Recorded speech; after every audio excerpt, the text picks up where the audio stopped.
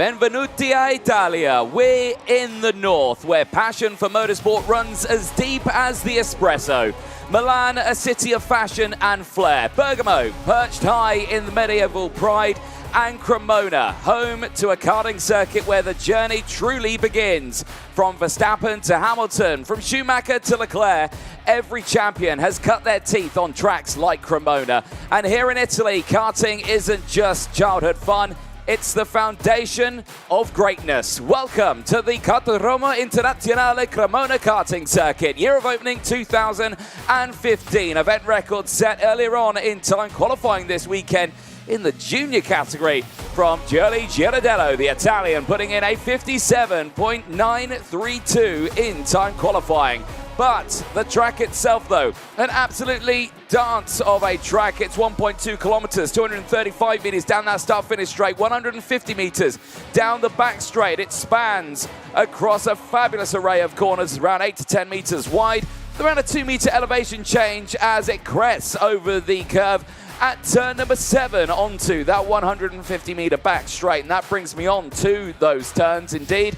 There are 15 of them in total. We see them around the majority of the circuit through turns 1. We've got 9 to the right, 5 to the left, and the 4 hairpins out there. Many overtaking opportunities. We see them in towards turns 1, turns 5, 11, 12, and turns 8 as well, meaning that it's tough to really break away from a driver or two out there. But we have seen it if you can nail those starts at the beginning of the race.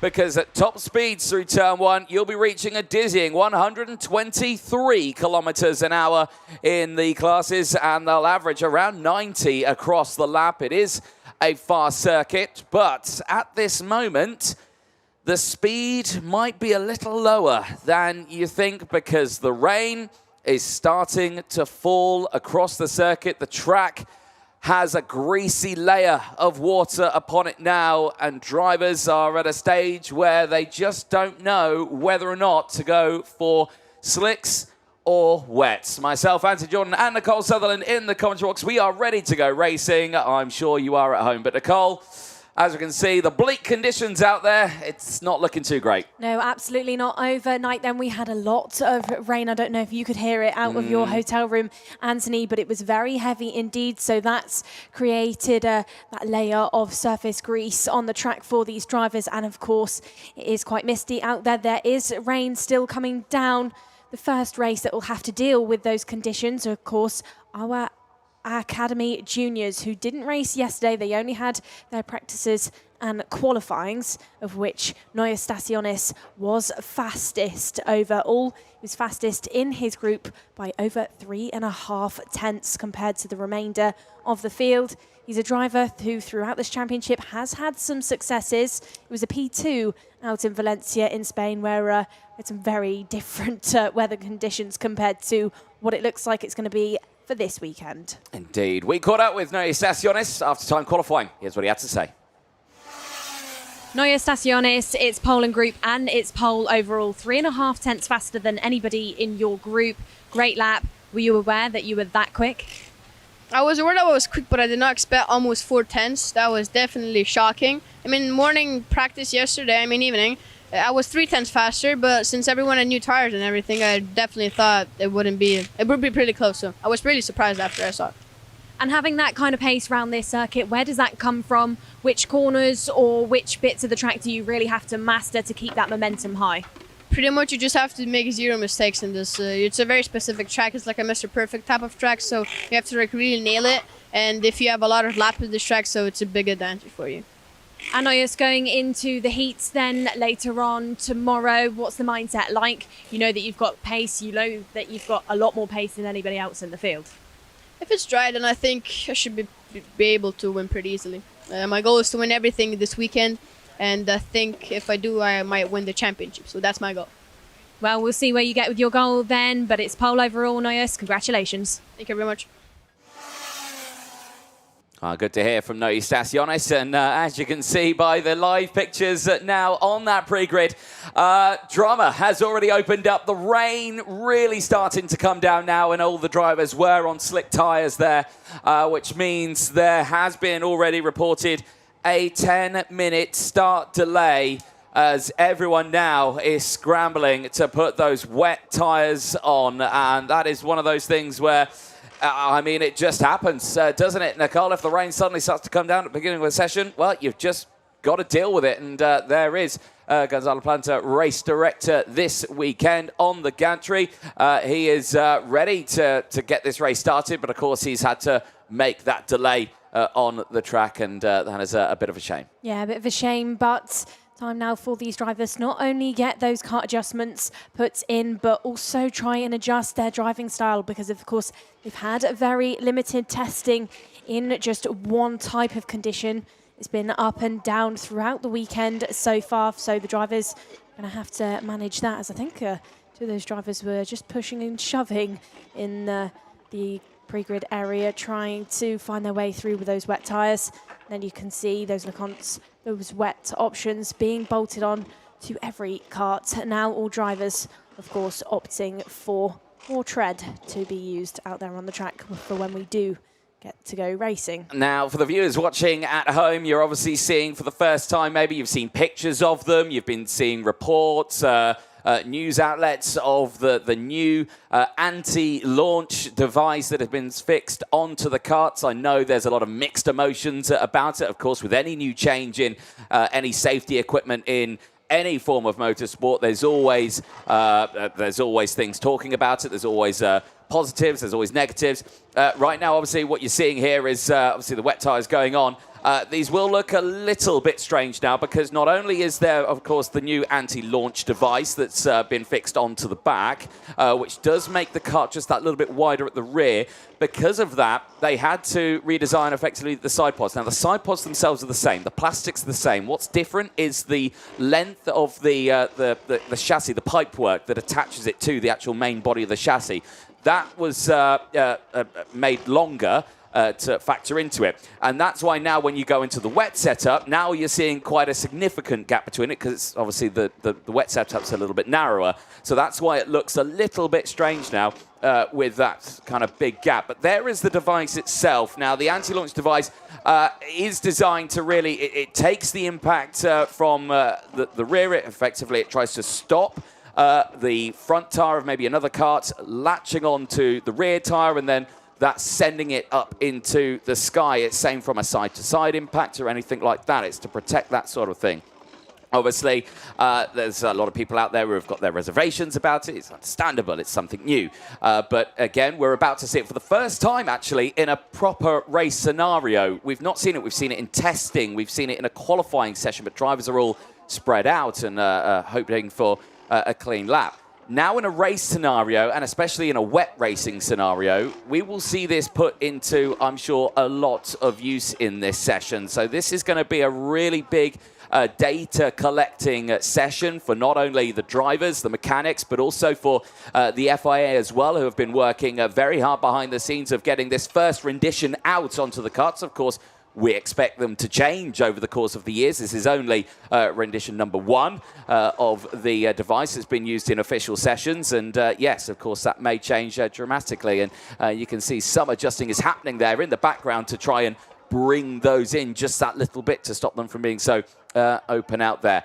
Of course, here in Cremona, we couldn't go racing without the fabulous marshalling team. And as always, we do thank them dearly for their hard work, dedication and passion to the sport. Without the thousands of volunteers, millions of volunteers from around the world in the marshalling teams, we could not go racing without them. Here is your schedule for the day as well for the FIA Karting World Cup in 2025. Its first standalone event since it's been created for the OKN classes. We will have the Academy Juniors for their first qualifying heats. They'll be going out first today. We won't see them out again until after the lunch break later on. Then we go into the mountains of qualifying heats that we've got today for the OKNJs and OKNs. There was already a smattering of races yesterday for all the classes, which saw about 10 or so, 12 I think, heats over the course of yesterday, 22 over the course of today, and that it does include the Academy sessions. Then there you can see that rounding out throughout the rest of the day. Then we're back with the Academy Juniors. That is after the lunch break. We'll be gone for about 45 minutes on the broadcast, the racing about an hour, and then we'll be back for that one. And then we round out the end of the day at around about at 5:15. So long old day for everyone here this weekend. And of course, with the weather, well, teetering on that knife edge, it's going to be a case of slicks, wets here and there, everywhere. And the difference between this and, let's say, the World Championships for OK and OKJ, one chassis for everyone this weekend. No dual chassis, no wet setup with the wet tyres on, no dry setup where it's just switch it over and drop it down and away you go. They have to replace the wheels on every single car. They've only got the one chassis. While this is all happening, though, we are going to take a short break already, but we will see you in a few minutes' time, hopefully, for the start of the first Academy Junior Trophy race coming up very, very soon. Don't go anywhere.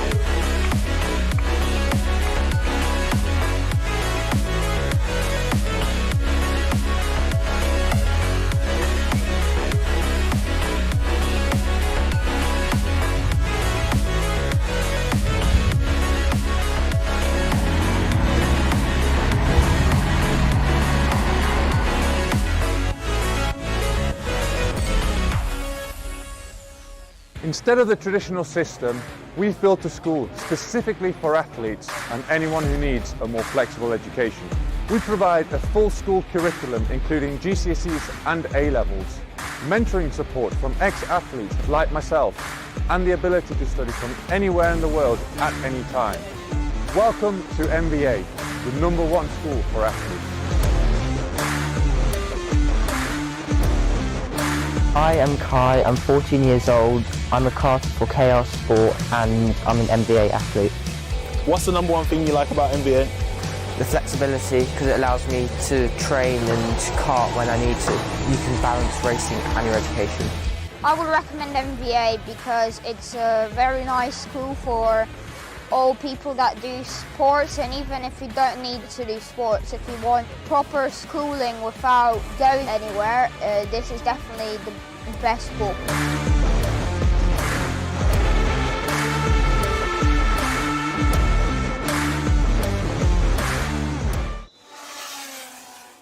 Welcome back, ladies and gentlemen, from around the world. You're watching live coverage of the 2025 FIA Karting World Cup here from the Cremona circuit. Don't worry, you've not missed anything. We've not even started racing yet. We did have this grid of the Academy Trophy drivers lined up, ready to go on the grid with slick tyres on board.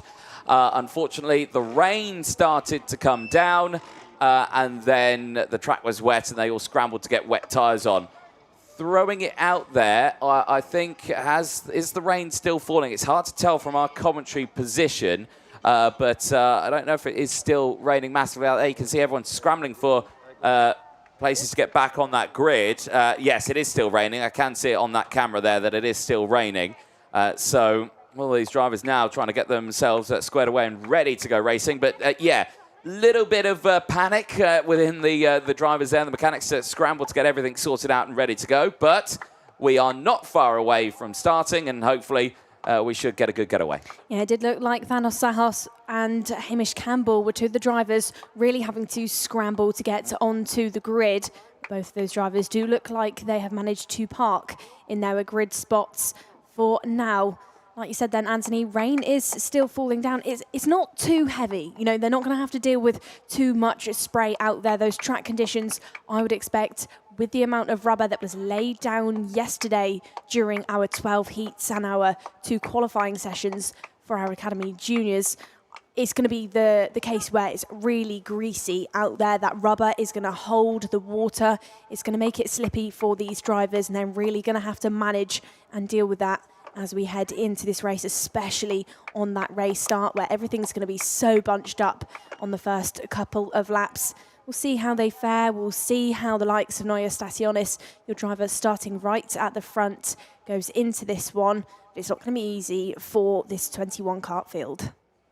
Indeed. Well, all drivers now in position there. Their karts back on the grid. Let's just take a recap of the actual championship standings for the FIA Karting Academy Trophy in the junior category. It is the driver from Finland, Oivo Ventarata, who is leading the way in the points. However, he is actually joint on those points with Merle Machard of France, both of them on 84 points. And they're not alone as well. Julian Rivera of Ecuador, 83 points to his name. The top 3 going into this are 1 point separated, and they were all jolly quick in timed qualifying as well. And we will find them all starting at the sharp end of the field. And one of those drivers, Merle Machard, is on the second row of the grid for this one. The next race will see Julian Rivera and Oivo Ventarata on that grid as well. On the even side, they'll be on row 1 and 2 in 2nd and 4th place. But like we say, this race hopefully starting in a few moments' time as they're priming themselves ready to go. As, yeah, indeed, Nicole, straight away, right at the start of the racing, already some drama coming in on what is going to be an incredibly dramatic day. Yeah, absolutely. We've had a delay, just building the anticipation, I'd say, for us, Anthony. This is going to be full on. And of course, we've mentioned before, but this is the Academy Juniors' last dance of the year, last opportunities, and it's going to be exciting, as it was for our senior category as well when we were out at Rugby. They left it to the very last moment to decide their champion. I'd say it's going to be nothing short of a similar story for our junior class. Indeed, and it was wet conditions there in Rugby, wasn't it? If you cast your mind back to that one, certainly a very dramatic one. But for here, now for the juniors, similar conditions, but like you say, it doesn't know whether or not it's going to stay like this. It might brighten up as the day goes on. It might stay like this for the majority of the day. But I've got to say, when we woke up this morning, it was just the worst conditions we'd seen. When I was here earlier on in the weekend, and I was helping set up and putting those lovely banners that you see out on the circuit. Yes, I do get my hands dirty, Nicole. But it was beautiful. It was like 35 degrees. The sun was shining. You wouldn't think we would have conditions like this only a couple of days later. No, I think from when I've raced, Anthony, I'd say these conditions are some of the hardest, you know, where it's changeable. You don't quite know what it's going to do lap after lap. It's hard for the mechanics because, like we just saw, they're having to scrap to try and quickly change that kart setup in the pre-grid area. So this is the time of the weekend, this is the time of the race weekend where things are really difficult for these drivers. I used to prefer, if it was going to rain, I'd rather it just pours out there. Then you know exactly what it's going to do. You know which corners are holding the water and you can manage it a little bit better. But for now, as Ross Upton, Chief Pre-Grid Officer, gives these drivers that 1 minute board to say that they will be going in just 60 seconds time, they're going to have to head out there and try and conquer what looks like an incredibly greasy circuit. All drivers will be looked at then by, of course, our team. That includes Pasquale Lupoli, Deputy Race Director out there. He'll be helping these drivers get those race starts as well, because theme of yesterday was in our OKN Junior and OKN class, they couldn't quite manage to do it. Yellow light starts flashing then to this grid. We are absolutely about to go racing. Yeah, we certainly are, and can confirm then it is official. A 15-minute delay has been added to everything now in the morning phase. So with everything that will go on, If it says a time on the timetable, add 15 minutes to that, and that's your time it will be starting. Green light goes on then exactly 15 minutes after it was due to originally start. The first race of the day heads out on track. It is Academy Junior for the qualifying heat A versus B. The brand new anti-launch device affixed onto the karts for their first official race session. That we will see them. Noya Stasionis and Nicola Frigg on the front row of the grid. Merlin Machard and Nick Bretzel will go from row number 2. Finley Lines and Luis Nunez of Mexico, they will go from row number 3. Row 4 will see Edouard Godfroy and Jack Collinson of Latvia. They will have Tigran and Ludigan and Hamish Campbell on row number 5. Row number 6 is Nikolai Karakin with Martin Omdal, and then shortly behind on 7 is Emma Rose Dowling versus Jack Moore. 8, Miyazaki with Thanos Sahos. And then going from row number 9, we have Geronimo Corral with Zakari Slipchenko. Your penultimate row number 10, will be Rosalind Shire Isa alongside Samval Hambad Zumyan. Rounding out your grid for the first Academy Junior qualifying heat of the weekend, it's Raz Dahan. And I think we're already seeing some drama. Yeah, this is Samval. No, it is Samval. Hambadunyan is the 546 driver out of this race, and that is disaster for him right at the start here, where I think the kart's just got into a spin. It's stalled, and unfortunately, it's just been unable to get that one restarted. It's one of those tough things. There is a look at race control. FIA head of race control, Chris Lambert, joined by Joanna Falcao and David Manchester. Good to see the Manchester man back in the box. He's been watching, of course, on all of these cameras, keeping a close eye on absolutely everything. They'll be in constant communication with race director Gonzalo Planta, and of course Deputy Race Director Pasquale Lupoli out on the circuit. I struggled to say Race Director Gonzalo Planta. It's something I'm not used to saying, but he's been promoted, ladies and gentlemen. He's there on the grid. Oh. And oh dear, already more dramas out there, and that's disaster for Nicola Frigg, who was due to start this one on the front row of the grid. That is out of the race, and that is now 2 drivers who will not be starting this race. That's heartbreak already for Frigg, who of course in his qualifying session yesterday was fastest driver. That was P2 in Molson, has good potential to try and finish the championship off well, as now it's going all wrong. Now it's the 508 and the 518. Martin Omdal being one of those alongside Nikolai Karakin. That's at turn number 8. These drivers just not managing those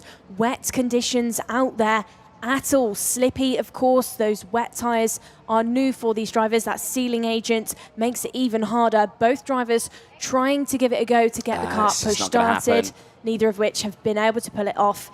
That is 4 drivers before we've even got going. Well, the entirety of the 6th row of the grid as well, and this is just disaster for them. Again, they've tried again. They're only allowed the 1 start, and they've been told, no, that's it, chances are over. Unfortunately, you're out of the first race. So already down to, 4 drivers already out of this race, and it's not even started. Let's see, though, if we're going to be racing for the first time of asking into the tram lines in 2025. It's the finale, and away we go racing. Down in towards turn number 1. It's a good start for the inside row, but keep an eye. Is that Finley Lines, who's managed to push his way through, is off the track there. Drama already has happened for Jack Moore. The driver from South Africa has gone straight off the circuit at turn number 1 and tries to bring it back on. There's a spin as well at turn number 3. Yellow flags are out. We'll try and figure out who that is in the early stage.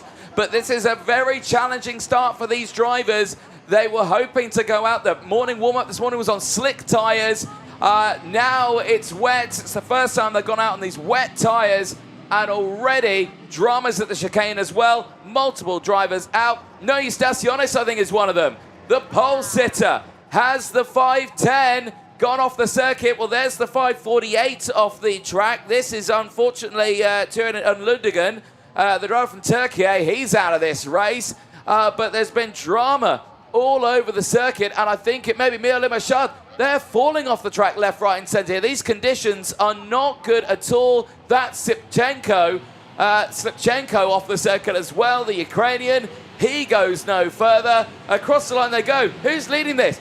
It's Merlin Machard, a man who is fighting for the championship lead on this one. Leads the way ahead of Louis Nunez, Nick Bretzel from Hamish Campbell, Jack Collinson from Edouard Godefroy, Thanos Zahos from Geronimo Corral. Then it's Rosalind Isa from Miyazaki, Jack Moore from Finley Lines, Raz Dan, who goes 13th. And I think we're down to 13 runners in this race, Nicole. These drivers then have just absolutely dropped like flies in this opening lap. Emma Rose Dowling was one of the drivers that got spun round right at the start of this race. The FIA Women in Motorsport Commission driver for 2025 as still these drivers getting it completely wrong on the entrance to turn number 8. That was the 517 running off the road of Hamish Campbell, a driver that's probably a little bit nervous going into this one after really having to fight hard to get onto that grid with the mechanic, get those wheels bolted to the kart and try and find a rhythm as side-by-side action is put into this. And that actually maybe shows our anti-launch back bumper coming into effect there.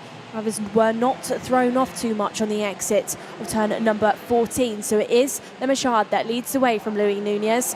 Nick Bretzel in P3, Jack Collinson 4th, Edouard Godefroy in P5. Zahos then on a 10-place gain to sit in P6 for now as it starts to bunch up in through the first sector. These drivers staying off of that rubber line, going wider into these corners and seemingly V'ing off the corners one by one to try and keep that rev nice and high on that OKN engine. Finley Lines then at turn number 8. Looks like he's weaving his way through the traffic. Was right at the back of the field just a few laps ago, but has been promoted because of all of those DNFs that we have seen so far. This is not the way some of those drivers would have wanted to set off their first round. Good stuff though, nonetheless, for Le Machard out there in the front, just a bit twitchy on the exit of turn number 14, but keeps it bolted to the tarmac for now. 1.8 seconds clear from Bretzel. He's just doing just enough to manage that gap to Nunez there on your screen behind him. The 540 has jumped up by 3 positions. Another good driver within the field this year. P14 at Molson, not as strong in Germany as he was earlier on in the year at Valencia, but for now he's looking good here in Italy. Bretzel then is trying to go on the charge back up to Le Machard, but it's in that purple lamp and eats a chunk out of that 2-second lead that Machard just had. Because now we've got another driver out, this time the 549. Yeah, Razdan, who started this one from the back of the grid. Israelis entry into this event is fortunately the latest retirement in this one. I've got to say, with all the drama that's kind of happening out there, I'm going to try and throw in a bit of positive here if you think about it as it's going through.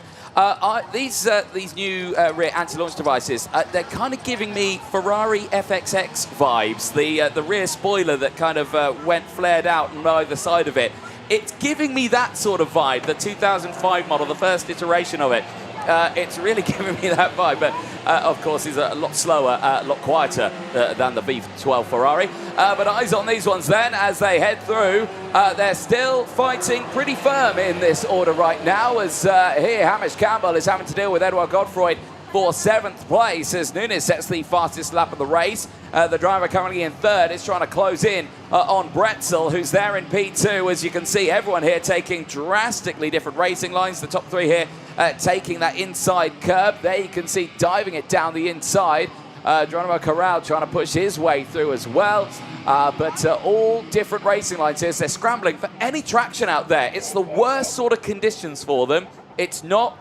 Well, it's wet, it's greasy, but there's no standing water out there that really puts these wet tyres into good use. Yeah, absolutely. That, of course, they are going to start to go through the tread as they're weaving on and off that rubber line. These drivers trying to make those overtakes, one of which is Hamish Campbell just there on your screen, trying to hook that curb to get the kart rotated and get it round to these corners. But, of course, going for those overtakes, keeps crossing along that rubber line and then just sliding towards the outside of the track, which is gifting back those positions. Does manage to pull it off finally out of the final corner. Gets past the drivers of Edouard Godefroy and Rosalind Schreier-Isa. Out there in the front, Le Machard doing a good job to just manage the tarmac and the corners ahead of him. He's in a unique and difficult position out there in the front as gets a little bit crossed up then on the brakes towards turn number 8. Of course, he's got nobody in front of him cleaning up that racing wet line. The water that he hits, he will be the first to do so. So you can actually argue that for Le Machard is a little bit harder than it is for Bretzel for the time being. His Finn Lines is still on the charge now to try and catch up to Jack Collinson. It's P5 currently. He was just a couple of laps ago, right at the back of the field. Yeah, indeed. And Edouard Godefroy now, yeah, like you say, at the back of that field and now in a bit of a deficit here. Across the line they go. Milachard still leads the way by 1.7 seconds from Bretzel and Louis Nunez. There he goes past your screens. Then you've got the two fighting in the background here, still fighting away. Campbell and Sira Isa pushing through this field, but again, they are down 9th and 10th place at the moment as Corral sends it through the inside as well. And Geronimo Corral pushing forward there. The dramatic moments at the start of the race, unfortunately, Nicola Frigg out of the race right at the beginning. And, you know, first race of the day, it's just not what you want to see. There was a spin, and it was a sympathy spin. A sympathy spin. Martin Omdahl and Nikolai Kariukin just tapping on the brakes. There was the early stages as well for drivers just losing out on traction into the corner. Hamish Campbell tumbling down the order at the start of that race. Later on, retirements as well. Israelis Raz Dayan as well also out of the race, and well, has put us down from the 21 drivers who started this race down to just the 12 runners in this one. There was a moment for Edouard Godefroy that put him down into 12th place in this race, and you know, a really big shame for them. Eyes still focusing on it then. Field massively spread out at the front in this first stage with these challenging conditions. We are lap number 8 of this one now. Still a couple of laps to go as Merlin Machard is controlling the pace here pretty nicely as that rain just again, I think, is holding over. In fact, I think it may have just come to a brief stop there as we continue to watch this scrapping away and fighting for the drivers in this mid-pack section here. Still Corral and Syria Isa battling away here. But all the way down at 10th and 11th place. Well, just looking at the cable ties that are actually strapped to the steering wheel of the 552 Rosalind Schreier-Isa there, I think maybe that's a bit of a tactic by the mechanic to try and get Rosalind maybe to stop using the wheel as much. It was something that I've seen deployed in the UK. I may or may not have had that happen to yourself. me before. It'll be like, stop using the steering wheel too much, Nicole. Yeah, because the cable ties flap around in front of you, and then you know that you're using the wheel too much. You're overdriving it out there. So many of you at home have just noticed those cable ties on that steering wheel. That could be why it is. This is a good fight then between Finlay Lines and Jack Collinson, who are familiar with each other, have raced against each other in the UK despite representing two different countries within this championship, chopping and changing for positions for that P4. Lines looks over his shoulders, knows that there's nobody right behind. They take an identical line to turn number 8. But Finn V's the corner off to get to the run down towards turn number 9. Down the inside, uses the curb to get it hooked. Momentarily gets past Jack. Side-by-side moment once again, and Finlay has pulled it off. Clips that curb, rotates the kart. And there we go. That is the change for P4. Lines has pulled it off as now we've got a retirement. I think that was is Rosalind Schreier-Isa. Schreier-Isa pulling in out of this race on what is now looking like the last lap. Le Machard out there in the front, still 1.8 seconds cleared from Nick Bretzel. Nothing too untoward for him within this race. Led pretty much the entire thing and is just ticking off these corners one by one out there in the front, getting the kart hooked in, rotating, lifting that back wheel sometimes. And I think he's benefited within this one, Anthony, of being a bit of a taller and stronger driver. Can shift his weight around the kart and get some good temperature generated in those tyres. He's absolutely doing that for now. We'll head through this complex and fast section of sector number 3. looks like he could be rounding out this one as your first Academy Junior qualifying heat win of the day. That was a big moment for Rosalind now. Came into the pit lane far too fast and just knocked that back bumper. Yeah, indeed. Just grabbed that tyre barrier there, didn't it? Out on the final corner, though. Merlin Machard in the championship fight this weekend will start strong with a first qualifying heat win for the Frenchman. With a win from P3. That is exactly what he would like at the start of this weekend, and certainly puts the ball into the side of the court for Julian Rivera and Oyvind Redtarata, who are out in the next race to think, right, what do we need to do? Bretzel finishing in P2, Ellen Nunes, Lines from Collinson, Moore from Zahos, Zanke from Campbell, Corral from Isa, and Godfroyd, who rounds out the top 12. Then from 12th onwards, it's all retirements, unfortunately. There is your top 3 on your screen. The retirements in this one: Razdayan, Noe Staciones, Nikola Frigg, and Ludigan, Karyukin, Omdal, Dowling, Slipchenko, and Hambadumyan, all out of the race. And that's definitely a shaky start to the day here, Nicole, for the Academy trophies. But again, somewhat understandable. Fresh rain on a track that had been rubbing in massively in the morning warm-ups, and just basically driving into the unknown. Yeah, we've done different types of weather conditions for these drivers so far this weekend. They've not had one solid wet or dry track. They had a dry qualifying session yesterday, but now it's into wet racing, so I think that's being thrown into it for these drivers. We had drama right at the very start. That was Nikola Frigg just slipping over, seemingly just giving up on trying to get the car started. Of course, the car was parked on that grass, which is soaking wet, slippy conditions. Slippy conditions into turn number 8, where in Symphony we saw the 6th row of the grid spin and not be able to get restarted. More side-by-side moments and more drivers being lost out of the first corner as well. This was the moment that Finn Lines got caught out at the start over the grass, dropped right to the back of the field, but did manage to keep his foot in that power, did not stall it, managed to get back on the road.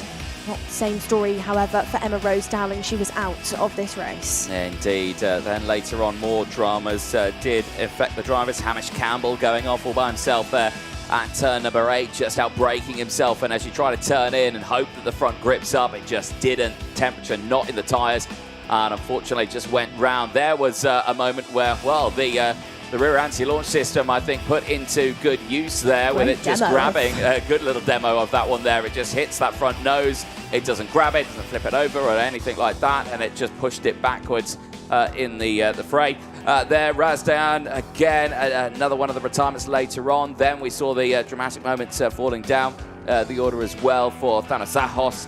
He would still finish up in the order, but certainly a very dramatic middle part of the race for him, as everyone trying to push their way back. Hamish Campbell trying to get back into the fight after that dramatic start as well for that one. It's really kicked off a huge battle there, all in that back section of the grid. At this point, we're already down to around 13 runners on the track, and even for seasoned drivers, the Belgian Edouard Godfroyd just struggling with these wet conditions here. Yeah, absolutely. Maybe drivers just are not familiar with conditions like this. Rosalind Schreier-Isa was having a good go, as was Finn Lines, who managed in the late stages to have a great battle with Jack Collinson.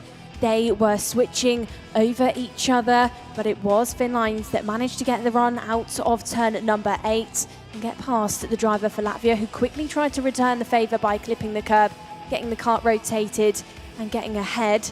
But Finn read it very well and managed to round out that race in the top 4. Rounded out, though, of course, by your leader for the entire race. Wins then by 1.9 seconds, Maëlle Lemachard. Which driver then in our Academy Juniors for the second qualifying heat of today will be able to replicate that? We are shortly about to find out. 10 laps for these drivers to try and get correct. 10 laps within this one that will be led on the front row of things by Julian Rivera and Tudor Jurken. Julian Rivera then, we will hear what he had to say yesterday. Julian Rivera, welcome to Cremona in Italy for your final round of the FIA Karting Academy Trophy in Junior. And Julian, third in the championships. 1 point separates the top three. Very exciting. How are you feeling? Yeah, thank you for the interview first. So happy. I never think that this will happen, and I'm very happy because all this trip from Valencia to Germany, and then the last round here in Cremona. I am very happy for have like the championship in 1 point, and yes, very happy. Excellent. This track though, Cremona, it's a tricky circuit. Tell us, what do you think of the track here in Italy? Yeah, it's very, very difficult because has so much grip, and I think will be good for academy and also for the first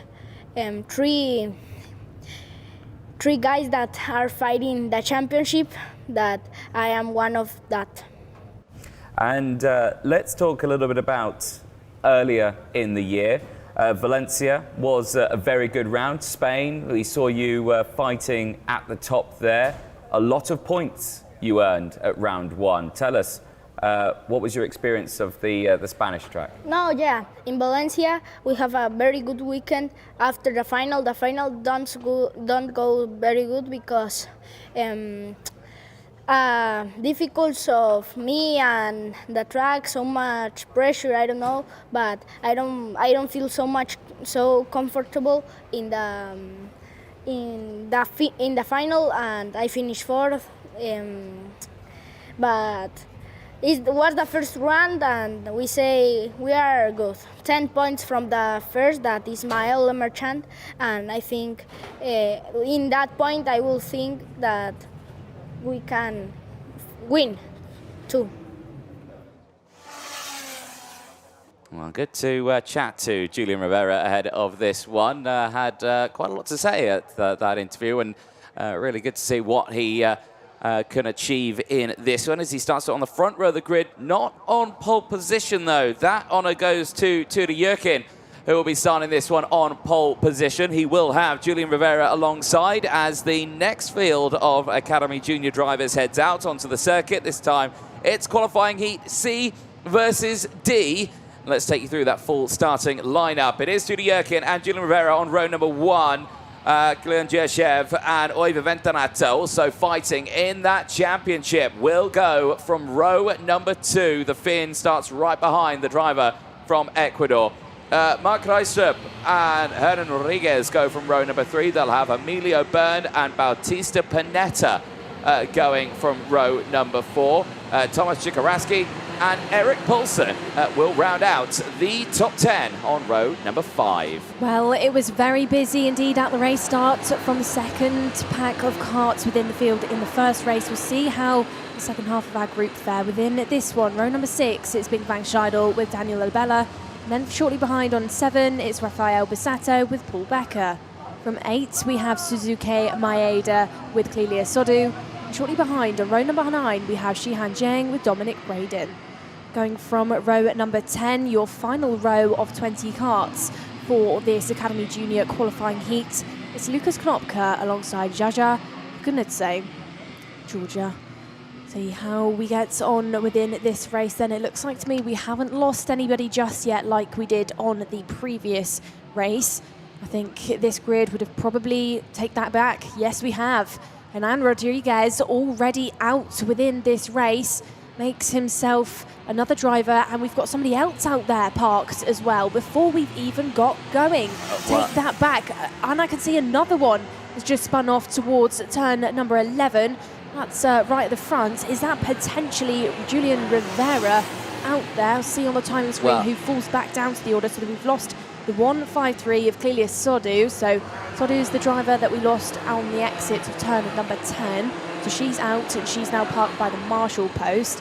This is drama for these Academy Juniors. They just can't get it right. The 544 Daniel Abella. He will not start this race either. Hernan Rodriguez as well, the Spanish entrant, also out of this race. 3 drivers eliminated before the start of the race, and that just shows again how slippy it is out there. And of course, looking into this, one thing that you want in a kart in wet conditions like this is a very flexible kart, and it really pushing and going around, you get that side of things. Obviously, with the new anti-launch device, it does stiffen the rear a little bit to them. But, like you say, it is still these horrible, greasy surface on the track, which I think is the main cause of these, which, of course, with a full wet, full rubber that's been laid down on the circuit as well in morning warm-up, and now it being greasy out there, it's really, really horrible, and cold conditions as well. Not suitable at all. Here we go then into the tram lines. Will we be racing? No, we are not. The field not gridded up at all there, as they will go round again for another formation lap. And there is race director Gonzalo Planto, who was just not satisfied with the start of that race. No, absolutely not. League of Drivers then just heading out of the final corner completely in their own worlds, I would say, going into this race.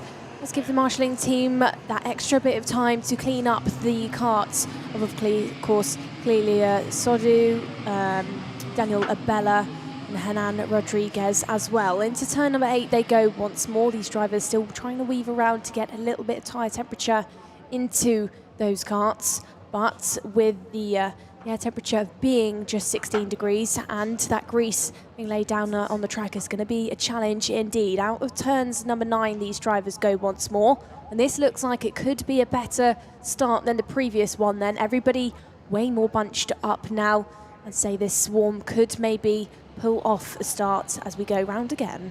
Here we go then for the front row of the grid.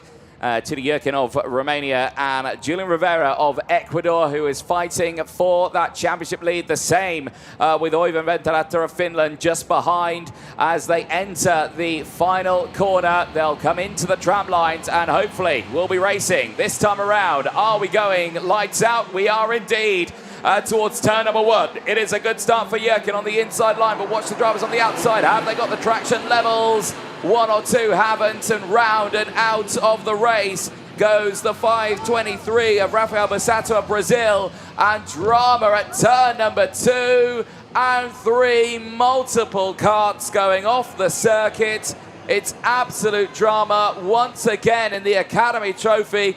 They just cannot get the temperature into these tyres. Pole sitter looked like he could have been one of those. Judy Jurkin has been spun round, as has your round 2 winner of Oivan Venturata. So the driver that was the best of the rest at Molson is out within this one. Joins the long list of retirements in only this first lap. Side-by-side moments by this swarm of carts heading through the second sector in towards turn number 11, where we saw so many drivers get lost and out on the road.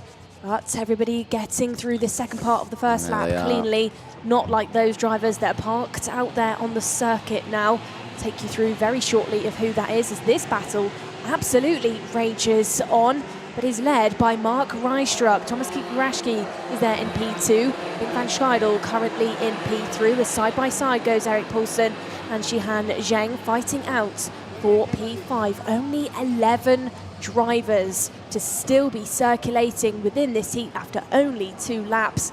Dramatic stuff for our field. Drama and heartbreak then for Tudor Jurkin, Kalayan Gayashev, Oivan Venturata, Hernan Rodriguez, Daniel Abella, Rafael Bassato, Suzuki Maeda, Clelia Sodu and Dominic Braden, who will not go any further. Indeed. Right then, well, Denmark's entrant then leads in these tricky conditions in Italy. Mark Reistrup leading the way and going purple in sector 1 and 2. He is 1.9 seconds clear from Tomasz Cikaraszki of Poland, just behind in P2, as just getting squeezed off the road there and trying to get it back on is the entrant. There is at the 5:06 of Bautista Bonetta of Argentina. Yes, it was just getting whittled back there, and Zheng Xian and Paul Becker just trying to push their way through. But right now, just not finding their way with the grip levels under the pressure of Mark Reistrup here, who is breaking away massively at the front here from the rest of the field. I've got to say, for Lukas Konopka, he'll be loving this. A 15-place gain for Konopka from the back of the grid. The entrant from Slovakia looking absolutely superb now. Absolutely is. Konopka on the challenge to Bink van Scheidel for that last spot within the top 3, but that's looking like it's opening stuff up for Julian Rivera, who stalks his prey, is now into the pit lane. 2 drivers go to that together.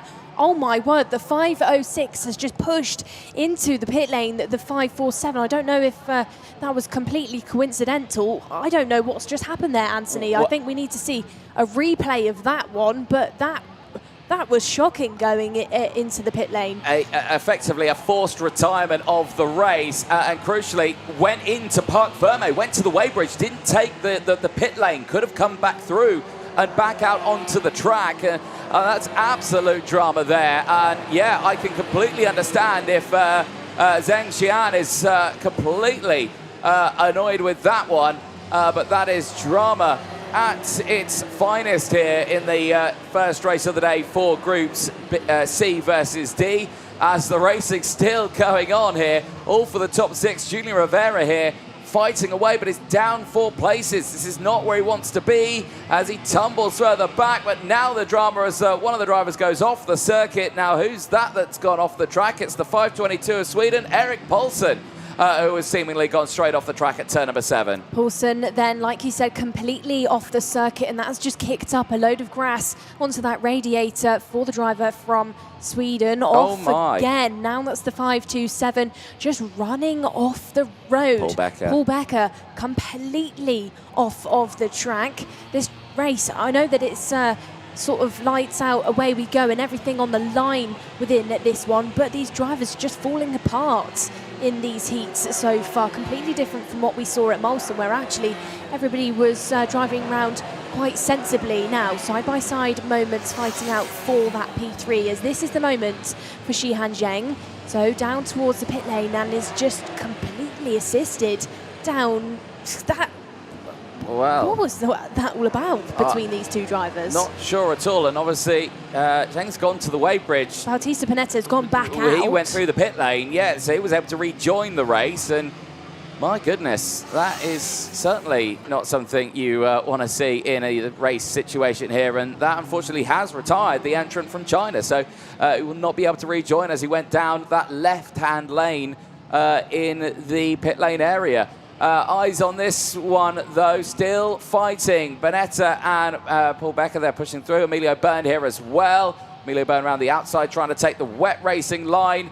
There you can see Panetta trying to take the inside line, and Panetta is now under investigation for causing a collision, I think, with that moment with Zheng, and unfortunately, yes, that I'm sure will be looked at by the officials. But eyes on this one then, and I think I can see there that the nose cone's a little wobbly there as well, so that's already going to be probably a nose cone penalty after this race also. This is lap number 6 of 10. We have just gone halfway. Nicole, we're down to just the 10 runners in this race. And albeit for 2 drivers right now, they're going to be absolutely delighted. As we mentioned earlier on from Konopka and Zaza Kikanadze, 16 and 10 places gained apiece in this race. Yeah, Konopka has thrown the kitchen sink at this race, has massively been helped by all of the drama that's gone out for the drivers ahead of him. 16 places to jump up the order, now chasing down Thomas Chikaraki, who of course was fastest on that previous lap. So I'm not sure if it's going to be doable for Lucas within this one. Now then, trading paint. Still, this battle continues to go on for Bautista Panetta and Emiliano Byrne. Let's not forget that Panetta had that moment into the pit lane and rejoined the circuit after pushing off Shihan Zheng. So not sure how that's going to play out for him for the remainder of this race. That was an interesting moment. as now Venturata gets put under investigation for causing a collision. Well, that would have been for right at the start. So that is for that race start that was busy. We had that swarm of karts just pushing and shoving their way through the field. Out at the front though, seemingly unbothered by all of the retirements behind him. Mark Reistrup clear by 1.9 seconds. Is slightly being chased down by Chikarashi there in P2. I'm sure he's probably actually a bit confused about the amount of karts parked off the circuit. Yeah, indeed. There are kart parks all over the track at this moment as these drivers seemingly just trying to tiptoe these wagons around the track. And you can just see there by the driving style again, very soft to the front again, looking still just a little bit stiff at the back of the kart here with these trying to push their way through as now Emilio Burned under investigation for causing a collision, or potentially causing a collision. He's currently still circulating in this race in P7 with Bautista Panetta, who in turn is also under investigation for potentially causing a collision. Well, everyone now seemingly just trying to get these cuts to the end of this race. There is Tomasz Chikarashi. 1.8 seconds is the gap between himself and Mark Reistrup now, as Chikarashi has just gone purple in sector number 1. There is the gap for the lead. It's now down to 1.3 seconds. That's an incredible chunk of time taken out. Half a second in sector 1 alone from Chikarashi. And if it can keep that pace up and keep that momentum up, we might see a battle for the race lead here with the last couple of laps remaining of this race. There is Lucas Konopka in 3rd place. He's under pressure from Bing Van Schleindel. He has closed in on the driver up ahead. They will be fighting for position. The driver for the Netherlands is closing in on the entrant of Slovakia. And we will keep a close eye on this race as it goes on to the final couple of laps now, as still a multitude of investigation flags coming out. Yeah, Paul Becker and all down the inside. Being two of those is now down the inside. That is that move by Bing Van Schleindel. So reduces that 16th place gain from Lucas Konopka. No, Konopka tries to return the favour side by side, almost run each other off the road on the exit of turn number 6. But they give each other that room to clip the curb, get the kart rotated and try and follow each other through and down towards turn number 8. Van Schleindel then, is he going to try and get the move done down the inside? Thinks against it, jumps back onto that wider line and V's off the corner. These drivers then deciding not to run that rumble strip or get on the paint line. They don't want to risk the opportunity to get that wheel spin from the rear end and find themselves not being able to apply that power properly. Konopka, Bing Van Schleindel, it's still Konopka there in P3 after getting that switchback move, but looking like these drivers are going to be awarded that last lap at board. Mark Reistrup seemingly unbothered by the 1.2 second gap that he's got to Thomas there in P2, which is being eaten out of. As now, this is the challenge from Van Schleindel, but it's not good enough on the entrance towards turn number 1. Close, but not just yet. Into turns 2 and 3, tries it again.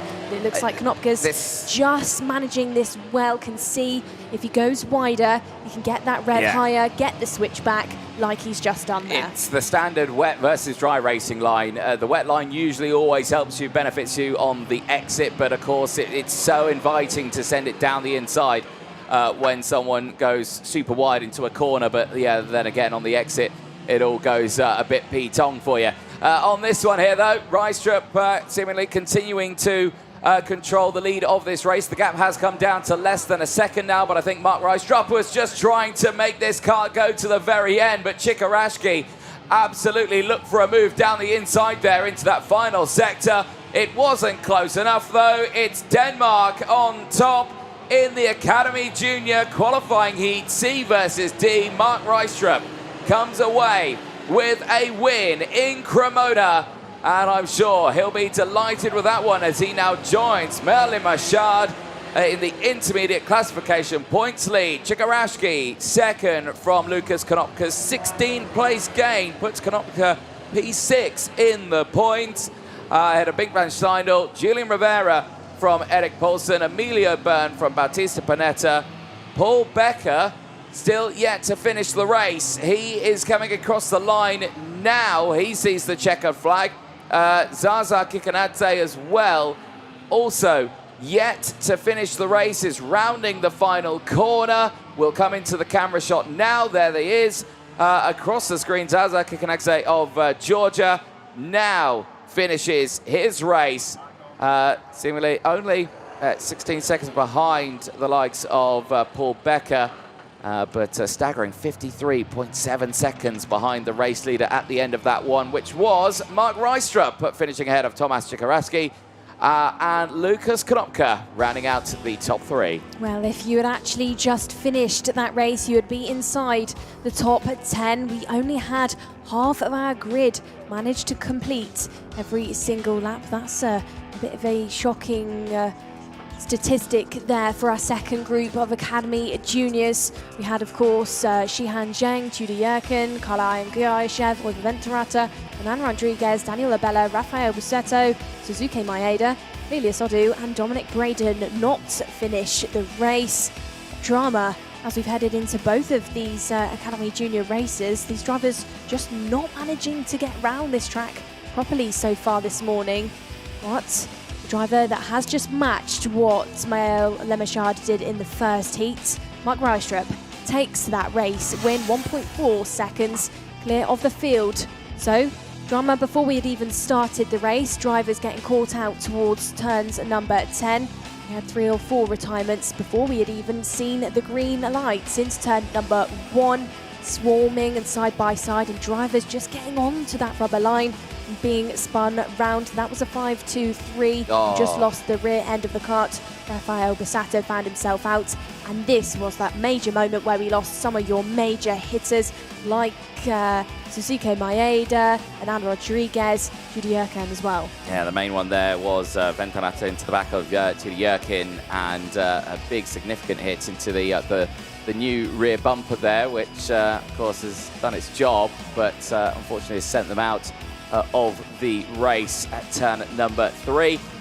Fights happened all the way throughout. All these drivers were just unable to get it restarted. The lap time here is pretty quick, and before they even have a chance to really get it started, the front of the pack is coming back round again. It's just not safe enough to get those karts restarted, which was unfortunate for them, which put them out of the race, which again sees half the grid eliminated from this one. This dramatic moment here, Nicole, still scratching my head on this one. Bautista Panetta and Zhen Jian, and Jian of China just taken out of the race, and Panetta continuing, but of course under investigation for that race. Overtakes still happened left, right and centre as Bingman Steindl trying to push his way through the field. Lucas Konopka, really strong race on that one with the 16th place gained. Eric Poulsen having dramatic moments and unfortunately driving off the circuit, not having the start of the race he would have wanted in that midway point on lap number 4. Other moments again, just seemingly unable to stop these karts going into some of the corners. Paul Becker putting himself backwards in the order, and again just showcasing that the temperature just wasn't in the tyres. It was really slippy here, maybe the back of the car a bit too stiff as well, but just, you know, one of these that's just throwing these drivers off left, right and centre, as we saw the fantastic little battle here between Bingman Steindl and Jim Rivera just pushing their way through, and Emilio Byrne trying to get involved in those early stages also. Yeah, these drivers just trying to tiptoe around on the grip levels, which are incredibly low. There's no spray for these drivers. There's no risk of aquaplaning because there is no standing water. It's just grease out there on the circuit, which threw itself into the battle that raged on for P3.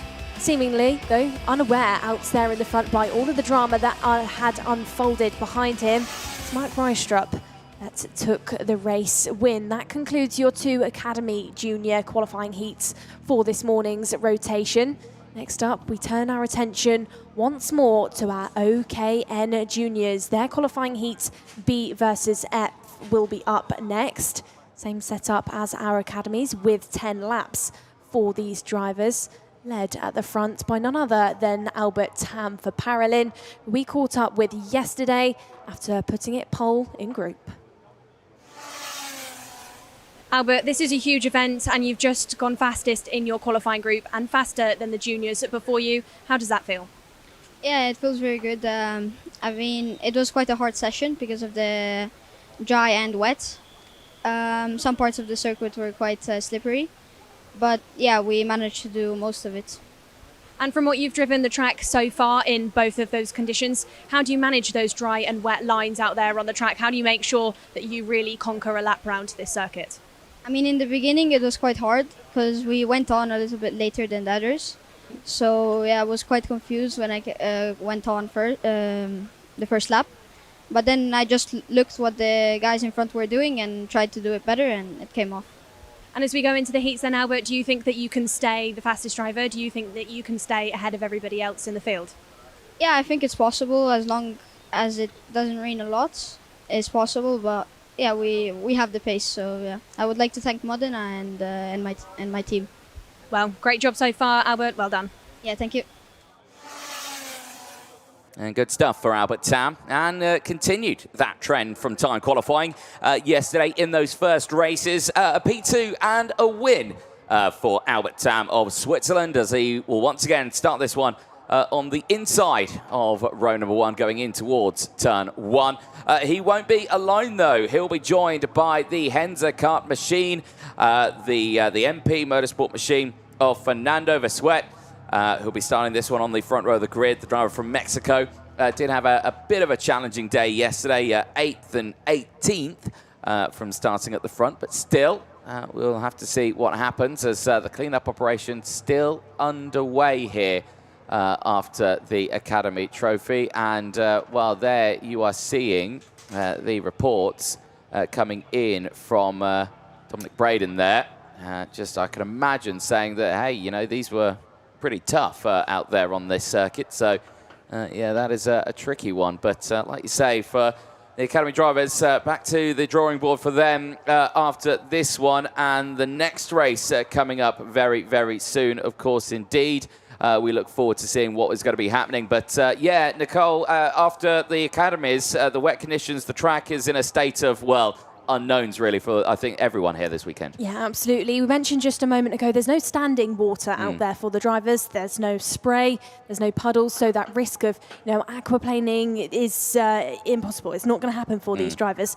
It's just that rubber that was laid down yesterday that's holding those beads of water and oil for these drivers, and then they're just sliding across it, sliding into each other.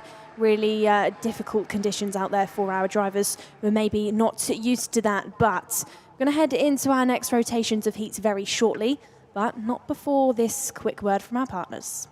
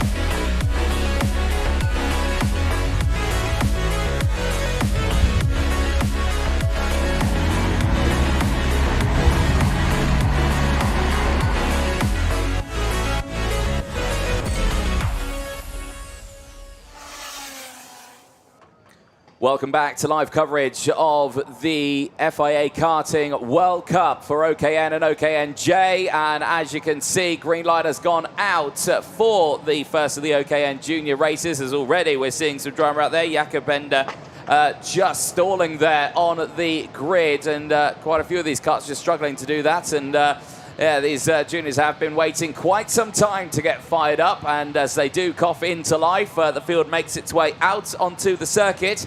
And let's take you through that full starting lineup for this one, which will be qualifying heat B versus F.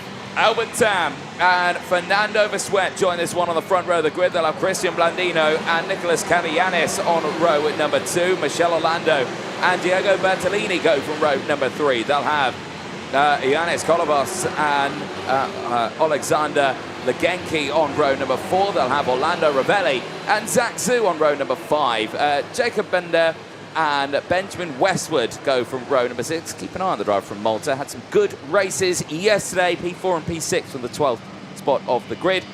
David Nikifor and Gabriel Canal running out the first half of the field on row number 7. Second part of your field on row number 8 is Callan Coste with Aston Asmer, who's racing just for his second time in OKN. Row number 9 is Yao Bonomotamin with Alberto Masotto.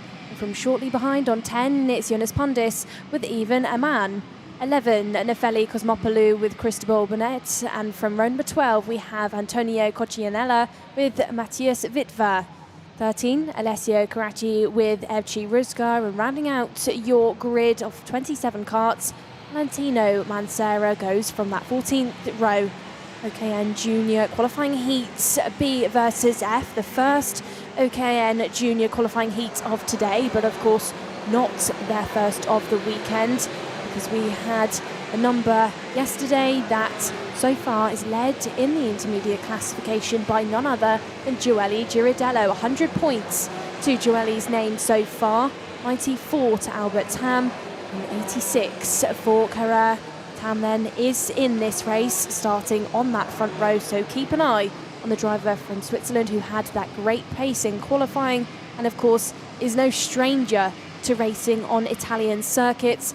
He's competed time after time, and not only this track but others around Italy.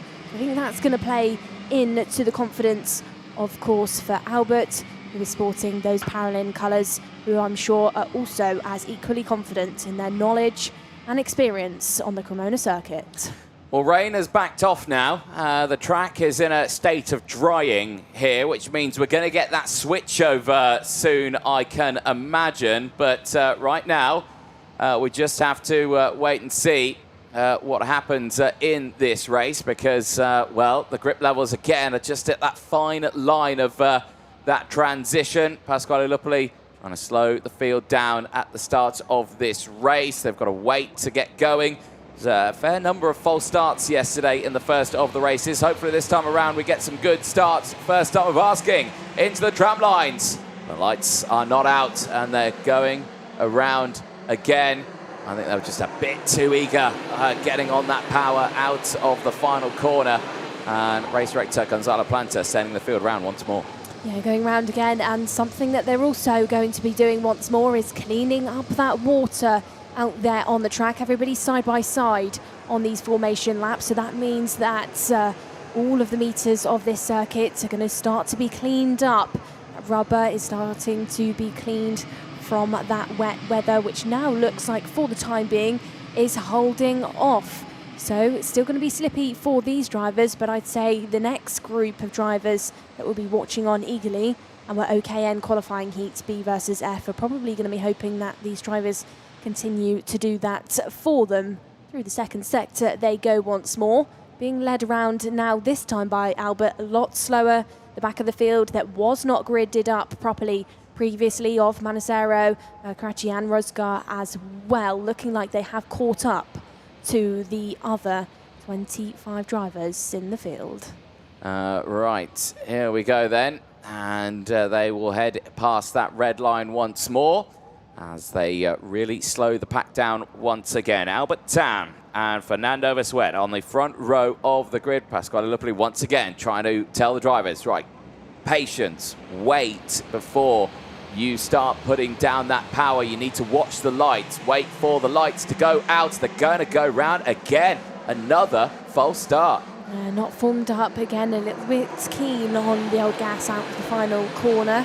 Tam then needs to do a good job within this one to really slow it down, keep everybody bunched up. But the drivers behind have also got to think, don't get into that domino effect where bumping into the back of the drivers ahead causes those nose cone moments in these early stages. there was Gonzalo Planta just on the start-finish gantry, watching down on these 27 drivers to try and get them going this time. And you're probably watching at home, and you're probably saying that, you know, but it looks good, and you're not wrong. From our positions, it looks like everyone's lined up. They're in the tram lines.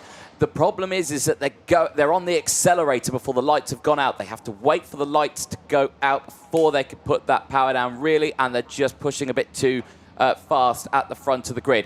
We're in a risky spot now, because that's 2 false starts. One more, and the officials have the right to stop them. They will stop the drivers. They will have a word with them. They might switch them over. They might do anything that's under their discretion that might cause a penalty. And to cause something, though, in this race, drama for many of them, as there I can see the 173 is trying to get it turned around. That's Alberto Masotto trying to get started, and now is this going to get them sorted out? There's going to be no restarting for those drivers in this grid, and that's multiple drivers out. We'll let you know who they are all together. Lights are finally out. We are racing down and towards turn number 1, and here's Bonderman, Masotto and Anna, who are all out of this race as the field pushes their way through in towards turn number 3. Tam's lost out on the race lead on this one. Is it Fernando Vassuero who leads the way? I think it is. Multiple different racing lines there, Nicolas. Everyone is fighting to try and find some form of traction out there on the circuit. Absolutely is. A side-by-side moments for these drivers on that race start, that anti-pole side. A lot of those drivers just trying to go the long way round to try and find some traction. As now we've got an attempted move to try and get into P2. It doesn't get pulled off, though, by Yanis Kolovos, who is shot right to the top of the order in these early stages. There you can see him in that Kart Republic, just hustling the back of Albert Tam there. Pushes slightly. Tam gets a little bit sideways on the exit of turn number 11, but sticks back down to the tarmac. Has lost position in this race start, but these drivers from 2nd to 5th are still very much there. Blandino then out in the front. Purple, purple, purple, because he's got no traffic in front of him to try and get past. Nobody to hold him up or to make contact with. Novelli there, P2, up by 7 places. Helped out massively, I would say, in these early action battles. Then it is Albert Tam, who you can see on your screen, being shadowed round by Kolovos in P4. And then we have Legenki there, P5. Change now for 3rd. Kolovos has got past Tam, who tries to return it side by side, and that is bringing Legenki closer and closer. Tam just not wanting to give up that position, and now falls short to Legenki, who gets past at turn number 8. Yep, Yanis Kolovos pushing hard in this early stage, but Legenki pushing through as well, as they all still scramble for positions. Overtakes happening left, right and centre, up and down the order here, as my timetable here is just well, fluctuating massively with names popping up and down on the order, and understandable in sort of conditions like this, as Blandino continues to lead by now half a second from Orlando Ravelli, who still holds on to 2nd place from Kolovos. Legenki from Tam, Orlando from Westwood, Bender from Zoo, and it's Canal from Karayanis, the top 11. Mateus Vitva is on a 12th place gain right now, the same as Valentino Manacero. He's on an 11th place gain right now. Well, Blandino out there in the front, 9/10 clear from the field now, so just looking like he's starting to streak away from everybody else. Is completely unbothered by this going on in the background. Kolovos is still out there trying to fight for position, as is one of the other Paralins further down in the order. A lot of these drivers then, Anthony, actually have had limited experience at this level of international karting. The likes of Aston Asma being one of those drivers, only a 2nd OKN race for him. So these drivers are not just racing out there, but they're learning as well. They're learning what it's like to deal with the pressure of competing in a World Cup. Side by side once again goes Kolovos and Legenki into turn number 1, but Legenki thinks against it, tucks back in, try and get the kart rotated through turns 1 and 2. Double apex corner for these drivers to try and deal with, where a lot of rubber is currently laid down in that middle part of the track. The drivers then still trying to weave their way around, tiptoeing around. Legenki, though, tries to clip the curb and gets the run, absolutely does that towards turn at number 8. Overtakes Kolovos then for P3, nicely executed by Legenki. Yeah, certainly is, as they've pushed through beautifully in this early stage of the race, as again, this is now a test of the driver's ability to really keep control of these cars and think what they want to do long term in these races, because right now Blandino would take the lead of the intermediate classifications, but again, we'll just have to keep a close eye on that one as the fighting is fierce. Just back there in around 3rd, 4th place right now as they're keeping that fight on. Legenki, Kolovos, Michel Orlando and Jakob Bednar all still scrapping away there in these early stages, but we're nearing the halfway point of this race as is the rain starting to come back down again? No, I don't think it is. I think I just saw some drips off maybe the camera lenses here in the early stages of it. But we'll keep a close eye on the weather forecast over the course of this day, because it tells me it's just going to be one of those off and on days here, Nicole. Absolutely, halfway through then for these drivers. We've got drivers vying for position through turn at number 8. Switchback, though, is pulled off by Michel Orlando, so it's not quite enough for Bednar to get past for now, but he doesn't fall off the tail of Orlando. They are still on the stern as they head through this 2nd sector. Intermediate classification as it stands, with that race lead that Blandino's currently got. He also leads the way with 126 points to his name, ahead of Albert Tam, ahead of Michel Orlando as well. But of course, we've got plenty of rotations of heats to go today, so I would not expect it to stay in that order. Still big moments going on for your mid-pack section. Thing majorly changing, and actually these drivers in this OKN Junior qualifying heat actually managing to stick to the road far better than we saw from our Academy Juniors. Well, that'll be helped by the fact that the track is drying as well. It's getting grippier as the day goes on here, as everyone again still opting for those different racing lines still, though. It is still wet out there, don't get me wrong, but the track's going to evolve a corner by corner, lap after lap. So these drivers are constantly adjusting their position on the circuit, constantly fighting to see where they can place the cars. Unfortunately for Albert Tam here, this race going bad to worse right now for the Montero Kart Racing Team driver, who on that parallel chassis is dropping down to now 10th place here, as Matthias Wipfer now up 15 and is inside that top 10. Absolutely is. Now then, Blandino's 2.3 second lead that he previously had is now massively reducing. There's only 2 seconds that now split up in him and Ravelli out there in the front. So I'm not sure if he's maybe tripped over himself on that previous lap, but it has dropped massively.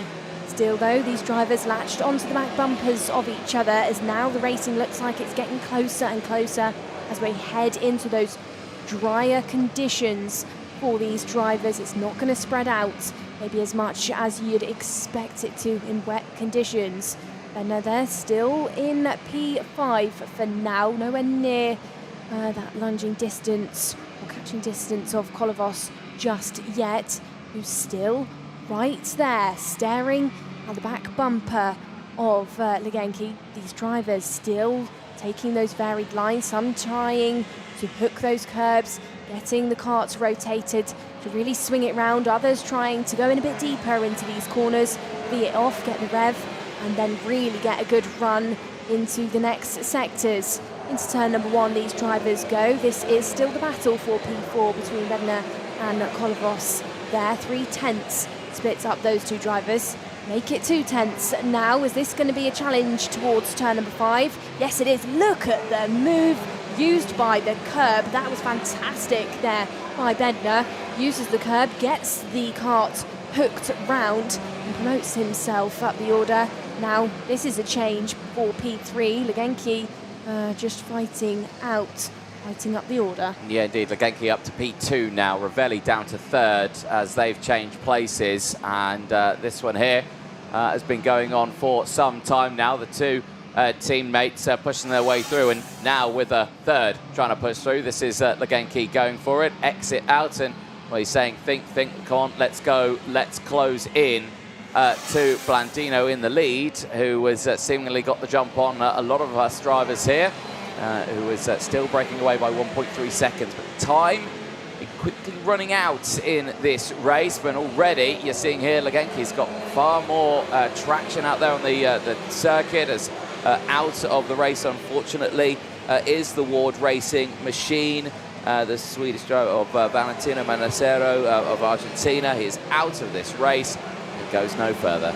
Well, that race lead that Blandino did have is now just under 9/10 of a second between him and Legenki. So despite Legenki and Ravelli swapping for positions slightly earlier on, it has not dropped them down the order in the times at all. In fact, Legenki once more eats out 2/10 between him and your current race leader. Side-by-side moments continue to go on. That is Albert Tam really being hustled down to P10 for Tam. He started, of course, on pole going into this race, but it's just sort of fallen apart for him within this one. Now sits there just ahead of Joubert. It's not looking particularly good for Albert within this race. Final lap then for these drivers. Out there by half a second ahead of Blandino.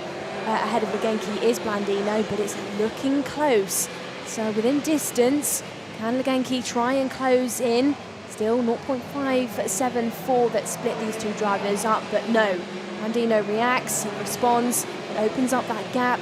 It's a bit twisted on the brakes. You can see these drivers not wanting to brake on that rubber line, because they will lock up on the rear and then just slide through the corner. That's why you can see them just chopping and changing over those different lines. Still though, Blandino managing that gap out there in the front. I don't think Legenki has got the time to go for it. No, certainly not. And Christian Blandino here has done enough. The GSR team here delivering a good package for their drivers on that Lando Norris machinery. Across the line it goes. Blandino takes the win ahead of Legenki for the Team Driver Kart Racing team.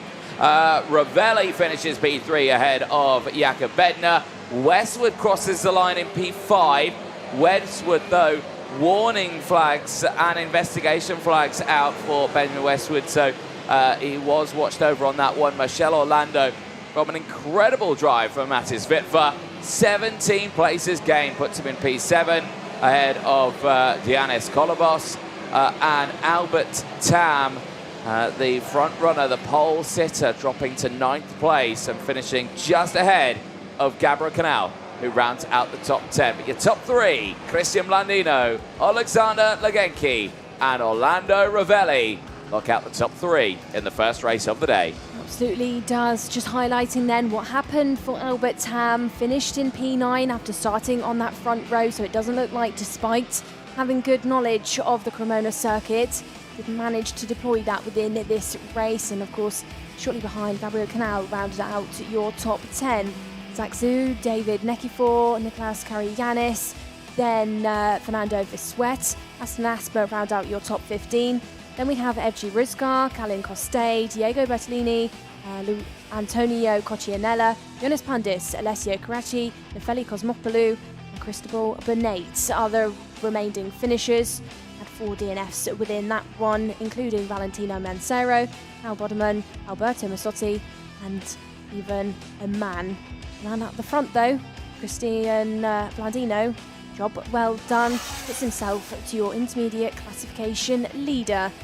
Right then, at the start, this was the moment where we lost multiple drivers at turn number 11, including even a man, Alberto Masotto and Hal Modibon. It was dramatic starts. All drivers, though, actually managing to get into turn number 1 quite well. Side-by-side moments for this school of drivers, but nobody majorly getting lost, nobody majorly running off the road compared to what we saw in earlier heats today. Still though, they were trading paint on the early stages. Some drivers getting caught off onto the grass, which of course would then mean that they've got dirty tyres going into the next corners, but nothing too untoward this was the moment then where it just sort of started to fall apart for Albert Tam. It was when Blandino and Legenki got past that he just got demoted down the order. Yeah, indeed. Shaky runs in that one. This was a great charge back to the front-running spots here. Alexander Legenki pushing through firstly, getting past there the likes of Giannis Kolovos pushing through, later past Vitver, Orlando, Westwood, Jakob Bednar as well. Would push himself up into that top 2 positions there. The DR machine of Michel Orlando just getting squeezed out, losing those momentums there. You can see the 105 machine of Aston Asma, unfortunately, just getting caught out on the outside line in these tricky conditions. Still fighting, raced on all the way throughout, including the 2 teammates who have continued to communicate there to try and say, come on, let's go, let's push, says Alexander Legenki, and later did close in all the way to that rear bumper. It just wasn't close enough to catch up to Christian Blandino, who comes away with his first win of the weekend after his 2 4th places yesterday. OKN qualifying heat B versus F is going to be heading out onto the track next. Yellow light is on the grid, which means we will be seeing about 30 seconds or so before these karts heading out. There on your screen is a man, Manuel Scognamiglio, who has been putting this one on pole position, fastest in his group, 2nd fastest overall. Here's what he had to say. Manuel, fastest in your qualifying group. It wasn't quite enough to beat William Marshall's time, but it was a good session out there nonetheless. Tell us all about it. Sì, è stata una bella qualifica. La pista era un po' scivolosa siccome sono venuti a fare 2 gocce, però comunque ho trovato un buon feeling col telaio e con il motore. Sono riuscito a fare un ottimo giro, anche se non sono riuscito a fare la pole totale, ci siamo avvicinati tantissimo e quindi sono lo stesso molto contento. Ovviamente devo ringraziare il team per l'ottimo lavoro svolto già da ieri e il mio motorista Bulevo, Bruno, per i motori forniti, e speriamo bene per domani. Well, 200ths of a second behind William Marshall, but like we said, fastest in group. Well done. Grazie. Good to hear there from Manuel Scognamiglio, who will be starting this one on pole position, and 2 race wins yesterday keeps him in the points lead ahead of Felipe Carras and Nikos Kopetsky on row number 2. Danny Caronini, really tough start to his weekend. 2 mechanical failures that put him out of his first 2 races. He needs a good day today to give him a chance for that final. Guido Badoli and Mike Parihala of Finland go from row number 3. Francesc Zielinski and Alan Martins go from row number 4. They'll have Atis Parinci and Marcel Matijevich on row number 5. Matijevich has gone for slick tyres in this race as well.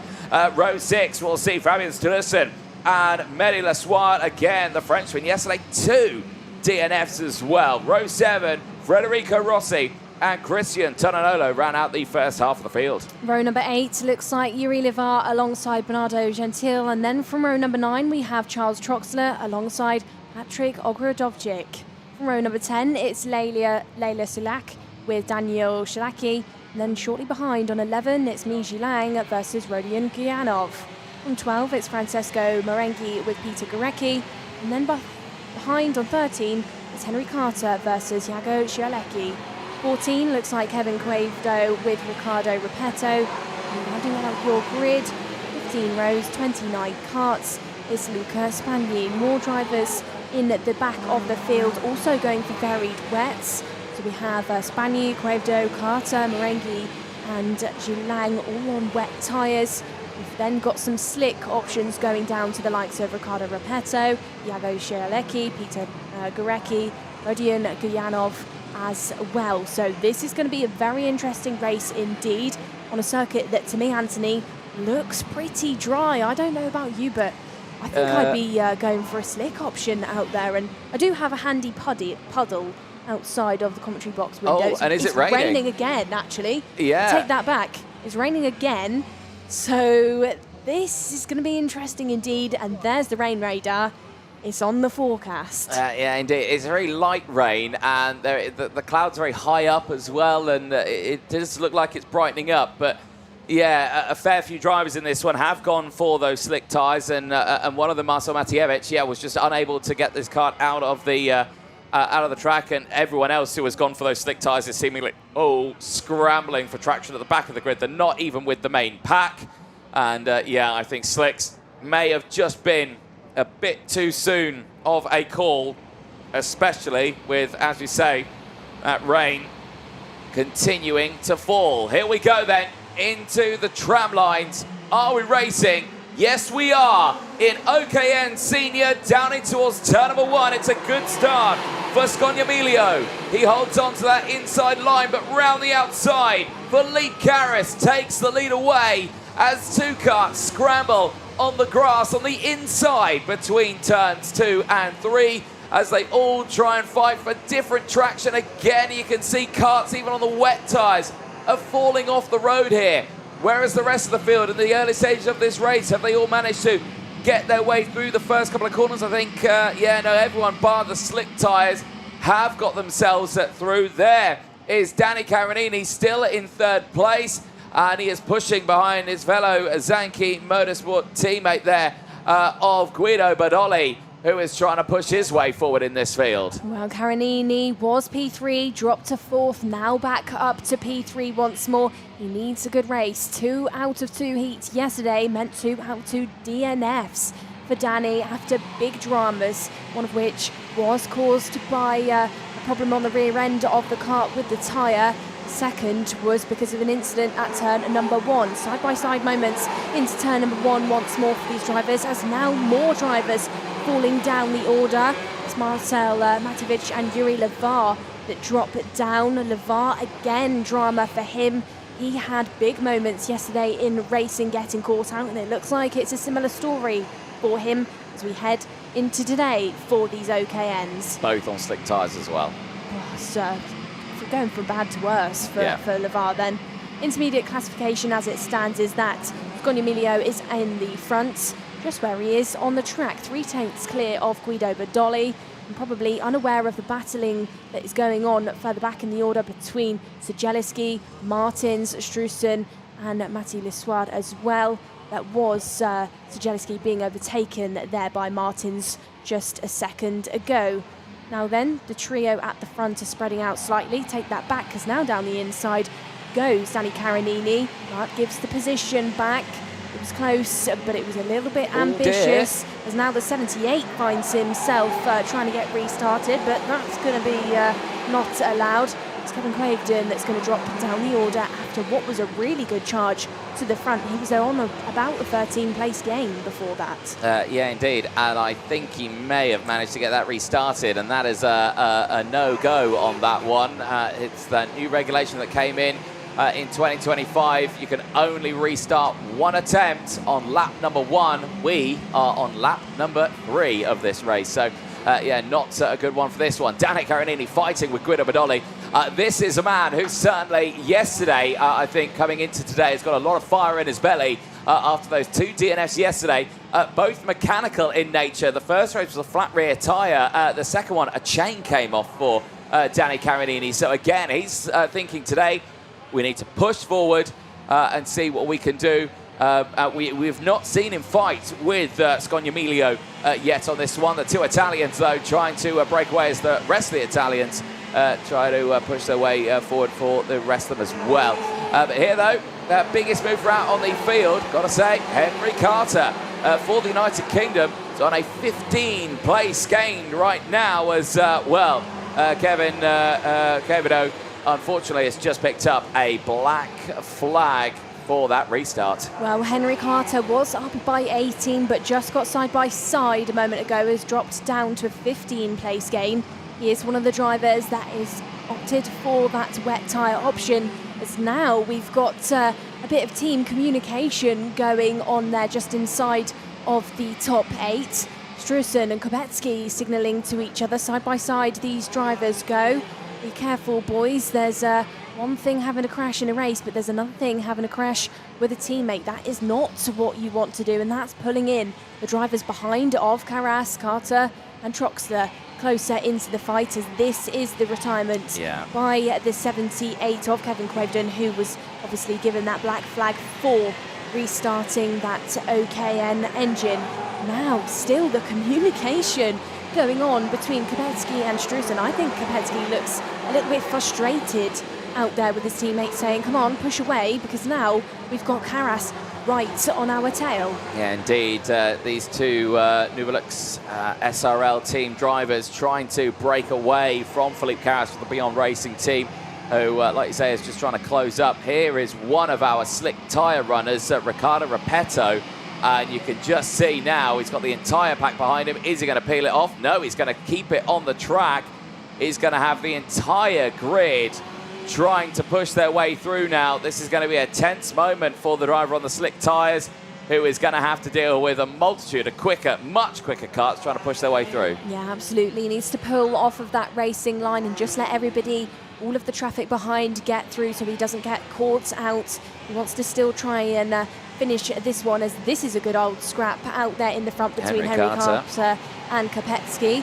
Carter then trying to vie his way past, but there's nothing in it within these drivers, dealing with a circuit that looks, you know, a mixture of wet and dry in certain areas. These drivers not only trying to find their way through the traffic, but also trying to generate some traction and grip, which has not been achieved by one of the drivers out there who's completely ran himself off the road at turn number 5. That was Henry Carter, that again has just fallen off of the circuit. He was up by 18 positions, which he also did earlier on in the race, and now he's fallen down to a 12th place gain. So pushing, but maybe pushing a bit too hard for the Great Britain.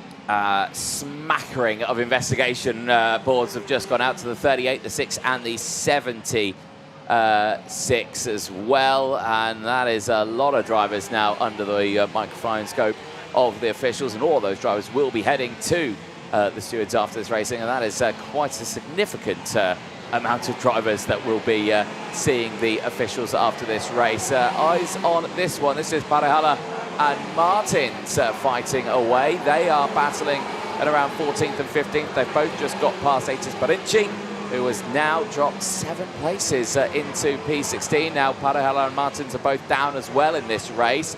They've lost out to the big chunk of drivers just up ahead as they continue in this race to just work on damage limitations in this later stage of the race. Well, Atis Parinci then, one of the drivers that competed in the FIA Academy Senior Championship this year and did have a podium in that, just not having the race that he would have wanted. He's a driver that's completed a national level Italian campaign before, but this race today he's just not managing to put it together. Neither is Rodion Guyanov, who you can see there has pulled into the weighing scales out of this race with what looks like mechanical gremlins out there. Still, we circulate round in what is now the halfway point of this race.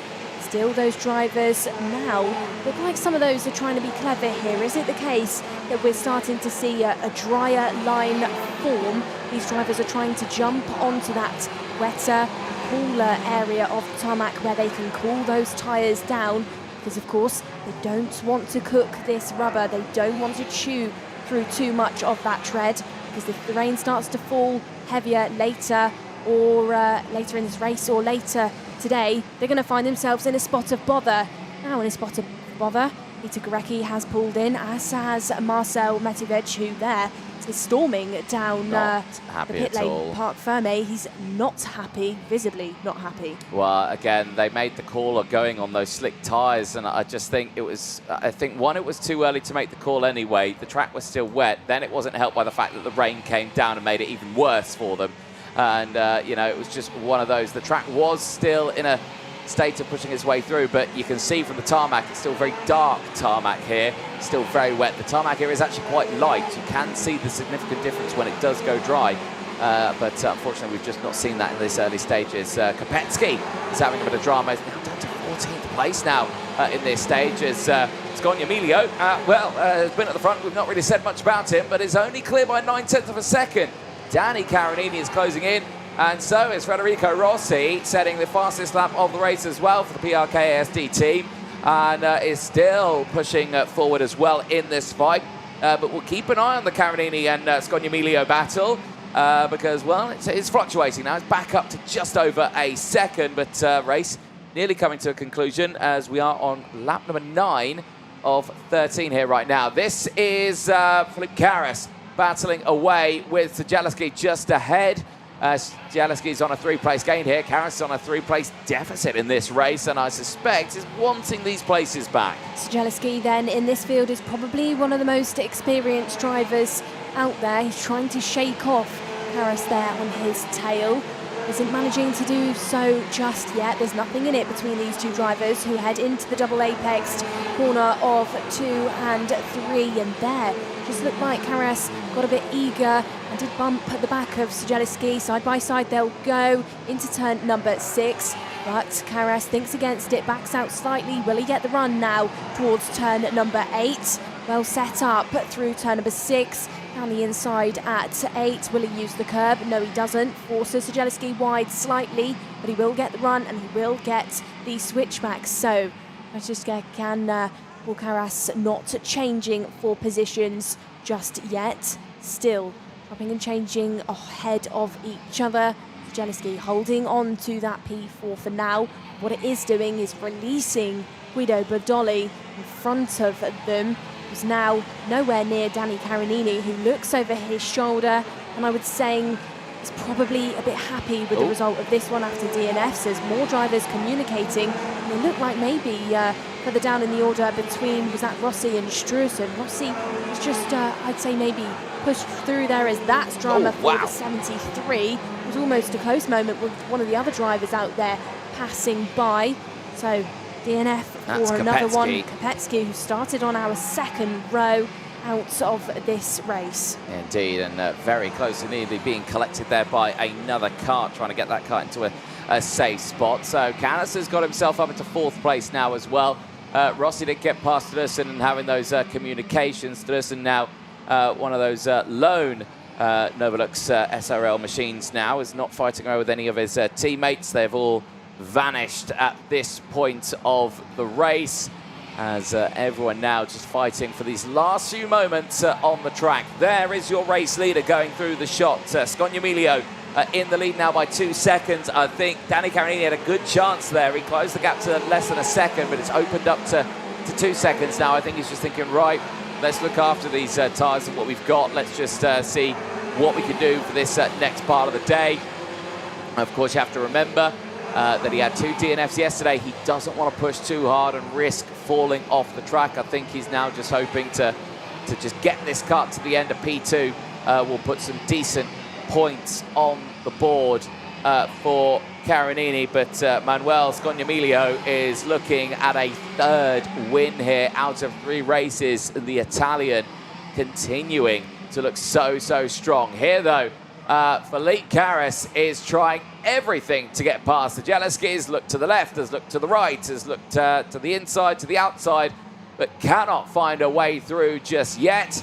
And he continues to find a way through. Now Guido Berdoli could be under pressure here as he checks over the shoulder as we go on to the last lap of this race.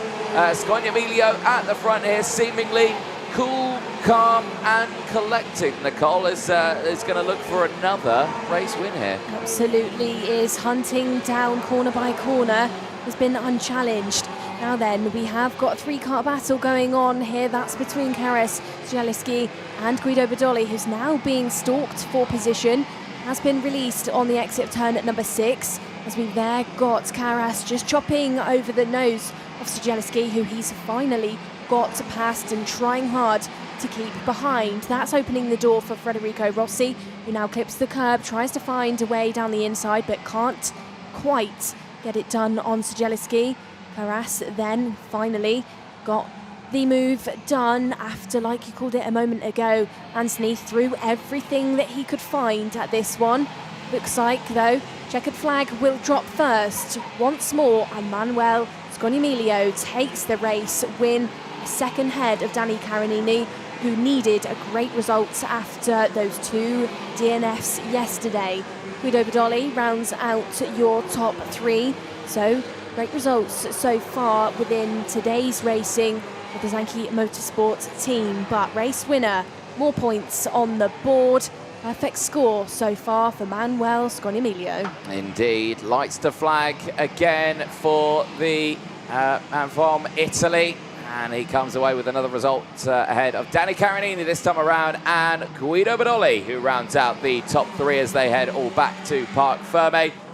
Felipe Karras finishes that race in P4 ahead of Franciszek Szydzielski. Federico Rossi on a 7th-place gain puts that up into P6 from Fabian Sturluson on a 4th-place gain. Charles Jockler, 9 places gain to finish in P8 ahead of Francesco Marenghi, who gains 14 places to finish in P9 ahead of Mike Pariala, who rounds out the top 10 for Finland. It was then Mehdi Lesoir, Henry Carter, Alan Martins, Bernardo Gentil and Atis Barinci were the remaining drivers inside the top 15.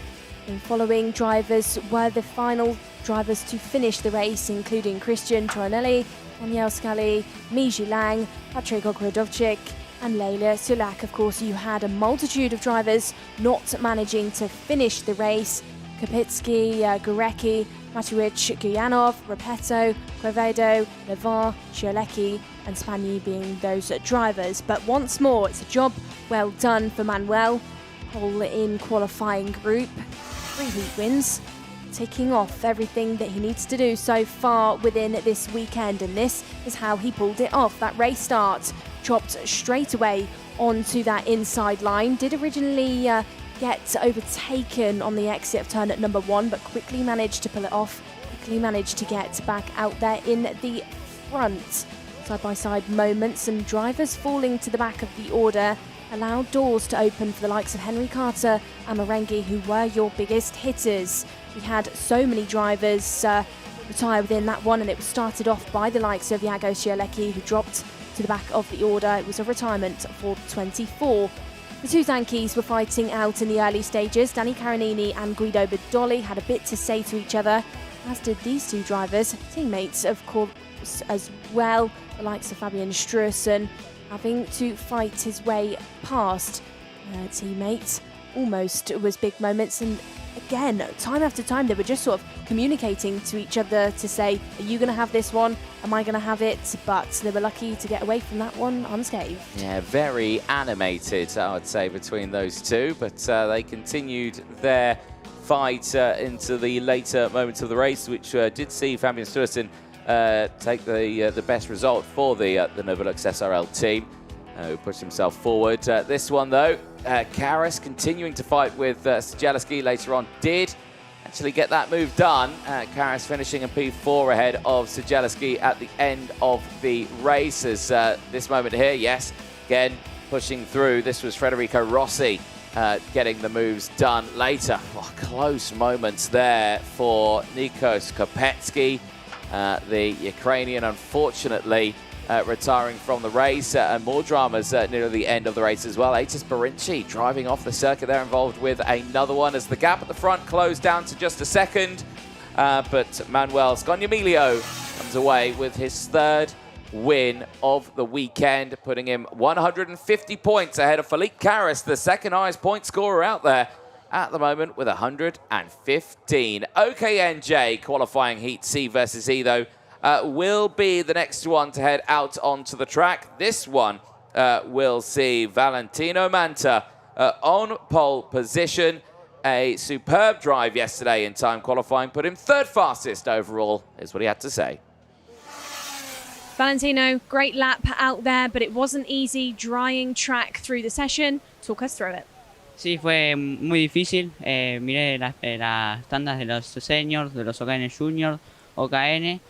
Fui aprendiendo mucho sobre la pista. Una experiencia nueva, estoy por primera vez en Europa. Y bueno, pude hacer la pole de mi grupo y estoy demasiado contento con el equipo, con el motorista, con mi mecánico Benjamín Piñeiro. Y bueno, a mis papás, a todos los que me vienen a apoyar. Well, good to hear there from Valentino Manta at the end of that one. He will prime himself ready for this one. You can see him down the left-hand side of your screen on that Calicart machine, but he's not alone. Augustine Felagoni joins him alongside the driver from Monaco, rocking the Tony Kart machinery this weekend, powered by the Vortex OKN Junior kart, and him this weekend did have a tough start to it, Nicole. Turn your mind back to that one. That first race on the second run, it just ground to a halt and it didn't get away, which is a big shame for that one. Right, anyway, engines are fired up. Drivers making their way out to the circuit. Let's take you through that full starting lineup then for OKN Junior qualifying heat C versus E. But I think we've had some drama on the exit of the pre-grid, and there's been a bit of a blockage there, I think, for some, and they're trying to push it through, and oh dear, one of the mechanics there working on the kart there on the 178, but we'll have to keep an eye on that one. But let's take you through the starting lineup then as they go through. It is Valentino Manta and Agustin Felagoni on row number 1, Teo Polican and Max Weiland go from row number 2. Theo Battisti and Mia Auger on row 3. They'll have Matteo Turchiano and Nikita Botta on row number 4. John McClellan and Giole Cara go from row number 5. They will have Federico Mirabella and Zambia Lazaro on row number 6. Nicholas Guth and Bautista Delic round out row number 7. Row number 8 looks like Max Christe alongside Samuele Giannini. And then from 9 we have Santino Saplia with Crescenzo Zimbardi. From row number 10, your top 20 in your field include Ellie Steinbrook with Grayson Walcott, who I could see was really struggling to get off of the grid. Row number 11, Hector Iturragua with Jose Gutierrez. And then from row number 12, it's Eduardo Colucci with Zoltan Konyi.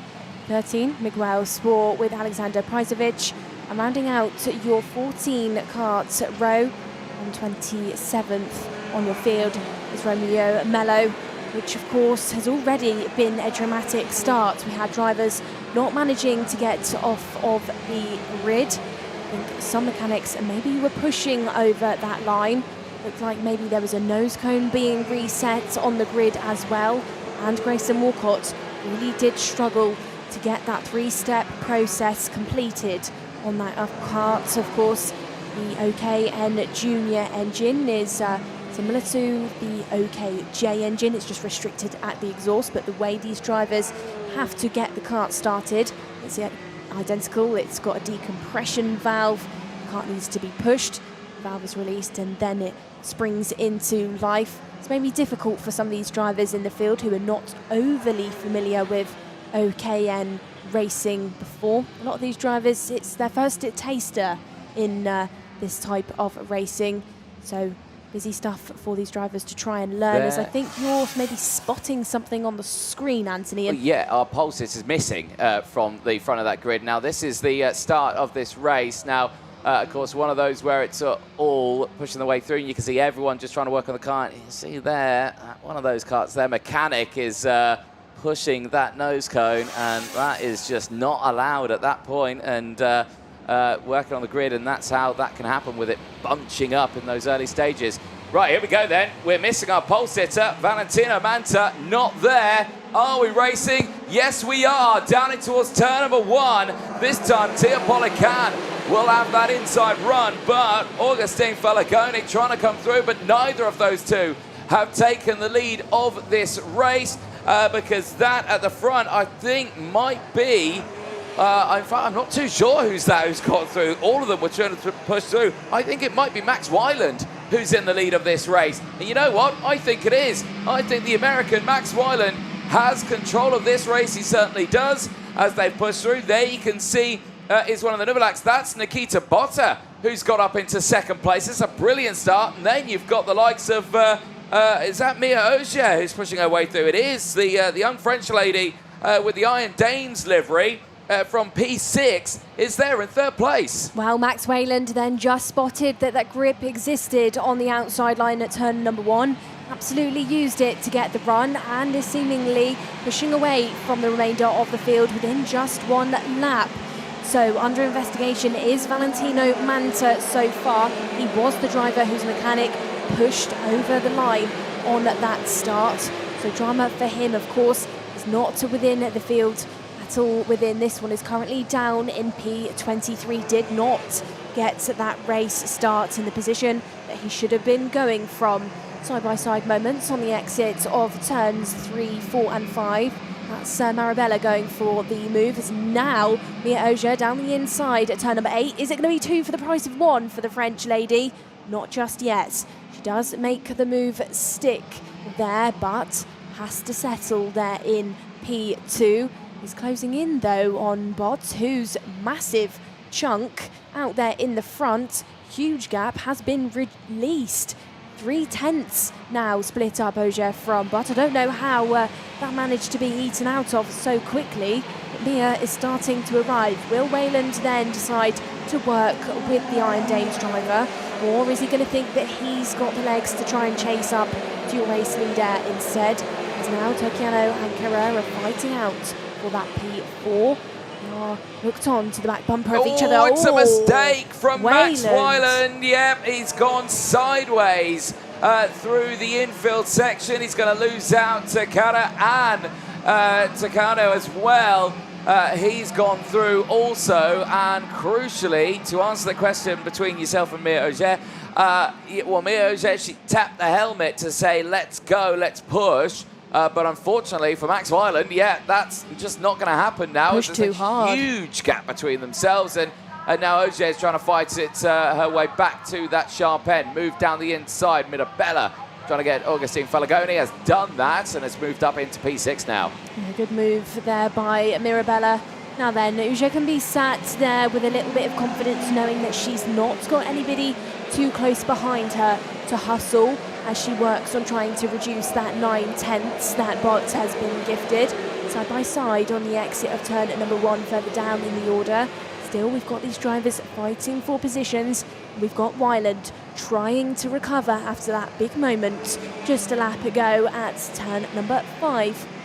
Further down in the order, some drivers doing good things include the likes of Romeo Roussel, who's up by 20. Valentino Manta trying to fight position, as now we've got still consistent overtakes going into that hot spot. Turn number 8, where the drivers really can head down in a straight line, use the brake to get the kart stopped, get it rotated, hooked around, and then jump ahead, promote themselves in front of the drivers in front of them. This is the battle then between the Paralin, the 127 of Mirabella behind Dillage. That is the battle going on for P6 currently. Now then, intermediate classification has not changed massively, but it is Carrera that's out there in the front. Despite being the leader of this race, Bott has not managed to get into that first page of the intermediate classification so far. Indeed, as there's been a multitude of overtakes and fighting there in that top section as they've been pushing through on this one. You can see everyone trying to gain these positions. John McClellan for the USA has been stepping up the order on this one, trying to fight back. He's trying to recover back to where he originally started of P9. So he continues to pile on the pressure, but in the background here still is Teo Polakan, who's on a real deficit in this one. The driver who started on the second row of the grid is fighting in and around 9th place right now with McClellan, so we'll keep a close eye on that one. Eyes here though, Mia Auger is having to think about what he wants to do with Giulia Cara there, who is trying to intimidate there in towards turn 1. But seemingly it's not worked out, because on the exit it's fallen backwards. Down the inside, the Calicart's trying to push through. Bautista Delic with Frederica Mirabella as the two continue to battle fearlessly here on the screen, but they continue now for the rest of this race. Here we go. Mia Auger now going defensive, is not going to close in on Nikita Botta, who has broken away at the front of this field. Now a staggering 4 seconds clear from the race lead, from the rest of the field right now, but Kara just not able to get this move down the inside. Turchiano there as well in P4, trying to get involved here. We can just see how slippy it is still out there. The track is just in a state of, it is still trying to dry. The rain has held off for the time being. It's not raining currently, and yeah, it's just seemingly horrible conditions out there. Yeah, exactly that then, Anthony. Change then almost achieved by Turchiano for that P3, but has to back out, and there, Cara there in P3, actually looking frustrating, smacks the wheel to just indicate that he's absolutely not happy. He's now overdriven the next couple of corners, and that has allowed Turchiano to get past there in P3. It has now once more released Mia Ogier out there in second. She hasn't got to think about Turkiano and Kara for the time being. Still though, traffic through the hairpins existing for these drivers in the midfield.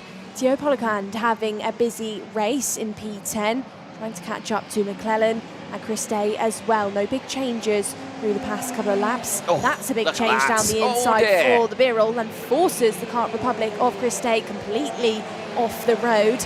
As more retirements exist now within this race, is Joëlie Carrère now pulling disaster. in. That was second place.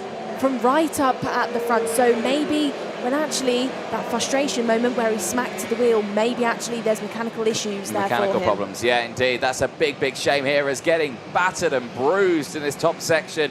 Max Christay there trying to get this car to the end, but Gianni is there, Polakand and Battisti all fighting for position here as they go in left, right and centre. This is Gianni down the inside. Samuele Gianni, or Giannini, I should say, trying to push his way through and has done so successfully up into 9th place now as they all continue to find this top section. It's a huge battle here from 7th all the way down to 12th place, the same with 13th all the way down to 21st place as this group comes across the start-finish line now. And incredible scenes once more to the inside line and getting that move done once more for Giannini. You can see Battisti just behind us smacking his head forward. It's like, come on, give me the power down this straight. Yeah, I'd agree with you there, and I'd say Theo Polakand is doing a bit of a similar thing as well. He looked like he was maybe jumping up and down in the seat on the bottom of the 220-metre main straight, just really trying to push himself forward as now Christay falls down the order, tumbles down things. That's him there, pulling himself off the circuit and towards the marshal post. Another retirement within this race. Joins himself with Joëlie Carrère, two big hitters within this one who now found themselves out. Still, Polakand fighting for position on the back of this quad that are trying to decide on who's going to be inside that top 10. Ogier then still miles away from Bott there in the front, who is 4 seconds clear from the remainder of the field. Has found an absolute extra gear within this one. Ogier now under pressure by Turkiano, who's just got it absolutely right in the past couple of sectors. They will head through down towards turn number 8. Ogier has realised that she's under threat now, jumps onto that defensive line, almost side by side on the exit of 8. And now down the inside. Not enough though, not enough rev by Turkiano. Ogier lucky to get away with that one, keeps her foot in, keeps the swing, round turns 12 and 11, and looks like she will finish this one off ahead of Turkiano. Yeah, indeed. Check flag comes out though and clear by a staggering 4.5 seconds. Nikita Botte takes the win. Mia Ogier does come away with second place ahead of Turkiano, who takes P3. Max Weiland holds on to 4th place as well in this one. Solid drive there from the American ahead of Bautista Delict from Federico Mirabella in P6. Samuele Giannini finishing in P7 on a 9th-place gain ahead of John McClellan, who does end up getting back up into the sharp end, gaining 1 place to finish in P8 ahead of Teo Battisti. And Polakand, who was under investigation for potentially causing a collision, which I think, unfortunately, saw the end of the race for Max Christay earlier on. There, though, your top 3, Nikita Botte, Mia Ogier, and Matteo Turkiano, rounding out your top 3. Incredibly close, though, by Ogier and Turkiano there to conclude who was going to have that P2, but it was, of course, Mia Ogier. Anthony went through your top 10, and then the remaining drivers inside the top 15 include Feligonia, Xavier Lazaro, Miguel Spohr, Valentino Manta and Eduardo Colucci. We then had Ellie Steinbrook, Nicholas Guff, Hector Iturragua, Romeo Mello and Crescenzo Zimbardi as your top 20. Jose Gutierrez, Zoltan Korny, Alexander Prizovic, Santino Sapler and Grayson Walcott are your top 25. And then 2 retirements within that race, 2 big retirements. We may note of Max Christay and Joëlie Carrère. drama right from the very start then. We had working on the grid, traffic on the grid and mechanics not managing to get those karts pushed and started before that white line. So this included the 178 of Grayson Walcott. You can see the mechanic just readjusting that nose cone, then trying to get it push started. Just big struggles for our field. Indeed, and straight away from that one, Valentino Manta missing from that grid, and Manta in the end did recover back to 14th place, but well out of position, and is also under investigation for potentially being pushed over that white line. So that is going to be a disaster for the Argentine, who should have been starting this one on pole position. Rest of the racing continuing. Good little scrap at the beginning of the race, and this was that first change of the lead. Max Weiland having to give up position to Nikita Botta and Mia Ogier, who pushed their way through. And Botta from that point on, well, that was it. Race on for the Ukrainian. Drove away by a staggering 4.1 seconds ahead of Mia Ogier. And later on, Matteo Terchiano later would get that change, as well as, fighting erupted all the way throughout the field. That mid-pack there, Nicole, was just a smorgasbord of overtakes left, right and centre. And one driver was Max Christe, who was seemingly just getting squeezed out left, right and centre, and then in the end, unfortunately, later retiring. Yeah, absolutely. That mid-pack section just boiling. The likes of Teo Polican getting all involved, of course, was under investigation, and there you can just see the frustration from Polican as he headed down to the bottom of the straight, jumping up and down in the seat, trying to get something out of the engine and kart to get the run, then bumped into the back of the 132 of Augustin Felagonier in front of him. But dramatic and ambitious there for Policand. Good stuff though from our top three, of course. Good battles from Ogier and Terchiano to round out that OKN Junior qualifying heat. Next up, we go back to our OKNs for their Heat C versus E. 13 laps for our OKNs, so longer races for our juniors, which will be led on the front row on pole by Nicholas Foucault, who did a great job yesterday in qualifying. We will hear from Nicholas Foucault and what he had to say yesterday. Nicholas, what a qualifying session from you to start off this weekend. At one stage, you were 1.3 seconds clear from anybody. You finished it 9/10 clear from anyone in the field. Tell us about that lap. Hola, buenas tardes a todos. Bueno, una lástima, no sé hablar inglés, estoy practicando. La verdad que sí, muy contento. Fue una clasificación entretenida. La pista fue cambiando todo el tiempo. Iba bajando mucho los tiempos vuelta a vuelta.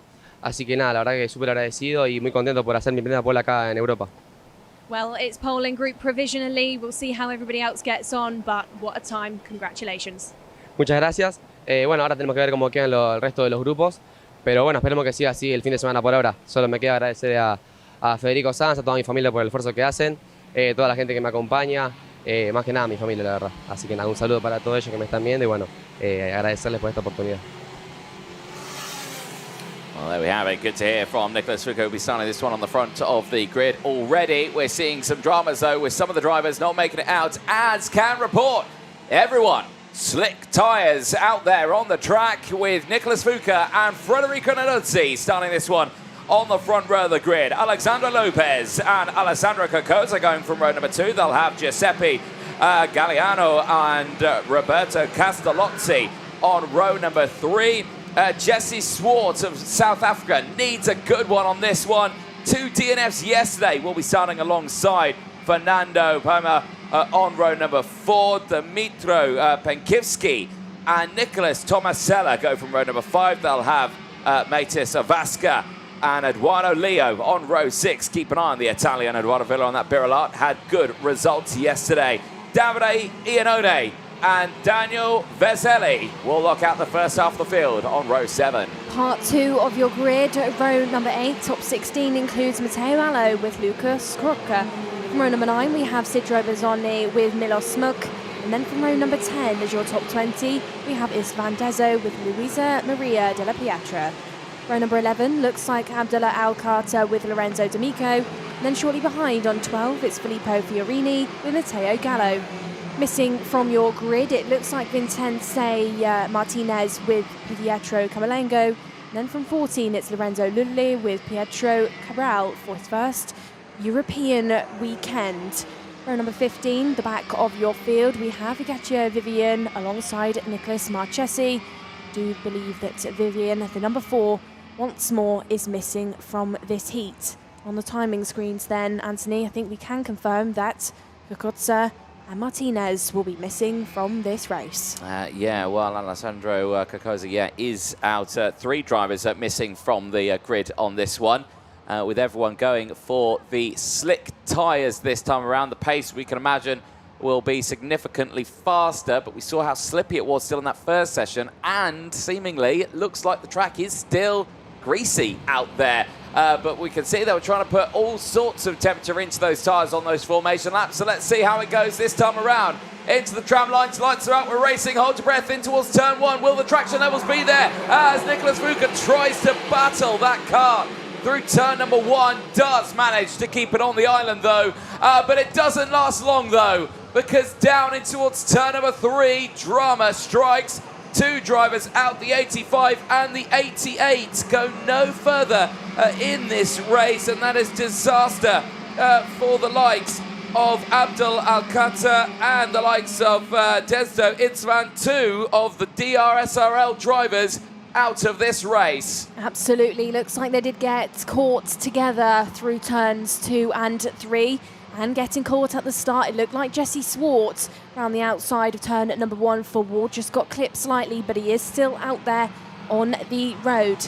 Seemingly unbothered for the time being is Nicholas Fuka, who's been gifted a bit of a race lead, as now we have got a change between Lopez and Galliano for that P2. That brings Penkivski closer, and Mallow as well. Mallow, 10 places gained in the early stages of this one, on an absolute charge to break inside of the top 5. Side by side in this mid-pack section for the drivers towards turn number 6. In the early stages of this one, trying to sort themselves out. Our move's going to exist in towards turn number 8. Not just yet, on the exits there do exist. That's the 55 pushing their way through. Penkivski giving it an absolute go, and opens up the gap for Mallow as well, as we've got more drama out there. This time for the 43 of Smuk, will fall down the order. Smuk, one of the drivers in this one that you'd maybe expect to jump up the order, having previously raced quite a lot in OKN, but in this race he is out. He is done, as now Mallow on my screen is falling down the order, was right up there, now still on the road in P16, but drops down into the clutches of that backpack. Well, there was 2 cuts for that incident with Smuk. Pedro Cabral is the other one of those drivers involved in that incident, both of them going no further in this race. Nicholas Fuka, though, in the lead, has got a commanding lead of 1.3 seconds from Giuseppe Galliano, who yesterday in this grid was the most successful driver, a P2 and a win yesterday for the Italian, and he is trying to push his way back up to the front, but like you say, that gap is 1.3 seconds and is not lapping as fast as Fuka in the front. Eyes focusing on the rest of that one, because just behind Penkivski is still there as well in that Monster K kart. Oh, look at this across the line, down the inside, as close as you like it. Eduardo Leo, I said watch out for him again here as he pushes his way through. But I've got to say, Nicholas Kessi and Lorenzo D'Amico are on a 19 and 10 place gain in this race. They are teetering with the outside of the top 10. In fact, they're into it now. Well, Krupka was so busy thinking about Marchesi, I don't think he realised that Leo was right there on his right-hand side. Down the inside at turn number 1, Leo went. Nicely done. I think he threw Krupka a little bit of a dummy, who's now been thrown off because D'Amico now makes himself your newest driver to get past the 89 as well. Penkivski then still trying to weave his way through this traffic. Has been a strong force within this race so far. Just gone under that start-finish gantry, still with the 5 place gain, chasing down Arozzi and Galliano there for the spot inside the top 3. Galliano under pressure then, it almost got busy between him and Nardozzi, who puts in that purple lap. Through turn number 6, these drivers go over the crest, not running themselves off the road as the circuit does fall away slightly on that left-hand side. Everybody managing the tarmac, managing also that little bit of rain that is still falling down out there, I think, Anthony. On the commentary box window, I'm getting spots of it every now and then, so it's not completely dry. It's now big change for P2. That's Nardozzi getting past Galliano, and Penkivski getting past as well. Really reads that well, and now it looks like the 55 of Penkivski could be trying to have a go.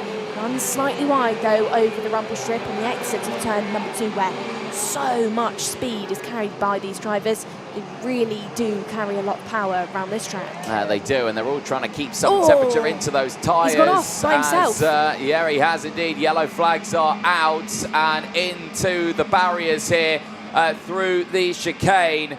Drama has struck for the number 51 machine of Marchesi. He is out of this race and understandably, incredibly frustrated. There's the driver of the number 42 machine. Now, that looks like slick tyres to me. Now, there was reports of possibly he was out on wet tyres. No, he's definitely on slicks. There's, oh dear, one car there just going straight off the track out of the final corner. That was the number 70 machine there of Lorenzo D'Amico trying to push forward.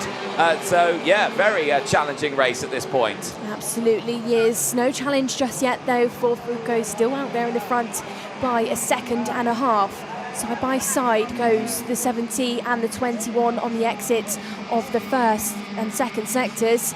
That is D'Amico and Malo still trying to fight out for position. Battles going on in towards turn number 8. D'Amico gets past now. Still these drivers are weaving their way, pushing their way through on each other as now Avasca gets put under investigation. Mazzoni having a good race as the leader of this battle, which still includes Leo, Croca and D'Amico as well. These drivers not giving up position. Is the Birrell going to get the run on towards turn number 1? Absolutely walks past as if the driver behind was stood still, but maybe some wobbly front fairings, maybe some drop nose cones going on for some of these drivers. Yeah, understandably. It's been very, very busy out there, and yeah, all of these drivers trying to push their way through. As we can see, investigation flags coming through. Nicholas Marchesi here. The marshal's trying to get the driver into a safe spot here, and yeah, the driver is not happy at all. He's understandably, of course, he's very frustrated, but the one thing the marshals are there to do is get the drivers into a safe place as quickly as possible with all those carts whizzing around the track. Well, I'm sure we'll probably see a replay a little bit later on, but I don't know if maybe the moment for Marchesi was self-inflicted. I did see him sort of lose the rear end through turn at number 6 and just slid off the road. I'm sure we'll catch up with that one later on. It is the case. I can understand why he's probably quite angry. Out there though, still this battle going on between Galliano and Lopez. Nothing in between these two drivers. Lunging distance does exist, but where will it exist? Fastest driver out there is D'Amico there further back in the pack, just inside the top 10 and using that 12th place gain to really push himself forward within this race. Change then is absolutely on. That is Lopez now getting past Galliano. So Lopez now inside the top 5 and trying to recover after losing those positions a little bit earlier on. Penkivski then, drama, was P3, but now under investigation for maybe causing a collision. Yeah, indeed. Nicholas Fuoco is closing in on a driver. Now, he is your race leader. That driver he's closing in on is driver number 14, Fernando Palmer, who has gone for wet tyres in this race and is trying to get out of the way, nearly collects there. The DR there of Nardozzi, and he's going to pull in. It's a smart move, and unfortunately, while we saw earlier on a lot of the slick tyres that came into early, this time the wet tyres on too late. Yeah, exactly that. This is going to be a bit of an up and down day, I would say, Anthony. We've got so many heats to come, and this weather just doesn't want to decide what it wants to do. Completely off the road goes then the 14, jumps back on, tries to move out the way, but that was almost a huge moment between Fernando and that could have ended in disaster. Yeah, indeed. Nardozzi there really lucky to avoid any comings together there. Though at the front here, Nicholas Fuka in the lead, still holding on to a 1.2 second lead ahead of the Nadotzi and Penkivski battle in second and third place. Avaska still there ahead of Lopez. Galliano has dropped down to 6th place now. This will be the worst result for Galliano at the start of this weekend after that P2 and a win yesterday for the Italian. As we are nearing the end of this race, over the line they go on to lap number 12 of 13, and we'll be nearing the end of this race very, very soon. They're just going through your screen as well. Everyone pushing forward as Matheus Avaska in that number 68 machine on a 7th place gain is trying to really dial in at the front of this field right now. Smattering of investigation flags once again going out in this race. It's been a busy one for the officials here this weekend. Absolutely has, and it has been a busy one for the likes of Eduardo Leo, who's up by 5 positions, and on that purple lap currently. It's not going to be enough, I wouldn't say, to try and get past Galliano just yet, but great stellar effort out there for the number 41. Last lap board will go out then to Nicholas Fuka first, of course, completely untouched within this race. 1.2 seconds to split up him and the next closest driver, which of course is Nadotzi. Now then, these battles still going on, side-by-side moments. 4 drivers further back in the field, like Gallo, Camerlengo as well. But over his shoulder looks Nicholas Fuka on the entrance towards turn number 8. Sees that Nadotzi is nowhere near the back bumper of that number 3. He is not going to be able to give anything a go. Just a couple of more corners then for Nicholas to take off.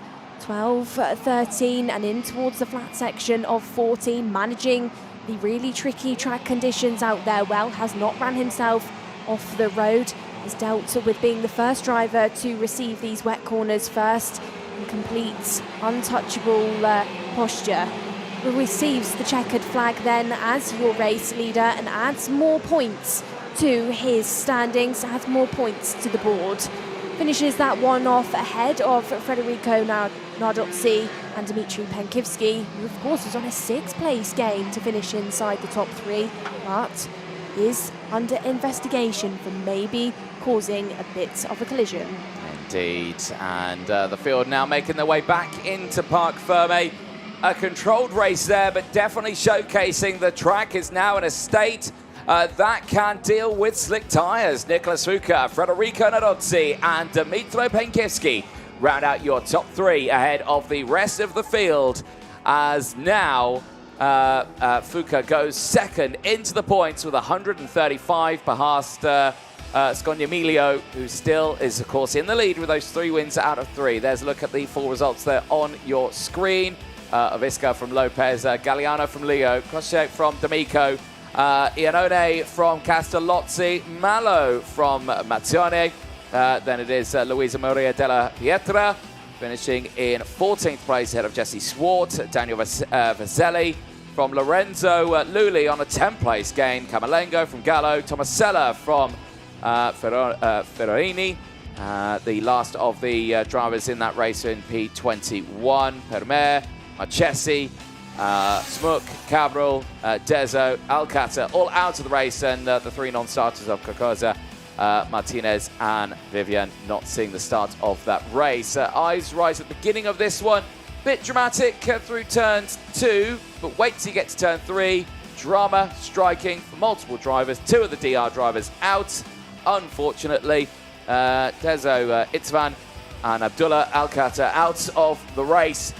Going no further in it. At the initial start of that one as well, Giuseppe Galliano making good places as drama did strike through the chicane, which did saw Pedro Cabral and Miller Smuk out of the race. Later, we would lose Nicholas McKessie. He would have a dramatic off at the chicane, where we put him straight off into the barrier. You can see the dramatic moments as well in that top section, as well as another one of the DR karts getting involved. Lorenzo Lulli, who really tried to gain positions. You can see him trying to fight to keep control of his kart there in and amongst the fighting of that race. That glorious move from Federico Nadotzi as well, trying to push his way through, and there was the moment for Nicholas McKessie would unfortunately not see the end of the race as Galliano continued to try and fight for these early positions, battling away with Alexandre Lopez, who would later come away with a P5 finish. But battles continue to rage on, especially including this young man here, trying to gain these positions in those early stages. Eduardo Leo gaining 5. But unfortunately, I think their nose cone penalty there will drop him backwards just that little bit. It's unfortunately out of the race. The last retirement, Fernando Premier, the only driver to go for the wet tyres. Unfortunately, not good enough for that stage. As across the line, Nicolas Fuka would take a race win and put himself now second in the points. Fuka taking his first win of the weekend. That's a third, second, and now a P1. Well, that is it for OKN for the time being. OKN Junior heading out onto the circuit next. This will be for groups A versus D out on the track, which will see Gianna Girardello on pole position, and the young man in the 107 machinery so far this weekend has not lost a race. He has been the P1 man throughout it, and as you can see there, slick tyres all on board once more for the team, as the young man from Italy has got a lot of work still ahead of him, especially when he's got the likes of Sebastian Riedel, Victoria Farfus, and Eduardo Sulpizio, who will be joining him on the second row of the grid. Absolutely will be. This is going to be interesting then for our drivers. Victoria Farfus on the second row had some good heats yesterday, came away with a top 3. So watch how the driver who is inside the Iron Dames camp for 2025, like her teammate of Mia Uja, who took a P2 just a couple of races ago. Watch how Victoria gets on within this race, because looking very quick, looking like she carries some great momentum round this circuit. Will, though, have to, of course, stare at the back of the 107 as we head into the early stages of this race. Joelle Girardello there will be your driver to beat going off that front row. Let's hear what Joelle had to say yesterday after qualifying.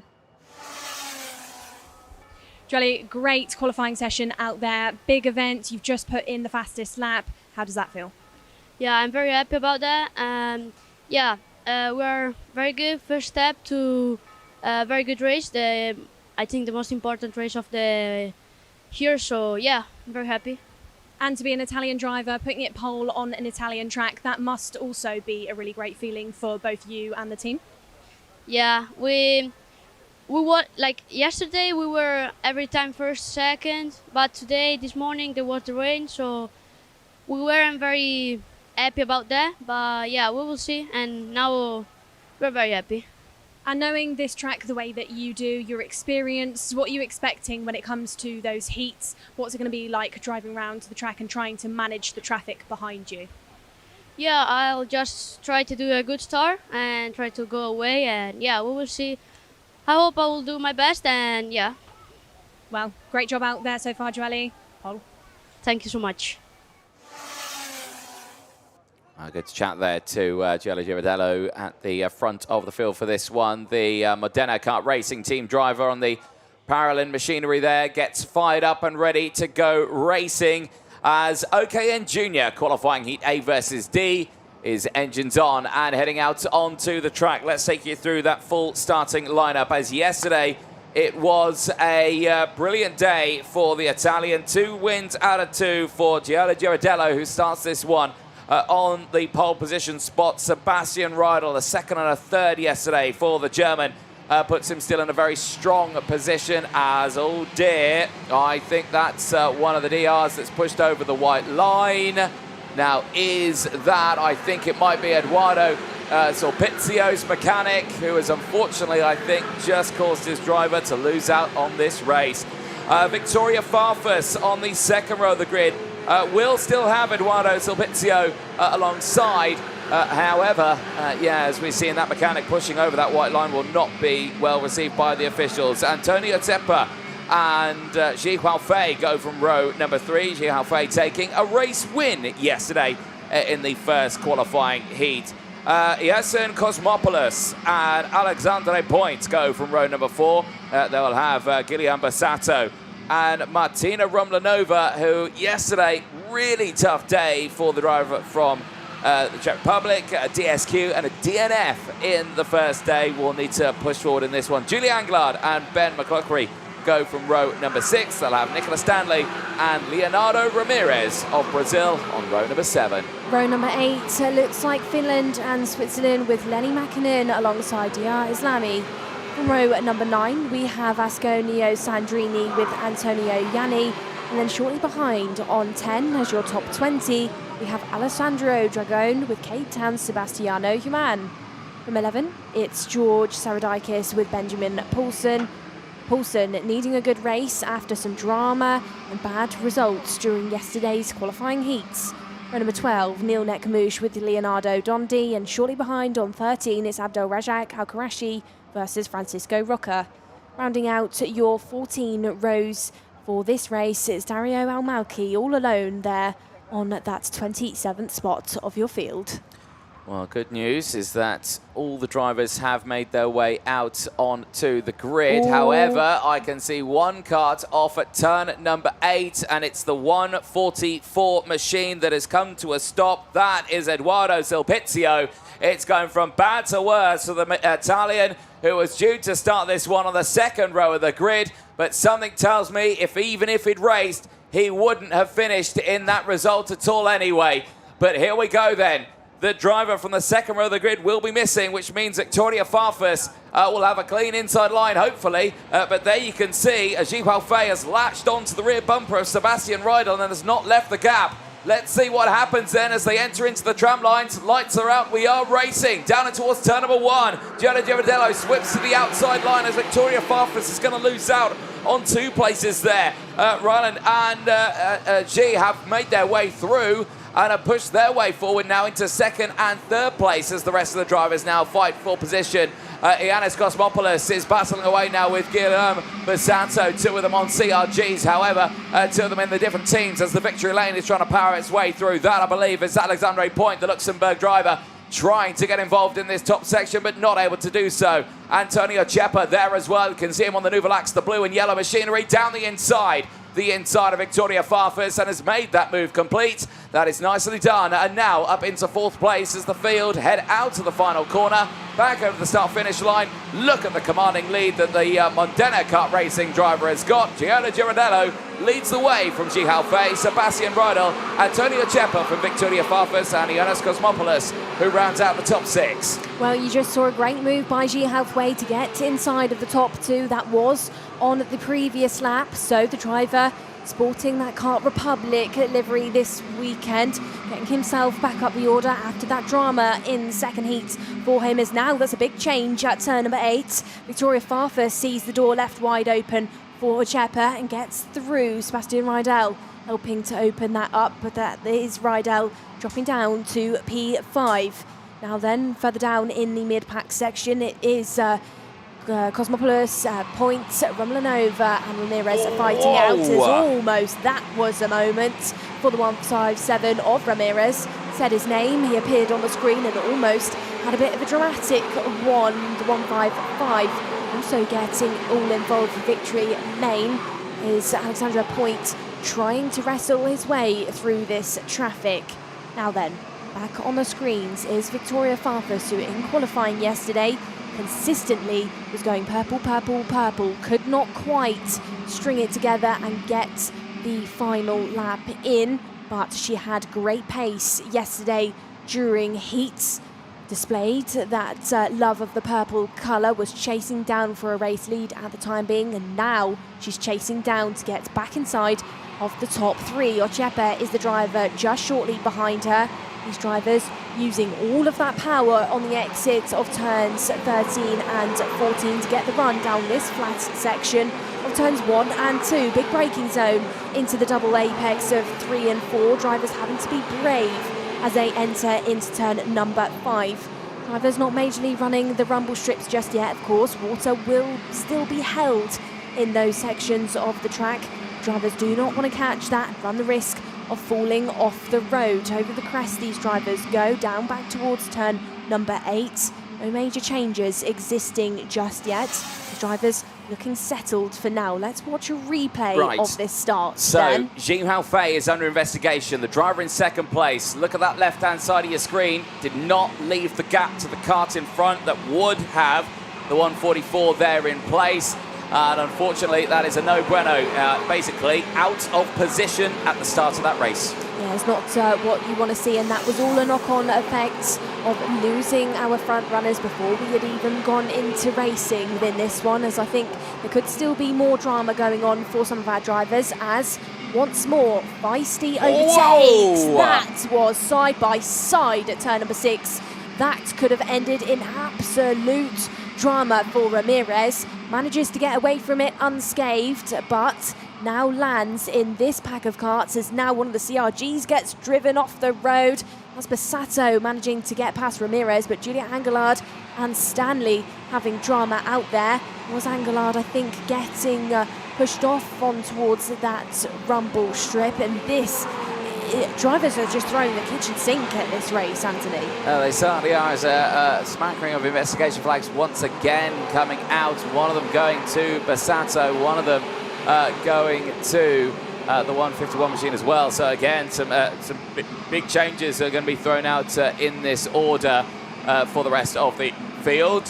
And right now, they're just nearing the end of this race, and of course these races will be going a lot faster now. The slick tyres are out there. These lap times coming down considerably. We're into the 48-second lap times here. Big send down the inside there again. The young man who's currently under investigation for this race, and he's got to keep a close eye on this one. Dario Almaki, who is currently circulating down at 23rd place. Under investigation for potentially causing a collision out there. Eyes on the front here. Jing Haofei breaking away at the front is clear by quite some time, but there Vicky Farfus is having to deal with the likes of everyone here. Has got Rydell and Ochepa just ahead. Rydell's got up to 3rd place now and has passed Ochepa. And now Vicky Farfus might have a chance of getting back involved in this fight. Yeah, it was a change for that P-through that we just saw a moment ago. So Rydell and Ochepa chopping and changing. Vicky Farfus now down the inside at turn number 12. Gets past and makes the move stick on the exit of the corner. So she has overtaken Ochepa now. Now then, Jing Haofei 1.3 seconds clear from the remainder of, Girardello 1.3 seconds clear as more drama now. This time though, that's for the 149 and the 156.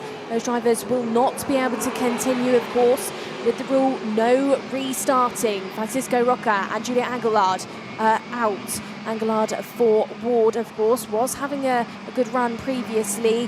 Francisco Roca for CRG. I think he was one of the drivers that a couple of laps ago at this point of the track, turn number 8, got ran off the road.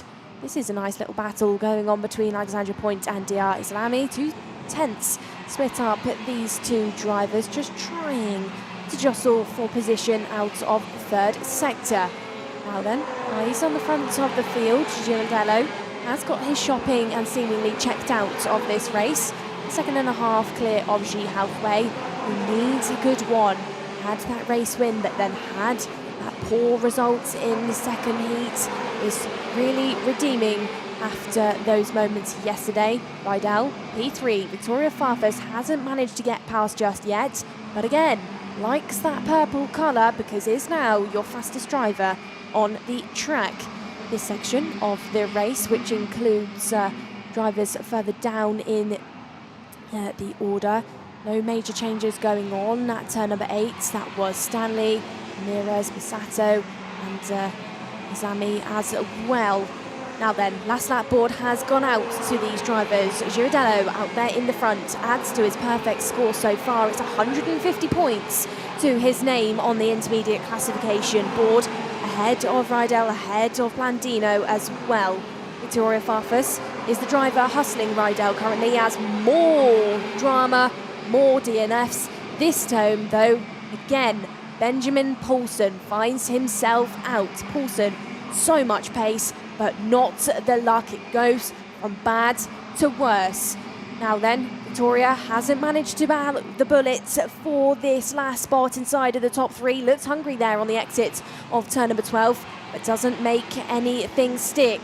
Driver, though, that is making great results stick so far this weekend, time after time. Joelle Girardello out there in the front, receives the checkered flag first, receives it 1.3 seconds clear of Ji Haofei.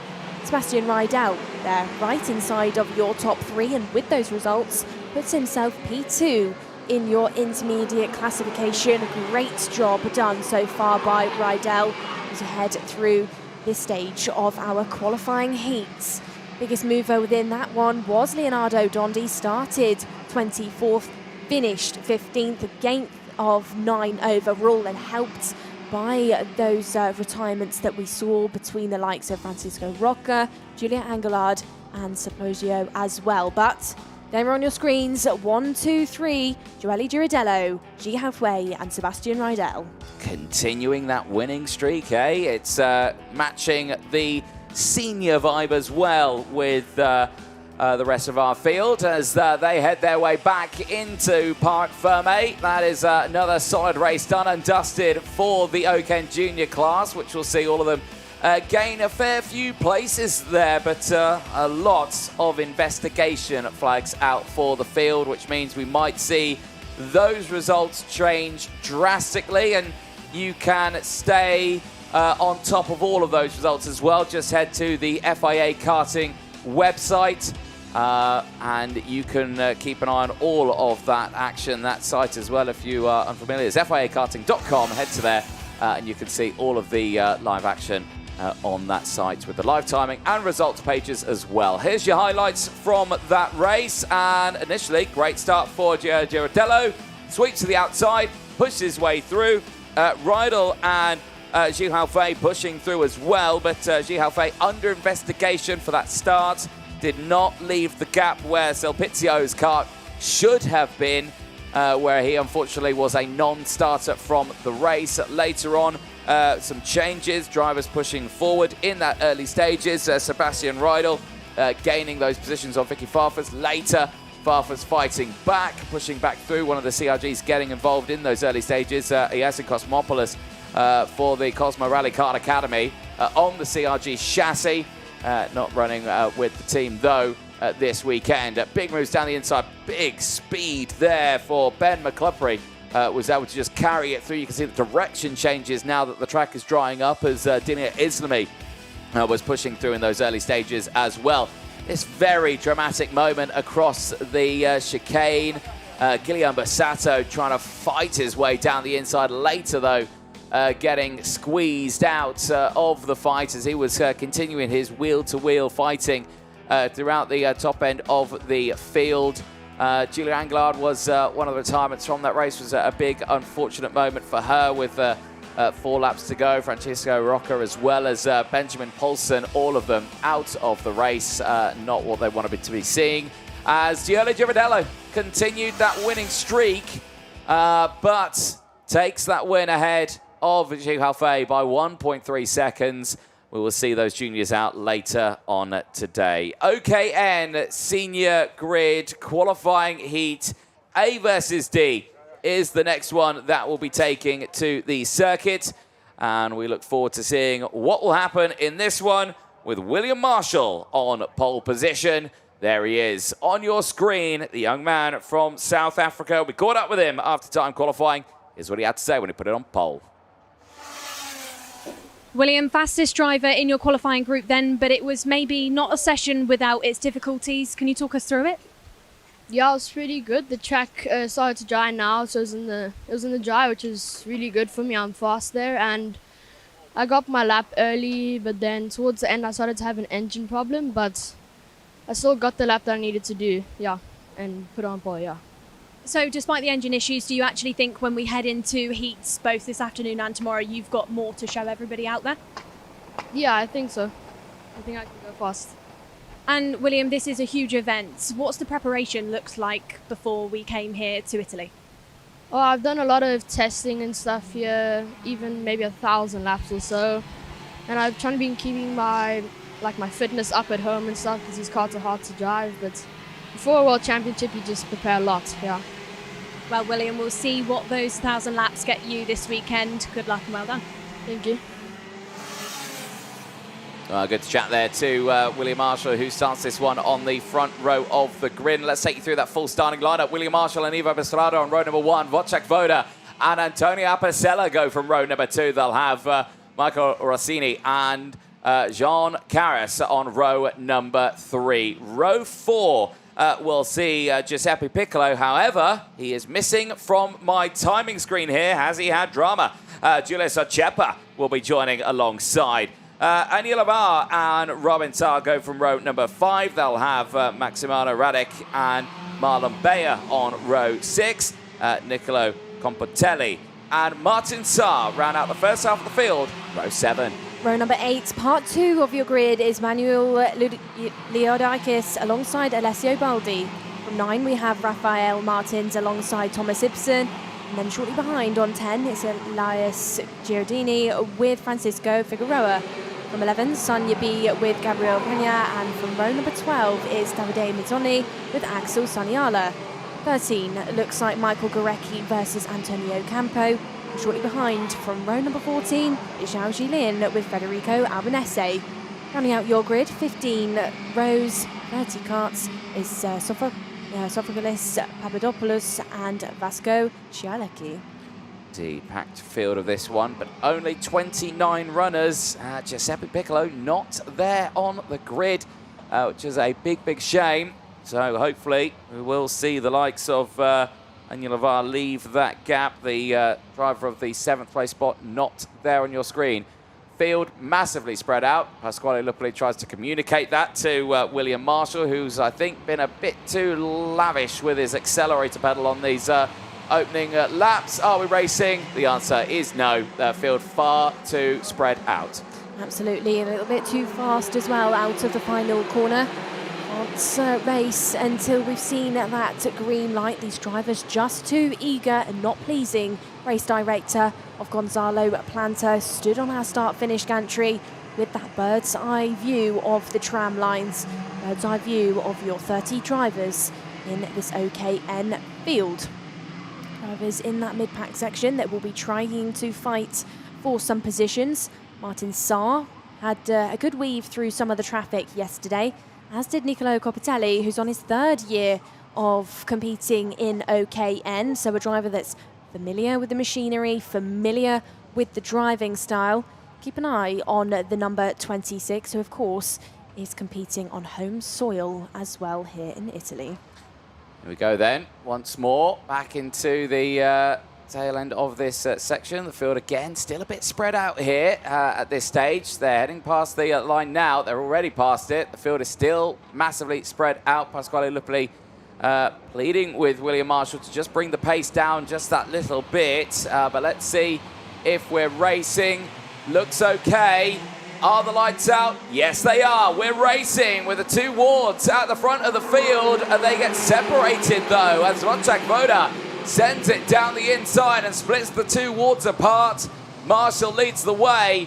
Woda 2nd, Ivo Bestrada slotting into 3rd place as they all filter their way through turns 4, 5, and now through the chicane of 6 and 7 onto the 150-meter back straight.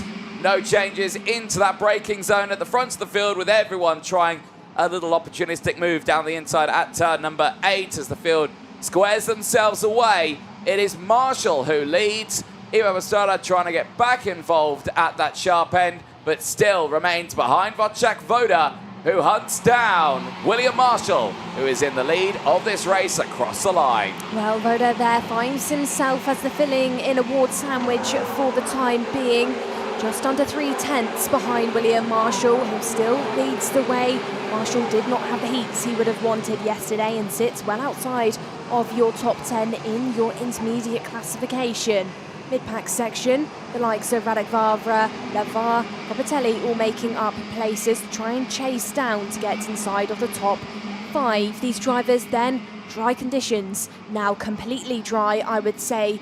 Anthony, there is that line consistently forming out there on the track that the drivers can be ambitious on now. You're going to see bigger overtakes. You're going to see bigger lunges now for these drivers, especially into hot spots of turns number 1, 5, 8 and 12 as well.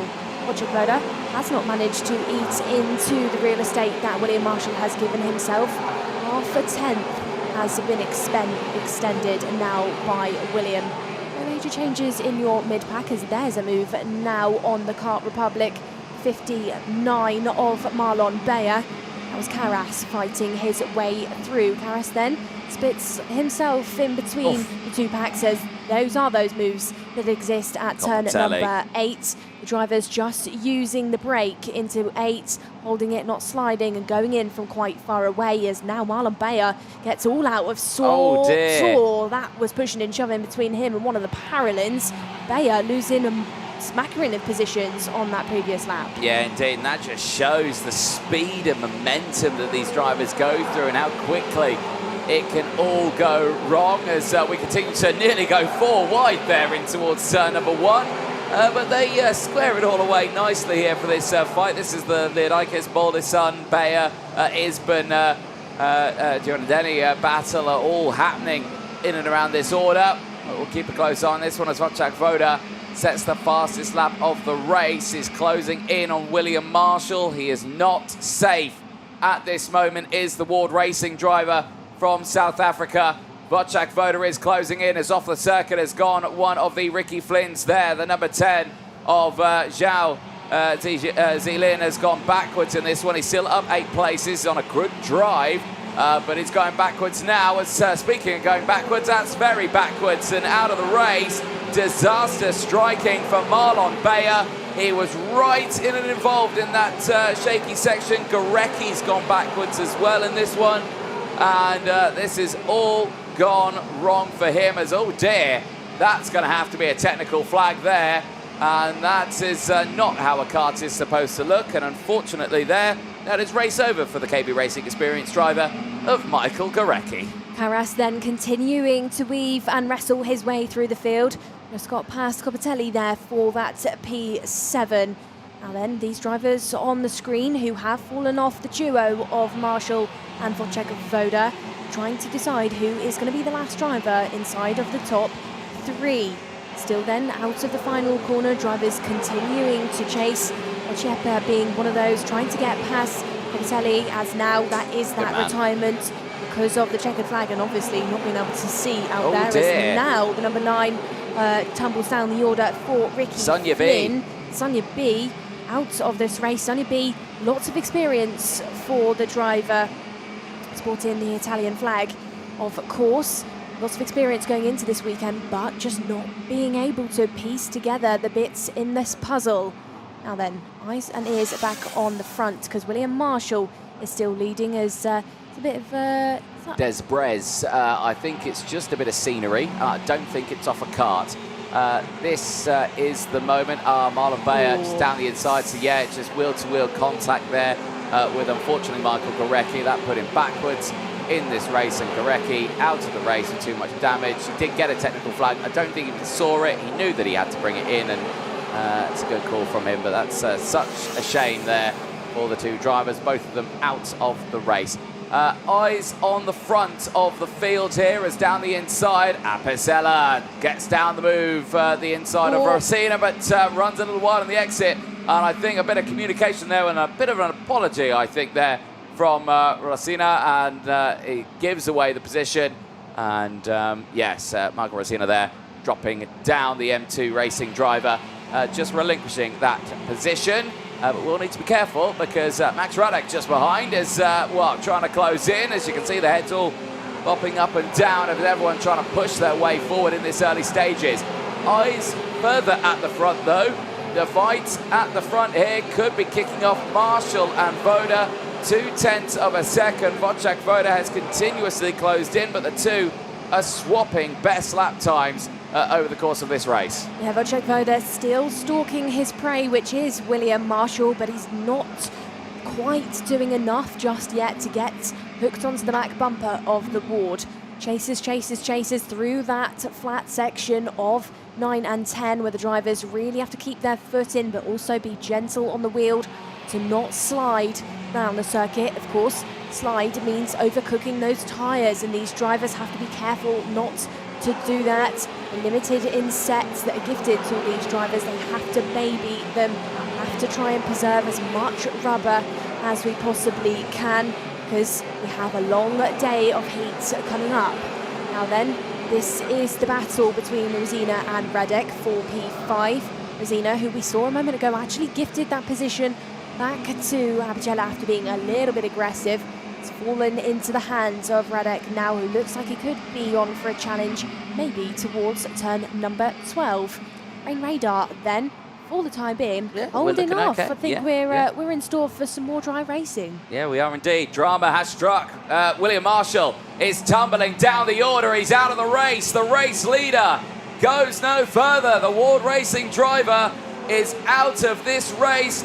What happened to the South African, who was looking at another race win here? Absolute drama has struck the young man who seemed so confident after his pole position at the end of time qualifying. Absolutely has. Was it self-inflicted for William? Was it mechanical gremlins? Or was Wojciech Woda involved in that one? We didn't see from the commentary box. Like Anthony called it, parked on the exits of turn number 10 is Marshall's Ward-branded Tony Kart. That does, however, do great things for Wojciech Woda. Promotes him to the race leader with a 1.5 second gap as he goes under the start-finish gantry. It's also provisionally going to add more points to the board for Wojciech. Make him jump up the intermediate classification order as sends down the inside. That's between Apicella and Mestrada to round out your final spot inside the top two. Big moves, all promoted by those dry conditions where now the drivers can trust the grip and pull off things like that. Yeah, indeed. That was a bold move there down the inside of turn 3 and 4, but made it stick. And yeah, as you say, Antonio Apicella pushing forward nicely here in this latter stage of the race. Wojciech Woda is now clear by 1.8 seconds at the front. There he goes through your screen. Apicella now up into second place. Even Mestrada there in third place still. Michael Rosina and Maximana Radek, Jean Caris and Toulouse Chepa still fighting there. Emmanuel Idikis also on a 7th place gain. Is just looking out the top 7 right now. There is your intermediate classification. Still, Sconio Emilio leading the way with 150 points. Wojciech Woda now looking at 138. Would take second away from Nicholas Ruka when he has 135 points. But certainly this has been a bit of an up and down race for many of the drivers here, as the last lap board is being readied, and that will be heading to Wojciech Woda, who's got 1.2 kilometers remaining of this race. Absolutely does. Only 14 more corners for Wojciech to tick off within this one. This is a race replay then for Caras, is down the inside, clean as you like for that switch of position. Good stuff there by Jean-Paul, who is continuously picking off places this weekend. That was the move done on Maximo Radek. Now then, Wojciech Woda, the 74, who's maybe unexpectedly become the race leader after that retirement from William Marshall, comes through the third sector, all alone out there by 1.5 seconds. Apicella and Mestrada have not switched positions after that overtake for P2. It looks like Apicella is going to round out, goes defensive though on the exit of turn number 14, but it doesn't reduce his rhythm too much. Finishes as your P2. Wojciech Woda though sees that checkered flag, knows it, job well done. Race winner ahead of Apicella, ahead of Mestrada there as your top 3. Did look like momentarily it could have been William Marshall's game, but Wojciech once more puts in a good performance and is now second in your intermediate classification behind Manuel Sconio. Good points on the board, good performance by Wojciech Woda, he would expect would be this strong here in Cremona. Indeed. Right, drivers making their way back now into Parc Fermé. that is the end of their race before the, hopefully the break that still exists in this middle stage. Wojciech Woda, Antonio Apicella and Ivo Bestrada running out your top 3 for the rest of the field. The retirements at the end of this race, though, are the dramatic ones. William Marshall from the front of the grid, retiring from that race. The Ward Racing driver, unsure what happened to him. Clearly a moment out on track, and I think that moment happened at turn number 9 on the lap, as there is the rest of your results going through on your screen. The other retirements, Sonia B, Michael Gorecki, Marlon Bayer, of course the non-starter of Giuseppe Piccolo.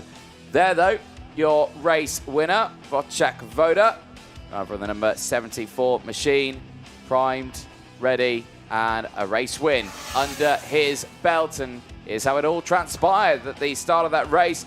The Wards split up there as Marshall took the lead from pole position. They were later split up by Wojciech Woda. Ivo Bestrada did drop down to 3rd place as the rest of the field tried to push their way forward in those early stages. We saw the dramatic battles with Marlon Bayer in those early stages, which later did result in him facing the wrong way, and the NASA panel of Michael Gorecki also facing the wrong way. But for the rest of the racing, though, after that incident, all relatively calm. There was that moment out of the near the end of the final part of the lap, which saw the 2 drivers retire from the race. Later, we saw Sonia B. He would retire from it, and then, of course, the dramatic one for William Marshall as the racing went on. Zhao Zilin had a good race in that one. The driver of the number 10 still gaining a fair few places. Did have dramas out in that race of the number 10 machine, but still controlled it all the way throughout it. Michael Rosina fighting away in those early stages with Ivo Bestrada, but allowing those overtakes to happen. Later, Antonio Apicella was able to get up into 2nd place and push for that P2, and that would bring him inside the top 10 of that intermediate classification. Still a very solid drive. Right then, back to the junior category. Once again, qualifying Heat B versus E will be heading out onto the circuit. Now, these are the last groups before we were due to go into a lunch break. However, we are quite sizably behind schedule at the moment due to the challenging conditions we had this morning. But here on your screen, Albert Tam starting it on pole position. But we caught up with him earlier on this weekend ahead of the racing. Albert Tam, welcome to Cremona, FIA Karting World Cup for OKNJ. This is going to be an exciting weekend for you, of course. Brand new field of drivers racing at an Italian circuit in the beautiful sunshine. Tell us, how are you feeling ahead of this weekend? Yeah, I'm feeling very, very good. I think we can make this weekend very positive, because even the WSKs that we did here, we were always very fast. I wish it's not going to rain, because it is showing a little bit of rain, but yeah, we'll see. This track, Cremona, of course, you were talking about the rain, the weather. It's always on a knife edge here in northern Italy. One moment, beautiful blue sunshine. 1 minute next, you've got rain coming in. How prepared are you to quickly switch over and get things sorted out from if it does go from dry to wet? I think probably this weekend is going to be a little bit harder with if the weather changes very fast, because we only have one chassis. But I think it's still, maybe in the wet we don't have the pace that we have in the dry, but I think we could still be up in the top 5 in the wet. With this being a one-off, effectively, it's the World Cup, there's only one winner in each class. How competitive do you think it's going to make the field? I think it's going to be very competitive, especially here in Cremona, because with the slipstream you can't really go away from the pack. So yeah, last time when we were here on a one-off, then it was complete shenanigans all the time. Love that word, shenanigans. But no shenanigans just yet for Albert Tam, despite that last race. P9 for him, but he starts this once again on pole position, joined by Augustine Felagoni. Christian Blandino and Max Wyland go from row number 2. They will have Michelle Orlando and Mia Auger on row number 3. Good result from Auger as well earlier on. Keep a close eye on the Iron Dames young lady. Yanis Kolovos and Nikita Botte go from row number 4. Botte taking a race win earlier on for the Ukrainian. Close eye on him. Orlando Ravelli and Gioli Kara go from row number 5. Jakob Bednar and Xavier Lazaro go from row number 6. I'll have David Nikifor and Bautista Delic on row number 7. Row number 8, it's Callan Coste alongside Samuele Giannini. And then from row number 9, we have Hal Bonneman with Crescenzo Zimbardi. From 10, it's Jonas Pundis with Grayson Walcott. And shortly behind on row number 11, it's Nefeli Cosmopoulou with Jose Gutierrez. 12, Antonio Coccianella with Zoltan Koini, and then shortly behind on 13, it's Alessio Caracci with Alexander Prozovic. Rounding out your 14 rows of your grid. 27th on the road, it will be Valentino Manacero. Drivers in this field then will try and make up some positions as we head into this rotation of qualifying heats, especially drivers in that midfield section, the likes of Xavier Lazaro, who had drama out there on the track yesterday, but is not unknown in the world of FIA competitions, was gold in the FIA Motorsport Games last year. So maybe watch him walk into this FIA weekend and try and grab some good results. Here we go then, into the tram lines, revs raised, lights go out, we are racing, down and towards turn number 1. Good start for the inside load, but look at that NASA nose cone flapping around an Albert Tam in towards turn number 1. It looked like it was detached before the race had even started, but we'll have to keep a close eye on that one as it goes through. As drama already at turn number 1. One driver has not come through, and we'll try and figure out who that is. I think it's a little further back in the grid, and it is indeed. It's one of the DRs that's not come through. Jose Gutierrez of Mexico has had drama, but hopefully he can get it restarted. If not, he's out of this race. Clean air then in the front for Albert Tam for the time being. 9-day difference compared to his first heat of today's racing, where it just didn't quite go right for him at that start. Reversing slightly within this one in just the first lap is Mia Auger has dropped off the back of this front pack, which includes Albert Tam, Michelle Orlando, Blandino, Figlioli and Kolovos for the time being further back in the order. Dramas for some of those drivers, like you called it, Anthony. Jose Gutierrez, who will not go any further in this one, has not managed to get to that OKN Junior engine restarted. Now then, definitely dry racing for these drivers now as they head back onto that dry line. Ikonka turns like number 8 on that rubber, going nice and late and hard on the brakes, and they're completely flat now through this section of the track. There's times on the board. We're nearing closer to what we were setting in qualifying yesterday, so the track is starting to come back to life. Nose cone looking a little bit wobbly on the front end of Albert Tam's car as we went through the start-finish straight. There's now a technical flag is given to Delic out there, the 102. Yeah, indeed. I did mention that at the start, and you know, it does look like it's flapping around a bit. It doesn't look like it dropped. It just looks like it's a bit loose. As hands going up, and there you go. Bautista Delic is the 102 who's received the technical flag. He is unawares as to why. And honestly, from my screen there, I also didn't know why. It didn't look anything from that position, but obviously the officials have seen something. It could be a chain guard that's come off. But he has seen the flag. Let's see if he's going to come in this time around. If he does come in, I'll be crucial to be excited to know what has actually happened to his machine, as he's currently circulating still in and around that bottom of the field, P22. And he has gone round again by the looks of it. But yeah, a bit of drama as down the inside. That was an audacious move there, attempt from Gianluca on Max Wyland, and that's not gone well at all. Ravelli and Auger have gone through. Well, door swings over then for Mia Auger, who has to defend in the entrance towards turn number 8. She has lost 3 positions so far within this race, but was just gifted.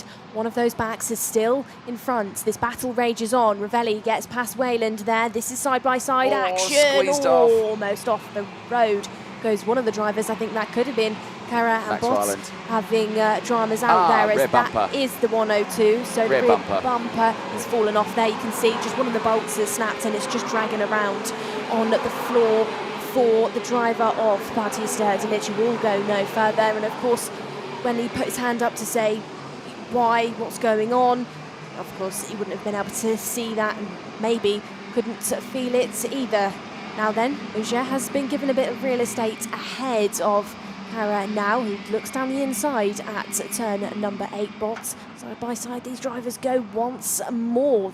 Cara and Bott take the each two have other off. collided and gone hard into the wall at turn number 9. And that is Gioli Carrera and Nikita Botte hard into the barrier. And that's brought out the slow procedure, because that's not only extensive damage to the barrier, but I think one of the drivers in a bit of discomfort there.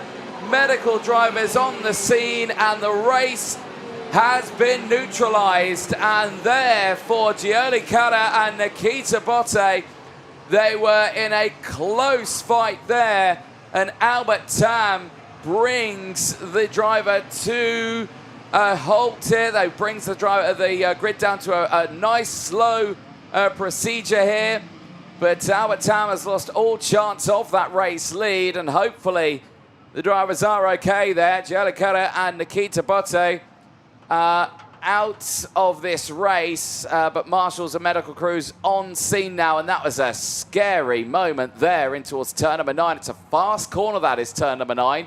We have seen the overtakes there, and albeit that is just a showcase of how quickly it can go wrong. Yeah, I think Gioli has walked away from that one and is over by the marshal post. But that was a huge moment for our drivers, hoping both of them are okay. Race then, of course, slow boards are out for these drivers. There's now more drama out there. That looks like Giannini pulling over. Is that mechanical in nature? I suspect so.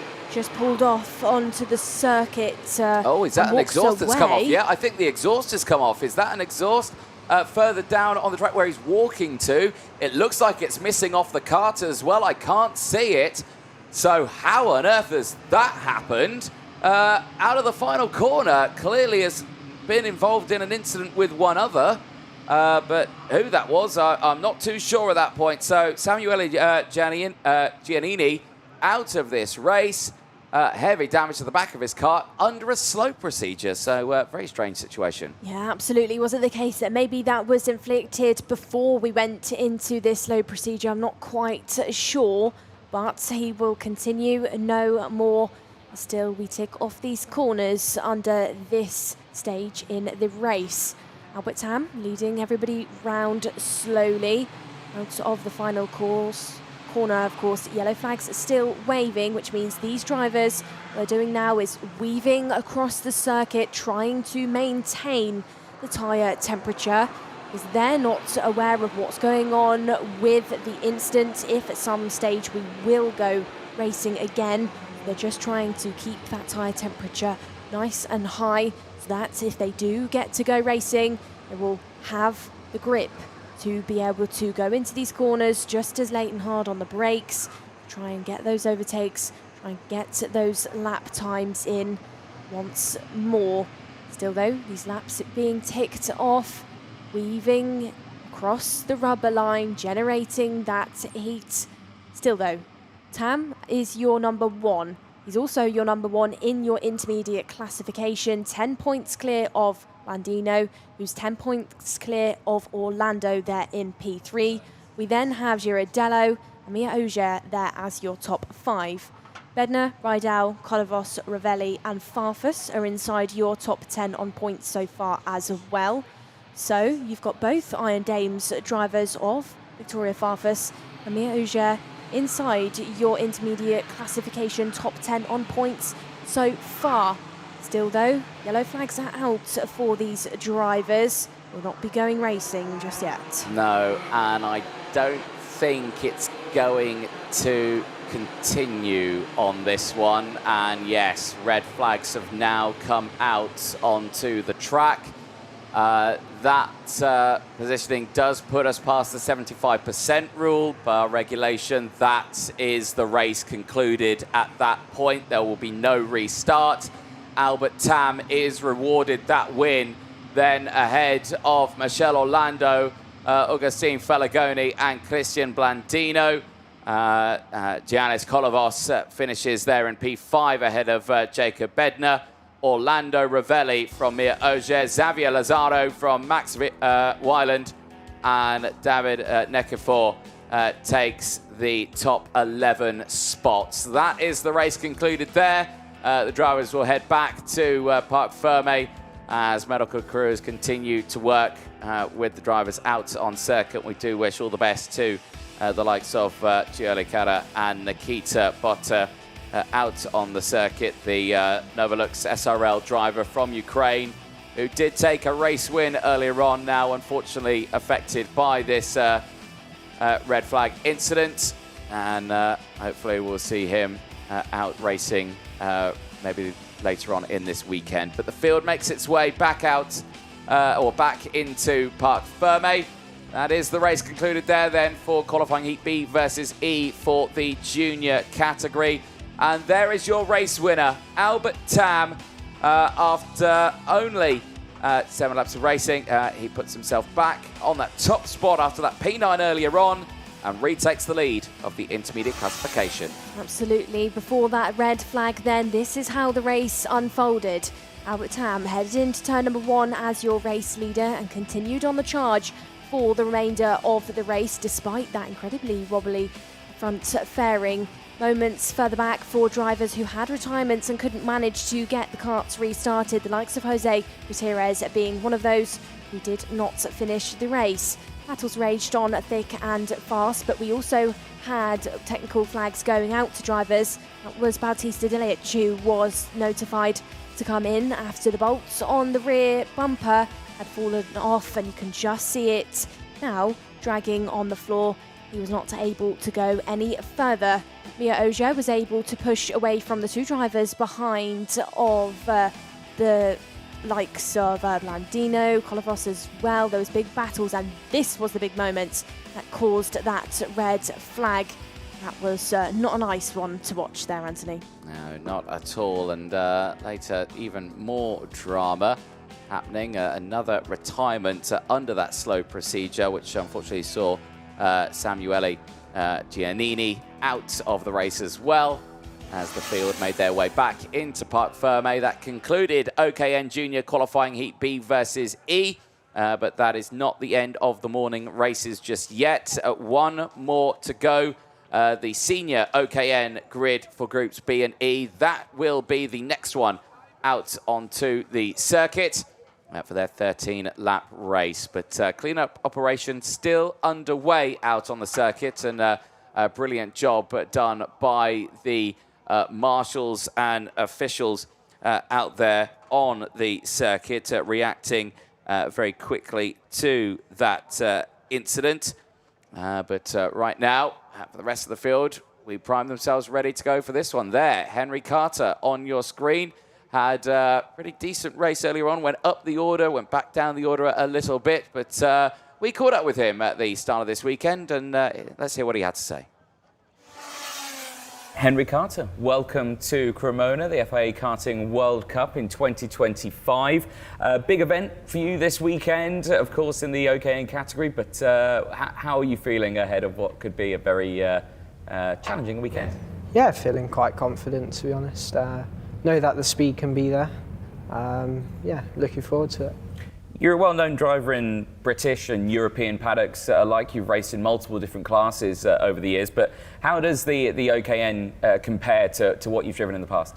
Yeah, for sure. It's a bit difficult because it's direct drive. You've got to learn different driving styles because of the tyre. Yeah, it's a bit different to X30 in the way that you brake. Yeah, so it's good. You've got multiple drivers from all over the world this weekend as well. The talent pool is massive. What is your game plan ahead of this weekend? Yeah, obviously the game plan is to win it, of course.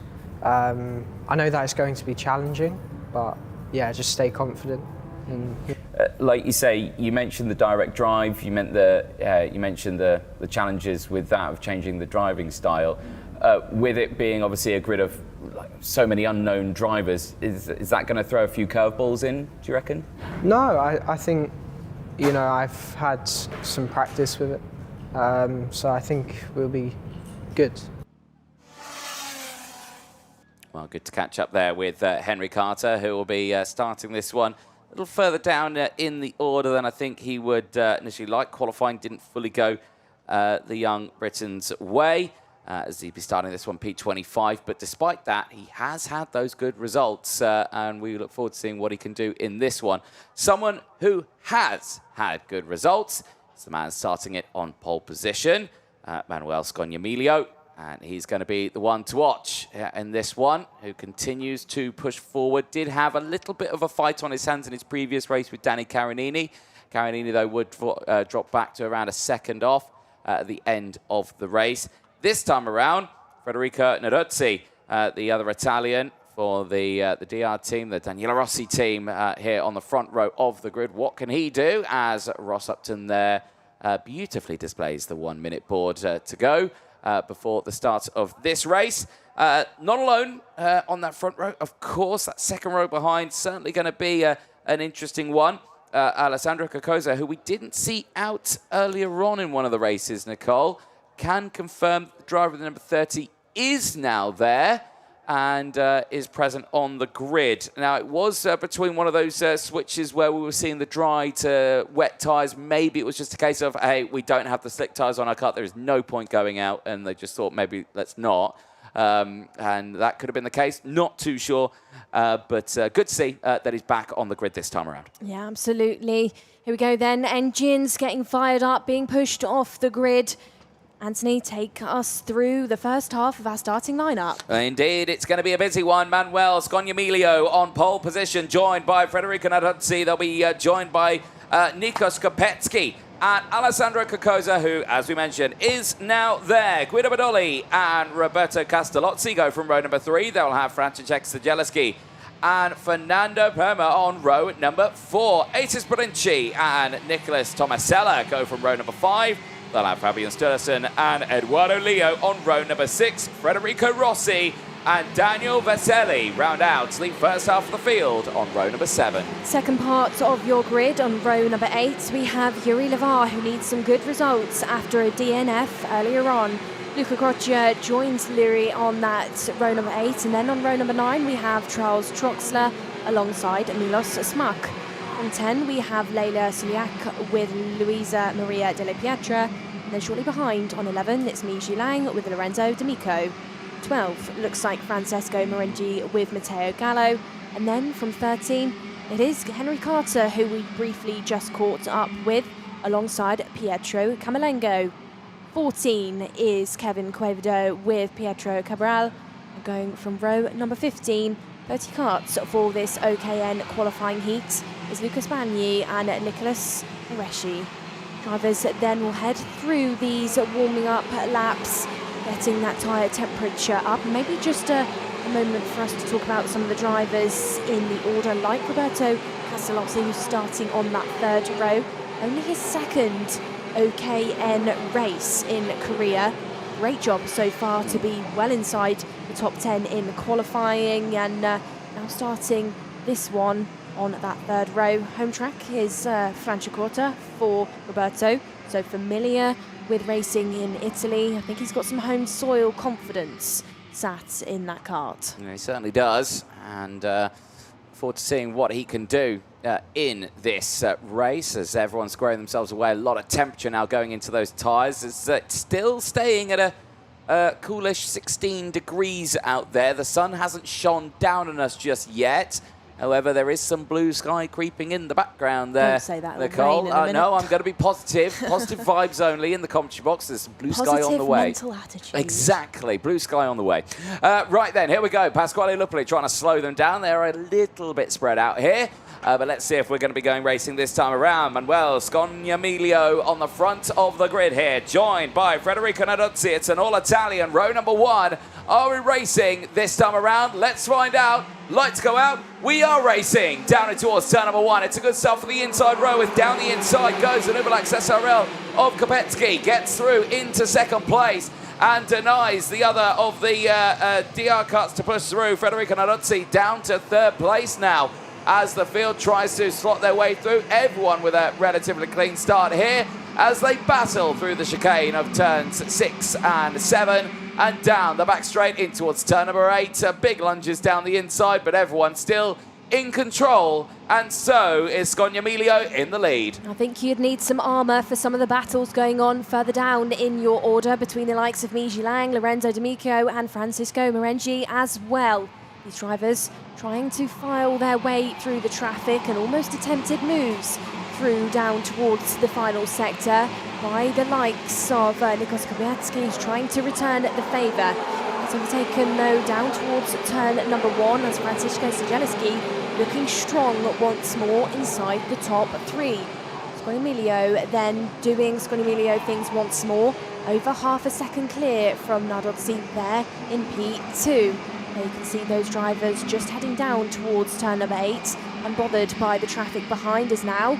Lots of overtakes going on consistently down towards turn number 8. As Guido Bedoli being challenged there. Kukoca all involved in this scrap, which is lighting up and getting feisty. Oh, up in the 2 wheels there for the Paralin, the 72 of Atis Barinci. Almost, but back down on the track, he manages to land. Yeah, indeed, is getting very feisty here now at this one as Kopecki's trying to cover off multiple drivers here. I think he's showcasing he hasn't got the pace here. He's becoming a little bit of a rolling roadblock here from the rest of the field. And he's no, it's not Kopecky, it's another one of the Novolax. That's Fabian Strössen, sorry, who's got a bit of the problem behind him with that train as they're all trying to go through and wheel to wheel banging there. The TV cart there of Roberto Castellozzi trying to squeeze through the order. But all the meanwhile, it's just a thing getting swamped by the pack as he drops further and further down in that order.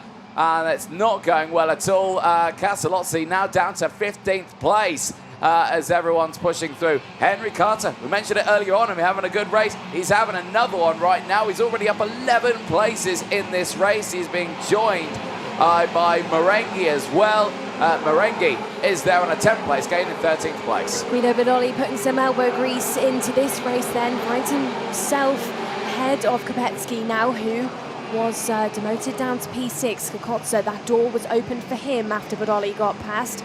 So Kukoca actually using Guido for the time being to get through this traffic down towards turn number 8.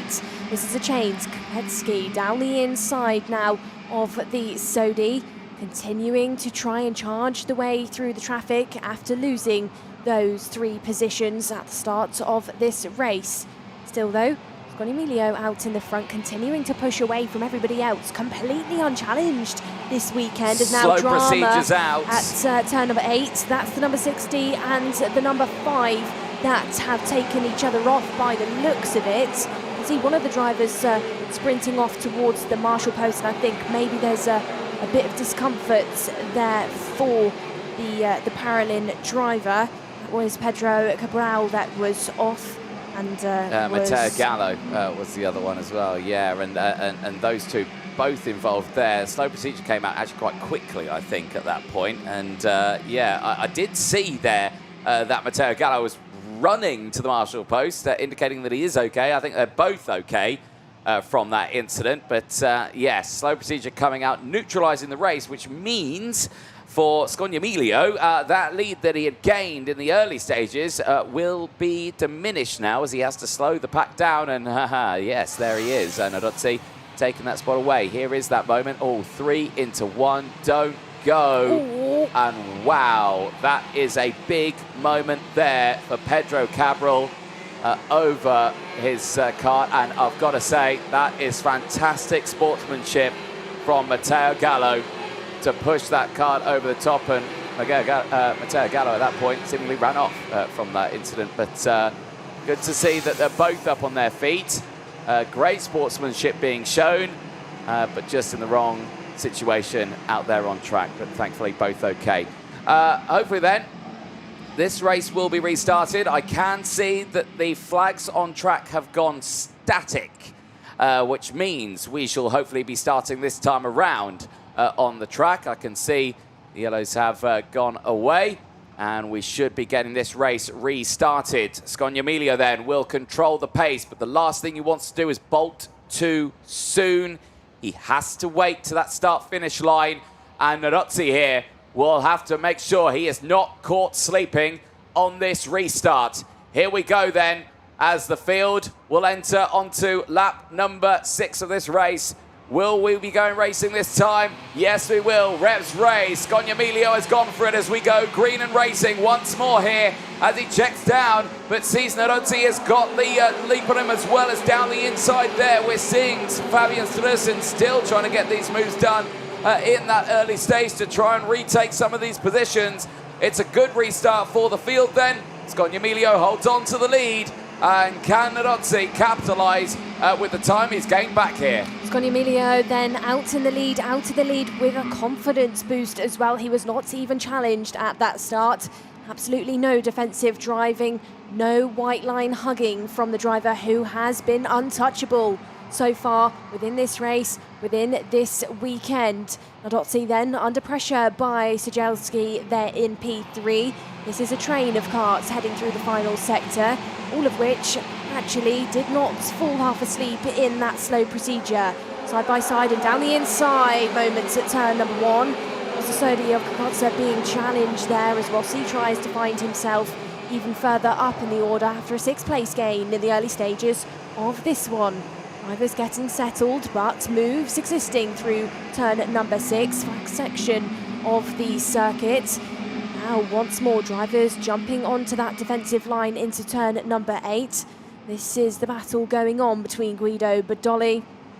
Ryan gets himself up into the order. That is Sigelski now going down the inside.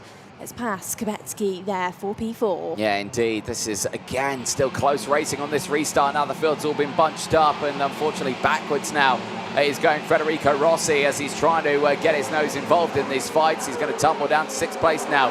I'm going to keep a close eye on Marenghi as well in this one. He's on still a 14th place gain in this.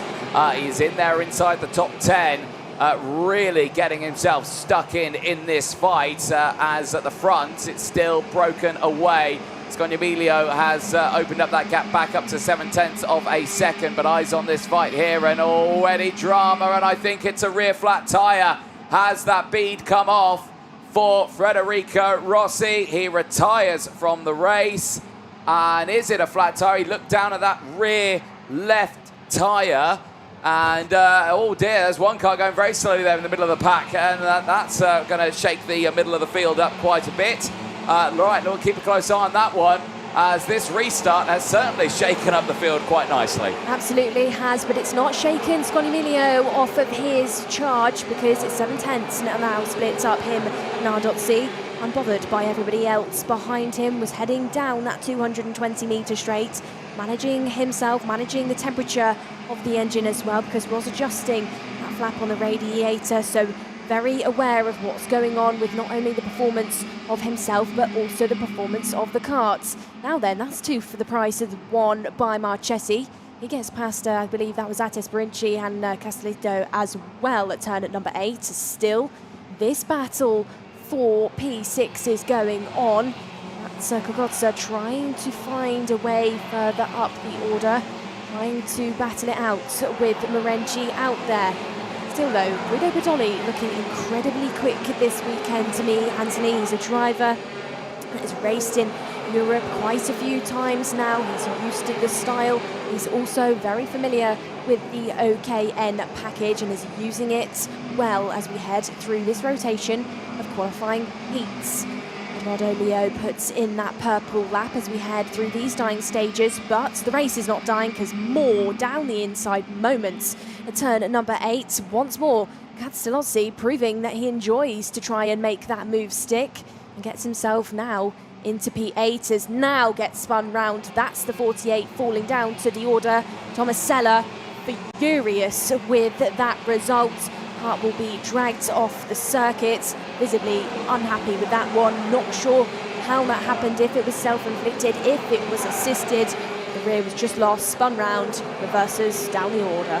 Indeed, that is a big shame there at this stage of the race, with the last lap board coming out this time to the field. This is your battle for second place, though. Guido Badoli has been reeled in now by Nadotzi, once these two have been fighting away for these last couple of laps. Badoli initially getting that overtake done into second place. But you can see how close it is now. Nadotzi is not going to relinquish this spot sooner rather than later. Can he try and claim it back as we go on to the last lap of this race? Scognamiglio leads the way by a staggering 1.4 seconds ahead of Guido Badoli now. Nadotzi there in third from Siedzielski. Kopecki from Leo Marenghi on a 16th place gain, but then of course you've got them out of that number 51. Nicholas Marchesi is there on a 22 place gain. What a drive in this race. That's got to be the drive of the weekend so far. I don't think anybody's matched that on promotion within these heats. The good stuff there by Marchesi, still chasing down, trying to add one more to that tally of 22. Out there in the front, though, adding to his tally of wins, adding to his domination. Scognamiglio out 1.2 seconds clear, will receive that checkered flag with another race win. Adds to his points on the board. He now leads by 200 points in your intermediate classification. Sees the black and white flag then ahead of Guido Badoli, who rounds out your top two, followed closely behind by Nadotzi, who didn't want to give up that last position inside the top three. He has actually helped himself in the point standings. He's currently second, overhaul behind Scognamiglio. Reminding top five drivers then include Franciszek Siedzielski and Nikos Kopecki. And then we have Eduardo Leo, Francesco Marenghi, Nicholas Marchesi, Roberto Castellozzi and Alessandro Cocozza as your top 10. Well, the rest of the field across the line there is your top three. It's going to be a while before we see Groups B back out on track. The seniors Group B will be the last race of the day for Manuel Scognamiglio. The same as him and the rest of the field on this one. As there is the rest of your results. Henry Carter finishing in 11th place. That's a good 14th place gain ahead of Fabian Sturzen. Atis Barinci from Daniel Vitelli. Misko Smuk from Lorenzo D'Amico. And Luisa Maria Della Pietra from Leia Skulak, who rounds out the top 18. 19th is Fernando Perma from Yuli Lavar. Charles Troxler from Kevin Cuevo. Then it is Pietro Camalengo from Mi Jinlang. Lucas Bagni from Luca Croscia and Nicholas Tomasella, Federico Rossi from Matteo Gallo, and Petro Cabral, who round out the rest of the field. Four of those drivers retiring in dramatic fashion. But there, though, Manuel Scognamiglio, that's 4 wins out of 4. He's looking at a clean sweep here after a second in time qualifying. And here is how that race progressed all the way to the beginning stage of it. And in the early stages of it, Matteo Gallo and Pedro Cabral having that immense moment down at turn number 8, which saw those two drivers unfortunately out of it. Earlier on in that race, though, we saw drama from some of the Hangman Racing team drivers. There, I think Yuri Lavar, who had to recover back in that order, still managed to keep his nose in the fight, but having those dramas right at the beginning of that race. There you can see the near two-wheeled moments there for the pilot of the number 73 machine of Nikos Kopecki, who would later fight back inside that top 5, but finishing down there in P5 indeed. There was that moment. Pedro Cabral right over, but great sportsmanship being shown, and thankfully both drivers okay from that incident. Yeah, great stuff there by Matteo Gallo to instantly jump up and give Pedro a hand, who luckily did walk away from that one, hopefully all okay. Still though, the race continued and we did go green once more, where Scognamiglio once more took that dominant form. Our drivers in that mid-pack section, including Cocozza, get very busy, still vying for position, and we had more retirements later on. It was Federico Rossi who pulled in with a suspected flat tyre. Turn number 8, hotspot moments for drivers to get to those overtakes, and it was Nicholas Marchesi who was doing just that. It's got to be the drive of the weekend so far. 22 positions gained from start to finish. That is some serious promotion for the driver of Italy. The race then continued on, and then we had drivers at the back of the field get it completely wrong. That was Nicholas Tomasella, who spun round and was not happy with that. Kart was pulled off. He went no further, added his name to the 4 that retired. The name, though, who has consistently been your driver to beat this weekend. Strong form here in Italy. Italian driver, Italian track, Manuel Scognamiglio. Indeed, we'll keep a close eye on that progression over the course of the racing today, which is now going to come to a brief halt. We will hopefully be back on track at around about 2 o'clock. We'll be back around 5 minutes before that as well. And that'll be back with the Academy Juniors that'll be heading out onto the circuit for their second qualifying heat. But that was the morning phase done and dusted. We will take a short break. Like we say, from myself, Anthony Jordan, and Nicole Sutherland, the morning phase is done and dusted, but I say plenty of racing to go. Make sure you don't miss it. We will see you in around about half an hour's time for the rest of those racing. But yeah, as you can see, it's starting to brighten up here finally at Cremona.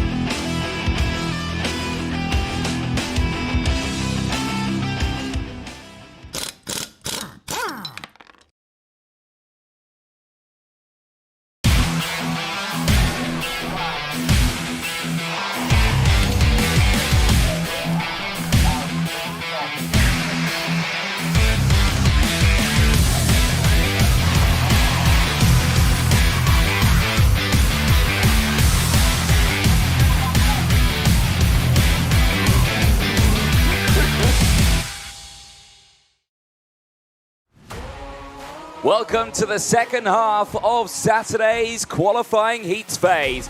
It is the OKN and OKNJ World Cup in 2025, brought to you live from northern Italy, just outside the city of Milan and Bergamo. We are ready for the second half of the day, and of course not forgetting the all-important Academy Junior Trophy that will be taking part this weekend at the Cattedroma Internazionale Cremona karting circuit. Year of opening 2015, event record set in the junior class.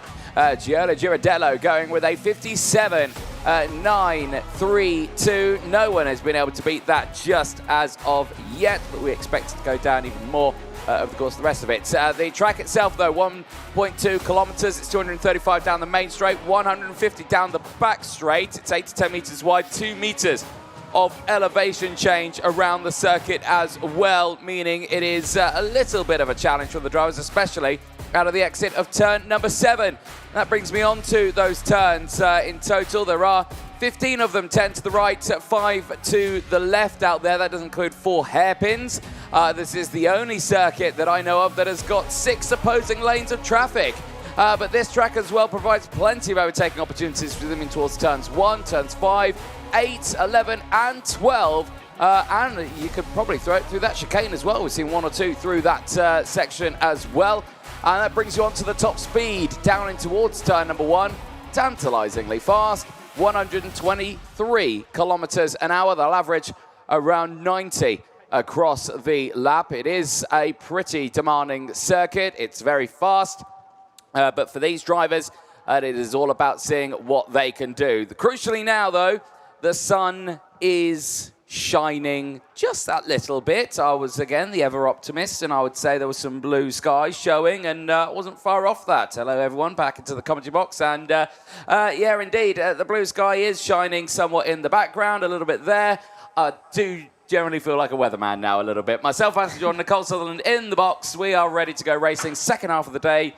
This morning was a bit dramatic. The rain, that's all gone. It's cleared up. Actually looking like a pretty nice day. Yeah, absolutely is. Of course, third rotation of our heat. So this is crunch time for our field. Of course, we've got 90 OKNs out there, 83 juniors, and of course, our Academy trophy drivers as well. So lots of racing to be done, lots of moves to be made as we head into this dizzyingly competitive phase of the weekend, which is started by our Academy juniors. Like Anthony said, we will be going into their qualifying heats B versus C, led on the front row by that driver there, Nicola Frigg, who's going to need a good race within this one after not managing a lap earlier on this morning because of those weather conditions. Nicola actually got caught out on that first lap on the grass, so he's going to need to put some work in as we head through this heat.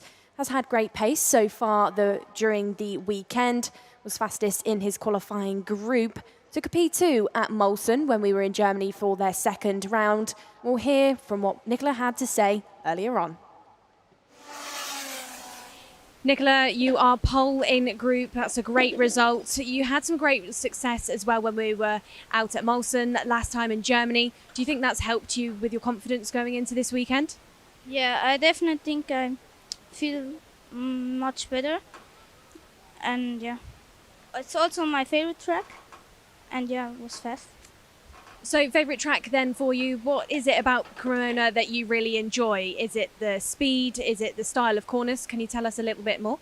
Yeah, I like the style of corners, these fast corners and the slow ones, and I also like the curbs and the asphalt. It's really cool. And we have to wait to see what the outcome is of our second group of qualifyings for the Academy Juniors. But how are you feeling with the pressure with it being a last round in the championship? I'm actually quite calm because I know I've got nothing to lose. And it's like I can still win everything. So it's good.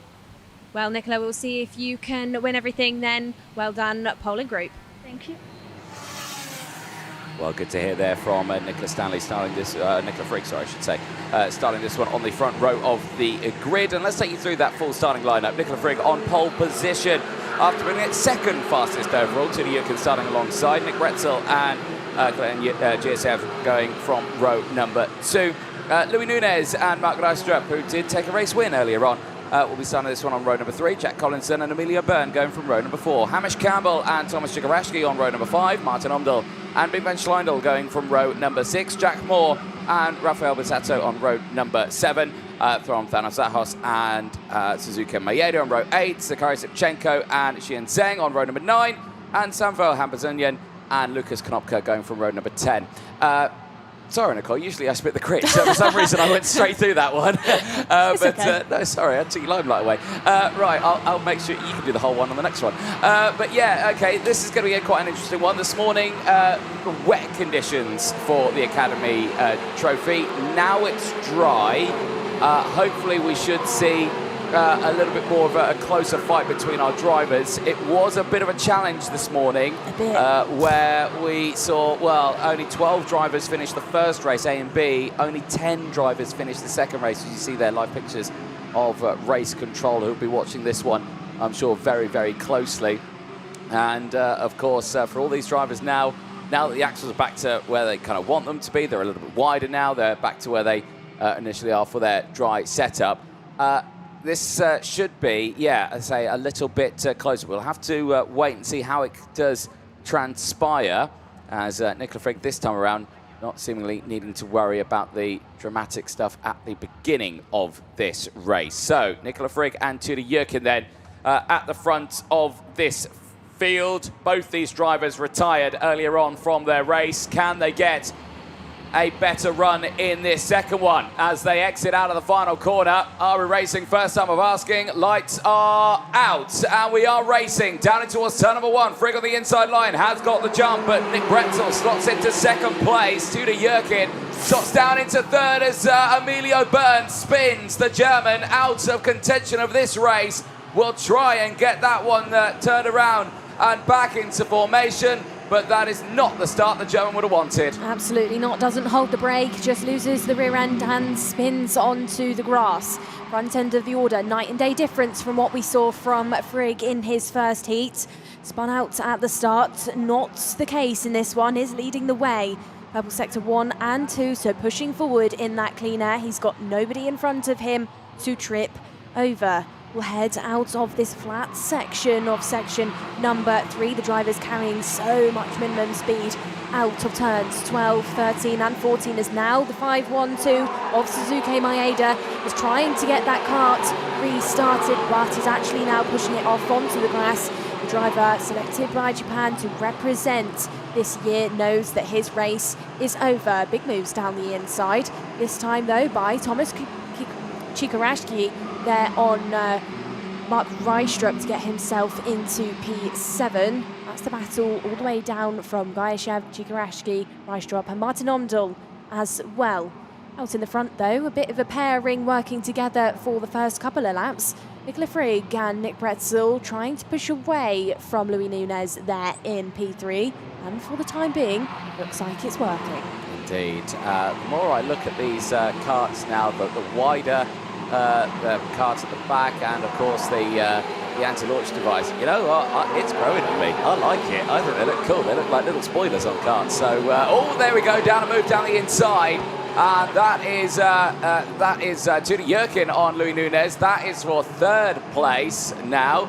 And Nicole, you gave me a weird face when I said I think they look cool. But no, I think they do. Like I said, I mentioned it earlier on that they look like a Ferrari FXX. I'm standing by that.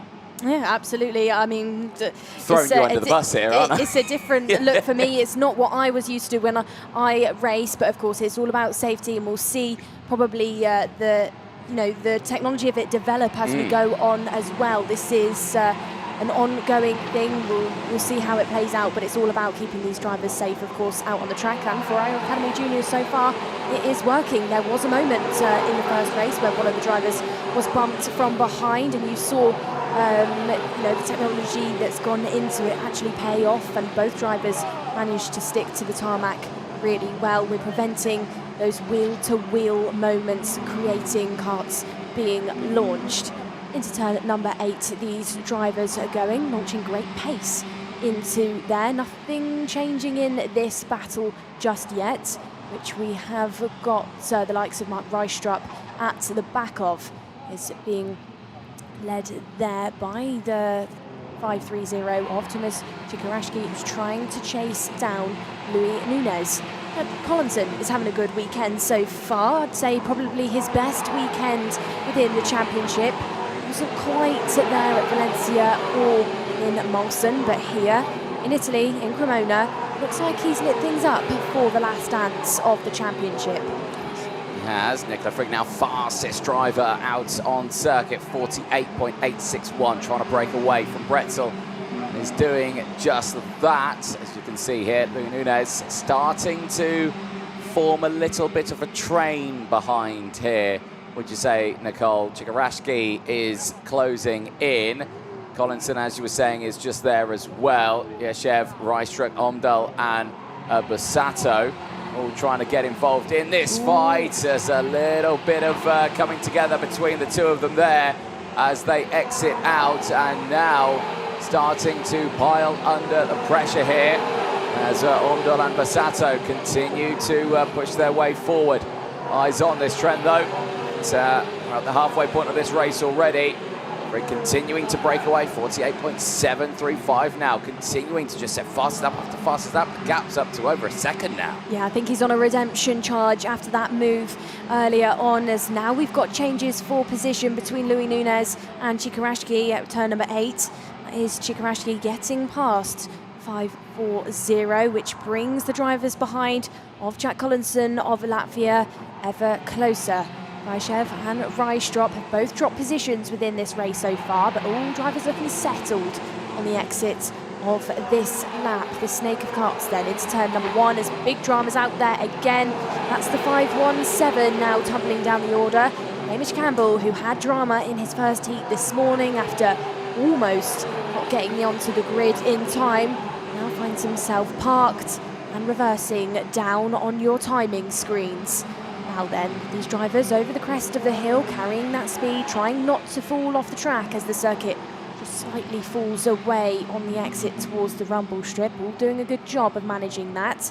Nobody majorly tripping over themselves or each other just yet. Collinson looking like he's being shadowed quite heavily now by Gaishev there for that P6. Watch Gaishev down in towards turn number 1 because he's right there on the back bumper of the Latvian driver. I don't think he's got the legs to get it done just yet, and look at that shot. The camera just flicked to us, Anthony. We can see the entire circuit here. This is probably my favourite commentary box of the year so far, I'd say. It's pretty solid, to be fair. It's got a good view. The only downside, can't see turn 1 from commentary box. Absolutely. There is a gantry in the way. But other than that, no, we can see near the entirety of the circuit. It is my favourite. Making you giggle in the box. Right, but we are near the end of this race. It is closing in quite nicely. But look at this for the field right now. Primed and ready. A little bit of a shake-up there for Louis Nunez as he might get squeezed out of the pack here. They're all piling on the pressure. Reistrup just there behind us down the inside. Changes happening. Bussato past Omdal has got his way through, so big changes happening all the way throughout this. Girshev managing to get up into P9 as well. Yeah, good stuff there by Girshev there inside the top 10. Nicola Frigg then still clear from the remainder of the field by a minimum of 1.8 seconds. Let's not forget, after that DNF, we'll have those fresher tyres on board. I do think he is using some of that extra rubber that he has got bolted to him to his advantage within this one. Gap between Bretzel and Judy Jurken, who are fighting it out for P2 now. Just 0.3 of a second. There's nothing in it, no breathing room there for Bretzel, who's heading out of the 3rd sector and on towards the final lap under pressure. Meerkat move, head bolts over the shoulder to see the gap between him and Jurken into turn number 1 and 2. Hasn't cleaned the gap up just yet. Hasn't cleaned it up into turns 4 and 5 either. And that nose cone, actually, to me, on Judy Jurken's kart is looking a little bit wobbly there. I don't know if you can agree, Anthony, but maybe, just maybe, that could have suffered a little bit of damage in the early stages of this race. Bretzel still opening up that gap. It's now 2.1 seconds of real estate that he owns. It's not being sold off at all to Bretzel or Tudor Jurken. Job well done then for Nicola Frigg. It looks like final moments of this one, final meters left to go. Sees that checkered flag as the first driver within this race. 2 seconds clear from Nicola Frigg. Night and day difference from the race that Frigg had earlier on today. Ends this one, like we said, miles clear from the remainder of the field. Bretzel does finish that one off then in P2 with Tudor Jurken rounding out your top 3. Chigurashki and Jack Collinson are your drivers in the top 5, both on good charges through the field. And then we have Rafael Basato, Ryan Gaishev, Mark Reistrup, Louis Nunez and Martin Omdahl as your top 10. 1, 2, 3, Frigg, Bretzel and Jurken, all drivers that could be contenders for some good results as we head through this weekend, adding points to their intermediate classification tallies, which is nil led by none other than Bretzel, who of course finished that one off in P2. Indeed, the rest of your field there, Tudor Jurken, Chigurashki, Collinson from Basato, Gieshev from Reistrup, Nunez from Omdahl, Moore from Zahos, Lipchenko from Konopka, Schleindel from Zeng, then the rest of the field coming through the field at the back of the grid. Hambazunian finishing in 17th place, Campbell Burned and Suzuka Maeda unfortunately not finishing that race. For Nicola Frigg though, that is redemption from earlier on, Nicole, as he has taken his first race win of the weekend.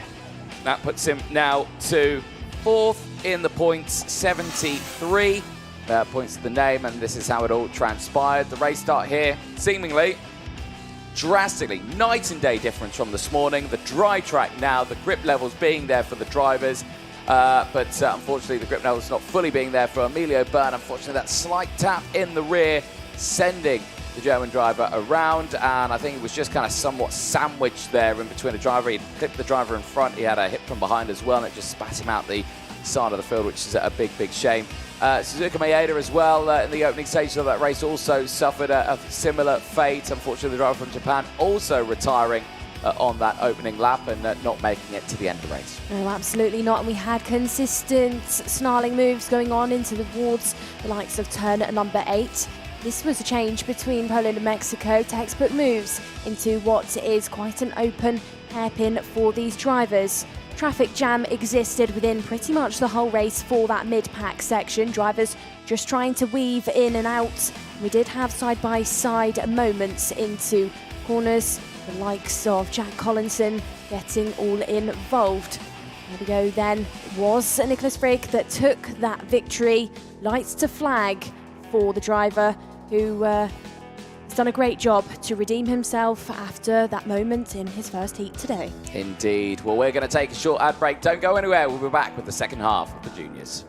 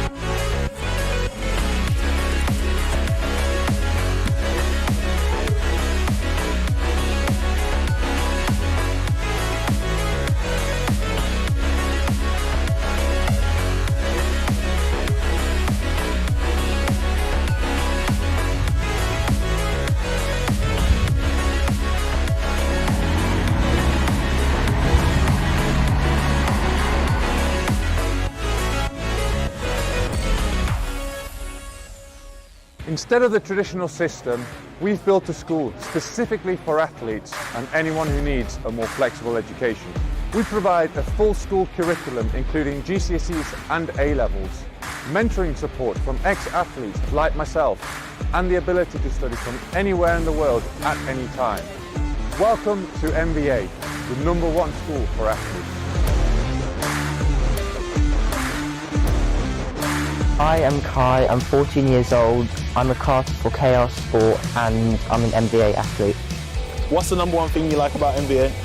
The flexibility, because it allows me to train and kart when I need to. You can balance racing and your education.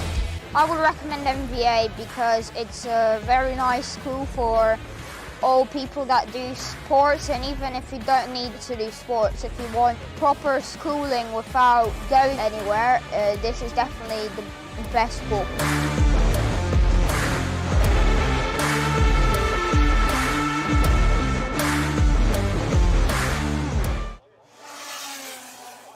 Welcome back, ladies and gentlemen. You're watching live coverage of the 2025 FIA Karting World Cup here from Cremona, Italy. We are halfway through the Academy Junior, so their second round of qualifying heats as Groups A versus D will be the next ones to head out onto the circuit as the sun is now shining on the field here, Nicole. Drastically different conditions than this morning. And for this one, no estaciones on the front of the field for this one. And for a lot of the drivers, again, in the second groups, it was a real shake-up in the morning. But, of course, for other drivers in this one, they are fighting as hard as they can. There is a championship fight up for stakes at the end of this one. Of course, Merlin Machard, Oive Venturata, and Julie Rivera are the three drivers in that championship fight. And I can tell you right now, those three drivers start second, fourth, and third in this race. And the driver who starts fourth in it is Oive Venturata. And we caught up with him earlier on this weekend. Oive Venturata, welcome to Cremona. Welcome to the, what is the World Cup, but you don't care about the World Cup. You're racing in that final round of the Academy Trophy and you're the points leader, joint 84 points with Merlin Machard. This is going to be a close weekend. Tell us how you're feeling ahead of what could be a very dramatic end to 2025. Yeah, I'm very excited to race here and I like the track. And Marsan is fast. I'm sometimes fast, and it's going to be a close battle. Certainly will be. You've got some new things heading your way this weekend, of course. The brand new introduction, the new rear bumper, the anti-launch, I believe it's called. But you've got that in practice, and you'll be using that this weekend. You've not driven it yet, but what are your thoughts about it? Yeah, it's not a big deal for me. If little bit the chassis is a little bit different, but I don't care much at all. It's almost the same. Excellent. But let's talk about the track Cremona itself. Brilliant circuit, pretty fast for many drivers, but have you got much experience here? Yeah, I've driven here 3 of 2 races and I know the track well. Excellent. What would you say the most exciting part of the track is? The first sector is fast and... Yeah, excellent. This weekend, of course, like we say, you represent Finland. You're on the edge of becoming one of the drivers who could come away with that title that so many other amazing drivers have won in the past. What would it mean to you to take that #1 spot? Yeah, it would be some incredible feeling if I would win this, but let's see. Well, good to chat there to Oive Venturata, starting this one on the second row of the grid. All three of them, though, in that championship fight. And no estaciones as well, part of that, because it is still tantalizingly close all the way throughout the top. Of course, Oive Venturata leading it with 84 points. Merlin Machard joining him on those 84. Rivera with the 83. Finley Lines is fourth in the standings at 64 to his name. Nicola Frigg with 63. No Estaciones sixth with 60. Joint with Erik Paulsen. So again, all of those drivers all in with a fighting chance of this one. But of course, it is mainly down to those top three who are only separated by 1 point in total. And at this moment, they are still very close in and around that top section, but that first race earlier on certainly put a spanner in the works. Noe Estaciones and Julian Rivera on row number 1. Merlin Machard and Oivo Rentanata go from row number 2. That are thinly lined. And Hernan Rodriguez on row number 3. Row 4 sees Edouard Godefroy and Bautista Panetta. They'll have Turin and Ludigan and Eric Paulsen on row number 5. Row number 6 is Nikolai Karukin with Daniel Labella. And then from 7, we have Emma Rose Dowling, who needs a good one after a DNF earlier on, alongside Paul Becker. Shortly behind on 8, it's Miyazaki and Kalilia Sodu. And then from 9 is Geronimo Corral with Dominic Braden. 10 is Rosalind Schrei-Eiser with Zaza Kuganadze. Rounding out your grid, on row number 11, we have Raz Dahan.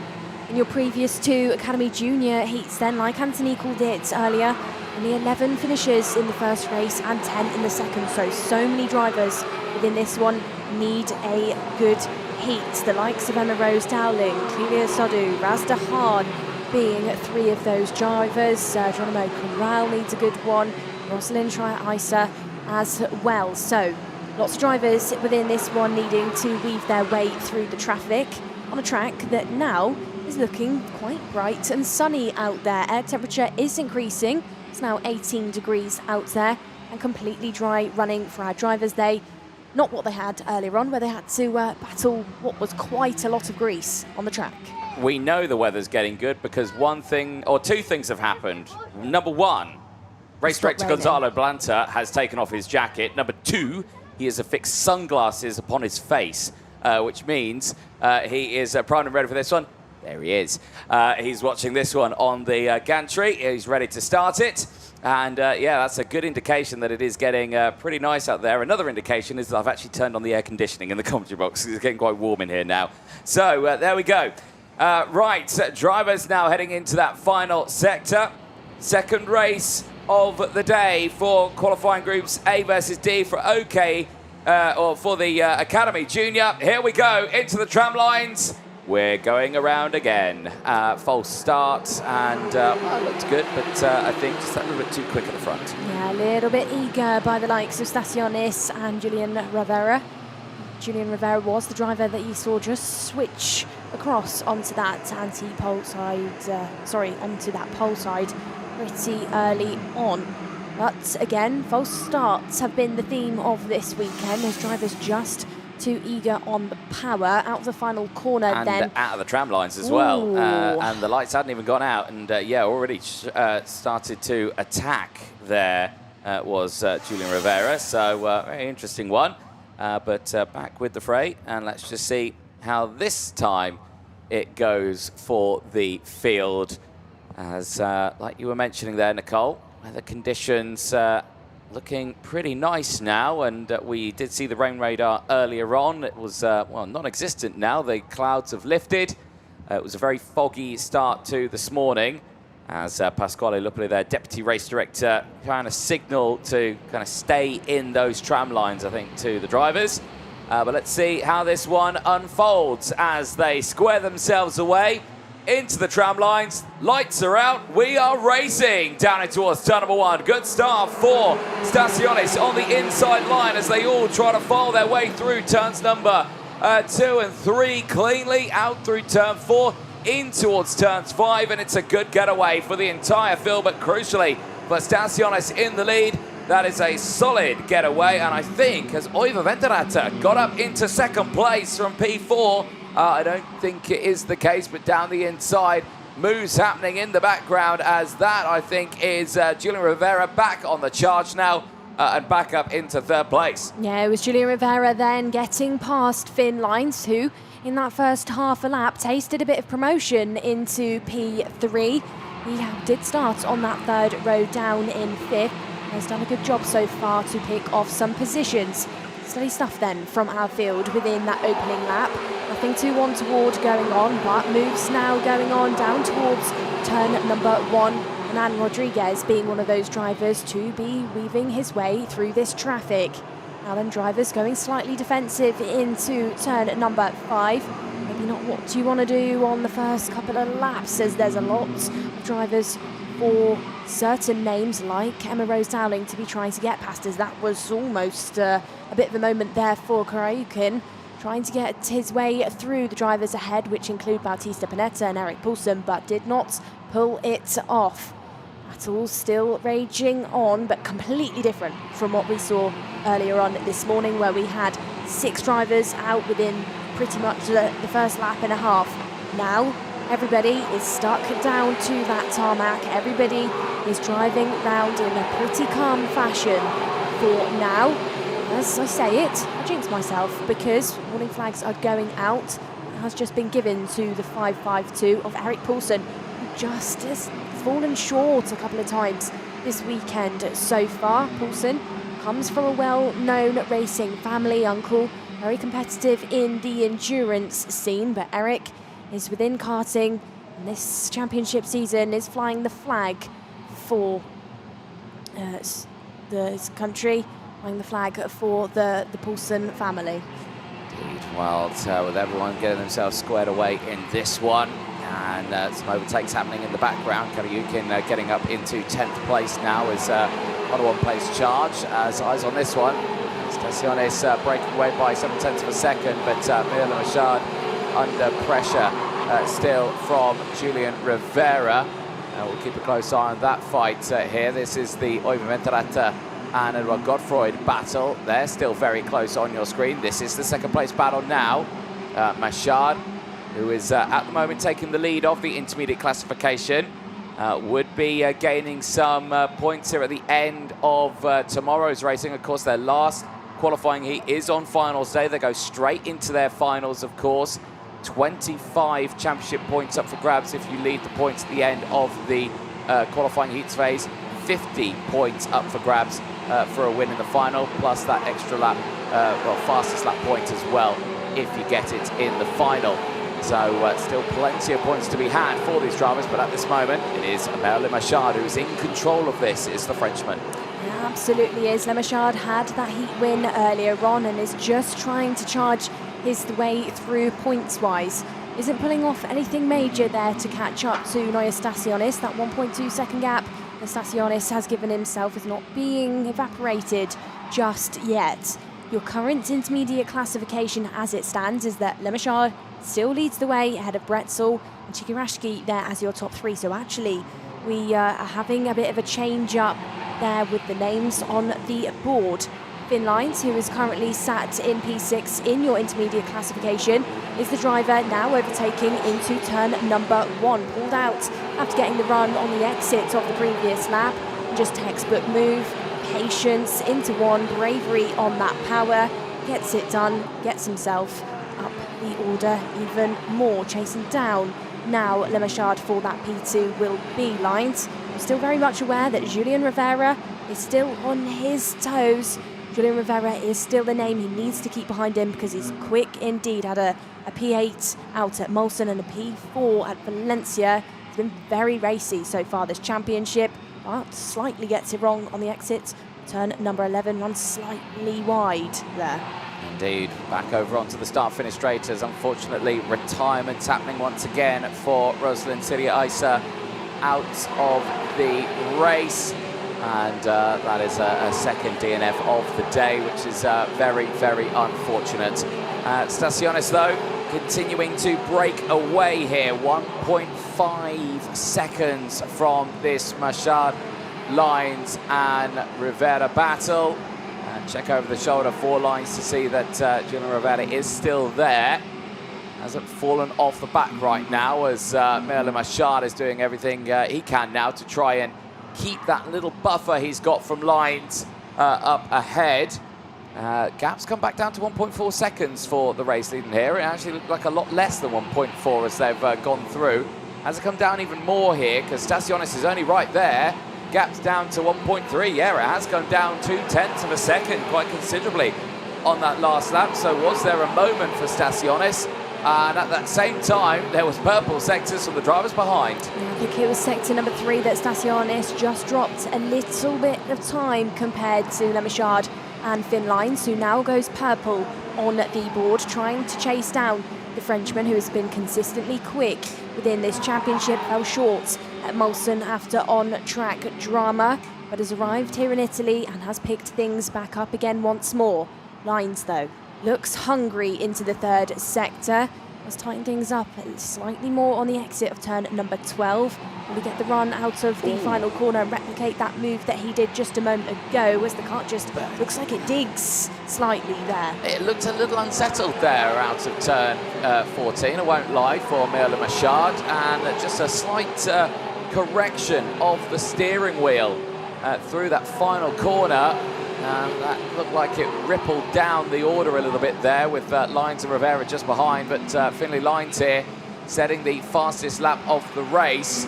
Now is really piling on that pressure to Emile Machard for second place. Eyes on the rest of the field here, all the way down the order. You've got the Venturata, Godfroyd, Unludigan and Poulsen battle. Kariukin there as well in the fray.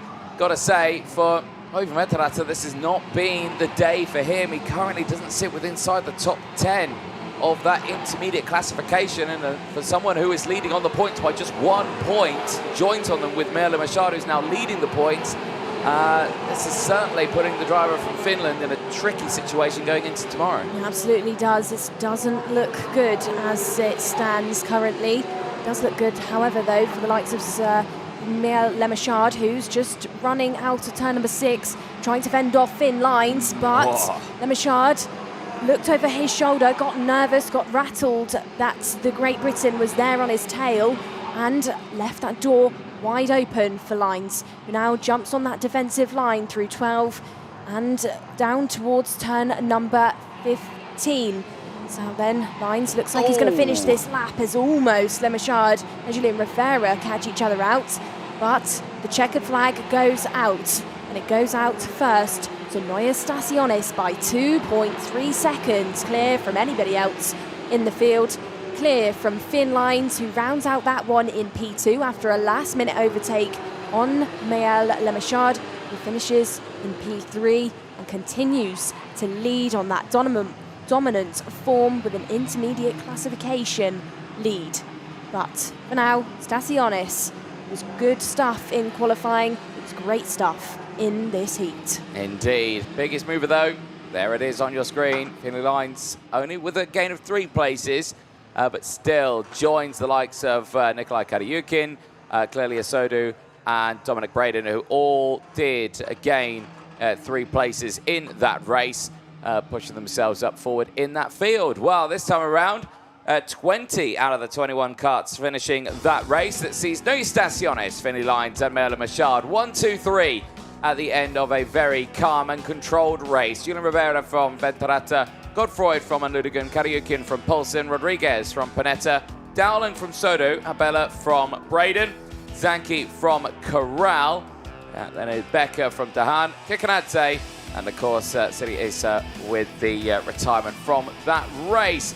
But gotta say, good stuff for the front runners there, Nicole. Neue Staciones coming away with some good points and goes into tomorrow 6th in the points, joint with Julien Rivera and Jack Collinson, all 3 of them on 74 points to their name, with 1 more race for each group to go, but that will be tomorrow. That rounds out Academy Junior for today. We will not see them back out on track at all until tomorrow.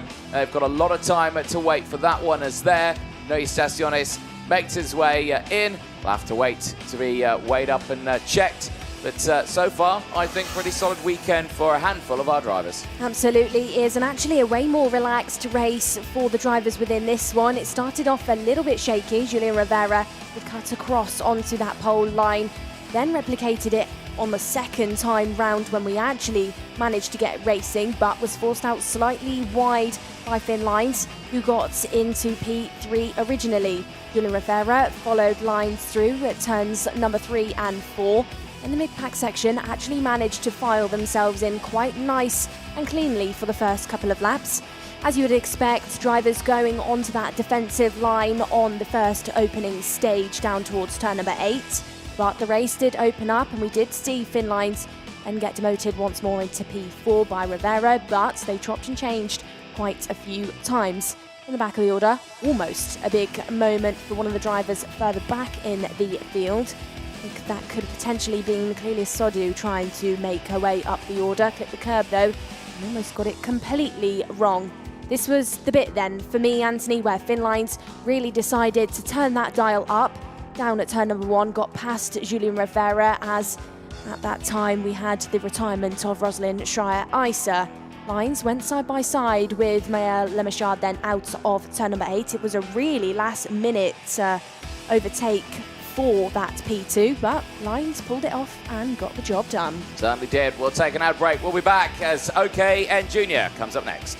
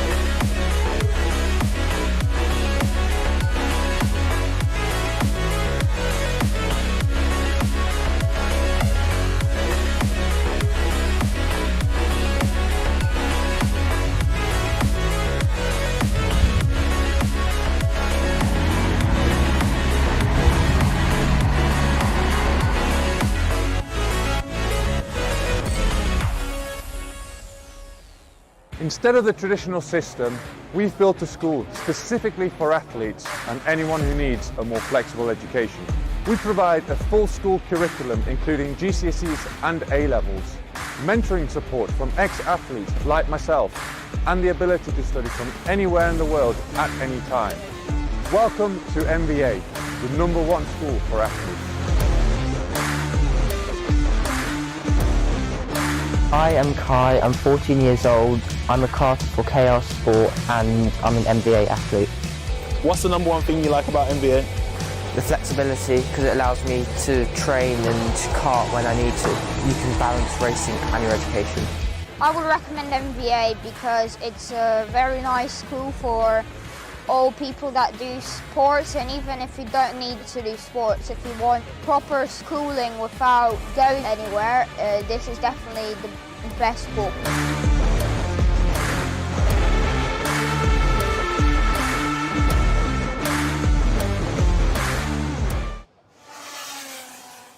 Welcome back to live coverage of the 2025 FIA Karting World Cup here from Cremona, Italy. We are now heading in to the OKN Junior and OKN Frey for the last few races of the day, which will be starting with groups D versus F.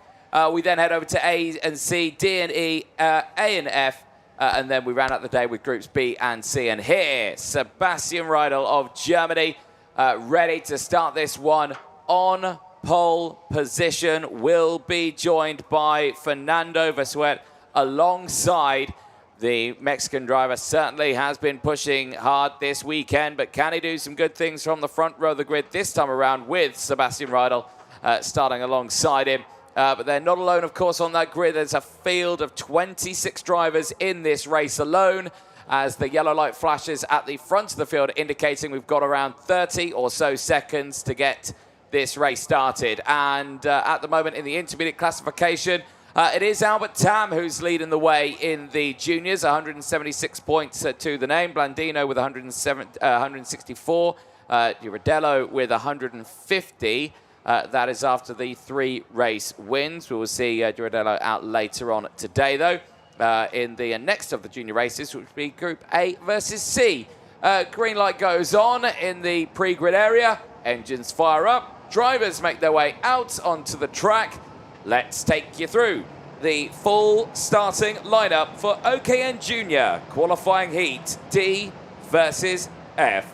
It is Sebastian Riedel and Fernando Visuet on row number 1. They'll have Eduardo Silpizio and Nicolas Cadillanes on row number 2. Gilles Halfay and Diego Bertolini on row number 3. Alexandre Point and Alexander Legenki go from row number 4. They'll have Martina Rumlanova and Zach Zhu on row number 5. Ben McCluckery and Benjamin Westwood go from row 6 with Leonardo Ramirez and Gabriel Canal on row number 7. Row number 8 is Daya Islami alongside Aston Asma. And then from row number 9, we have Antonia Yanni alongside Alberto Masotto. From 10, your top 20 is Sebastiano Human and Ivan Anman. From row number 11, it's Benjamin Paulson, who needs a good one within this race, alongside Cristobal Benet on that CRG. Row number 12 is Leonardo Dondi with Matthias Witwer. And rounding out your grid on the 13th row, we have Francisco Roca with Avicii Ruska. Now then, drivers will head round within this heat. Final couple of races for our OKN juniors. This is when the dial really gets turned up on the pressure cooker for these guys. These races now, the anticipation, you know, it really does become huge for these drivers, because they know if you have a DNF, you have a poor result, you're really going to fall down the standings going into those all-important races tomorrow, which, of course, we will see our World Cup winners decided in this one then. Final couple of moments for these drivers to weave around the circuit and get some last-minute temperature in those tyres. Of course, our junior class on the LeConte, not what our OKNs are on. Of course, they're on the Maxis. So some varied tyre compounds being laid on the track this weekend. Yes, it's a cocktail of rubber on the tarmac here in Cremona, but the drivers dealing with it nicely as the field once again heads into the final sector now. They're a little bit spread out here, front of the grid quite fast, back of the grid not keeping up here. And let's see if this one will be a go-ahead, because right now it looks a little bit spread out, but it looks good now. Here we go into the tram lines. Are we racing? No, we are not. They go round again, and all the drivers seemingly trying to keep the temperature into those tyres. Yeah, some formation being broken a little bit early by some of our drivers. I think that was maybe Diego Bertolini that was breaking formation a bit early on. Driver, of course, who is racing in his home country, not on his home circuit, because that is the Turbo that Diego typically races on. But I think for some of these drivers in the field, they've come here with a bit of home ground confidence, which I think really boosts a driver forward. Certainly does. There you can see the CRG team all on their roof. They're watching along in the racing. The same for the Daniel Rossi team. They're on their truck as well, or watching from the sidelines, ready to watch this race. And there is Gonzalo Planta. He's on his little perch watching this racing. Also ahead of this one, he's got headphones on. Usually he hears me and he reacts to it. He's not reacting today because he's concentrating, because he is the race director this weekend. So we do look forward to seeing what will happen, though, in this race. Here we go into that final sector. And Riedel and Visuet on the front row of the grid. Here we go, then. OKN Junior. This time around, lights are out. We are racing down in towards turn 1. It's a good start for both the front lines, but a little bit sideways there for Visuet. Goes backwards in the order and gets taken out. 3 cuts off and into the barrier. And my goodness, you can hear the accelerator get absolutely floored by the Monster ASD factory kart driver of Cadillanes, who rejoins onto the circuit, albeit probably without an engine left over after that one, because it was revved to high heaven. But now you can see the restart here for Fernando Visuet. It's not going to happen. Unfortunately, he's out of the race. Yeah, that's drama for the driver that started on that front row. We've seen big hitters this weekend get taken out right at these race starts. But of course, one driver's misfortune is another driver's treasure.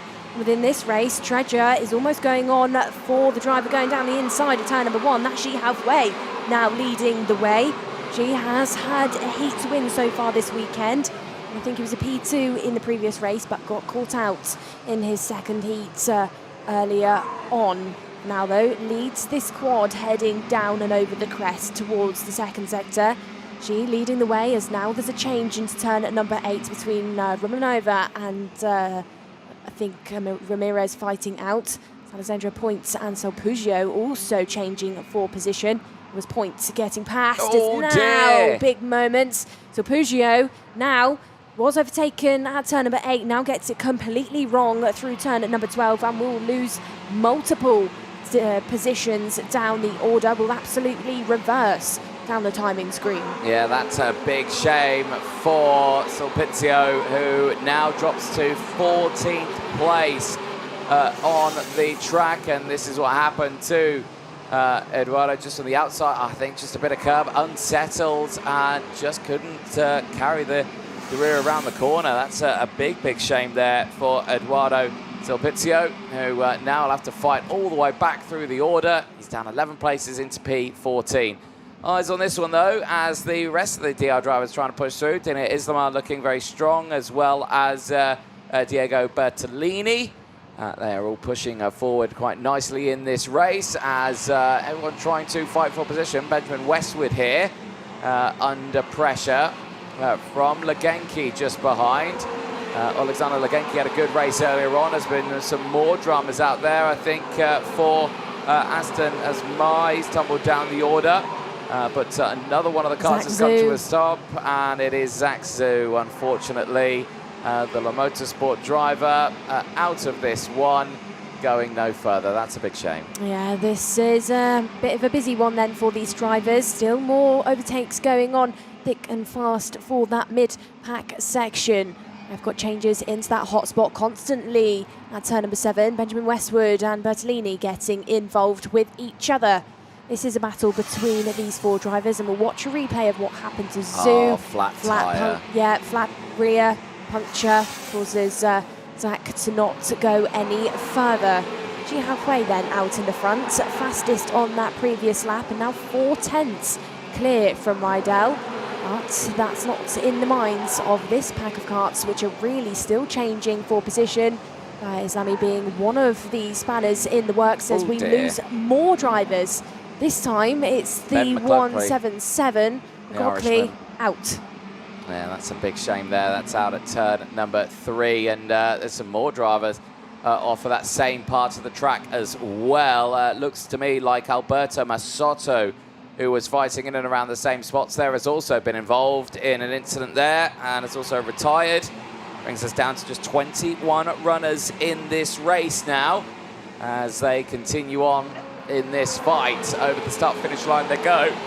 G Halfway in the lead, clear now by 2/10 of a second from Sebastian Rydell, Alexander Point, Leonardo Ramirez and Benjamin Westwood, all having relatively decent race here. Look at everyone inside that top 8, including the likes of Ivan Ammon. He's up at 12 places and inside that top 10 at P8. That's an incredible drive. Well, Martina Ramlanova's weekend goes from bad to worse because she's now under investigation for causing a collision. Of course, had a disqualification yesterday side by side through turn number 12. That's visibly not lead. happy. Gia Halfway, who was out in the race lead by quite some way, has now been demoted down to around about P5. Looks like he's going to lose another position. Visibly not happy there in that Kart Republic, down to 6th.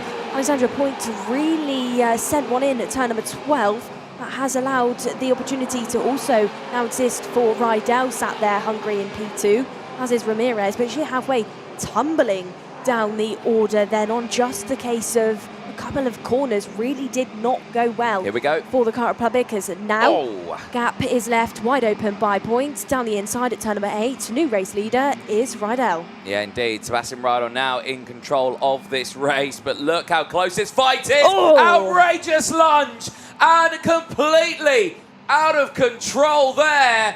Now is that Leonardo Ramirez from 3rd place down the inside? It was.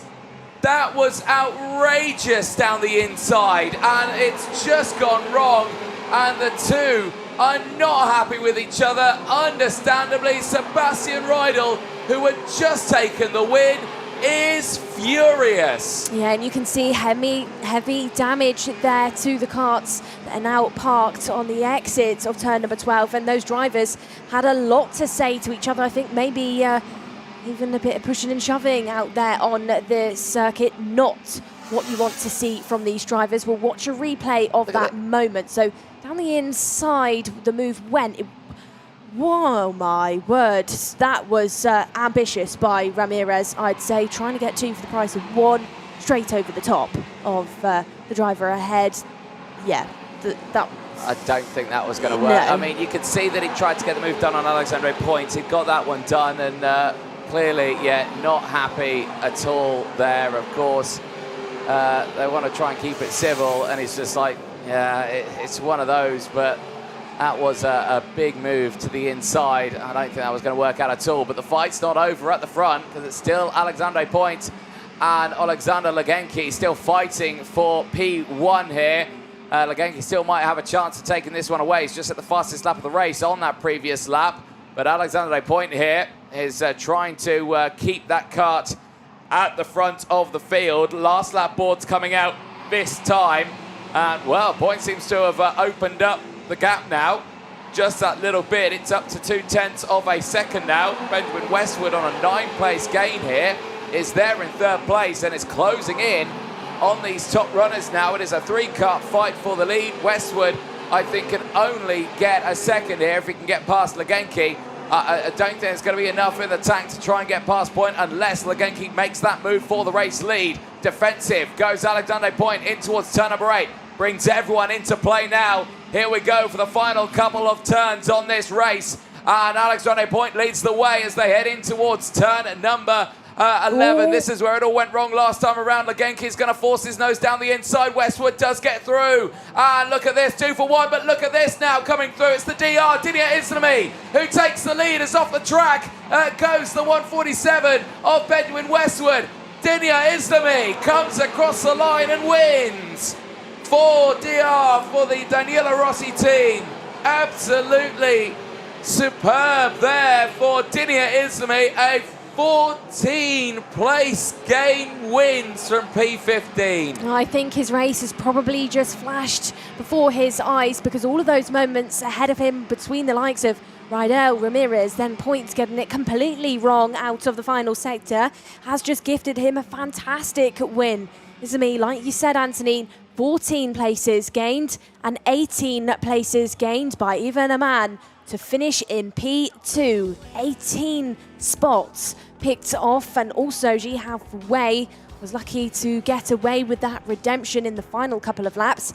Did lead the race, dropped down to 6th, but with all that commotion ahead, luckily Jihav Wei is gifted back some positions ahead of Alexandre Point and Legenki there as your top 5.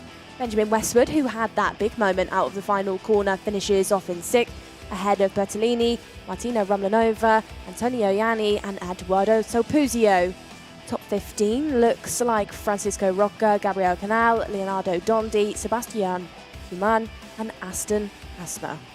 Indeed. Well, those drivers will make their way back into Parc Ferme. Definitely a bit of a shaky race on that one. And you're starting to get a taster of what it's going to be like to get through to the back, but that's an understandable reaction there. Didier Islami coming away with a race win, and that's an understandable reaction as well. Yvonne Ammon as well. Also, what a drive. 18 places gained. These two from the back of the grid coming away with a 1 and 2. What can you say about that, Nicole? Well, what I can see was that was a pretty crazy race in my eyes. Into turns 3, 4 and 5, there was side-by-side action.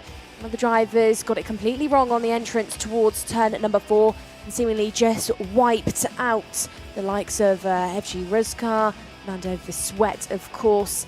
Viswet being one of those big names within this race, but was not able to complete any of the laps. This is the moment at turn number 1 where Jihav Wei took that race lead. Then we had Alexander Point try and get involved. He originally got into P3. Jihav Wei tried to push away from the rest of the field in the early stages, did just that. This was the moment that the 144 of Eduardo Sopuzio got lost in the mix. Self-inflicted moment on the exit of the rumble strip towards turn number 12. Benjamin Westwood had some good moments, was consistently making overtakes, as was Alexander Legenki, who rounded out your top 5, of course. This was the point in the race for me then, Anthony, where it started to get a little bit busy for the drivers. Still, those overtakes happening out of sector number 1 thick and fast.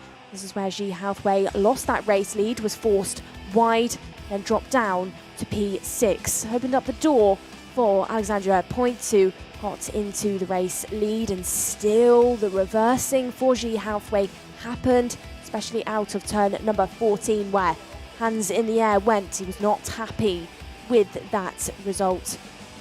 This was it then. This was a dramatic moment between 157, of course, of Rydell and Ramirez.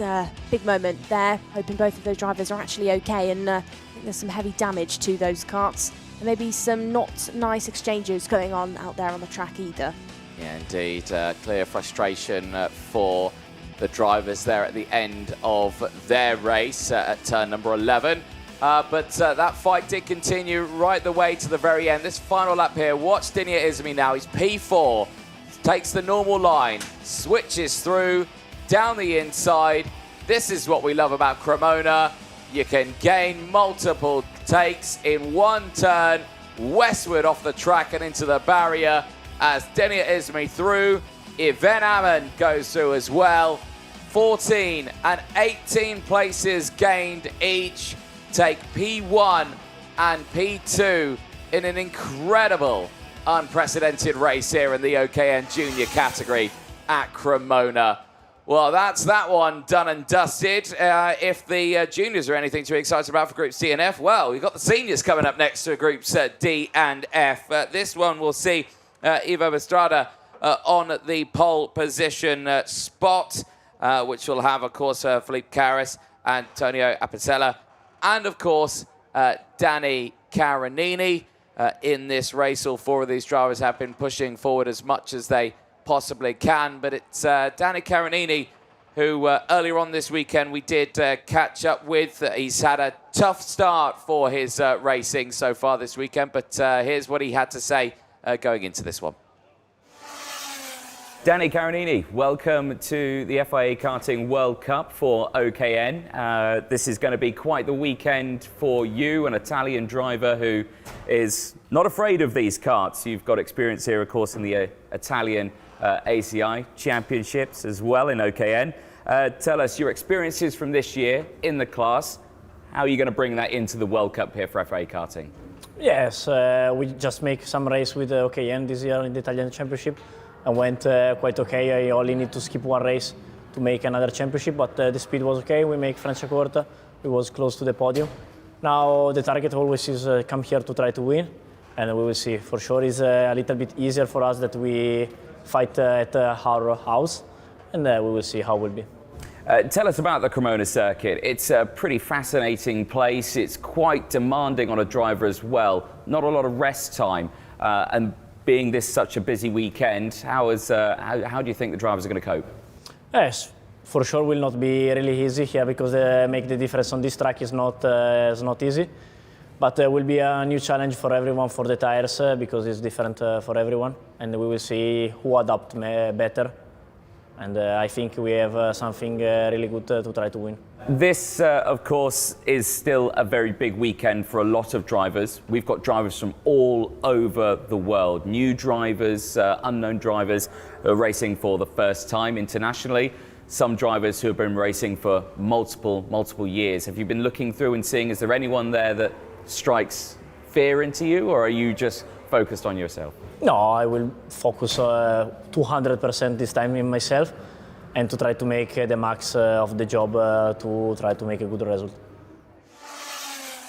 Good to hear from Danny Caronini ahead of this weekend, but let's see how he will fare in this one, because like you say, those first couple of races earlier on in this weekend didn't go too well for him with Mechanical Gremlins, but his third race earlier on certainly was a good result. He was back in fighting form when he finished P2 in that race. What can he do this time around as engines fire up, drivers make their way out onto the circuit? Let's take you through that full starting lineup for OKN qualifying heat D versus F. It is Ivo Pastrada and Felipe Carras on row number 1. They'll have Antonio Apicella and Danny Caronini on row number 2. Jean Carras and Mike Parejala go from row number 3. They'll have Julius Ochepa and Alan Martins on row number 4. Reports from the pre-grid. Alan Martins, the Brazilian, brand new set of tyres on the left-hand side. Robin Sarg and Marcel Matievich go from row number 5. They'll have Marlon Bayer and Mary Lila Swan on row number 6. They'll have Martin Say and Christian Tonalini on row number 7. Row number 8 looks like Alessio Boldi alongside Bernardo Gentil.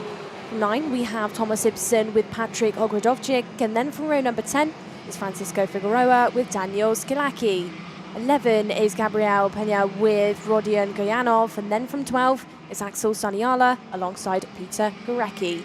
Row number 13 is Antonio Campo with Peru's Iago Cialecki, and then from 14 is Italy's Federico Albanese alongside Riccardo Repetto, an all-Italian, row number 14.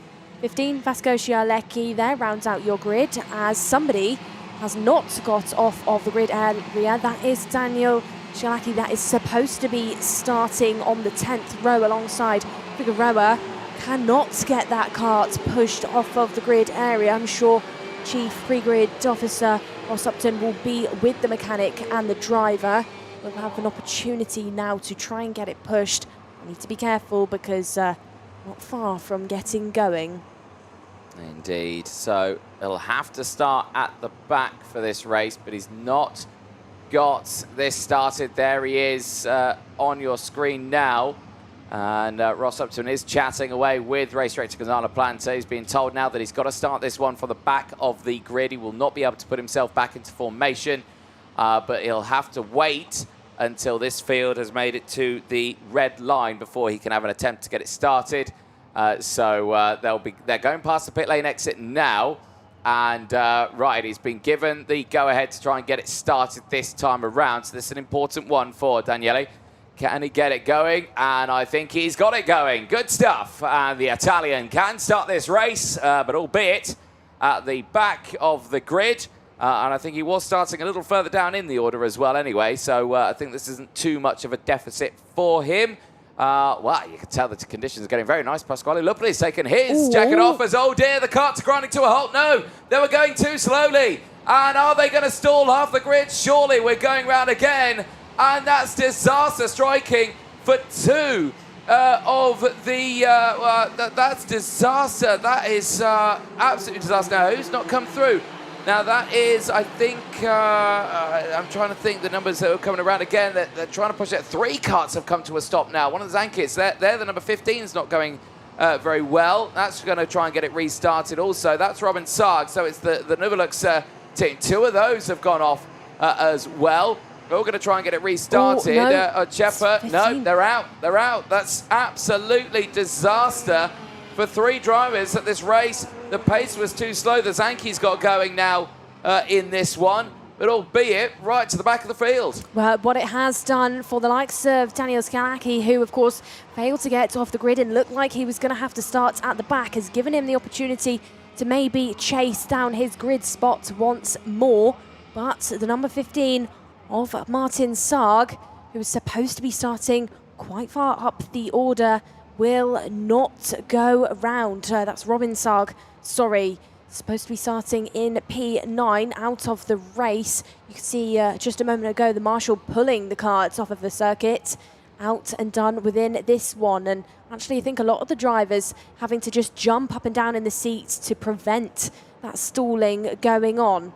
Out in the front though, Ivo and Philippe lead the way out of the final corner into the tram lines. Lights are on. Will we go this time? Lights are on and lights are out. Green, and we are racing into turn number 1. Who's going to get the slingshot moment round the outside? Actually, all drivers looking onto that white line for this one. The front, though, of Ivo Pastrada. Great stuff into turns 1, 2, 3 and 4. Down towards turn number 6, where these drivers are completely pinned on the power.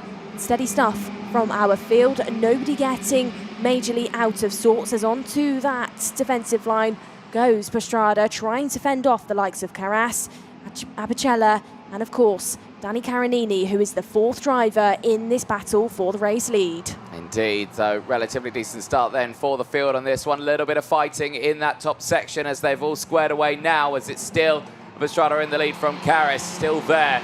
You can see they're all still fighting up at that top section as they're going wheel to wheel. As they're out of this race now goes the number 81 machine tumbling down the order. As Salaki, who was trying to get it started at the beginning of this race, is now out of it. Danny Carinini's got through past Apicella, and he's gone backwards now in this race as they're all trying to fight forward in this fight. Apicella, sorry, has gone up into 2nd place. It's Karis who's gone down to 4th place now. Karis on the defensive. And I thought there were some big clouds looming off in the background. Oh my, look at that extensive rain blob that is not far away from this circuit. That's going to be a tough one as Aldir off the track. Now goes Iago Sielecki.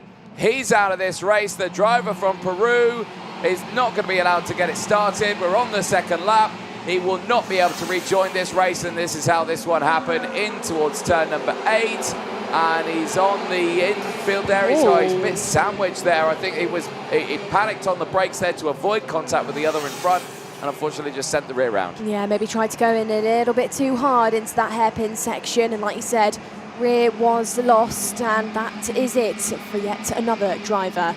Out in the front, Pastrana has given himself 6/10 clear from Danny Carinini, who was chasing 2 mechanical gremlins so far for this weekend, have caused bad results for Carinini, who's now under pressure for that P2 by Palala, who gets past now the number 16, getting past Danny, who doesn't return the favour out of the final sector. Further down in the order, big moves for the likes of Toneloni and Mathilde Soir as well. They'll be inside of the top 6. More drama out there again and again within this race. This time, however, is for Guyanov, the number 12, who absolutely tumbles down the order. I think that's with Thomas Ibsen down there as well. Those drivers add their names to the 4 that are already out. Is down towards turn number 8. Moves going on. Oh, that was big moments for one of the, is that one of the CRGs or one of the MPs maybe further back in the field?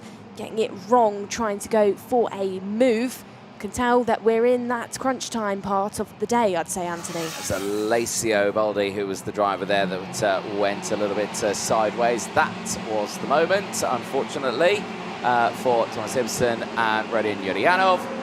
Both out of the race and just going a little bit backwards. Yeah, that was the moment there for Alessio Baldi. Just driving over the back of another kart there and seemingly not able to get the front wheels on the ground and turning it round the corner. Apicella, fastest driver out on circuit, currently 49.193. But look at this one from Mike Parihala down the inside. The driver from Finland takes the lead of the race away from Iva Pastrana, who slots down into 2nd place. This is looking pretty decent now for the Katala Sports team, who have been pushing their drivers forward all weekend and now finally have a man at the sharp end of this field. Now Pastrana might have to deal with Danny Carinini.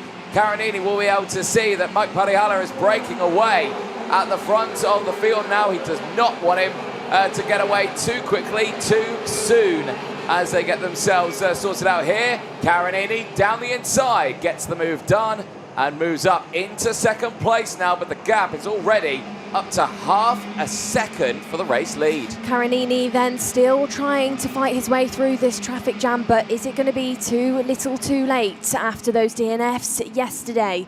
Still moves going on for the top 5. Tonolini trying to get past and pulls it off on Carras there.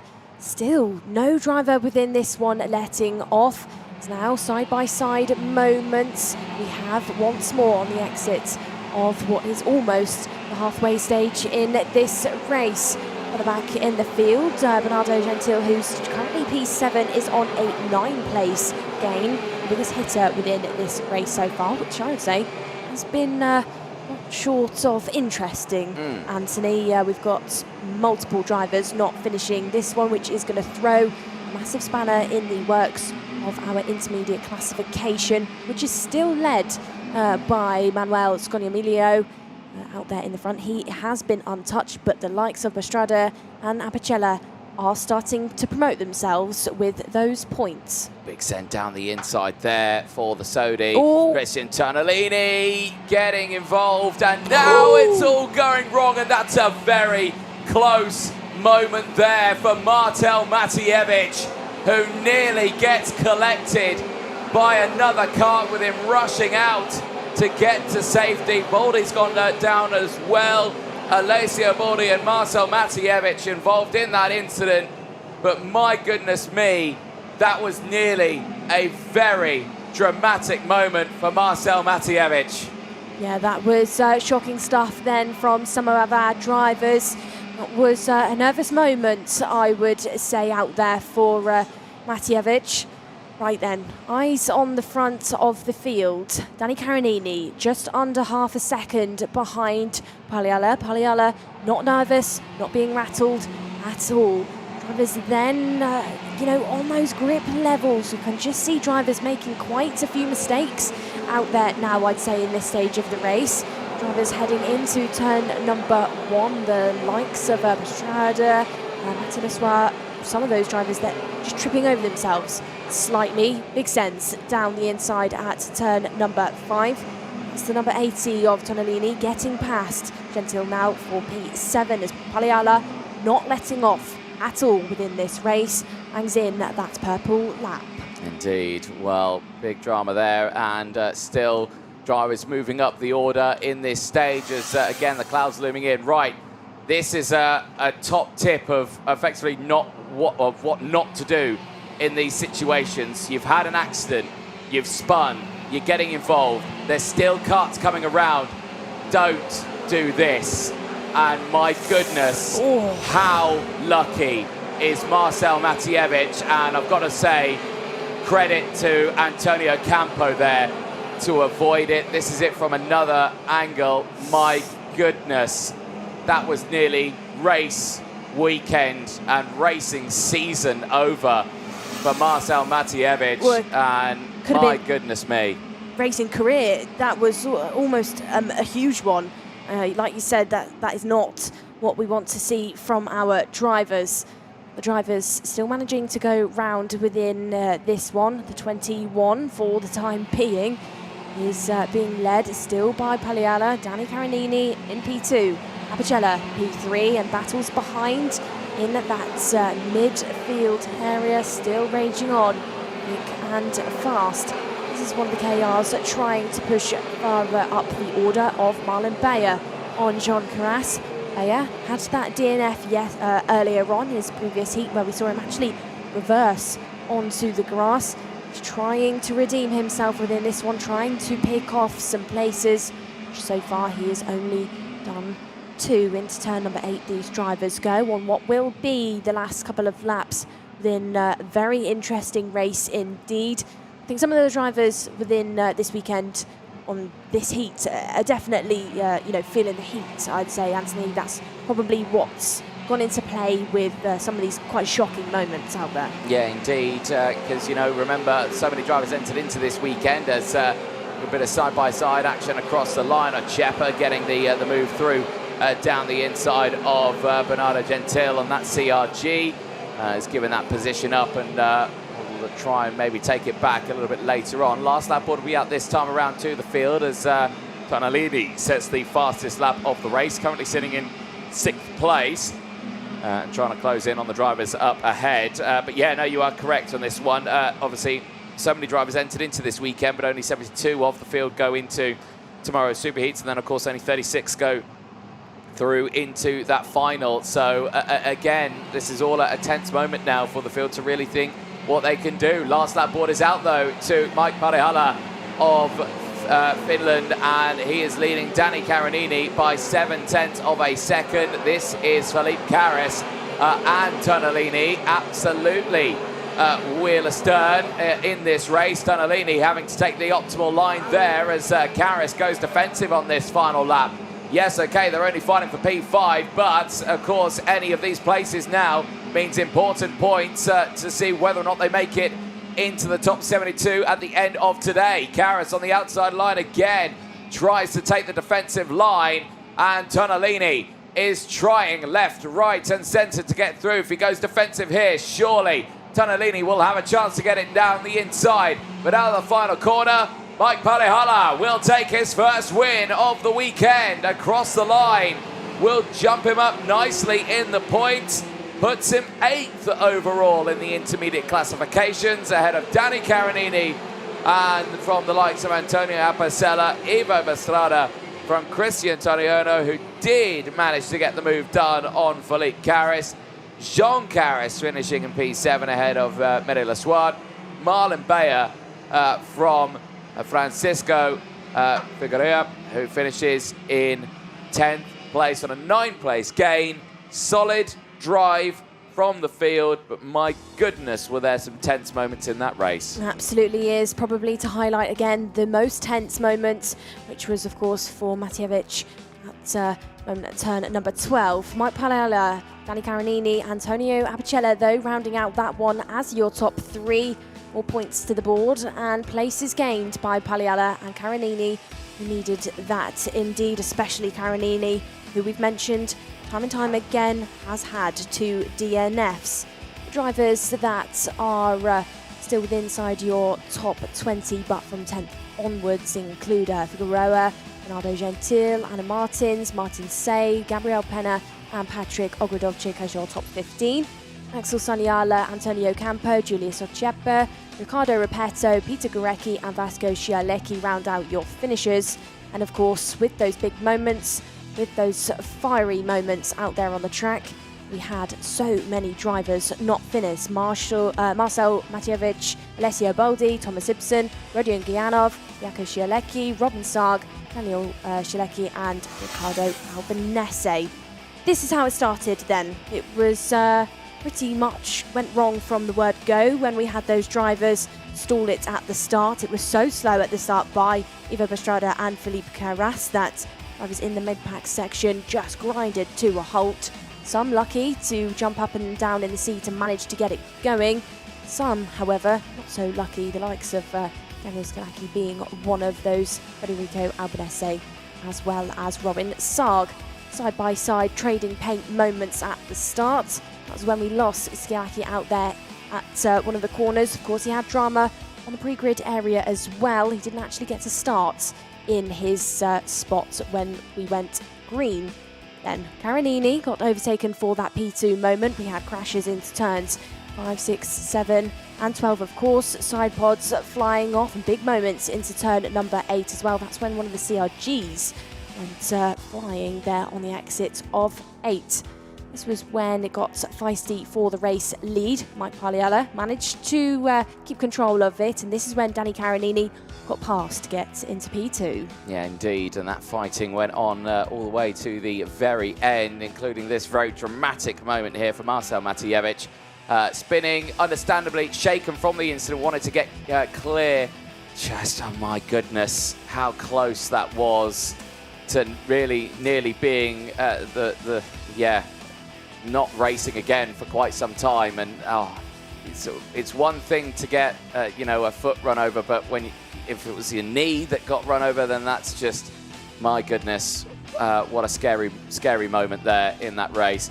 But for the rest of the field, they continued on all the way to the very end of this one, which saw Mike Palihala of Finland take the first win for himself and the Kartala Sports team. Comes away with a P1 and 50 points to their name. But fabulous end to the racing and exactly what they needed, which steps them up to 8th in that intermediate classification. Really appreciating the commentary box camera moments there. I can at least confirm I haven't got a bald patch. Yeah, you do. In the back. No, I don't. You've got grey hairs. I have not got grey hair. How dare you, Nicole Sutherland, in this commentary box. Right, anyway, on to the juniors. They're coming out on the track next. Victoria Farfus ahead of this weekend. I caught up with her with my non-grey hair. Here's what she had to say. Vicky Farfus, welcome to Cremona, the OKN World Cup for FIA Karting. This is a big weekend for many drivers. Tell us, how are you feeling ahead of this weekend here? I'm feeling very prepared, to be honest. I've practiced the whole year for this race, and now it's finally here. I'm really excited to see what's ahead. Excellent.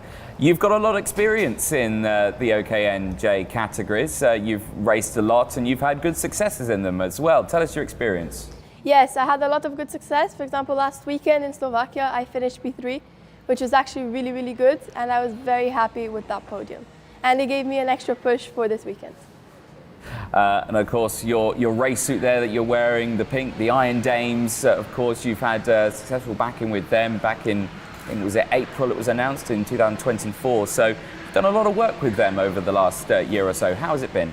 Yes, I'm very grateful for them. They made me progress a lot. They helped me a lot, and I'm very, very happy to be part of this project. Excellent. And tell us very quickly, where are you going to finish this weekend? I hope top 5, but top 1 would be the best.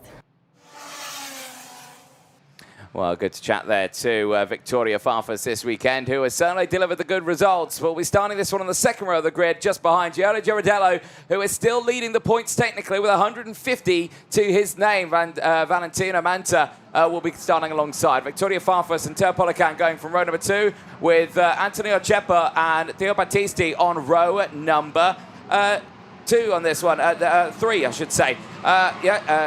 Yasin Cosmopoulos and Matteo Turicano go from row number 4. They'll have Guilherme Bassato and John McClellan on row number 5. Julia Anglard and Federico Mirabella go from row number 6, with Nicola Stanley and Nicholas Goeth going from row number 7. Row number 8 looks like Lenny Mackinnon with Max Christay, and then from row number 9 we have Asconio Sandrini with Santino Sapia. From 10 it's Alessandro Dragone with Ellie Steinbrook, and then from 11 it's George Saridakis with Hector Ituagua.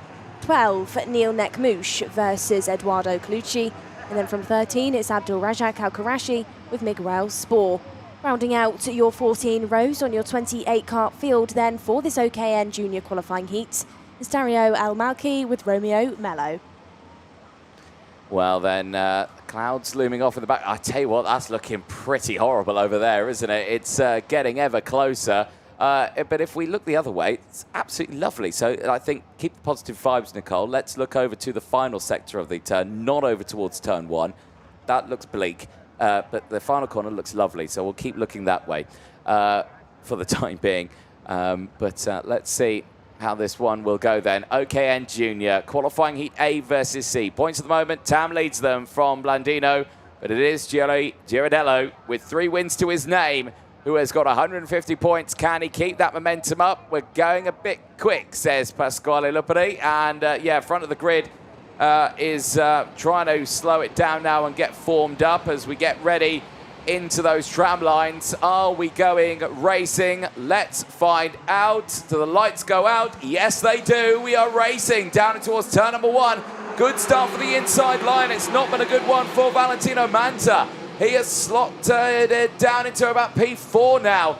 Not the start we wanted. Farfus slots into second place. Antonio Ceppa puts himself up into third as there's 1 or 2 karts going a bit slowly in the background there. Not good at all for Sandrini, I should say. He's gone backwards in the field, but he brings it back onto the track, albeit now at the front. It's all kicking off just that little bit with the top 3 now breaking away. Theo Polican trying to weave his way through this traffic on the screen, sandwiched currently between 2 of the CRGs, and now loses out position at turn number 15. 1, 2, 3 then. Giulio Girardello once more, Victoria Farfus, and then Antonio Ceppa out of turn number 1. Polican still under pressure there, but he's trying to chase up. Bassato there for that P4. Others in the field that are making up progress. Nicola Stanley in P7 currently. He's chasing round, trying to shadow. It has now been taken over by Matteo Turicano for that 7th. Now then, Vicky Farfus up to P2 in the early stages of this one. Started on that second row. Had a great heat earlier on. Now finds herself once more staring at the back of Giulio Girardello, as now that's frustration and a furious moment for one of the CRGs out there. So much side pod rubber on Ellie Steinbrook's machinery, visibly not happy with what has gone on out there. Now battle going on between 2 more of the CRGs in the front of the order. Cosmopoulos and Bassato fighting out for position as down the inside at turn number 5. Hotspot, of course, for these drivers. That was Tocchiano getting past Julia Aguilard, who loses out on 2 positions. Theo Polakant has found another gear within this race, goes purple to try and chase up to Ochiepa for that remaining spot in the top 3, as now business as usual in the mid-pack section. Lots of busy overtakes going on, lots of side-by-side contact moments like this through the hairpin section of turn number 12. Yeah, Christe trying to get involved in this fight as well, and as pushed through as down the inside. Good trying to get the moves done now as well. The other Brazilian for CRG, Nicholas Guth, up into P12 now, is following Max Christe through that field as they head through up in the order, down the inside. Big changes there happening. And this is John McClellan in the 110 machine trying to get involved, and certainly is doing so. Big hit of the curb there. That's exactly not how to exit out the chicane for Romeo Melo there, the Portuguese driver for TB Kart Racing, now dropping backwards in the order. As eyes on this one, it's only 0.2 of a second. Giovanni Girardello may have been pushing a tad hard earlier on, has now got Victoria Farfus right on the rear bumper going through turns 1 and 2. Surely she feels like she's quick enough here to go for the overtake. Joelle Girardello then, who has consistently performed on a national Italian level for the first time this weekend, looks like he's under some pressure by none other than Victoria Farfus. Now then, Farfus knows what the gap is to Ochiepa behind. It's just inches between her and the 1-3-1, so needs to be careful that when she goes for the race lead, she needs to make it stick. Otherwise, she's going to fall into the hands of Ochiepa there. Not quite close enough through turn number 12. Chases, chases, chases through the final sector, carrying so much minimum speed. And currently, with where she sat on the circuit, she actually is promoting herself up in that intermediate classification. P3 for Victoria overall currently. It's still led, of course, by Joelle Girardello, who's still there in your race lead. Dear. Oh, that's heavy damage to one of the Sodis. That's the 182 out there of Theo Battisti. That, look at the bend on that kart, and there's maybe his foot stuck in there. He's not moving out from the seat of the kart, and he's been tended to by Pasquale Lupoli and, of course, our marshalling team as well. There's a bit of drama going out there on the track. I do hope that Theo is okay, but other drivers that are falling down the order because of that incident will flash up on the timing screen very shortly. As like you said it, Anthony, slow procedure has gone out for these drivers. Abdul Al-Karashi is one of the drivers that's fallen down the order. Asconio Sandrini as well. So drama for our juniors. We'll watch how that unfolded. That's heavy. That is a completely destroyed chassis there, and that is an incredible moment. 4 drivers involved there in that incident. I think 3 okay, but 1 we can see in that Sodi kart. Theo Battisti. He's walking away. He's is okay. up and walking away, but look at that kart.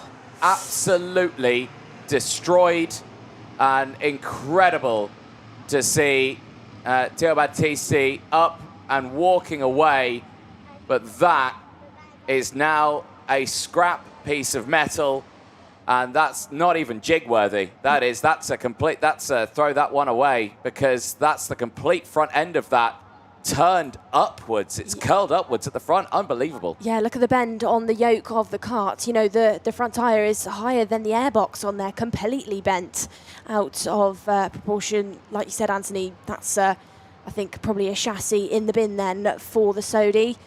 But good to see that the drivers did walk away from that one, because, of course, we did see them being attended to for a little while by our marshalling team. But Theo looks like he's absolutely fine. Now then, those yellow flags go stationary for these drivers.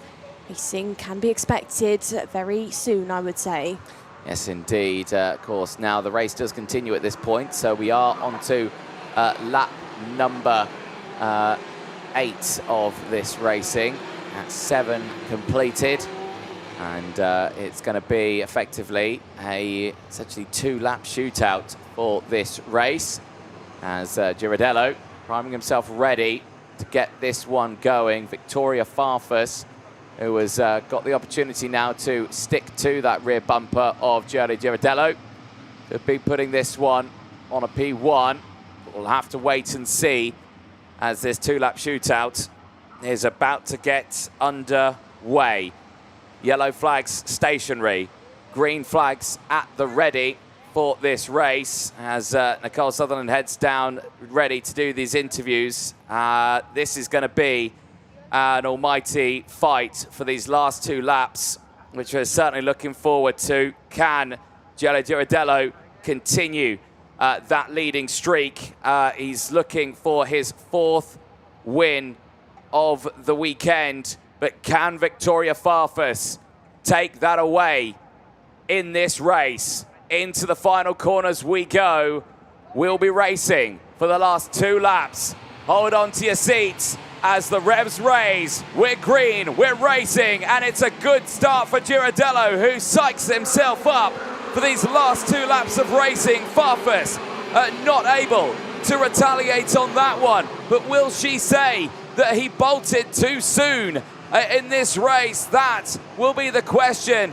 But Antonio Chepa holds on to 3rd, but is under pressure from Teo Polican just behind. Chepa's going to go defensive. He's not going to go for the attack on Farfus, who takes the normal line. Can Teo Polican take that P3 away from Chepa, who's held on to this one for the entirety of the race? Now you can see Cosmopolis has closed into play on that CRG machine, who's trying to get involved. It's not going to be enough on this lap, though, as they cross over the start-finish line. They go on to lap number, the last lap of this race, as now they'll see who can come away with that top spot as Teo Polican sends it on Chepa. And now Cosmopolis tries to get involved in this one. Bassato is there as well. They're all piling into each other, but they cannot get that move done. Only as Bassato tumbles down the order now, but Polican's got through. Now it's all kicking off. This is another one of the Catella Sport machineries. This is Lenny Mäkinen trying to get involved in the fight, and I think has done it and has made it through into 7th place on this final lap. But the checker flag is being readied.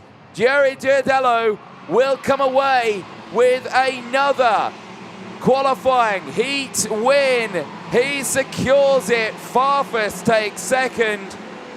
She moves up to 3rd in the intermediate classification. Teo Polican 3rd from Antonia Chepa, who did finish P4. Stanley from Turchiano. Mäkinen finishing in 7th. Cosmopolis in 8th. Mirabella from Julia Angelard, who rounds out the top 10. Neil McNush, though, is your biggest mover. 11 places gained, started 23rd, finished that one P12. An incredible final laps there after a very dramatic incident at turn number 14 and 15 on track sees Gianni Girardello taking another win and taking 200 points to the name. Victoria Farfus now sitting 3rd in the points with 170 behind Albert Tam's 176. Teo Polican finishing in 3rd place does not stand inside the top 10 in that intermediate classification. There's the full results on your screen. The top 10 we've gone over. Nicholas Guth finishing in 11th place from Neil McNush, who gained 11 places in that race. The biggest mover to finish P12. Dragone from McClellan, Christe from Sapia, Colucci from Bassato, Saradikis from Mello, Manta from Turga, and then El Maki finishing in 23rd place. Sport, Bassati, Sandrini, Al Karashi and Steinbreck all retiring from that race. And I've got to say, for Teo Battisti, very lucky there, but something tells me for the young man of the 182 machine, who started this one on the 3rd row of the grid for Group C. We will see them out later on today in the last race of the day, and I suspect he's hoping a new chassis is going to be on order for him for that last race, because that one, I believe, is unrepairable ahead of this one. There's the highlights from that race. And initially, pretty solid start for the entirety of the field. Everyone bits it through. One or two going a little bit sideways there as Ascanio Sandrini just getting squeezed out wide at the start of the race. Other moments happening in those opening laps, which saw Girardello, Farfus and Antoni Ochepa break away from the rest of the field. The frustration kicking in at the start. Eli Steinbruch, the Brazilian, out of the race there. And then we saw the multitude of overtakes coming in thick and fast. Drivers just suddenly tumbling down the order. Julie Anglard having a tough race in that one, but still coming away with a P1 result with a top 10 with a one-place gain. And the same for the rest of the field on that one then. Later on, more drama ensuing as the Americans started to push forward in this one. The great run from John McClellan, who's coming across, and then the dramatic moments out of the final corner. Marshall's quickly on the scene. Thankfully, all the drivers okay, but heavy, significant damage to that Sodi kart. This was the restart after the slow procedure, and Girardello nails the start on it, manages to break away from Victoria Farfus, who wasn't able to stick to that rear bumper on that restart, and they managed to push forward still from the rest of the race. But for the drivers behind, Antoni Ochepa had to defend from the likes of Tia Polican, who did eventually send it down the inside at the exit of turn number 2 and in towards turn number 3. Drama did ensue in the background with drivers going off the circuit left, right and centre on that final lap of the race, which did see the checker flag go out once again to Girardello. Uncontested has the Italian been for the Modena Kart Racing team as he pushes his way forward now to the very end of the race. And that was a very, very risky moment there for Max Christe at the end of that race, nearly into the barriers at the exit of turn number 15. Let's head down, though, to Parc Ferme as Nicole Sutherland is ready. Some of our drivers. Absolutely, and thank you very much then, Anthony Joelli. So far this weekend, that was a tricky race though. Victoria Farfus put some pressure on you in that mid section. Did you think that Victoria would maybe go for a move, or were you confident she was going to stay in P2? No, yeah, I was kind of sure that she wouldn't do a move, but yeah, I just defend and I try to go away, but I see that they were very fast and Victoria is very good. So I just push as I can, and I think the slow saved me because I wasn't that fast, but then after the slow I just go away. And when managing with the slow procedure, of course, you're out there in the front. How do you make sure that you keep your rhythm, you keep your momentum high, so when we go racing again, you can bolt away in the race lead? I just stay calm and I try to do my best, and yeah, I try to get a gap in the first part, so that's it. Well, Joelli, great results all around so far this weekend for you and Paralyn. Great job. We'll head back up then to Anthony Jordan in the commentary box.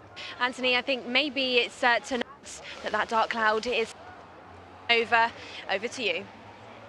Thank you very much, Nicole Sutherland. Yes, that looming rain cloud gets ever closer here to the Cremona Motorsport Complex here, both for the kart circuit and, of course, the car track that's currently sporting some motorbikes out there at the moment, which you could probably hear in the background.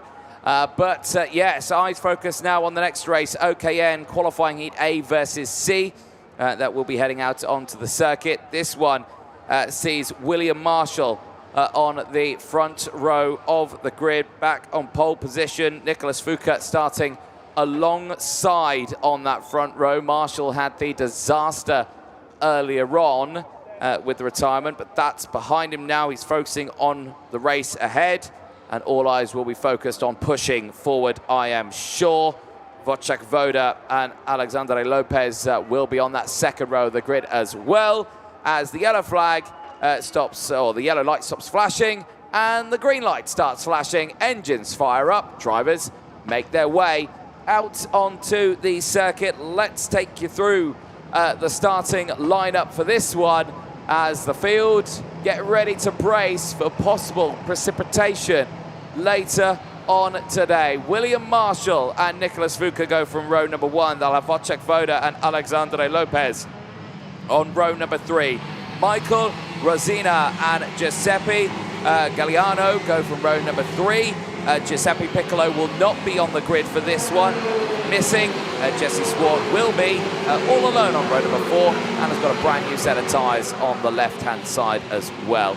Anya Lavar and Dmitro Penkivsky go from row number 5. Row 6 will see the likes of Maximano Radek and Mateo Vasca.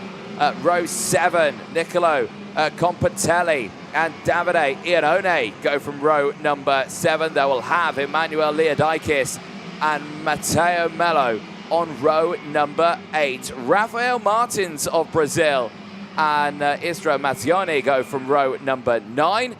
They will have Elias Garadieni and Denzo Itzvan on row number 10. Sonia B, brand new set of tyres on the left-hand side, will be joined by Abdullah Alcata on row 11. Davide Mazzioni and Filippo Foronini go from row number 12. Michael Gorecki and Vincente Martinez go from row number 13. Zhao Zilin and Lorenzo Lulli go from row number 14. The back of the grid being rounded out by the Greek Papadopoulos, who will be not joined by Ignacio Vivian, who is unfortunately not taken to the track. Drama already striking, though, the drivers out on the circuit. Potentially the number 10 machine. It is Zhao Zilin of China, unfortunately out of the race. Post number 2, the driver for the Ricky Flynn Motorsport outfit goes no further. Curious to see if we can spot that rain radar again on our screen, because those clouds and those trees in the distance are starting to disappear as the field is heading over the red line now, heading towards Pasquale Lupoli. And yeah, saying the field is very spread out. Slow it down, keep it steady as they all get formed up as the drivers head into those tram lines. Are we racing? We wait for it. No, we're not. We're going around again. That's good to know, because that allows Nicole Sutherland to catch her breath a little bit, as I'm sure she sprinted back with all her might back to the commentary box. Or did you cycle? No, I actually did a fast-paced walk. Okay, fair enough. Fast-paced walk? Yeah, A fast-paced walk. Fast walk. I walked just back. Just a fast walk would have sufficed, yeah. Is it all drama again, this time for the 82? Breaking down. Oh, that's Sidro absolutely disastrous. Oh, for Isra Mattioni going out of the race. What can we say here? Been swart with dramas all the way on, have some of these drivers, and it's just not been the weekend. And especially when we've had these restarts, if the pace slows down, they just get a little bogged up, don't they? Yeah, absolutely do. Of course, with these drivers, they have to keep that minimum speed high to prevent the stalling happening. We saw that in our previous senior heat, where they all actually bogged down and stalled at that start. Maybe that's been the case for Sidro within this race. Into the tram lines they go then. Revs raise, I'm sure heart rates raise as well. Lights are out and we are racing into turn number 1. Settled but side by side. Some drivers opting for that wider line, but everybody actually filing into position as we go through turns 3, 4 and down towards number 5. Some drivers kicking up some dust in the background. As one of the drivers on, I believe, the Carlos Sainz chassis, just running slightly wide. Out there in the front though, William Marshall leads the way, needs a good one after what was an incredibly dramatic heat for him earlier on, where he lost that race win to Wojciech Woda. Now then, it is William and Wojciech that it looks like are leading the way once more. Nose to tail, again, these two drivers find themselves into the final corner. We've got moves going on, this time between Giuseppe Galliano and Alexandra Lopez being overtaken. Was a change for P4. Indeed, Galliano really pushing up the momentum in this race as Marshall holds on to the lead from Wojciech Woda. Rossini from Galliano now. Lopez and Fuka have gone backwards in this race, as there you see the intermediate classification. No one able to still close in to Scognamiglio, who still maintains the lead with 200 points to his name. And eyes on this one. The rest of the field, this is still going to be a close fight down the inside. Big lunge there for Nicola Fuka, who's trying to push back in this race. Nicolas Fuchs now up past, but Swart and Radek certainly aren't going to give these places up too easily, as they've both gone through. And Radek now down to 8th place. It's got Anya Lavar just behind, wanting to get involved in this fight in these early stages, as Wojciech Woda now sets the fastest lap of the race, is closing the gap up for the race lead. 0.3 of a second is the gap, as the fight is raging on here, as all they're piling into each other there just that little bit. Nicolas Fuka slams on the brake there. Swart having to defend, and now Radek squeezes the way through. So does Penkivski. Penkivski goes through. Now the number 3 of Nicolas Fuka heads backwards. Not the start he would have wanted, as the train starts to go through. As Sonia B coming away with a warning flag now in this one. The driver is up currently 10 places, 11 places now, and is inside the top 10. Eyes on this one though. Front runner still at 0.3 of a second, but Wojciech Woda looking very, very quick. Absolutely, indeed. Wojciech, of course, P2 overall as it stands in your intermediate classification. More moves going on down the inside at turn number 5.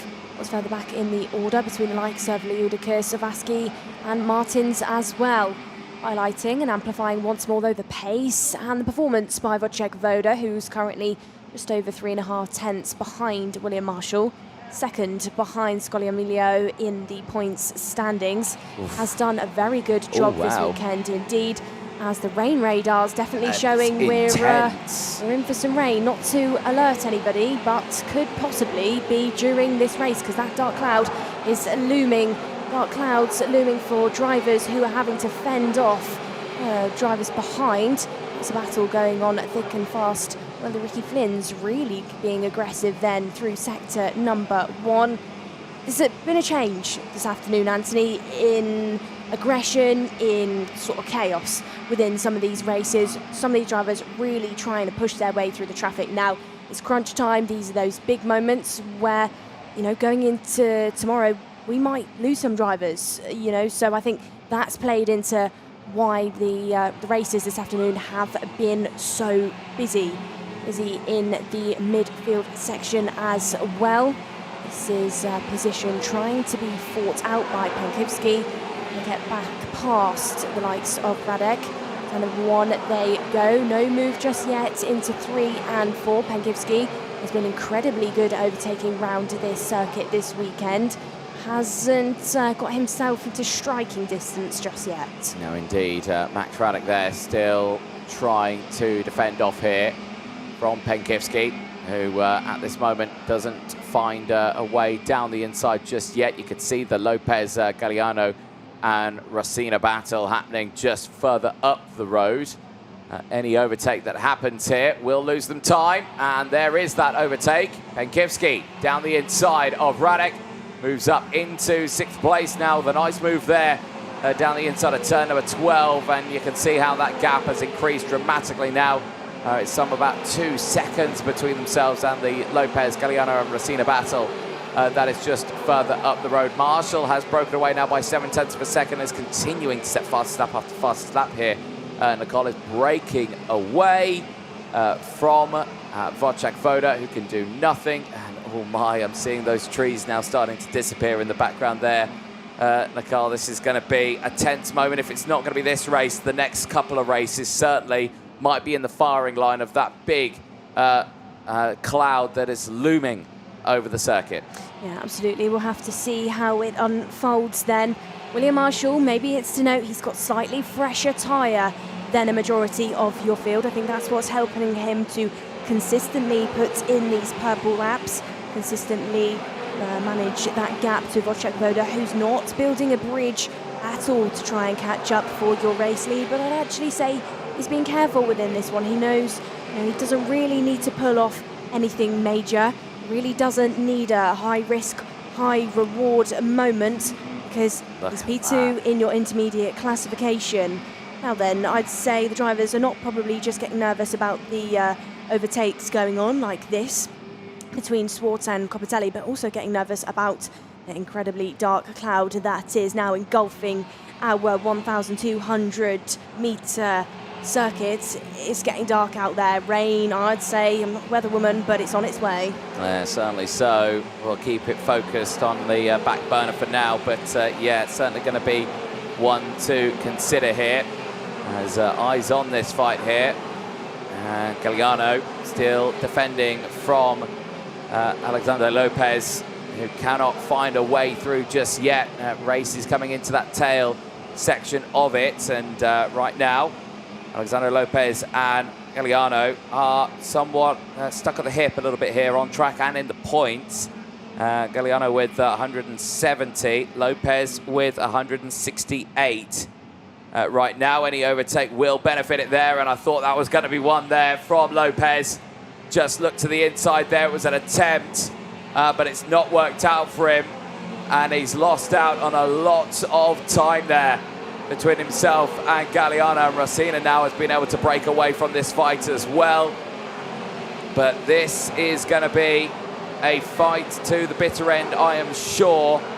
But in the senior category, of course, you have to remember, no matter what Wojciech Woda does on this one, who's now currently second in the points, 182, he is still not able to close in. As down the inside, Lopez gets that move done past Galliano, steps up into fourth place, and with that, steps up to fourth in the intermediate classification. Smooth as you like for Lopez for that promotion up the order. Just dancing around this circuit now within this point of the heat. Really has found that balance of speed, as has the man there on your screen, Wojciech Woda. He's been an absolute symphony of speed and racecraft this weekend so far to be in P2 on those points standings.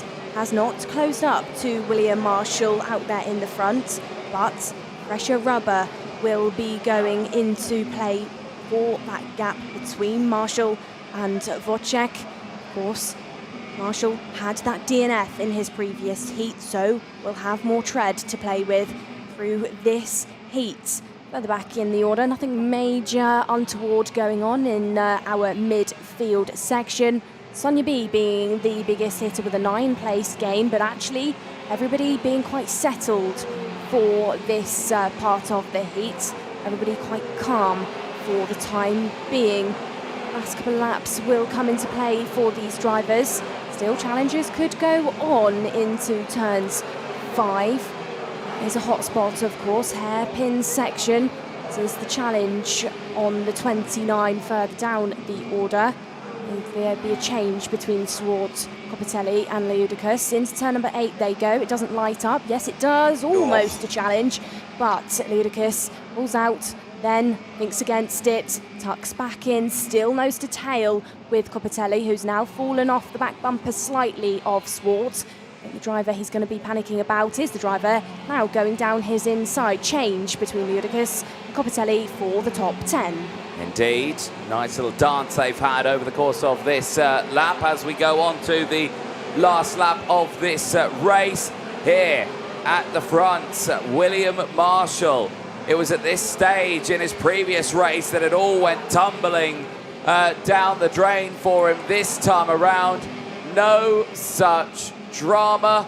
With only a few corners to go, Marshall leads Wojciech Woda by 2.6 seconds and is looking to come away with a nice chunk of points, but this doesn't put him inside the top 10 of the intermediate classification, but will help him out massively. Checker flag is out. It goes to William Marshall. Wojciech Woda takes second, and with that P2, steps up to P2 in the intermediate classifications, and with Michael Rosina taking that third place, moves up to 7th in the intermediate classification. Wojciech Woda then just doing what needs to be done within that race. He knew he didn't need to push too hard and catch up to William Marshall. He knew that P2 was just about enough for those points. The top three, of course, concluded by Rosina, who did a good job to charge up by 2 positions to round out your 1, 2 and 3. William Marshall, though, redeems from those 2 bad moments earlier on today. Leads that one as your winner. Remaining drivers inside the top 5, Lopez and Galliano, and then we have Penkivski, Fuka, Radek, Swart, Leudicus as your top 10. Copatelli, Sun, Vasca, Levar, Mallow are your remaining drivers inside the top 15. And then we had Elias Giordani, Davide Mazzoni, Rafael Martins, Davide Ione, Michael Grecki as your top 20. Istvan Dezo, Abdullah El Carter, Filippo Fiorini, Lorenzo Lule, Sophocles Papadopoulos and Vicente Martinez are your following finishers. And then we had multiple drivers not finish or even start the race, including Sidro Mazzoni, Zhao Jilin, Giuseppe Piccolo and Sergio Vivian, of course. Well, the start of the race already, dramas happening. Sidro Mazzione out of the race before it had got going. The same for Zhao Zilin as well. Unfortunately, both of those drivers not being able to get started in the race. When that race had started initially, good getaway for William Marshall. I don't think really had any pressure from that one. Lights to flag for the South African. A stark difference from what happened earlier on. It was from about 3rd place downwards where we saw the dramatics. It was the same for Wojciech Woda. He was able to break away at the front of the field as we were seeing the overtakes happening from Giuseppe Galliano, who, or Galliano, I should say. He was able to push up in that top section of the race. Then we started to see the Nicholas Fuka battle. That raged on quite substantially for a large proportion of that race. Matis Vasca was a mover through the field. He had some good ups and down moments. Did finish, unfortunately, though, in 13th place, a 1 position deficit from where he originally started. This was the pushing through the field still.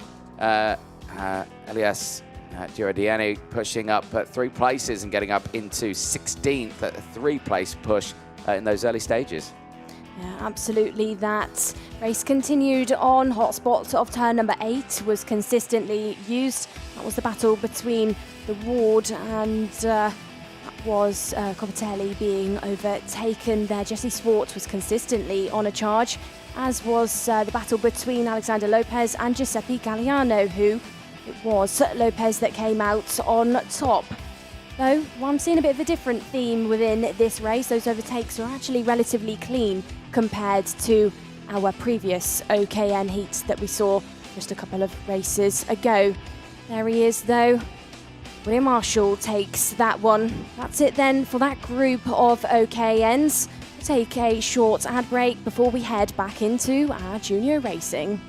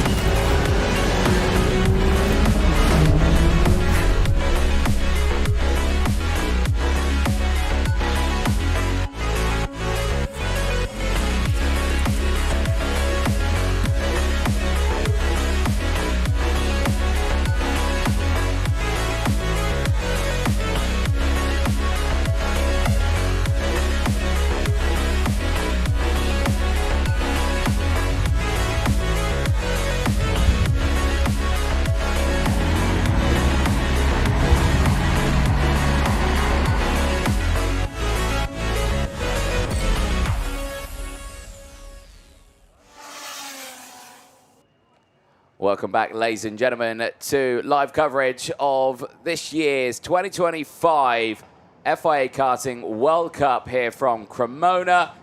We are getting through these races pretty quickly, which is understandable as the dark clouds loom in the background as the engines fire up for the next race. It is OKN Junior qualifying heat D versus E, which all of them are out there on slick tyres. And it starts with Sebastian Riedel and Augustin Falagoni on row number 1. Eduardo Sulpizio and Max Weiland go from row number 2. They'll have Xu Haofei and Mir Ogier on row number 3.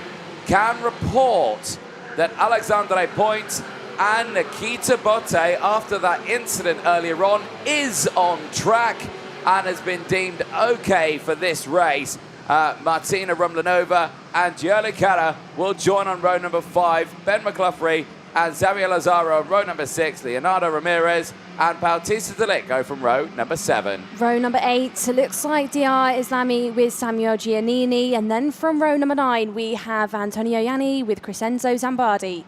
10, your top 20 is Sebastiano Human with Grayson Walcott. And then from 11, we have Benjamin Paulson with Jose Gutierrez. 12, Leonardo Dondi with Zoltan Koini. And rounding out your grid of 26 karts, 13 rows, it's Francisco Roca and Alexander Prizovic as Anthony Jordan's got his hands in his hair. It is raining, Nicole Sutherland, and yes, the cloud has got ever closer. It is only light rain for the time being, but you can see there on the radar that there are pockets of a very intense in the radar. That works really well. The radar works quite well, actually. Okay. I'm going to call that the radar now. But there is intense pockets of rain there that you can see. We are on the edge of that, but I suspect that when can you trust the weatherman to predict a very accurate weather forecast? Well, we don't quite know, but yes, rain is in the air. Absolutely is. Raindar, as Anthony just unintentionally called it, but I really like that name. I'm going to tell now, because they can hear me now in the production room, please change the title to Raindar on that graphic, because that needs to happen, I think. Here we go then. What an accidental genius move of the field here. OKN Junior is heading into an unknown right now, with rain starting to trickle down. The field on slick tyres, the dark clouds looming in the background. Are we racing? We're lights out, we're underway. Down in towards turn number 1. The grip levels are still there, the temperatures are in the tyres, but you're just going to have to wait to see how long it lasts, because right now the field will have to be careful, as already there's been drama in the background. 3-4 karts off at turn number 3 and 4. And drama has struck there. These drivers are at the back of the field. One of them, Samuele Giannini, Antonio Ianni out there as well. And I think Leonardo Dondi also has come off the track there. That's a shame for them. They're not going to be able to get this one restarted. All 3 are out. Eduardo Sulpizio taking the early advantage and threading a needle through the traffic out there in the front. Of course, we are led out there in the way under the start-finish ground tree for this first completion of the lap by Sulpizio. Great job to grab an early race lead. 4 karts then heading into this lap, side by side, bumper to bumper, nose to tail. Sulpizio, Riedel, Rumlanova, and of course Xu Haofei, who again is being put under pressure now by the drivers behind. They are swapping for position. Rumlanova needs a good one within this. Has had multiple disqualifications or penalties, so needs to try and give everything and leave it on the circuit within this race. Mir Ogier, side-by-side moment, elbows out through sector number 3. Ogier has dropped down the order slightly, but is trying to fight her way back into the top 5. Now then, with that commotion in our midfield area, it has released Sulpizio and Riedel out there in the front. Xu Haofei still sat there in P3 quite comfortably for now, as Points and McLaughlin are trying to battle it out for P6. Down the inside goes Points there, snatches it back from McLaughlin, who just concedes the position, lets it go lets him have it. Benjamin Paulsen, then fastest driver out there on the track, but I'm not sure, you know, with the heats that Paulsen has had, is it going to be enough as we head through these final couple of phases in towards the third sector? That's a change for P2. Ji Haohui finds his way past Sebastian Rydell. Yeah, indeed, and that is chucking Sebastian Rydell right down the order here of the 125, not in a good position. There is the Raindar now that has been named. Fabulous. And that is, again, just a little bit of a more of a blowout look to see. We're right on the edge of that pocket of heavy rain there. That is the concern of how accurate, one, the producer put the pin on the map, and two, how accurate that Raindar is on the map. So, right, I've been told that the pin is right on the circuit, but I beg to differ. Right, here we go then, down the inside. Ji Haohui gets that move done, moves into the race lead, and Zilbizio drops down into third place now. Through goes Felagoni. He gets involved in this fight as the two switch positions, and now Rumlanova trying to get involved in this fight. This is really good to see from Martina Rumlanova. We have not seen her up this sharp end of the field so far this weekend. As right now, Sebastian Rydell, Alexandre Point, Bedra Quickly all trying to fight with Mia Auger as they continue to push their way through in towards turn one. We're about halfway point of this race. We're on lap 5 of 10. The cloud still looming in the distance, though. Drivers door to door as they head through turn number 5. Side-by-side action as the balance and the momentum within these races has absolutely shifted. The pressure is on. That dial has been switched up a notch by the top 15 in this one. It was now turning into a massive train. Drivers in the back being thrown off, and there it is. There is the rain. You can see it on the screen as they were just heading through turn number 8. And kit is falling down for these drivers very lightly. And there you can see drivers falling down the order, sliding around slightly. Has it now stopped? Because momentarily at one part of the circuit, it was falling down. Now, Ji Haohui trying to snatch back that position and does just that. Gets back past for that race lead and holds on to it very well out there in the front. Driver in the Kart Republic, who was leading earlier on in his previous heat, dropped to 6th, brought back up to 3rd, is fighting back up to try and hold on once more. Side by side, these drivers try and squeeze into turn number 8, and over the top of each other they go.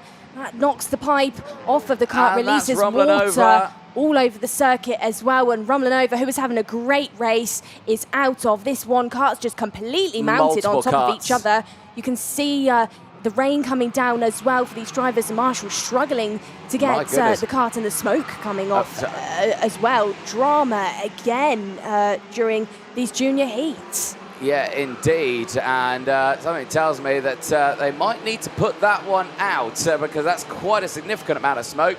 Slow procedure coming out.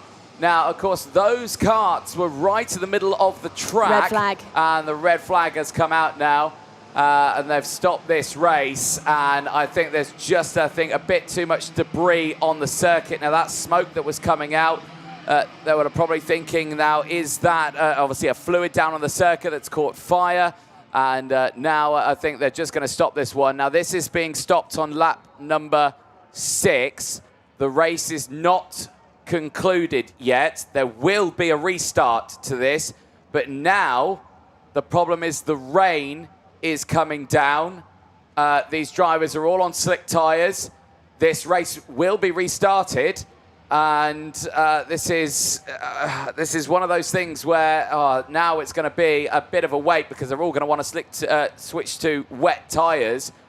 And this means we might have quite a significant delay here. They will stop the drivers in a single file on the start-finish straight. And on lap number 6, the race has come to a halt. And right, let's, well, I would recap of the drivers who are involved in that one. Of course, now they've stopped it. But I think Alexandre Point, Martina Rumlanova, Ben McCluffery, Leonardo Ramirez, Max Weiland, Zoltan Koini, Samuele Giannini, Antonio Iannone, and Leonardo Dondi were drivers who were out of that race. And, of course, they might be thinking, if there's a change or repair window, there's the rain coming down. A significant downpour now. This is obviously, well, it's lucky that right now I think all reports show that all drivers are okay.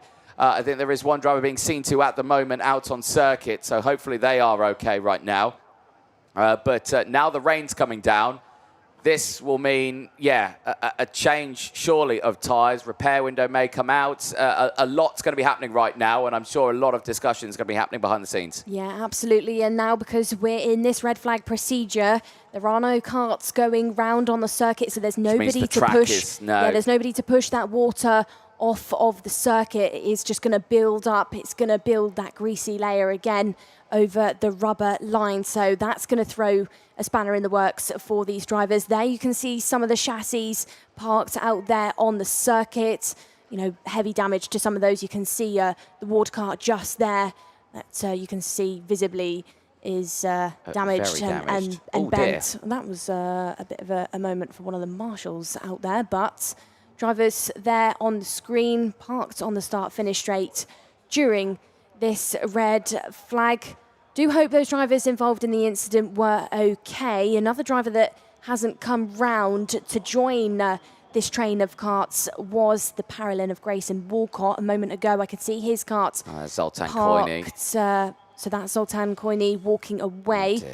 Is missing a boot there, but you know, walking away. So that's a positive sign that hopefully Grayson is okay.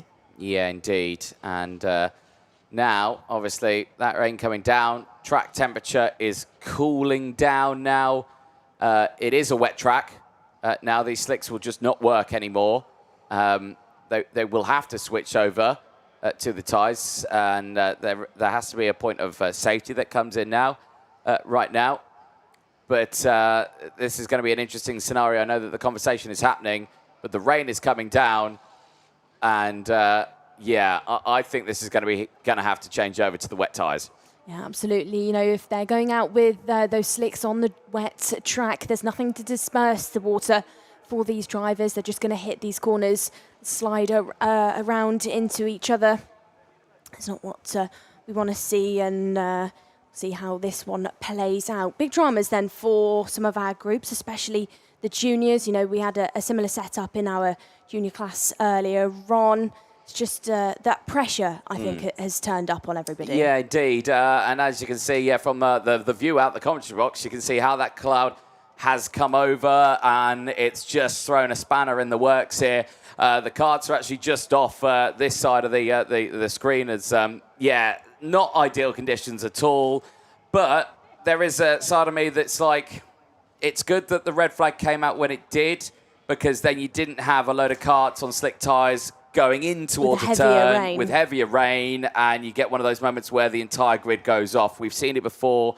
It's never a nice thing when it happens, and actually for the race to stop when it did, actually I think actually worked out quite well.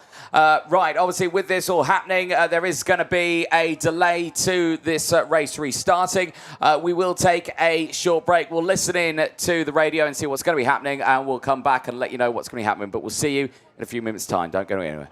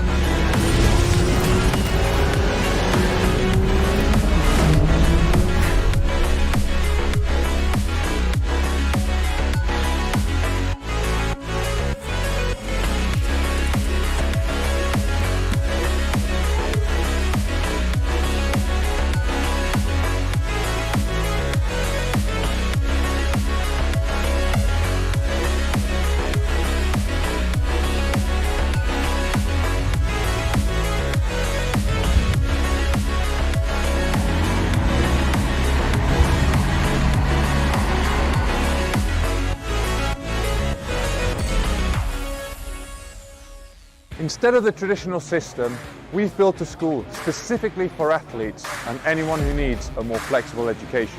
We provide a full school curriculum including GCSEs and A-levels, mentoring support from ex-athletes like myself, and the ability to study from anywhere in the world at any time. Welcome to MBA, the #1 school for athletes.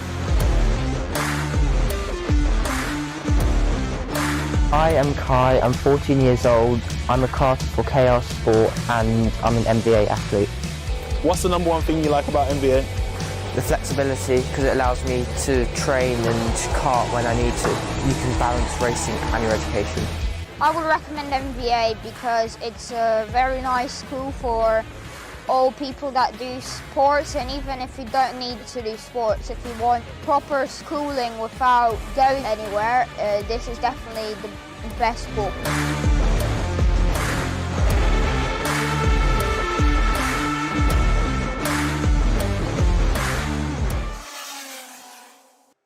Well, welcome back, ladies and gentlemen, to live coverage here of the FIA Karting World Cup here from Cremona. If you are just joining us, we are in the middle of a red flags situation at the moment. Some incidents out on circuit, and one of the karts, I believe, catching fire at one point, has put the red flag out.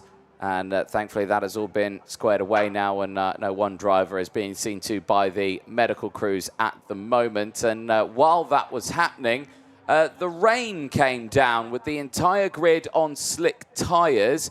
Now, looking out there, the rain looks like it's stopped, or it's died down considerably. The cleanup operation is underway. Can confirm now this red flag came out on lap number 6, which means the race was not at 75%, which means we were going to have a restart. The unfortunate thing is that the drivers who have retired from this race are not eligible to be restarted. They will be retiring from this race still. They will not be able to get restarted, and they will go backwards. Now becomes the question of, do we switch the tyres? Now, they've brought the mechanics out to the circuit. The mechanics have not brought their trolleys with them. They have not brought wet tyres. It's just the mechanics to help get these karts started up. And that brings to the question of, are they going to go with the slick tyre option at this point? Now, there has been no running since that red flag came out. And, of course, when that red flag came out, that's when the rain come down. The track is greasy now. It is wet. It is looks slippery out there, but obviously not wet enough for rain tyres. However, the chance of another downpour, another spot of rain, is still very high, and it's a very volatile, I think, situation at the moment. Yeah, absolutely is. You can see the mechanics there just discussing about what the setup is going to be for their drivers. But for the time being, it doesn't look like any wets are going to be deployed. Just wondering there how many drivers we can maybe expect to see within this race if we do get going again. I think it will be around about 16 remaining. We had quite a few drivers involved in that incident just a couple of moments ago, so a lot of them can count themselves out. Could be a good time to maybe just highlight drivers that were having a good race previous to this. Xi Haofei was your leader before we went to red. Xi Haofei's had a heat win yesterday and a P3 earlier on, so a name to keep an eye out. Keeping an eye out also still for our radar updates. Still, it's forecast to continue to come in. That grey cloud is not going anywhere. I wouldn't say it's absolutely looming over the circuit, not just for this group of drivers, but for the remaining races we have today, because we're nowhere near the conclusion of the day. We've got quite a few more qualifying heats left to go. That's the 178 on your screen. That's kart being cleared up for Grayson Walcott in the Paralympic. Walcott struggled to get off the grid earlier on in one of his heats, then sort of went backwards in his heat, and now in this one, DNF, you can see him getting onto the recovery trailer. Will not be able to restart this one. Indeed. A couple of nose cone penalties have now been applied to the drivers. Jose Gutierrez and Alexander Prizovic have both received a 5-second in-race time penalty on this red flag. That's the officials have gone through, have checked the nose cones, and now have applied those penalties immediately to the drivers. And they have been dropped to the back of the order effectively in this one. I believe they will get moved to that position as well for this race. And right now, so already we're seeing some moments on that one. We're just waiting to see what is going to be happening in these next few moments, because, of course, the rain is still on a knife edge here. We are expecting more. However, at this moment, no one's changing over to the wets. Well, I've had updates in my ear then, Anthony, that the drivers involved in that incident just earlier on, the likes of Ben McLaughlin, are okay. They are being taken off to have those checks done. But we do believe that nothing major, nothing untoward for Ben. Good to hear that. So this is the replay of what actually unfolded. So side by side, just over the top of the kart. Yeah, that was a big moment, and I think these drivers very lucky to get away from it. It's another angle, so you can see Ben comes back off into the middle of the road, doesn't he? Goes over the top of Martina Rumlanova, who, of course, you can see sustained that damage. Goodness me. That was major hit there. You can see Ben was actually pushed over the top of the kart, came out of it, but not completely, was sort of still stuck in the seat. And I know from experience, when that happens to you, it's painful because, you know, one part of your body is trapped, the other part, you go over the top of it. So hoping that Ben is okay. It's never a nice thing to experience. Not a nice thing for also the likes of Martina, who took big impact into the barrier. Hoping she's all right as well. Same with Zoltan Korny as well. That was the Ward Racing kart that went into the side of Ben, and that's another kart. We've already seen one kart that's had a completely destroyed front end of the chassis. That's now a second one. This time, obviously, one of the Tony karts of the Ward Racing team, completely bent up at the front from that side-on impact. Amazing to know that the drivers are generally okay. Obviously, some battered and bruised. But that's a significant moment there on the track, which obviously it's hit the engine, and obviously that has caused what effectively looked like the fire. You saw the smoke there from that incident that rose up from one of those karts, and a very, very scary moment here in Cremona, showcasing that, you know, no matter what form of racing it is, motorsport is a dangerous sport, and these drivers are pushing fast speeds out there, and add a bit of rain on top of that with slick tyres, and then you've got fast speeds and no traction. You've got really difficult racing conditions. Absolutely. You know, motorsport is a dangerous one, but it's well managed. Of course, these drivers are well protected. You've got various safety gear, and, you know, the FIA are continuing to try and push forward. That's why the anti-launch system has been put and deployed into our Academy Juniors this weekend to test out how we can continue to keep these drivers safe. Well, hearing reports here that they're looking at a restart, a one formation lap under slow procedure, and then they're going green.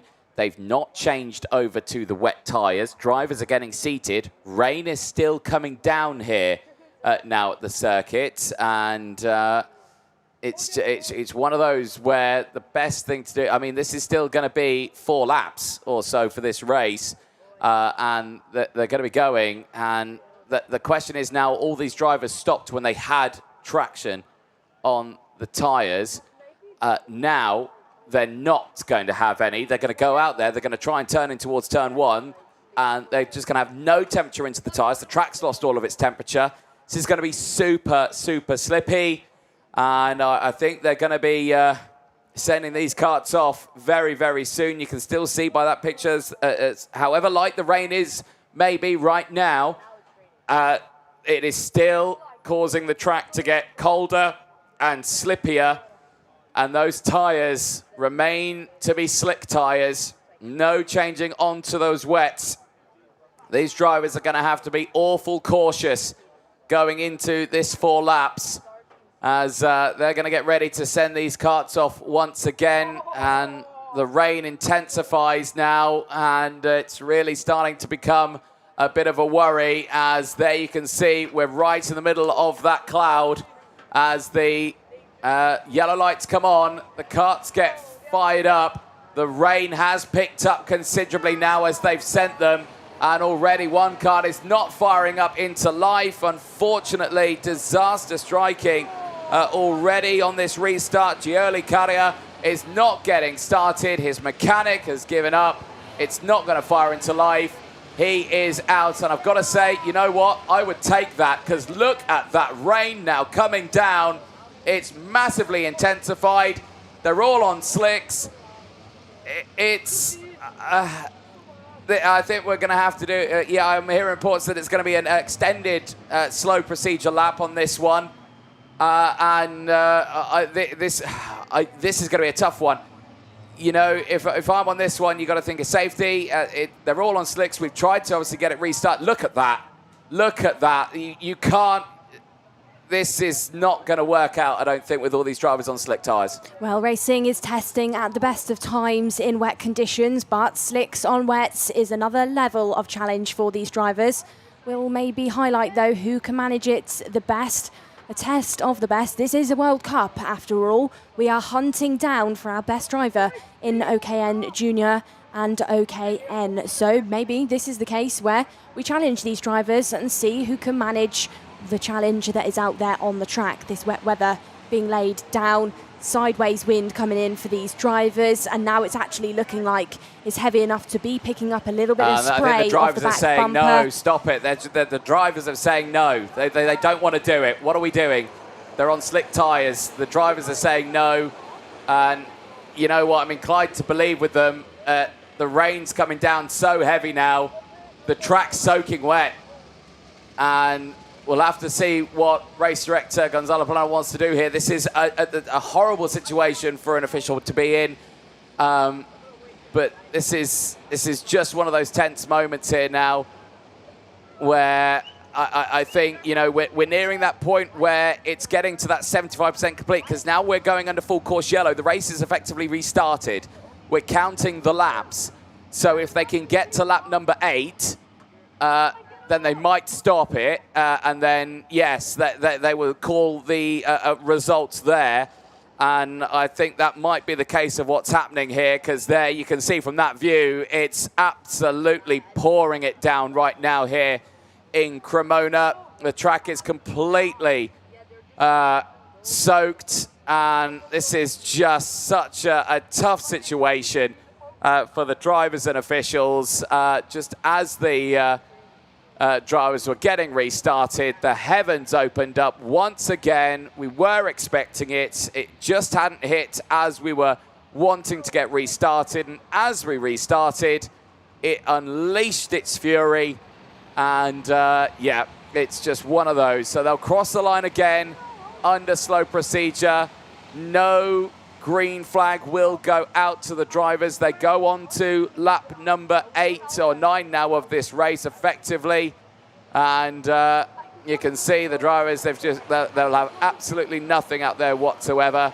And I think now, yes, confirmation, red flag has now come out that place and steps up that order quite nicely. Sulpuzio finishes 3rd ahead of Xavier Lazaro. Bautista Delic finishing in 5th place ahead of Crescenzo Zimbardi finishing in 6th place, a 12th place gain. Dinia Islami took a race win earlier on. Still 8 places gained, finishes in P7 from Nikita Potter.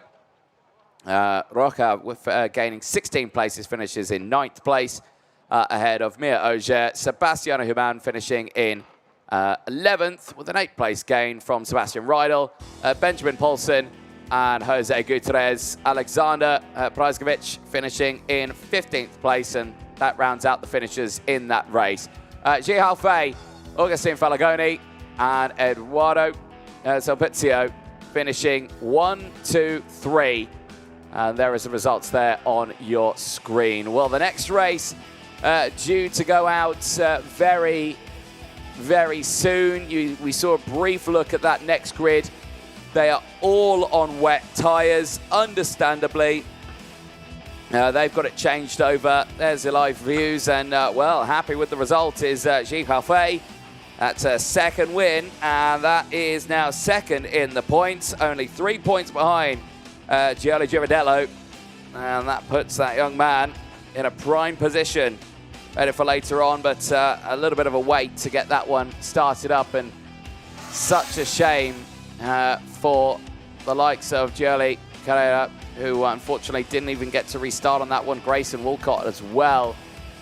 Drama in that. Here's a look at the highlights from that race. The cloud you could see looming off in the background, slowly creeping its way towards the circuit. Drama right at the start of that race. Leonardo Dondi, Antonio Iannone and Samuele Giannini all out of the race right at the start, with a very dramatic moment there. Karts going skywards there through the likes of turn number 2 and 3. It's still a very dramatic run on that beginning stage. Ji Haofei fighting up into third place, third and fourth, having a good little scrap there with Xavier Lazaro. And everyone else trying to throw caution to the wind in these early stages, trying to gain as many places as they could, knowing that that rain was probably on the way. Drama did strike in those early stages for some drivers as Mia Ogier started to push her way through the field. Some of the drivers going off the track. You could see how the battle started to rage through the order. This was Ben McCluffrey, who was fighting right at that sharp end of the field, wheel-to-wheel moments there with the 155 machine. Alexandre Point, all of these drivers unfortunately were involved in that tangle, which brought out the red flag. And in those early stages as well, we were seeing a great drive from Martina Rumlanova, who had pushed herself up into the order massively in the early stage of that race, until later on Drama did strike in and around this part of the lap. Some of the drivers going off the track in those early stages. This was the moment. Rumlanova in a sandwich here. Ben McCluffrey going forward. Alexandre Point caught out in that initial incident, but it's then the second incident that happens after this one, with Ben McCluffrey going back onto the circuit. Can confirm he has left the track. He's gone to hospital, but only for checks from this incident here. Hard impact there between himself and Zoltan Koini.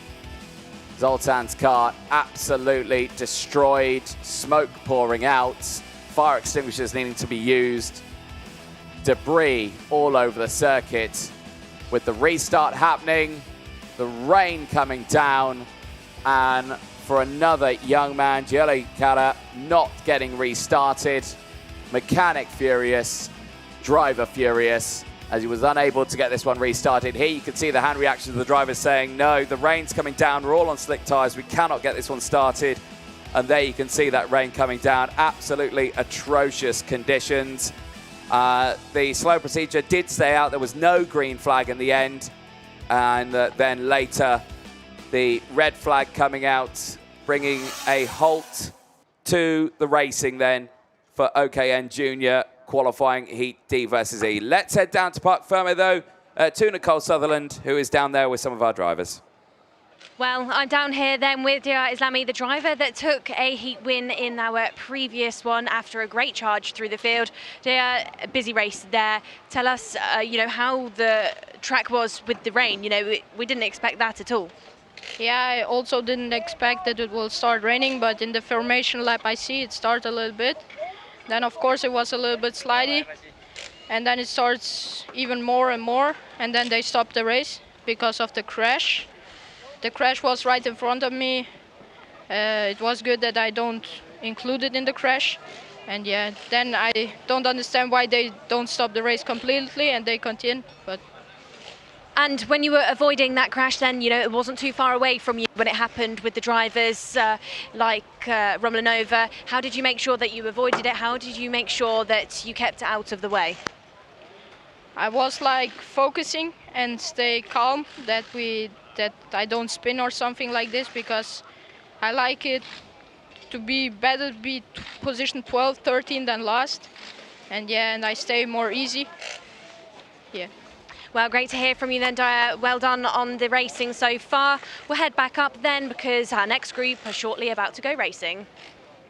Thank you very much, Nicole Sutherland, down there in Parc Ferme. A very busy Parc Ferme, I can imagine. But the green flag and green light is already on for the next race, qualifying heat D versus E. For OKN is heading out onto the track. Let's take you through the full starting lineup as one of the karts there going very slowly, and I think that may have been Antonio Apicella. I think he's got it going now, which is good to see. Let's take through that starting lineup. It's Ivo Bestrada and Federico Naduzzi on row number 1. Naduzzi sitting at 3rd in the ports. Antonio Apicella and Alessandro Cocosa go from row number 3. Cocosa is out on the circuit.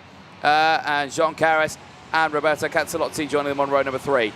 Jules Ochepa and Fernando Permer go from row number 4. They'll have Robin Sarg and Nicholas Tomasella on row number 5. Marlon Bayer and Eduardo Leo go from row number 6. Martin Saar and Daniele Veseli go from row number 7. Alessio Baldi and Luca Crush go from row number 8. Thomas Ibsen and Milo Smuk on row number 9. They'll have Francesco Figueroa and Luisa Maria della Pietra on row number 10. They lock out the top 20. Gabriel Peña and Lorenzo D'Amico on row number 11. They'll have Axel Saniala and Matteo Gallo on row number 12. Antonio Campo and Pietro Camalingo go from row number 13. They'll have Federico Albanese and Pedro Cabral on row number 14. Vasco Schilecki and Nicholas Marchesi go from row number 15 and hopefully lock out the 30 karts out there. But I'm seeing that Lorenzo Diamco and Federico Albanese, Pedro Cabral and the likes of Nicholas Marchesi are not out in the circuit. I do know that Pedro Calvo, he did go to hospital for checkups, but he was okay. It was purely precautionary as he were heading out onto the track. The circuit here at Cremona is now soaking wet. It is spray kicking up and the rain still coming down. Air temperature still around 18 degrees, but the rain coming down considerably here, and we expect it to continue for quite some time. We were looking at the radar, and you know, it was saying that we're in a big cloud of rain, and actually it was going to intensify a little bit later on as well. You saw the different shades of colors on the rain radar, but not looking hopeful for seeing dry running for the rest of the day, which is a big shame. I know that we were expecting a lot of rain over the course of the day, but we've actually been quite lucky with it for the main bulk of it. It was a little bit wet this morning. It did dry out, though, in those early stages.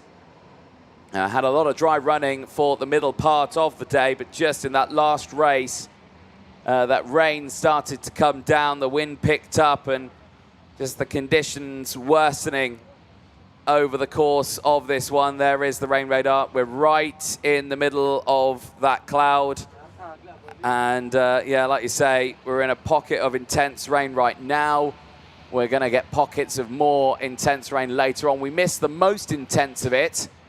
It just missed us, but it's done its work now, and the field of seniors will see this, but we're expecting this rain to get ever worse as the day goes on. Here we go then, into the tram lines. The first race back in rainy conditions as the spray kicks up. Lights are out, we're racing down in towards turn number 1. Bestrada switches to the outside line, but there's no grip whatsoever, and the karts all scramble to find traction out there, and 1 and 2 are spat out of the field and into the barriers at the exit of turn 2. Drama for some of our drivers in the back parts of your field already, but good stuff by your race leader, who looks like just starting to check out from the field, trying to hunt down where there's more grip. There's definitely not grip then through turn number 6 because one of the Sodis has run themselves off of the road. I think that could be Alessandro Cogozza out there. It's the 42. Veseli trying to get restarted, but Marshall says no and pulls the kart off the circuit. Now we've got another spinner, this time at turn number 8, and that is the 49 of Axel Saniala, who finds himself out as well. This is going to be a theme for this race, I would say, as these drivers refamiliarise themselves with the wet and tricky conditions that exist here at turn number 12, where more drivers are running off the road. And can confirm that safety car was Alessandro Cocoso, unfortunately, through turn number 6 and 7, who has tumbled down the order. And he's had a really shaky start to this race. Someone who's had a good start to this race is Thomas Ibsen. 12 places gained, the same for Pietro Camalengo. 17 places gained in that opening lap, and are certainly pushing through the field nicely. But this is just challenging conditions now, where to finish first, you have to finish. Absolutely, that then, these wet conditions, not easy for these drivers. They have to avoid braking on that rubber line so that they don't slide into these corners. They then have to be careful on the power, look at that, straight off. especially here at turn number 8, that you don't run yourself off of the road. That was Castellozzi, I think, going wide there. Does manage to keep his foot in and regain onto the track. But these drivers just not managing it very well so far. Further down in the order, that's one of the Kart Republics having a bit of a tricky race so far. Running off these the road so far are these drivers. Like we were saying then, they have to keep off of that rubber line. They have to be gentle with the power so that they don't experience loads of wheel spins. Stay off of those white lines through the corners, because that's where that back end of the kart is really going to spin up and then cause it to dance around, as now one of the Zankis is the newest driver to fall down the order. That's Martin Saar, just falling down for Argentina. So many drivers then within this, after only a couple of laps, are out. Vizelli, Saniala, D'Amico, Albanese, Sobral and Marchesi not to go any further. Out there in the front though, who is seemingly looking like he's checking out, Harris. 3.5 seconds clear as there's a new retirement. This time it's Croce at 89 who will tumble down the order. Yeah, indeed. Drivers are falling off the road here, left, right and centre, as John Carris leads the way. Another driver falling victim to the wet conditions. The pilot of the number 39 machine going no further in this race, Julius Ochepa. And he is the latest retirement from this one. And he goes no further. And that back bumper looking like it's been dented up a little bit there at the start of this one. He's going to try and restart it. Well, Julius, you're not allowed to do that, lad. You're on lap number 4. You can't do that. Well, that's a big rule broken then. Of course, that rule was introduced this year.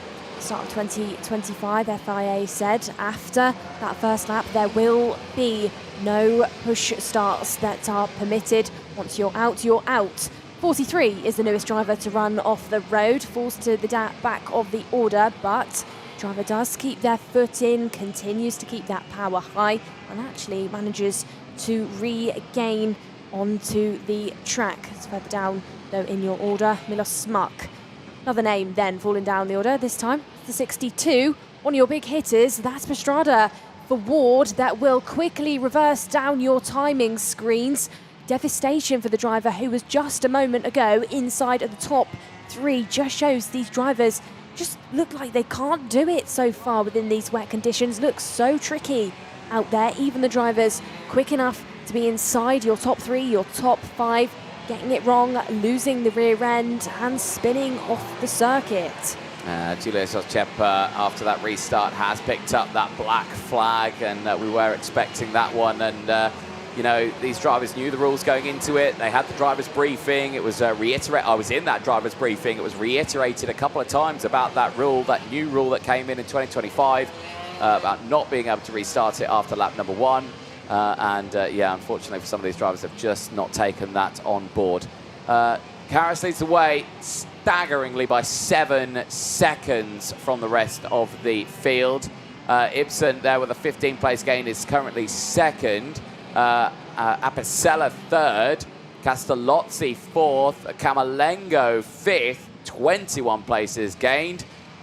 Figueroa there currently is 6th place. On a 13 place gain. So for some of these drivers, they are very used to these conditions. I know for a lot of other drivers, they are not.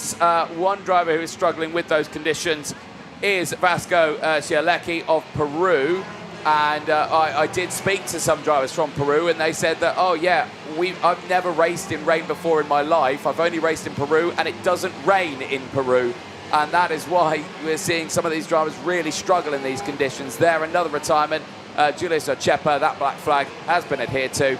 He is out of this race. I'd say maybe it's the case within this race as well, where some drivers just look way more comfortable and way stronger in the wet conditions. Are the case that the mechanics have been able to adjust those karts quick enough on the setup to help these drivers try and generate some grip and get them turned into the corners. It's not easy in these conditions. The karts feel heavier, they're sliding around. Drivers really do have to focus on shifting their weight over the front end to try and get the karts into these corners, hooking the curbs to get the rotation and get those chassis swung round corner by corner.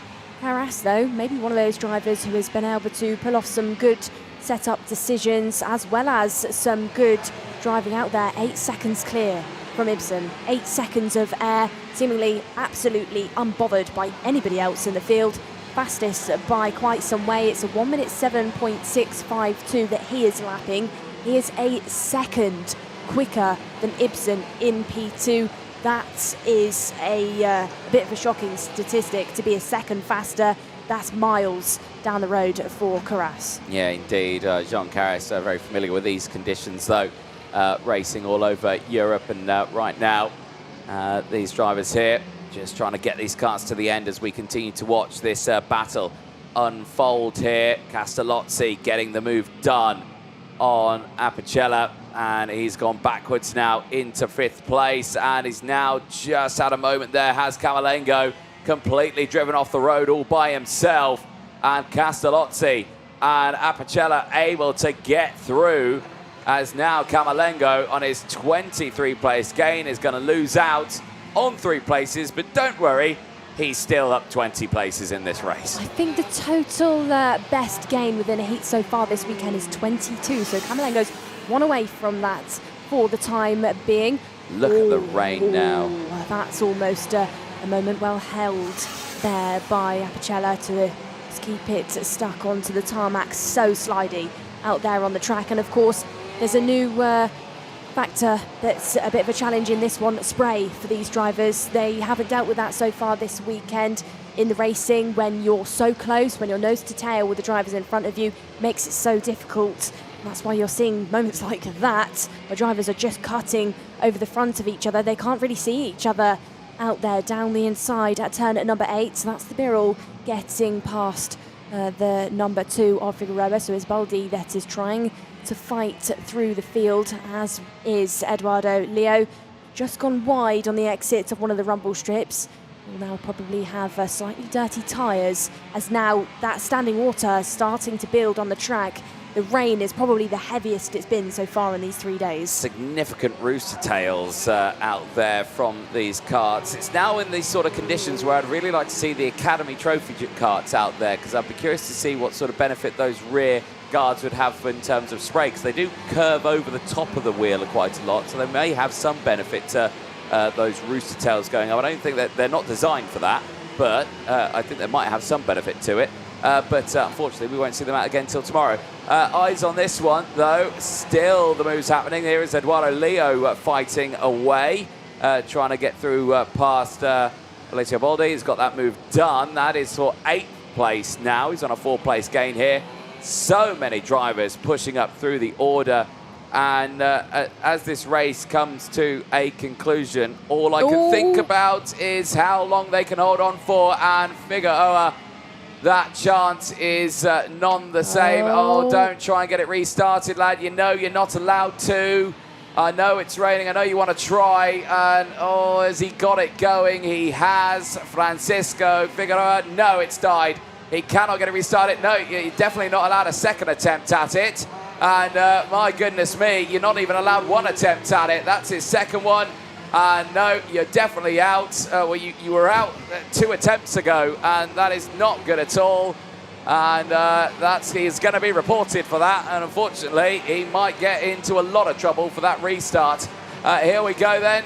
Still kicking off, and yeah, straight away, Figueroa under investigation, attempted restart after the first lap. Yeah, Kokotza there is your driver on the screen, trying to hustle the back of Gallo. This is the battle for the last remaining spots inside of the top 10. The Sodi then trying to push forward, both these drivers trying to fight for position. Varied lines then through turn number 6. Some drivers deciding to hook that curb, get it rotated, some going wider and V'ing these corners off. There you can see the varied tactics just being deployed again, but look at the spray. Kokotza can't see anything, I wouldn't say. You know, and that's another challenge for these drivers, let alone trying to get through all that standing water. It's another thing doing it and not being able to see anything. No, exactly. It's just one of these really horrible situations that these drivers are in. They're trying to fight for all sorts of grip out there. They put the power down, the back end steps out, they throw a load of opposite lock and try and square it away, and they're just not finding the traction levels out there. Lap number 11 now, we're on of 13. And the only thing I can think about now is, Nicole, I hope you're looking forward to your walk down to Parc Fermé. Yeah, of course. It was soggy before. I know I'm going to get a little absolutely bit drenched. Decimated Is probably the right word, but it's okay. Anything for karting. Yeah. Did I sense a tone of sarcasm in No, your voice there? I mean, I've been out on the track and I've done what these guys are doing before, where you get absolutely drenched. It's only a bit of water, it'll dry off. It is indeed. It's a lot of Skin's water, waterproof. Though. Yeah, it is. And there's only 24 hours in a day. Right, here we go then as they head through in towards that final sector. We are nearing the end of this race. Jean Carras in the lead here. Has done absolutely everything. Fastest laps of the race still, 107.195. Pushing forward significantly faster than anyone else out there. 0.9 of a second faster than Thomas Ibsen in second place, who is some 12.6 seconds further down the road. Incredible job on the Cremona crew out there to actually find him. Usually you look for a big group of karts, and usually the one at the front of that is usually the race leader. This time around, a solo, lonely kart. Some 12.3 seconds further up the road. Jean Carras for the Vioni Racing team of Greece will come around the final corner and see the last lap board this time around. It is nearing that time. He could coast back at a very slow pace, and he would still be absolutely fine. But I don't feel like that's the Jean Carras way here. I suspect we might see some pushing in this one to try and go even fast. His best laps are 107.195. He only did that a couple of laps ago. And let's see if he can progress it more in this one. We'll see a Sector 1 time. Well, it's quick, but it's not his fastest. It's not a personal best. I think, yes, he is just coasting it back now to the end. A solid drive ahead of the rest of the field, but I've got to give it to, as well, Thomas Ibsen, a 15th place gain. Castellotti holding on to third. Pietro Camerlengo, 22 places gained. He'll finish in P4 as it stands. As slow and steady, wins the race, says Jean Carras. Celebrates with his mechanic. Oh dear, clips the curve a little bit there, Jean. Do be careful. Still a corner to go, and he's done it now. Jean Carras across the line takes the win in the torrid rainy conditions. 13 seconds clear from the rest of the field. Ibsen finishes second. Well, I say Ibsen finishes second. Now he finishes second. He's only just crossed the line. Castellotti crosses the line now with Camerlengo. They were still in a close fight. Apicella finishing in 5th place. Tomasella coming to the line now. Baldi from Leo crossing the line in the top 8. Della Pietra finishes the race now. The young Italian female Luisa Maria Della Pietra finishing in P9 on an 11th place gain. Alessandro Cacosa finishing in P10. There is your winners: Jean-Paul Carras, Thomas Ibsen, and Roberto Castellotti. 1, 2, and 3 as they make their way back to Parc Fermé. Albeit, I suspect, probably a little bit wetter than how they started this race. Still a lot of drivers falling off the road in that one. Unfortunately, retirements, Figueroa, Ochepa, Cielecki, Bestrada, Luca Croce as well, Saar, Vaselli, Saniala, D'Amico, Albanese, Cabral, and Marchesi not starting the race. But at the end, there it is. Jean Carras, job done. That's a nice win. Clear by, at the end of it, 12.8 seconds. This was the start of that race. And for Jean Carras, he had to push through the field quite a bit on this one. Started at P5 on the inside line. One driver spat out right at the start. Axel Zaniolo and Daniel Vaselli. Unfortunately, having drama on that opening lap, they would tumble down the order as that rain now has somewhat simmered down a little bit here at the circuit. The most intense part, I think, for the moment is over us. However, I suspect we might see some more rain coming later on, as some more intense spots were seen on the radar for us, so we'll have to wait and see. Highlights on your screen now from that, and pretty hectic little race there for many a driver. But I've got to say, for Thomas Ibsen at the start of that race, those 15 place gained in those early stages, the drivers just struggling to get traction on the track. Roberto Castellozzi was one of those drivers. Later retirements there. Martin Saar out of the race. And all the drivers just seemingly really holding on to their nerve in those top sections of the race. Antonio Apicella was working hard there, was later caught out from the chasing pack behind, the same as other drivers as well there. Julius Ochepa, a spin, trying to get it restarted, unfortunately got a black flag that moment there as well. Great car control from Milja Smuk. Let's head down to Parc Ferme then, and over to Nicole Sutherland, who is, I'm sure, very thankful that the rain has just held off for the time being. Thanks very much then, Anthony. I'm down in Parc Ferme in the rain, like we just spoke about with Jean-Paul Carras. Jean, great racing out there from you. 12 seconds clear from the rest of the field. Completely alone. Tell us about the session. Tell us about the rain as well.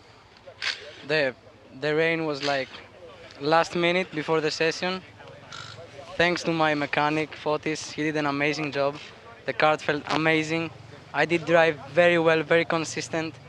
Oh, I'm so happy about this because I had some downfalls in the last hits, and this made me feel incredible. And bouncing back from those bad results in previous heats to drive the circuit in wet conditions, I'm sure you're probably hoping that it's going to stay wet now for the rest of the weekend after that result. What's it like? What do you have to make sure that you do to be as quick as you just were? I think both in wet and dry condition I was very fast, just a bit of bad luck in the dry, and the wet, I don't know, it felt amazing. If it's still wet, I don't have any problem. No testing in wet, but everything fine. Well, Jean, great to hear from you, and great results as well. Like we mentioned, clear from the rest of the field by miles. We'll head back up into our commentary box because we've got plenty more racing coming up next. Thank you very much, Nicole Sutherland, as we watch the ends of the highlights there on our screen. Right, we're getting to 5 o'clock local time here. Now, at 5 o'clock, we were due to start initially, well, the last race of the day. We're going on to now OKNJ qualifying heat A versus F.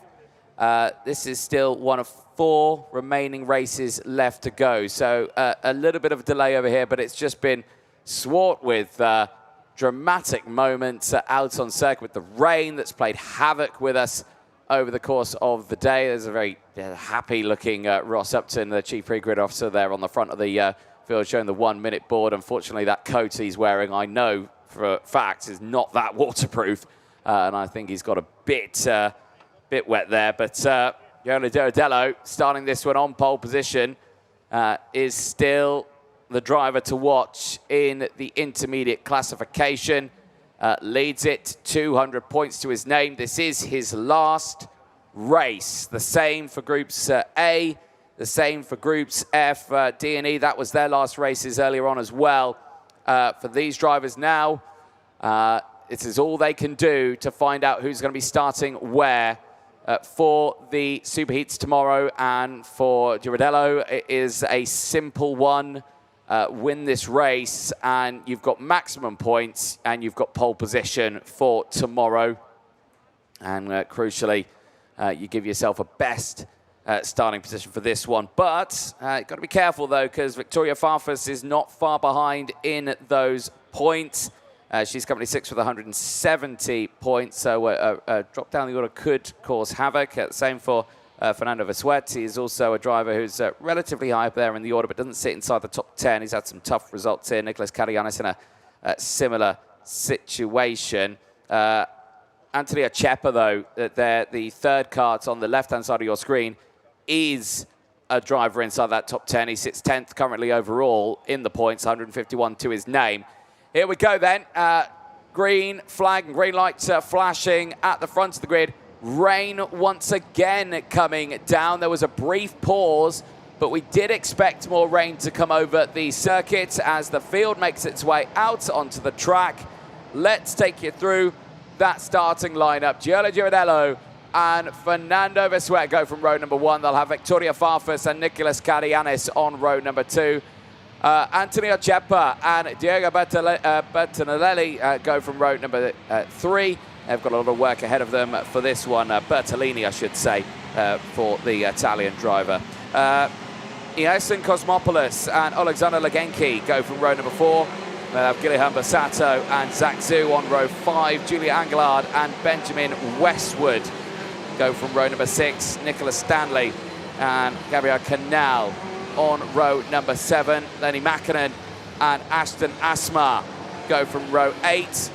And Escanio Sandrini and Alberto Massotto go from row number 9. Alessandro Dragon and Ivan Aman going from row number 10. They will look at the top 20. George Staradikis and Christabel Bonnet go from row number 11. Neil Nekmush and Matis Vitva on row 12.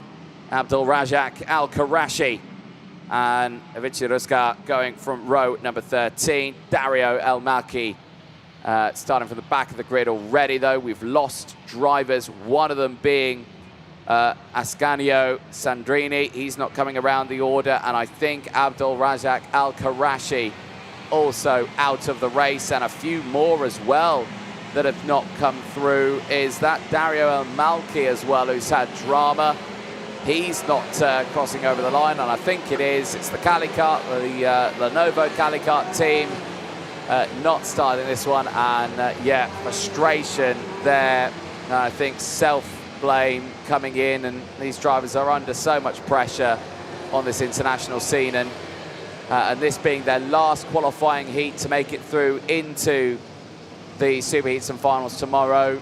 For any driver who's starting at the back of the grid here and who's not had the good results today, that is possibly a weekend over mistake from that young man. So 3 drivers out already, and still plenty of laps to go in this race as the umbrellas are out in force. The rain is still coming down. An expert in that will be Nicole Sutherland, who's back into the commentary box. Well, and actually, it simmered down while you were out there, but it did start to pick up again. Yeah, I don't know if you can see by my coat, but it's not too bad out there, actually. It's settling in now. A couple of races ago, it was really heavy. You know, actual serious rain. Now it's just a bit of a drizzle. You can see, actually, you're not really seeing it appear on your screens. That's because it's holding off for now, and it's a bit brighter out there than it was 10 to 15 minutes ago. But these drivers, of course, still a wet track, still lots of spray and standing water for them to try and clear. And already we've got drivers falling down the order. So we are going to be 2 drivers short already. Aston Asma being one of those again. Lights out, we're racing in OKNJ down in towards turn number 1. Good start for Girardello, but this is the first time he'll have to race in these wet conditions today, in conditions this heavy. Let's see how he deals with this one as Victoria Farfus slots into second place. The rest of the field tiptoe their way around turns 3 and 4. as they negotiate their way through the rest of this opening lap. It's still a breakaway, though, for the top two as they continue to try and push away, but keep a close eye because that is Antonio Ceppa in third place, trying to get involved. Look to this, the inside. Vicky Farfus trying to get the move down the inside and does so on the exit. Victoria Farfus leads from Giulio Girardello, but he immediately takes it back on the inside curb, but she sweeps down the inside and retakes that. Drama, though, for other drivers out at turn number 7. It's one of the, well, it's a CRG kart. Is it Guillaume Bassato? I think it is, out of the race, with Vicky Farfus now leading the way, with now Antonia Ceppa slotting into second. What a move for Vicky Farfus to take this race lead then. Was that switchback by using that wider wet line to get the rev, get the run out of that OKN engine. Drivers trying to find some traction within this one. Vicky looks like she's dropped a bit of pace now to Legenki, who has overtaken Girardello as well. Drivers then hooking that curb to get the kart rotated around. Currently, despite being demoted down to P3, Girardello is still your intermediate classification leader, ahead of Victoria Farfus, ahead of G Havway as well. Into turn number 8 they go. Varied lines, drivers chopping across the nose cones of each other, trying desperately to find some grip. Minimal out there for these drivers. They, of course, are now on those wet tyres. They are dispersing the water off of the track, but it doesn't mean that it's not going to be difficult for these drivers because of all that rubber that was laid down in our dry racing. Holds water as we've got more spinners in the background. This time it's one of the Paralins, that's Evgeny Ruzgar, now down and out of this race. That kart will be pulled off the circuit to join the Ward and the Kart Republic that you could see parked there. These drivers just falling like flies again and again. Yeah, indeed. The Modena kart racing team there suffering another loss of a driver in this race. As eyes on this, Alexander Legenki showing good pace here, has closed in as more drama at turn number 3. Karts off into the barriers, and I think this latest retirement might be Alessandro Dagoni in that Sony kart, as wheel to wheel at the front of the grid here. Vicky Farfus holds on to the lead. She hits that curb on the inside line, and Legenki tries to take the long way round. Look to the inside there in towards turn number 11. Not close enough this time around, but this is certainly a fight on the hands here. Who has got the better and faster wet racing line? We're about to find out. Well, Farfus and Legenki are the fastest two on the track. The only drivers on that previous lap to be in the 1 minute 8. Now then, out of the final corner, Legenki has got the run. Is he going to get it into towards turn number 1? Is he going to clip the curb to try and get some traction around? Doesn't, and that allows Victoria Farfus to hold that wider line and get the run towards turn number 3 and 4 as your race leader again. These two drivers then looking like they're holding each other up with this fiery battle going on, because Giulio Girardello, sat there in P3, goes fastest. Side by side they go again on the exit to turn number 6. Legenki tries to find a way towards turn number 8, but doesn't manage to pull it off. Vicky there clipping the curb once more, rotation on that pink and black Iron Dames branded kart. Still race leader for the first time this weekend. Not the first time that she's been inside the top 3, has been consistently within this fight. Certainly has, and at the moment in the lead of this race, she's collected a staggering total of 220 intermediate classification points. Girardello at this moment still there in third place, still has 241 and the lead. Here we go though. Legenki trying again, he cannot get that power out of that final corner to get fully alongside. He has to take the optimal racing line here, which will be that full wet racing line. He tries again down the inside, but again with Farfus on the outside, she'll have the outside here. He takes that inside curb, but watch the power come through. But no, I think he's done it this time around. That inside curb really dragged him round, and Alexander Legenki has taken the lead away. I would say watch Legenki now manage to light it up, because Victoria is no longer in his path. She's not in his way, so maybe he can try and deploy that more consistent wet line and be the fastest driver on the circuit, because he has gone purple in Sector 1, purple in Sector 2. So just shows that he has got more pace than what he was showing on these first 5 laps. Now Victoria gets it wrong slightly on the exit of turn number 12. It's a little bit bumpy out of there, but manages to get back onto the tarmac, settles back down and doesn't lose anything to Girardello, who's still right there inside the top 3, which have absolutely cleared off from the remainder of the field. The next driver is Karayanis there in P4 and Ochepa in P5. Further back in the order, we haven't said too much about our drivers who are still vying for position. We've got battles going on between Vesuet, Topoulos as well. They're trying to fight out for the last spot inside of the top 10. No major movers really. Biggest hitter is Matthias Witwer. 17 places gained by him. The only driver to really be promoting themselves. As still there's moments on the curbs. Oh dear. There's a moment out there for one of the drivers. I think that's the 173 grinding to a halt. Is that Masotto pulling out? It is. Albert Masotto of Italy, DNF for him. Indeed. He's not going to try and get it restarted, Alberto. No. Okay, no, he was just helping the marshal. Okay, yeah, we'll let him off on that one. But that's still a disaster for Alberto, who is our latest retirement from this race. And it brings us just 17 runners remaining in this one, Nicole. The rain is coming down again. And I can see that the clouds are starting to lighten up, but we knew we were going to get another pocket of pretty intense rain before it was going to clear away. But it's done its work now, and we're going to have wet racing conditions all the way to the end of the day here. But in this junior category, Legenki doing a good job here and is actually looking to step up to 4th in the intermediate classification points right now. Absolutely. Legenki then cleared off, 3.3 seconds clear from Vicky Farfus in P2, who's still being shadowed round by Joelle Girardello. She hasn't made a mistake, and also equally so, Girardello hasn't deployed anything extra in the past couple of laps, but they're no longer, I would say, within the distance of Legenki.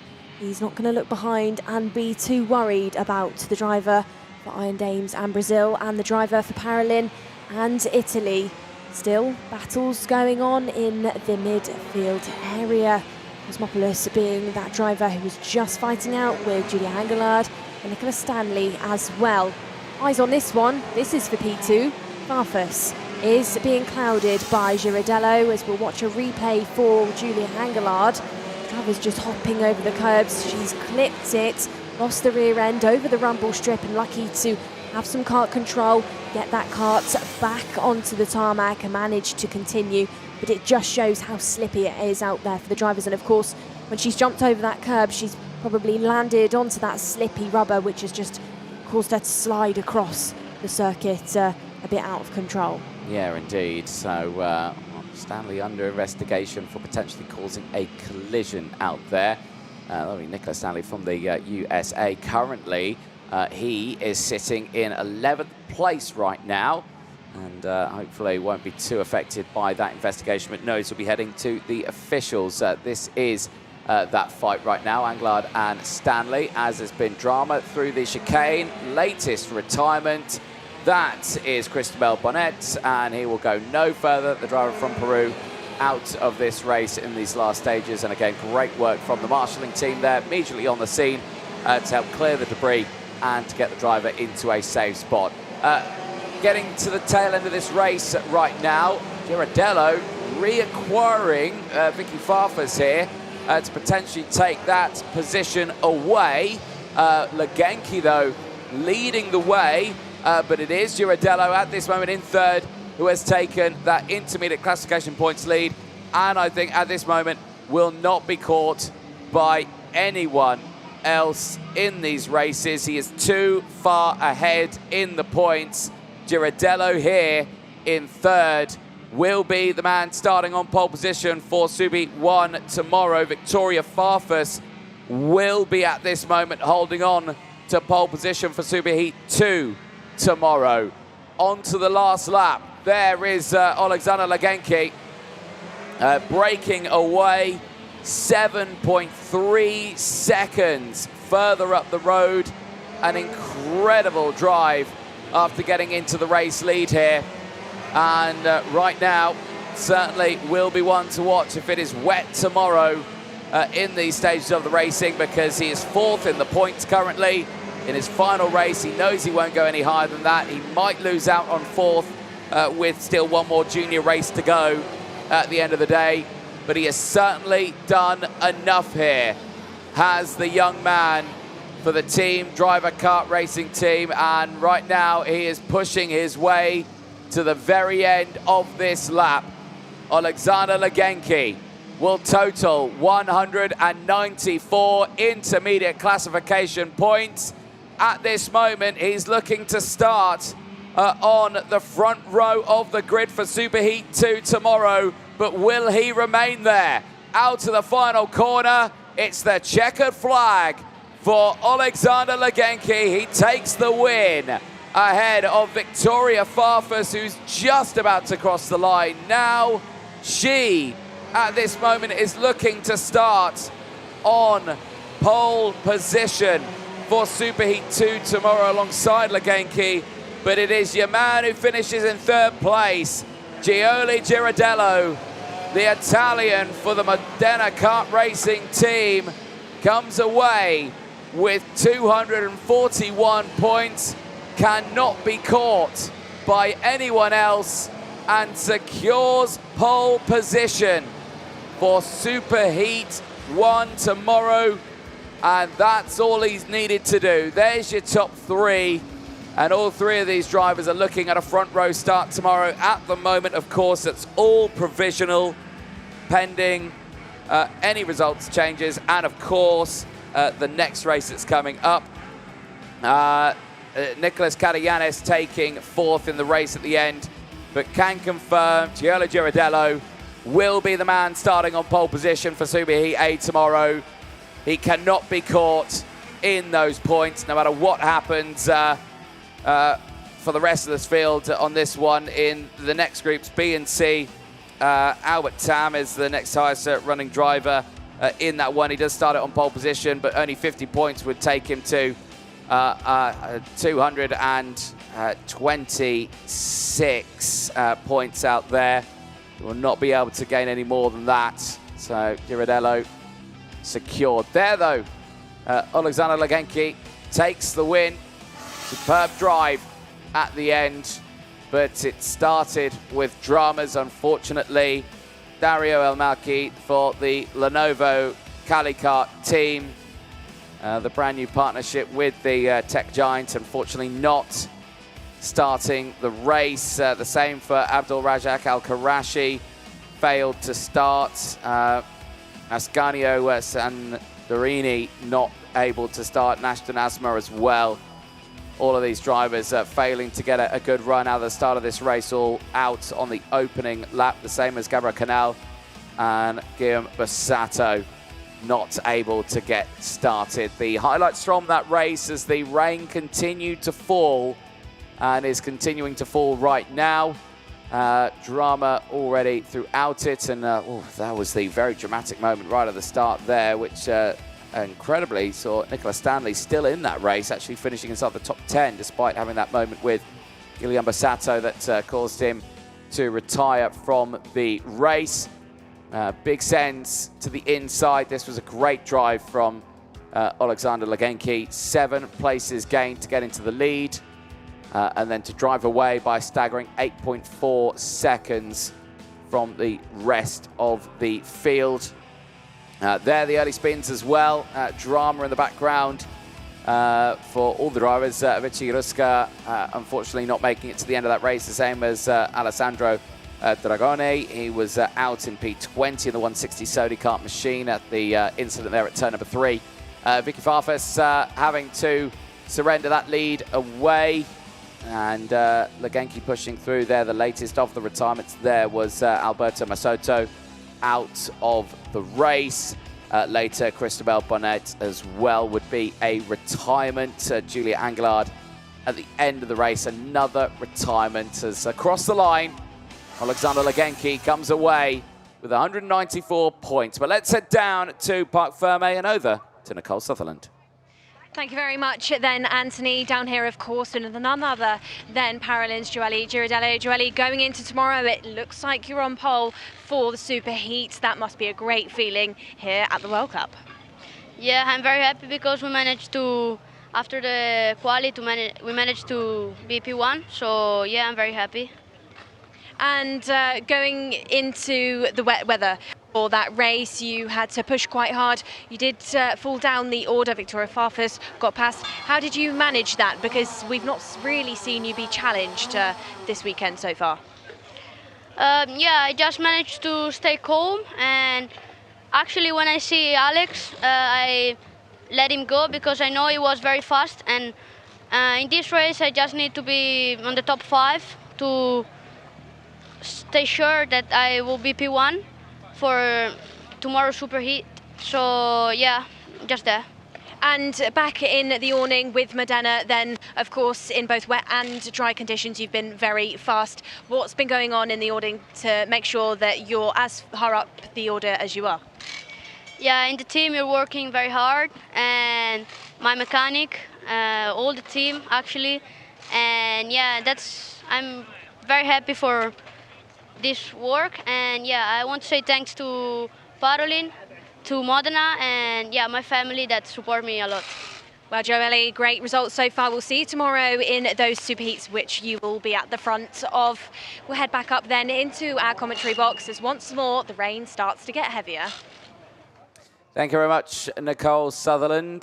Do enjoy that long walk back to the commentary box. Here we go then. Next race, OKN qualifying heat A versus F will be the next one heading out onto the circuit. This one will see William Marshall and Philippe Karras on the front row of the grid. Earlier on, we did see fellow brother Jean Karras take a very commanding win. I'm sure the rivalry between the two brothers and the drivers is not too extensive. Maybe between the brothers of the mechanics could be as intensive between the two Karras teams. But let's see what happens on this one, as they'll be starting this one on the front row of the grid. We saw there very briefly the rain dar that is showcasing still some heavy rain out there. It's intensifying once again. But we are still currently in the cleanup operation phase of this race. The recovery vehicle is just making its way back to its parking spot. To give you an indication of how intense the rain is, well, there's that shot. And yeah, it looks pretty bleak, if I'm honest. It's not great, if I'm going to say. But as I say, all the mechanics are dealing with it quite well. Despite that, amazingly, there's still shorts out there. I don't understand it, but yes, they still do manage to wear shorts to these mechanics in conditions like this, but still quite an incredible one. Intermediate classifications. At this moment, we are still going to have to wait another 2 races to see the man who's currently leading the points at the moment. Sconio Emilio, who's got 200 points to his name, is not out in this one. He'll be out in the very last race of the day, groups B versus C. As the engines fire up, drivers now make their way out onto the track. And, oh, blimey, we've got bucket hats, T-shirts and shorts out there. It's the whole mechanics package, that is, out there in these rainy conditions as the field makes its way out. Let's take you through that full starting lineup for this one then. William Marshall starting this one on pole position will be joined by Philippe Karras alongside Wojciech Woda and Danny Karanini. In his last attempt here to put some decent points on the board and try and get his name up that order. Row number 3 sees Michael Rosina and Mike Parahalla of Finland. We will not see Giuseppe Piccolo on row number 4. Alan Martins all alone on that row. Anya Lavar and Marcel Matijevic, who thankfully is in this race after a very close moment earlier on track. Max Radic and Mary Lassoire, they go from row number 6. Niccolo Compatelli and Christian Tonalini go from row number 7. They will see Emmanuel Leodikis and Bernardo Dentil on row number 8. Patrick Ogrodovchik is all on his own on row number 9. Rafael Martins not out in this race. Elias Gaudireni and Daniel Shilaki out there as well. They'll be going on row number 10. Sonia B and Rodion Yuryanov on row number 11. Danny Batani and Peter Gorecki on row number 12. Michael Gorecki goes from row number 13. They will have Iago Serlecki on row number 13 as well. Zhao Zilin and Ricardo Repetto on row 14 with Papadopoulos starting this one on the back of the grid in P29. Drama out on track. Iago Serlecki of Peru, the Zanki Motorsport driver, has got one attempt to get this restarted. Push, push, push, and the kart's slowing down here. Tries to jump in. That's your one and only attempt done. And that is our first retirement from the track. And that unfortunately comes from Iago Serlecki down the grid, who should have been starting this one, P26. Well, these drivers will square themselves away again, trying to get used to these conditions out there. Nicole Sutherland back in the commentary box. Nicole, that jacket looks a little bit more covered in rain this time around. Yeah, a little bit. Thanks for rubbing it in. No, you're quite all right. It's days like this I'm glad I'm not doing the interviews. The rain is coming down quite heavy. Again, for the drivers, that spray is going to get bigger. That standing water level is also going to increase as well. Another challenging one for our OKNs. Indeed. Right then, we'll get this one fired up and started as the drivers get themselves primed and ready into the grid. Something tells me we might be going around again, but of course we'll have to see what our race director calls on this one. Front of the grid looks good. Back of the grid, however, does not. We are racing down it towards turn number 1. And it's a good start for the front row here. You can see the inside switching to the outside switching to the inside.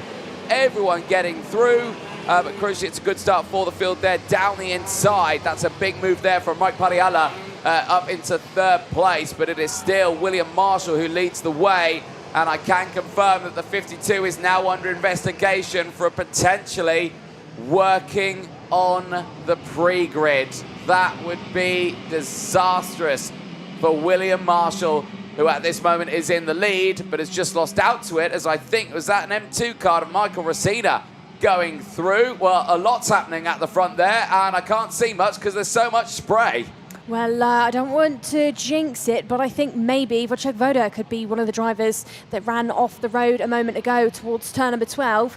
I do think he did manage to regain position on the track, but when these drivers come through the start-finish gantry, we'll see if it was Woda that tumbles down the order. If it is, he's going to need to put some work in with this one because, of course, it was incredibly high up in our intermediate classification going into these last races. So Michael Rosina leads the way from William Marshall, Mike Palala, Alan Martins, Danny Carinini round out your top 5. As is he falling down the order? He does. Wojciech Woda, currently P20. He did run off the road, off onto the rumble strip at turn number 12. Now he's going to have to really put in some graft to get up the order, as now Radek is under investigation for causing a collision. And technical flags are out for the number 18 of Karas, sat there in P8, who has lost those 6 positions. Now lose out on, making anything up in this race, as all over the grass goes one of the Paralins. That's almost a big moment. Back onto the road they go, though, as more drivers in the front end just falling down the order. Mitsonni falling down to P19. This is going from bad to worse for some of our midfield drivers. Yeah, certainly so. And for Philippe Karas, that is a rear bumper that has come off on one side. Here we go, 3 wide on the start-finish straight. That's what we like to see. Danny Carinini having to fight away with Max Radek, but here comes, Martin's trying to get a move down the inside, but Radek round the outside. 3-4 for 1, beautifully done. But the Sodi Cup parks itself on the inside line. Mehdi Laswad holds on to that position. Danny Carinini seemingly losing out on all of them. There is Philippe Karas now at the back of that train. You can see that rear bumper dragging in the water here. And you can think he's so focused on fighting for these positions right now, and the spray that's kicking up, he might not have noticed that technical flag if he doesn't notice it, but I think he has. No, he stayed out there. He stayed out there. If he doesn't adhere to it, it's a black flag, and then he's definitely out of the race. Carinini now being swarmed on all sides in that 7th spot, as we've got Spinner there, Not sure who that was. That's the 36 falling down the order. Leodikis, who was inside of your top 10, cannot restart it. Now we've lost the Sodi. These drivers, they're just dropping like flies, heat after heat. That's Mehdi Lesoir that's going to now tumble down the order. Lesoir was P5 just a minute ago. Now will drop right to the back, will become the newest name to DNF. This is a moment then completely self-inflicted. Completely, all alone there. Vazanki just loses the rear end and that's it. Yeah, it's so easily done. Just clipping one of those curbs. Sometimes it works out for you, sometimes it doesn't. This was the moment. Oh, just under braking. Just under braking there. That's where the rubber is as well. These drivers, you know, trying to cut across the rubber. More drama. This time we've got one of the Drake drivers out. Also the number 75 tumbling down the order. Gorecki out. Michael, the driver for Poland, that was making up some positions. And now finally we do have the driver adhering to that technical flag. Karas tumbling down the order, retiring. It's now again, what is going on? This time it's Tonalini that's the newest driver to fall down. And the 71 of Gorecki, who we spoke about a moment ago, will reverse down the order. Well, Gorecki's arguing the marshals. You're not allowed to get it restarted. We're lap number 5 here. You cannot start after lap 1. That rule really seems to have fallen on deaf ears this weekend. So many drivers have been caught out by that rule, and it's going to be instantly taking them out of the results of these races. Yeah, absolutely. We understand that these drivers are under pressure.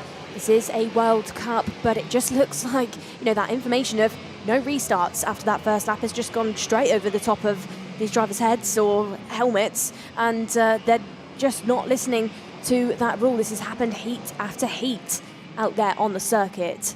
Now then, Rosina clear by 2.2 seconds ahead of William Marshall. Maliala there in P3. Radek P4 with that 7th place gain. And now Karanini has found a rhythm after being challenged. There is down into P5. There you can see on your screen Karanini just trying to find a way back up to the tail of Radek, who is getting closer and closer to Paliala there in P3. We go then, Rosina out in the front, still extending that gap with that race lead. 2.5 seconds clear. Of course, driver out in the front with not being in that traffic. He doesn't have that spray to put him off. He's got clear visibility out there in the front. He's currently just dropped down by 1 point in the intermediate classification because Wojciech Woda is now back up inside the top 10 and is now the leader of your points so far. Wojciech, we saw him drop down to P20, currently P8, so good pace, good overtaking confidence in what looks like really tricky conditions. You know, those tails of spray just being spat into the faces of these drivers. Little to no visibility out there. No, it's really awful conditions. This is the Max Radek, Danny Karanini fight on your screen. 4th and 5th place still fluctuating at this moment in time as the two continue to battle their way through this one. Mike Parihala still just ahead of this as Leodikis is now under investigation for an attempt of a restart after the first lap. So again, just all the way up and down this order on this one. And right now, still no change here as everyone's pushing through. Still some big movers out in this race. Straight off the circuit drives Max Radek, and just as he was trying to push as hard as he could, he pushed just that little too hard. And Danny Karanini goes through and up into 4th place. And now Martins is going to have a go here. Alan Martins now fighting with Max Radek for positions, and it's released Danny Karanini to now fight with Mike Parihala to see if he can try and get 3rd place back. Well, it was a P8 for Wojciech Woda. Now it is a P9 and a purple lap on the previous one. So still fighting up towards the order. He's now trying to chase down the Brazilian of Martins to try and get closer into that top 5. Despite that early stage bad luck, it's not thrown him off in the intermediate classification. He is still the current leader with 214 points on the board. Despite Rosina's current 2.6 second gap in the front, he cannot overtake Wojciech as it stands in those points on the board. So we started this race then with 29 drivers in the field. We're now down to just 17 left on the tarmac to circulate to finish off his remaining 5 laps. Still though, this is the fight further down in the order through turn number 5. We've got Guyanov trying to chase up to Sun and Copatelli there. Nothing too major going on, nothing too dramatic just yet. This is a race replay then, completely off the road at turn number 8 and just straight down in towards almost the pit lane and then onto the grass. Yeah, indeed. Took to that grass to save that bit of time, and Arslan's break did save some time with doing that. But yeah, still a suboptimal racing line through turn number 8. Mike Parehala still fighting with Danny Carinini here, but Carinini not able to find a way through in this, their last race of the day for groups A and F. Wojciech Woda is going to take the lead of the intermediate classifications, though, but with 216 points. Of course, when Sonia Emilio goes out for his race, he's on 200 points now. You know, he'd have to finish terribly for that to not change. And Rosina up to P2. Michael Rosina on this one for the M2 racing team. We've not said much about him, to be honest, but this is the first time we will see him taking a qualifying heat win.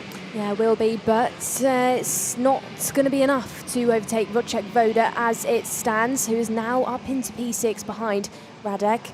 Wojciech then on the absolute charge, down to 20, up to 6, so it's a gain actually of 14, even though he did obviously start at the front right at the very beginning of this race. So redeemed himself well to fight back through the traffic. Here we go then, Carinini, the Italian, still trying to find his way past Pagliala. Is this going to be the move? And signals to actually say, I'm going for it, I'm getting it done. And he does just that, down the 220-metre start-finish straight. Carinini now inside your top 3. You know what, that reaction from Mike Pagliara there is, I'm sure that is the wind there that is causing that jacket to go up. You saw his hand gesture. It kind of looked like he was kind of saying, all right, yeah, I messed up, take it, to Danny Carinini, and that's why he's gone through. And yeah, he's trying to push back, and now he's trying to defend actually almost immediately from Max Radek, who is now on the charge back in this one. But he has pushed his way back through and has got past Mike Pagliara. You obviously weren't looking at the screen when I was talking about that jacket going up on that one, but maybe you will see it later on. This is the moment for one driver who's clearly missed the corner, has gone through the pit lane and has come back out onto the circuit. This is Elias Garandini for the MLG racing team. Back out on the track, albeit through the pit lane. 4 seconds of breathing room for Rosina compared to William Marshall. Make it 4.5 as they go under the start-finish gantry once more. This is a good back scrap in the background. Then is his son trying to fight off Martins there for P7. Son on a great charge throughout this race. 14 places gained by him to sit well inside of the top 10. One of his first times this weekend. We are getting onto the final couple of laps, though, for groups A and F. So final moments for drivers to pull something out of their hats. Wojciech Woda hasn't managed just yet to catch up for that P5. Overall, compared to where he started, it's a loss of 3, but actually gain of 14 after dropping down earlier on.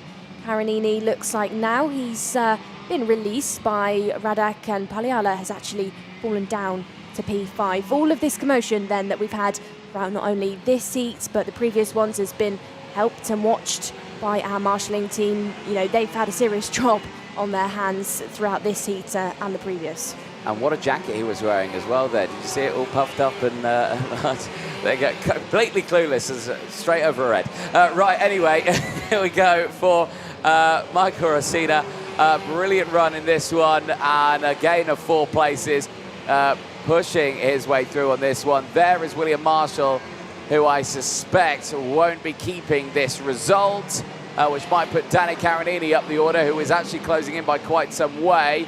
Change there, though, battles happening throughout the field as Wojciech Woda pushing his way forward. He's under pressure here from Mike Pariala, he's just got past. So this is a good little fight they're having here. Wheel to wheel is the fighting here as Wojciech Woda holds on to that inside line here through the likes of turns 9 and 10.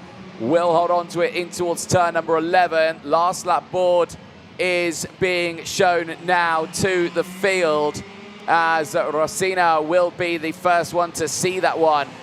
This here, Marshall in second, Karanini third, Radek, Woda and Pariala still fighting for position. There is your race leader, Michael Rosina. What a drive it has been for the M2 Racing driver. A solid positioning in this one, but will put him up to second in the intermediate classification. 211 points to his name. And right now, we'll be in line to start provisionally, of course, with one more race to go on pole position for Superheat 2, but we have to wait and see what happens in that last senior race that's coming up. Wojciech Woda, who currently sits in P5 at the moment, who we were watching with Mike Pariala fighting for position. That is currently your points leader with 216 points now, as Woda has gone down now. Oh, he's tumbled down the order, actually, into 8th place. But out of the final corner, it is Michael Rosina who wins across the line. The Italian for M2 Racing secures his first win of the weekend and puts it ahead of William Marshall, Danny Karanini from Max Radek, Mike Pariala from Sonia B, Alan Martins, Wojciech Woda in the end finishes in P8. Still secures the intermediate classification lead, now 1 point ahead of the man currently on your screen, Michael Rosina, who will come away with second in the points, 211 points to his name. But one more senior race to do, where we will see a handful of drivers certainly make it a little bit more challenging. There's your top three at the end. Rosina, Marshall and Karanini.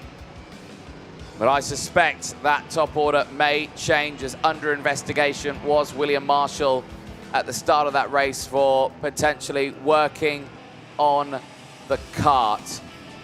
There, though, the rest of the order. Radek finishing in 4th from Pariala, Sonia B from Martins, Woda from Copatelli, Mitsoni from Yurianov, Garandini finishing in 12th place from Zhao. Gilecci finishing ahead of Gentil, Papadopoulos running at the top 16, and Lavar finishing in 17th place. Retirements extensive from that one. The cleanup operation underway. The fabulous marshalling team as the rain has now stopped falling. And for this one, here's the highlights from that race, which saw Michael Rosina take the win, second in the points overall. Wojciech Woda at the end, who finished 8th place, is currently the points leader, 212 points to the name. But of course, there is still a race to go, and we expect that to change. But we'll have to, of course, wait and see. Those highlights still throwing out those dramatic opening races, opening laps, I should say, which saw, of course, the drama for Felipe Karis, that rear bumper falling off. Marcel Matijevic as well having a drama out of the race. Christian Tonolini, Michael Gorecki, Peter Gorecki as well, both of them for the KB Racing Experience of Poland. Patrick Ogrodowczyk, Mary Laswad, Emanuele Lirakis, Ricardo Repetto, Iago Cialecki also having dramas out on the circuit. There was the Liadikis moment, who I think also went to go and try and get that one restarted. This one here as well, dramatic right there nearing the end of the race. Mary Laswad out of the race. This one here, Peter Gorecki trying to get it restarted as well. And later, Michael Gorecki also getting caught out. There was Felipe Karis trying to get it restarted. There was a moment in this race where multiple drivers were caught out. There is the Peter Gorecki and Christian Tonolini. all of these drivers seemingly trying to get it restarted, knowing that they weren't allowed to. Their last race of the day, and for some of them, understandable reactions that could mean that they are out of the weekend. Let's head down to Parc Ferme then. Over to Nicole Sutherland. Thank you very much then, Anthony. Michael, not the easiest of weekends so far. We've had wet and dry conditions out there, but you've just conquered a heat. Great racing. Tell us about how tricky it is out there. I was waiting for the rain, to be honest, because I knew about the speed in the rain. It's not bad in the dry, and we're still missing a little bit to fight for the victory. That is the main goal. But tomorrow I'm gonna do my best to bring it home. So you said that you feel like you're missing something out there on the track. When we go into tomorrow for Superheats, what are you going to try and do between now and then to find that extra bit? Is it your driving? Is it the kart, the engine? Can you tell us? Everything, also me, the driving, because I'm not used to drive okay.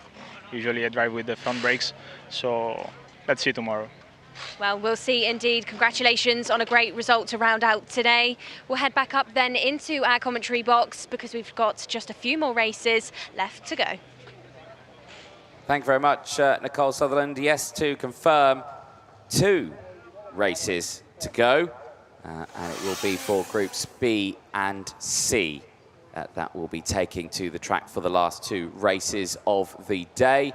As the rain has done its work, track is soaked through. I'm sure so are all the hard-working marshals out there, as well as the mechanics. But the rain holding off for the time being. A few spots still in the air, but it has calmed down considerably from what it was doing earlier on. This is the last junior race of the day.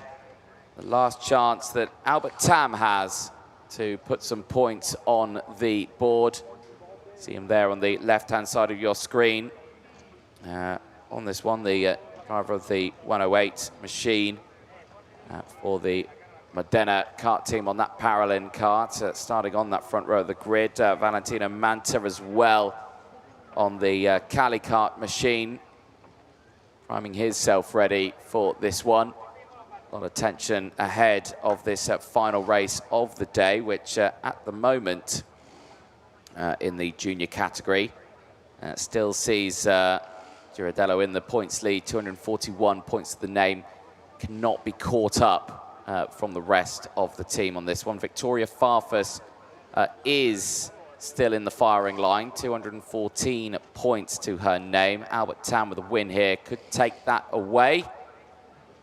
We'll have to wait and see. Xi Haofei currently 3rd in the points with 197, but racing done for Xi Haofei. There is our race director, Gonzalo Planta, and he's still chatting away with the rest of the racing. There is the recovery operation still underway for that previous junior race, or previous senior race, sorry, I should say.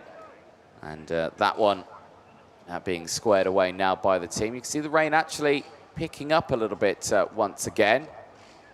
Some umbrellas up in the sky as everyone here only ready to watch a spot of this racing. But still some umbrellas out there you can see. But everyone's still cheery to watch the racing here for this final junior race of the day. It's been a long old day, says Albert Tam's mechanic, as he takes a bit of a yawn there ahead of this one. But it has been a long old day for everyone out on this one. Christian Blandino as well as Polacan. We'll take a short break, though, as we wait for this clean-up operation to get underway. We'll be back in a few moments with OKN Junior qualifying Heat B versus C.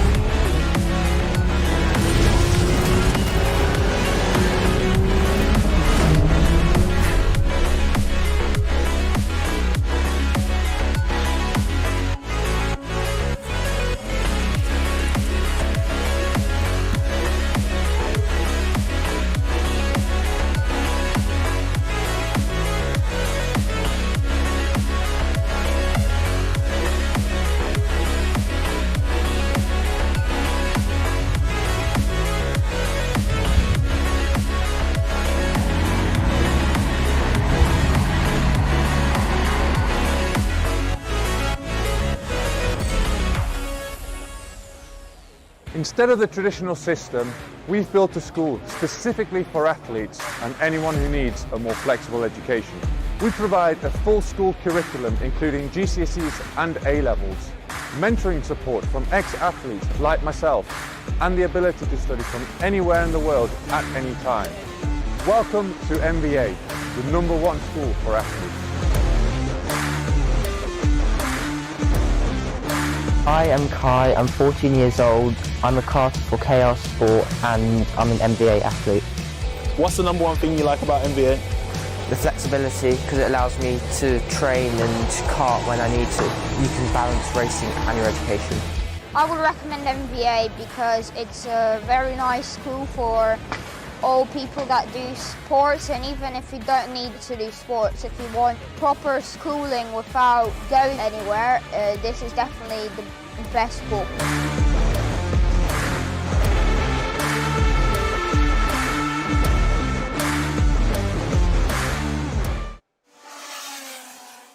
Welcome back, ladies and gentlemen, to live coverage of the FIA Karting World Cup here for the OKN and OKN Junior categories. OKN J out for the last race of the day, Groups B and C. Let's take you through the starting lineup. Albert Tam and Valentino Manto on row #1, Christian Blandino and Teo Polican on row #2, Michele Orlando and Teo Battisti. They go from row #3. Row 4 sees Giannis Kolovos and Matteo Tacchiano on row #4. They'll have Orlando Ravelli and John McClellan on row #5.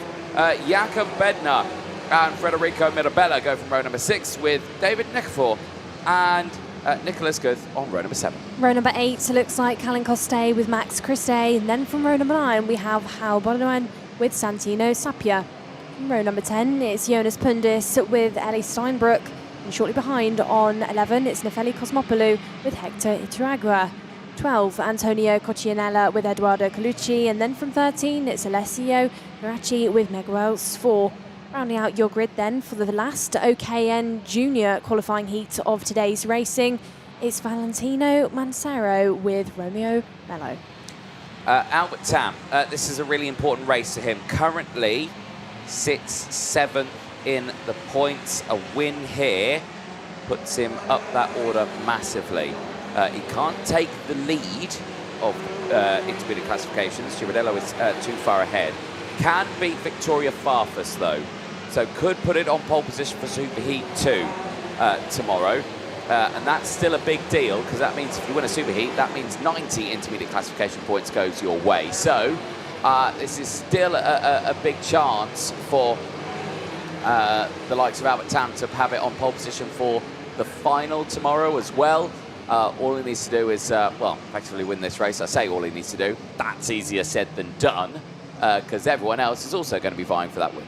Well, it would be good news for Modena then if Albert can pull it out the bag and leave it out there on the track himself as the pole sitter of the second Superheat. We're going to find out if it's the case. I'm sure Modena will be there with smiling faces as we round out today. But for now, he's going to have a challenge on his hand.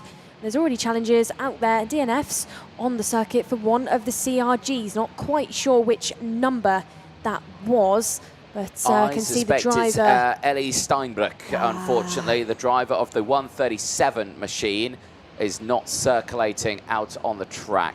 So Phil gets sorted out, and I saw a kart go for a little overtake there in the background. That was past the red line. Well, let's see if we're going racing. Let's find out. Into the tram lines. Lights are out. We are racing down in towards turn #1. It's a good start for Tam of the inside line, but watch out for the Club Cali car. Valentino Manta around the outside takes the lead, but is he going to hold it round 3 and 4? The answer is yes. You can see that the Daniela Rossi machine of Michele Orlando has had a good start as well. Has got up into second place. Scratch that. Make it the lead of this race, because through to turn 6 and 7 it has happened, but immediately is taken away, and now it's Christian Blandino and the GSR team kart that's taken the lead. Drama at turns 6 and 7 through the chicane. We have lost Matteo Tacchiano. He is out of the race. There is another kart there, the 182. That's Teo Battisti, also out of the race. Amazingly, that kart is a new kart, I'm sure. He had that moment where the front of the kart was bent up earlier on, but he's got a brand new kart. Unfortunately, it's all for nothing because he spun on lap number 1, which is a big, big shame. This is the fight for the lead. Look at this right now. Blandino battling with Orlando. And these two have been switching positions constantly over the course of this first opening lap.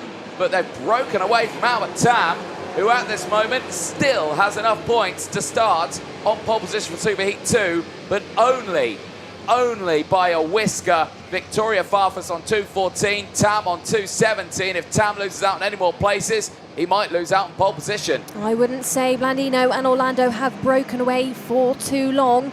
Albert Tam is still very much there within this fight, and if they're going to continue like this, going to bring Tam into it.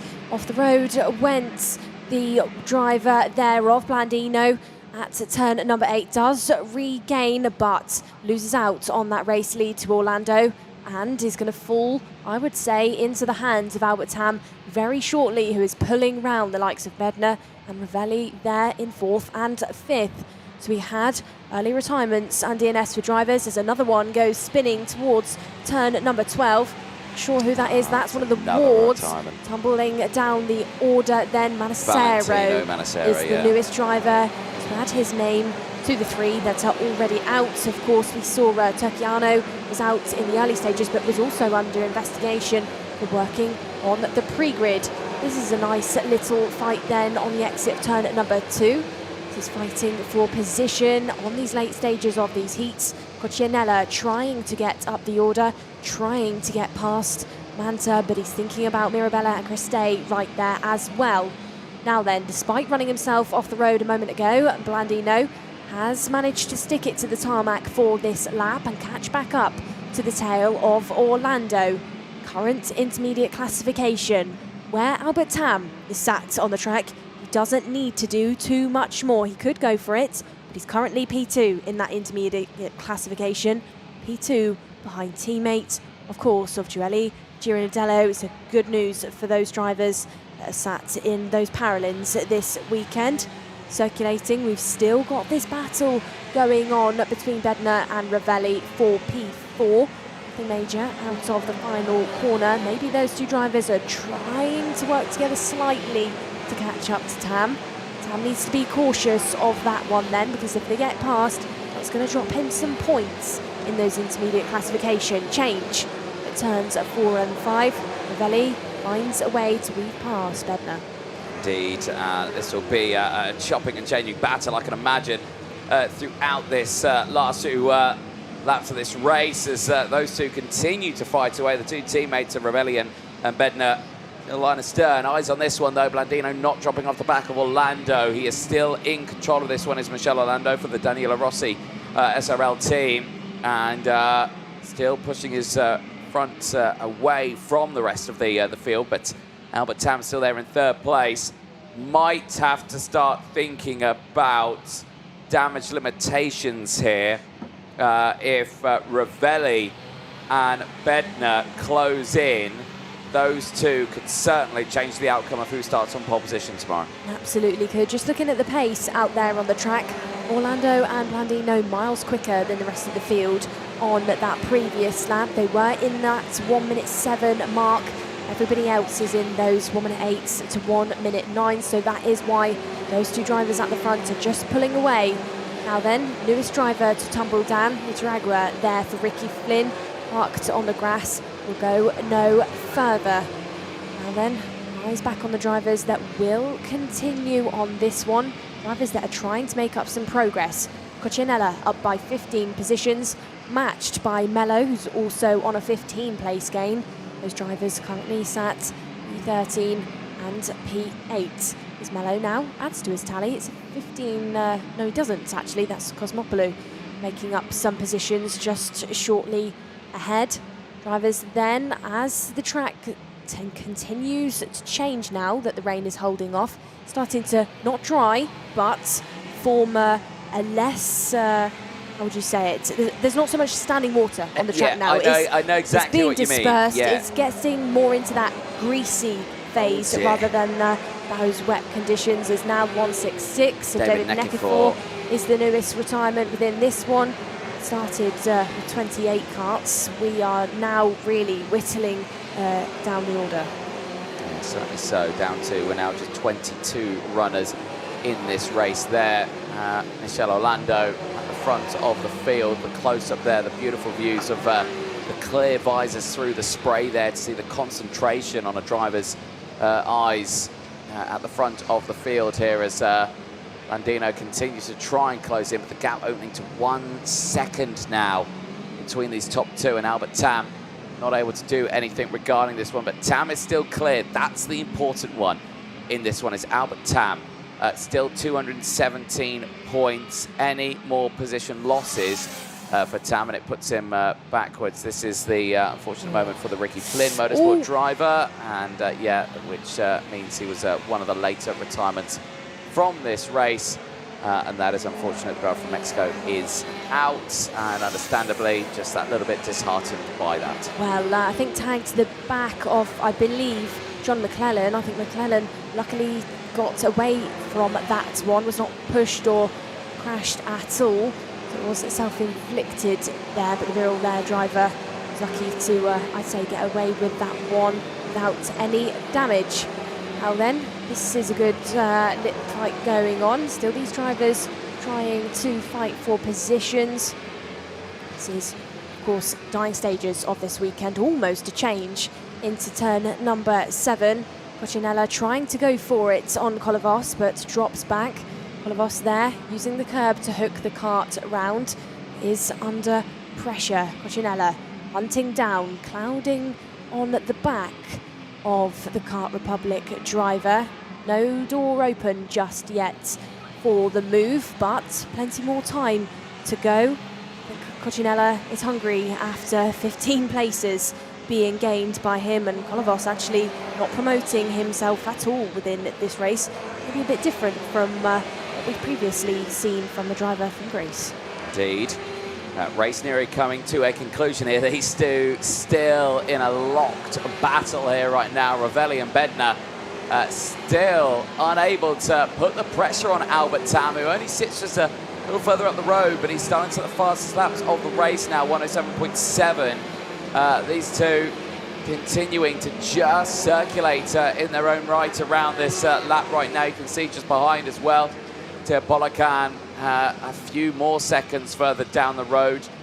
Very separated in these top runners here as they all try to just, well, I think get to the end of this day. It's been a really tricky day for a lot of these drivers. So many dramatic moments, so many tricky conditions that we've had with the morning, obviously with the wet conditions, and then drying, and then the dry phase, and then of course the rain coming back out. It's been just a roller coaster of conditions these drivers have had to deal with. Absolutely. I think for a lot of these heats today, for some of the drivers, it's just been the game of bringing it home. We've had so many DNFs, DNSs, and of course disqualifications as well.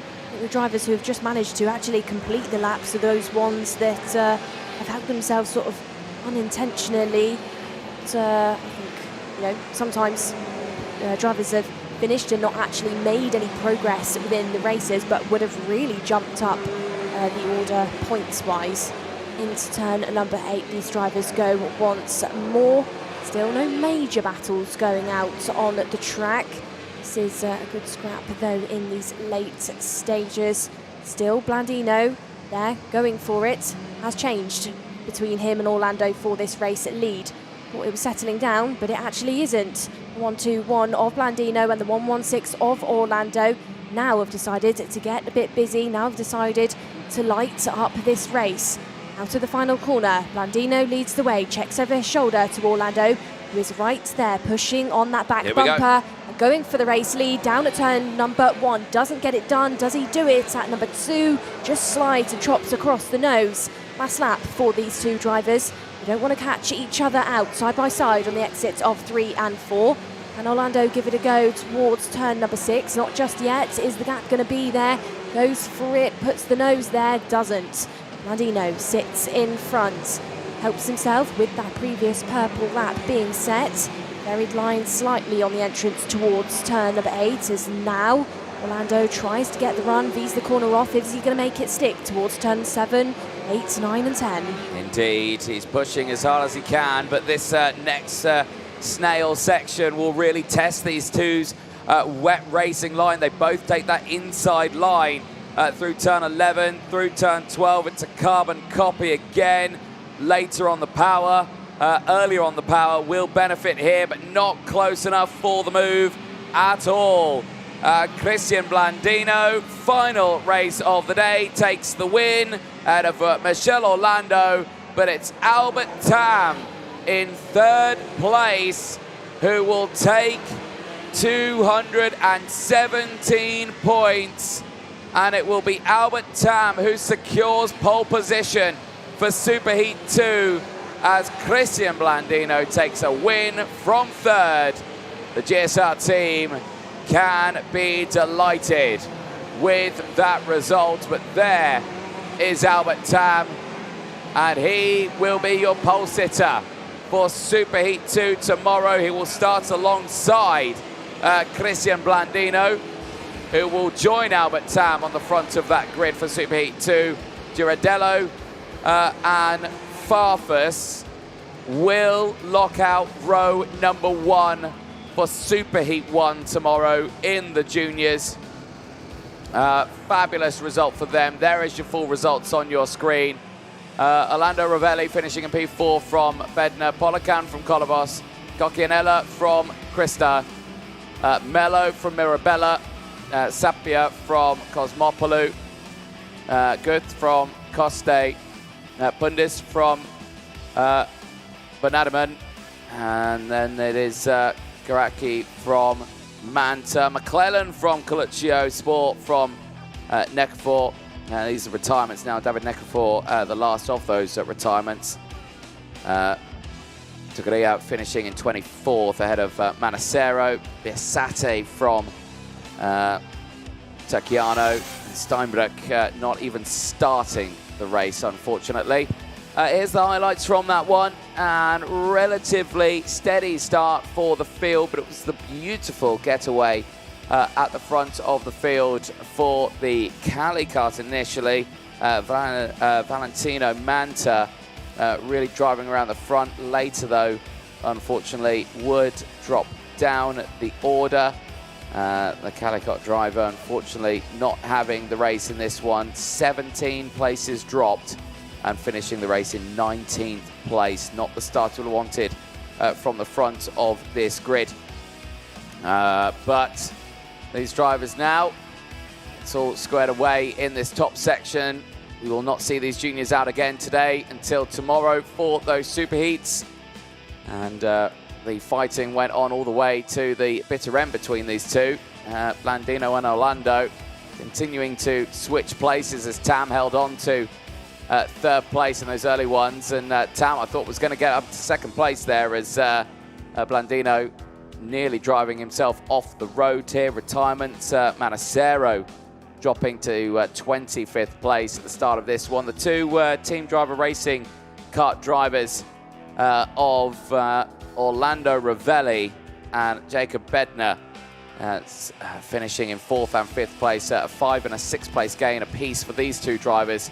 Having a good run, completely miscalculation of the brakes there for the Mexican Hector Tagriga there, unfortunately 24th place, and the penultimate retirement from that race ahead of David Neckarfor, who was the last retirement from that race. This one really closed in the dying stages of the race. You could see the moments happening between the two drivers. Blandino losing the lead, Orlando getting through past. Later, the two once more would swap places with those overtakes happening thick and fast. Again, we saw the moments from Federico Mirabella up the 1 positions. Romeo Mello there having a great race, 18 positions gained for the TB Cup Racing Team driver to finish in P10. The same as Luigi Cocchianella, 15 place gain to finish in P8. This final battle between the two, Blandino and Orlando, all the way to the very end. Let's head down to Parc Ferme and over to Nicole Sutherland. Thank you very much. Then, Anthony, down here, of course, with Albert Tam. Albert, you'll be pole tomorrow in Superheat B. It's a great result for you, and it's great results then for the team as well, because it's Joelle Girardello pole in Superheat A. That feeling going into the World Cup must be great. Yeah, it's really great. To be honest, this race wasn't really what I expected, knowing the pace we have in the wet. But yeah, we somehow came off with a P3. The first wet one was not the best. So yeah, I'm really happy with this race, and I think starting P1 tomorrow is really positive. So you said you feel like you're maybe lacking something. Is that in the kart or in you as a driver? What is it that you think you're missing a little bit of? I think probably like more in the wet, in the like kart feeling, because in the end I've done only 1 year of junior and not much of wet racing. So I'm still getting used to the wet racing, but yeah, it's getting better now. Well, it's a great result nonetheless. Albert, you'll be pole, like we said, in Superheat B. Good job today. We'll head back up then into our commentary box because we have one more qualifying heat coming up now. Thank you very much, Nicole Sutherland. Yes, indeed we do. OKN heading out for qualifying heat B versus C. This is the last race for the day. It is a little bit behind schedule. This race was due to start at 5:15. That was an hour ago, but these conditions have been drastic over the course of the day, and there has been a new timetable that went out halfway through the day to counter the delays that we have had. Of course, the lunch break had to go on. The delay was so extensive that it could not be caught up in that time, that it was just pushed back. And that, of course, has put us on a revised timetable for this one. But this is finally the deciding race to see who will start on pole position for these races. And right now, Scognamiglio on the front of this grid is your points leader. He is the one at this moment who is in line to take the pole position for Superheat 1 tomorrow. At this moment, he seems unbeatable in every single one of these conditions, but he has not been out on these fully wet conditions than what we've seen. His last race was right at the beginning of the day, Groups B. Well, actually, no, Groups B weren't even, yeah, right at the beginning of the day, yeah, before the lunch break. It was around 12:15 the last time we saw him out on the circuit, so there's been quite a bit of time since then. And right now, driver number 20 machine will have to focus in these conditions. Nicholas Fuka starting alongside him on this one. Certainly could be a contender for a top running spot tomorrow. Has been in those up positions, the same as Lopez, the same as Kopetsky as well. See him just behind. All of these drivers certainly waiting to see what they can do in this phase of the race. Yellow light, it's on, indicating we've got around 30 seconds before this field heads out onto the circuit. I can see that the recovery vehicle is just making its way back to a safe spot. And see, despite the weather conditions, it's not dampened the spirits of everyone here watching in the sidelines. That at turn number 1, a prime viewing opportunity over the fences there, but still a tense moment for all these drivers here this weekend. Really square themselves away and see what they can do. Recovery vehicle has now exited the circuit. The clear track marker has been given as the green light now flashes at the front of the field. Last race of the day gets underway. Let's take you through that full starting lineup. Manuel Scognamiglio has one more race to decide whether or not he will start it on pole position for Superheat 1 or 2 tomorrow. Nicholas Fuka starting alongside Nikos Kopetsky and Alexandre Lopez go from row number 2. Guido Badoli and Giuseppe Galliano going from row number 3. Franciszek Siedzielski and Jesse Swart go from row number 4. They'll have Atis Barinci and Dmitro Penkivsky on row number 5. Fabian Sturluson and Matthias Avaska go from row number 6 with Federico Rossi and Davide Iannone on row number 7.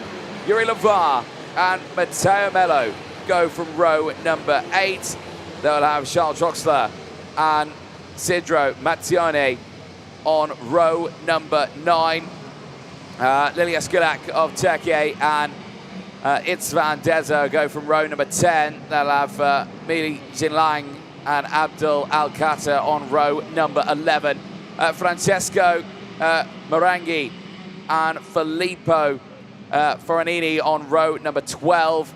As drama striking for Mi Jinlang, the driver for China, out of this race, and more drivers getting tangled in moments out there. Henry Carter and Vicente Martinez going from row 13.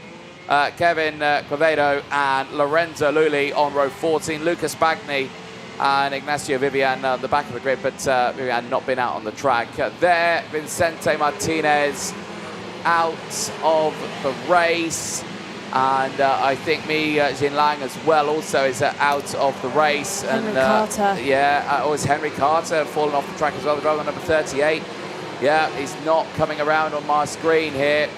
And he's another retirement from this one. And it just shows that it's been a long old day for these drivers, and these conditions are just not helping them out at all. Absolutely not. The rain has stopped out there then, Anthony, and like we were talking in the previous heats, the water is being cleared off of that line, but it's still very greasy, still wet out there for our drivers, just not being managed by those self-inflicted spins by Mi Jinlang, Henry Carter, and the driver of Vicente Martinez as well. Martinez and Henry Carter were both starting on that 13th row alongside each other. So the driver from Great Britain and the driver from Peru unintentionally promoted the two lines behind them further up the order. Here we go then. Final heat of today's racing. Scolomilio, what can he achieve within this one? It's been a perfect score so far. He's brought a broom so far with him this weekend and has been sweeping up. And he adds to that in this final qualifying heat. We'll have to wait and see, because he currently sits third in the points with his maximum 200 that he's got so far, but it's Wojciech Woda and Michael Rosina who lead the way in the points as we enter the tram lines. Lights out for the final race of the day, and Scolomilio holds on to the lead in towards turn number 1 as the train piles their way through. He's lost out in the lead now though, or has he? No, has he still got it? No, he's lost out on the lead. Drama has struck in the background. Karts off the circuit at the moment. It's Nikos Kopetsky who leads the way as the two behind go wheel to wheel. And this time around, Scolomilio having to fight firm in this race. There is the drama further behind. That's Matis Havaska for the Catala Sports team. He's off the circuit as fighting still erupting at the front here between the likes of Kopetsky and others as they continue this fight. Scolomilio still up there in that sharp end of the field. But right now, I think that's Sajelski who's in the lead of this race. There off the track is the number 66 machine of Charles Troxler, the Haupt Racing team driver, going no further. This is the opening lap. He is eligible to get it restarted, but only the one attempt. Out of the final corner they go to the start-finish line. It is, at this moment, Sajelski who leads the way with a 6th place gain ahead of Scolomilio. Kopetsky from Stuyvesant, Badoli from Lavar, Vuka from Penkivsky, and Rossi rounding out the top 9, Lopez in the top 10. The theme of these DNFs is still raging on within this race. More drivers adding to that, Marangi being one of those to fall down the order. Change then further up. Got drivers really trying to battle out for position, one of those being Guido Badoli, at number 44 karts that we just saw pulling off those overtakes. And that's another moment towards turn number 8. Into the barrier we go. That was the number 19 machinery falling off of the road. Rossi then out of this one, will not get that kart push started because we are through and way past that first lap. Sajelski there out in the lead. Oh, he's not allowed to restart this, Federico. You're not allowed to do it. And the marshals are trying to intervene with him here. He's saying, why? Well, Federico, you're on the second lap, lad. You can't do it. It's one of those rules that's just come into play. Zielinski then 6 places gained and 2.1 seconds gained for him in that race lead. Not too much for him to think about for the time being, other than these purple sectors and laps that he is putting in. Clean air for the driver out there for KRZ Motorsport. Nothing for him to think about other than ticking off these corners as almost wheel-to-wheel combat. That's Guido Bodoli saying hello to Kopecky there for that P4. They do bash each other on the side pod, but both drivers just getting out of that one unscathed. Is now off the road. Drivers going again. Kopecky having a tough one within this race. Can pull off those impressive overtakes, but that slippery surface just coming into play as now another driver will fall down the order. This time it's Sulak there falling down. Layla was on a bit of a charge, but now will be DNF. Indeed, that is a shame. And that is down, all self-inflicted. Just getting a rear wheel on that grass, tapping the brakes, and then the back just goes round. That's such an unfortunate one. Well, it's been a theme this weekend. Drivers just not getting it right into that hairpin. Caught up on that rubber line that's been laid down. Still though, battles going on thick and fast. Lopez is trying to find his way back inside of the top 7. Is there just chasing round Kopecky, who we were just highlighting a moment ago. Side by side combat these drivers have once more through turns 6 and 7. As now these drivers all over the rumble strip. That is Kopecky just getting out of sorts. Back on the road though. On the road down towards the hairpin of 7.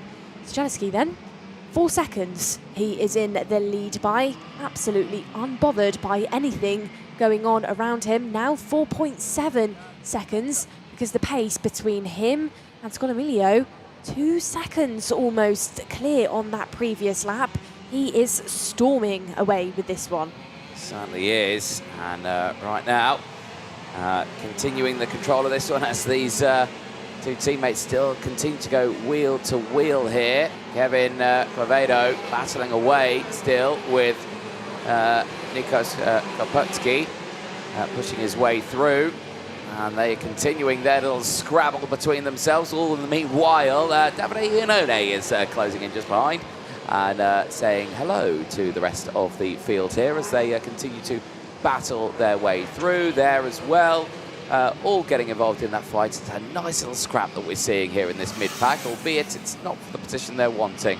Abdul Alcata, he's had a moment here. Oh, very carbon copy, nearly there as to what happened to Lelia Sulak, and just right on the edge. That was pretty close. Yeah, we're seeing that again and again from some of these drivers. Now then, Quevedo there in P10 with that 17 places gain. Just wondering if that front fairing is wobbling around a little bit, bolted to that kart. Of course, we can't be the ones to call it, but maybe some ambitious overtakes there for Kevin, who now finds his way past Kopecky for P9. Now, the gap was 4 seconds just a moment ago for Zielinski. Now it's up to 6.5. Consistently putting in those purple laps, has absolutely sussed out where the grip exists on this slippery track. It is testing some of these drivers again and again. Pankowski under pressure once more, this time by Kevin Quevedo, who we said about, is it the case that that front fairing is looking a little bit wobbly on the 78 kart? We'll find out later on when we get our results through. But aggressive elbows out moments. This time, newest driver to tumble down. Lully down there will not finish. A shame then for the driver competing on home soil. Yeah, indeed, and that's down at turn number 1 here. Very quick place to go off the track. So clearly having one of those moments where it's just caught a wheel on that curb. Yeah, exactly that. Lots of grease down there on the track. And of course, with that dry racing that we have actually had today, throws in more drama for these drivers. They get onto that old rubber line and just slide around, can't get the front end rotated into these corners. Not shocked once more by the times being set by Zielinski. Again, purple lap is now 6 7.6 seconds clear from Scognamiglio. That doesn't affect Scognamiglio in the intermediate classification. He is still your leader. He is still on that charge to be on pole as we go into tomorrow's superheats. Wojciech Woda still there in P2 with 214 points to his name. Then it is Rosina and Fuka that are in that third and fourth points-wise. Teammates going side by side and forcing each other off the road. Vedo not wanting to give up that position to Kopetsky. Kopetsky being the driver to just fall off there at turn 8. Yeah, indeed. So Kevin Credo going up now 18 places and into P9. Has got the number 45 machine there of Giuseppe Galliano, has been fighting over that sharp end. He's only going to best in his current position 9th in the points with 195 points. He's joint on them with the likes of Apicella, but because Apicella out-qualified, he will still be the recipient of those. As under investigation now is Nicholas Fuka. So Fuka currently running in 5th place, is under the watchful eye of the officials right now. Yeah, absolutely is. I think they've been busy in race control so far this weekend. There's been a lot going on out there on that 1.2 kilometre circuit. So many heats for these drivers both yesterday and today to try and fight for those all-important World Cups tomorrow. Last year, out at PFI, it was Hugo Lee that took that win. Who is going to join him to put their name on those history books? For now, we've got some big hitters within this field. Scognamiglio and Wojciech Woda still being those two to be your leaders points-wise. Lopez under investigation now for causing a collision. Currently sat P7, chasing round Strussen as we head through the 9th lap of things. Vedo now. We were right, those ambitious overtakes maybe a little bit too over the top, up by 18, but now being watched as well as Lopez, maybe causing some contact out there. Indeed, eyes on this one again. Still some battles raging out there. This is Davide Iannone and Lucas Spagni fighting for position. We cut to the battles further up ahead. Guido Badoli battling away for position as well. And you can see him currently circulating around in 5th place. He's got Strussen as he's completely outbraked himself at turn number 8.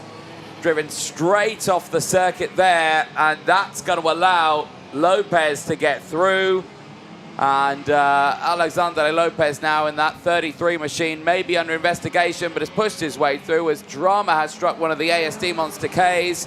That is that Iannone? I'm not quite sure who that is. No, I think that is Dmitry Penkiewski.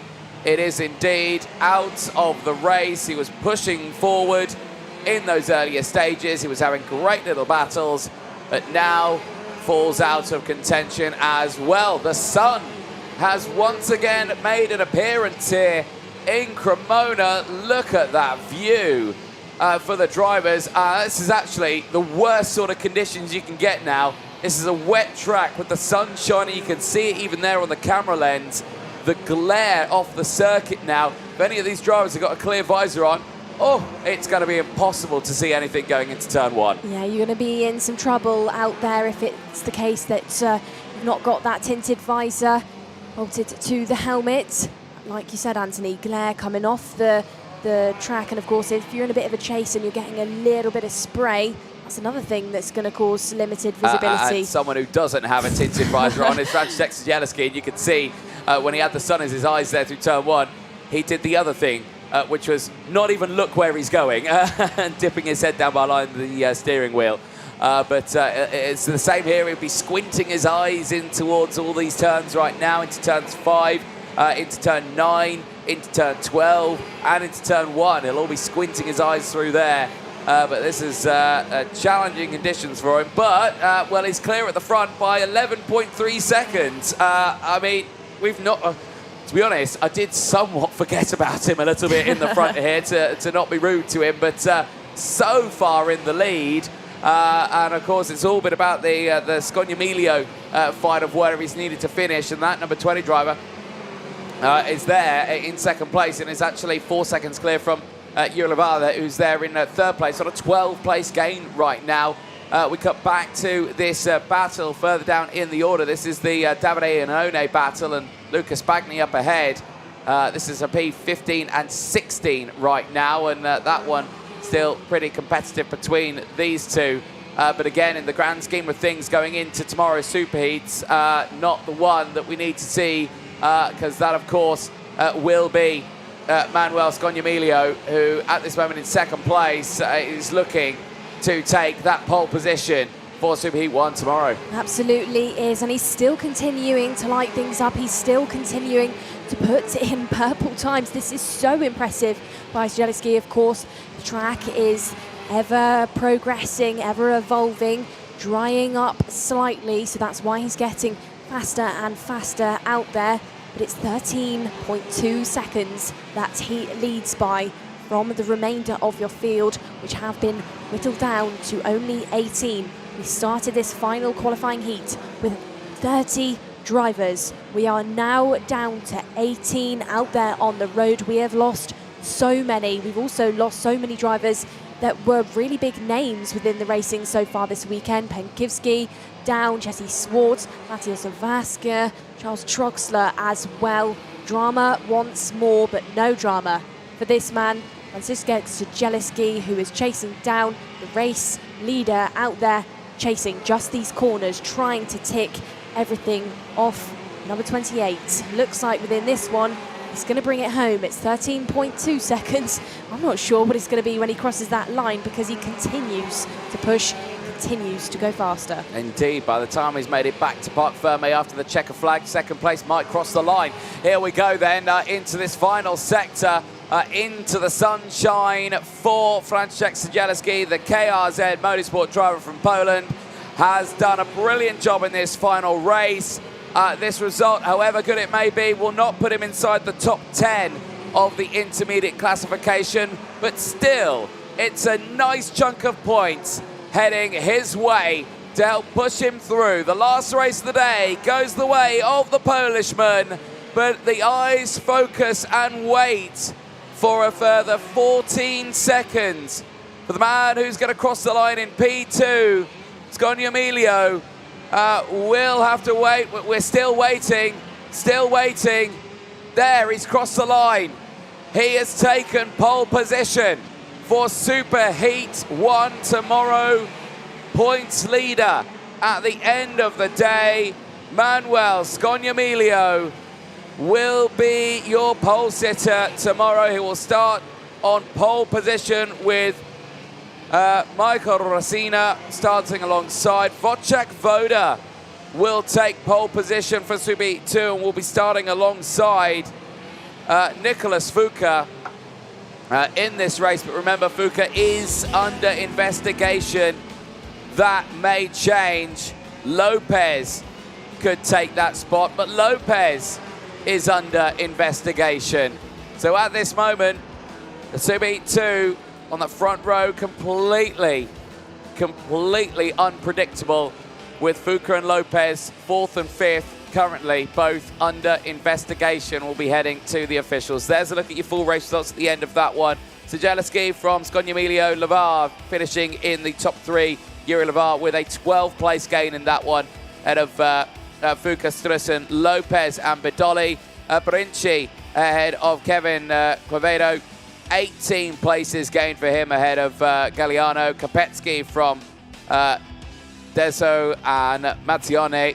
Malo from Spagni, the top 14 places gained to finish in P15. Iannone from Forini Alcata finishing that one in 18th place ahead of the retirements. Here is the highlights from that race. A pretty calm race actually for the front runners here, just able to get to the end for Zielinski.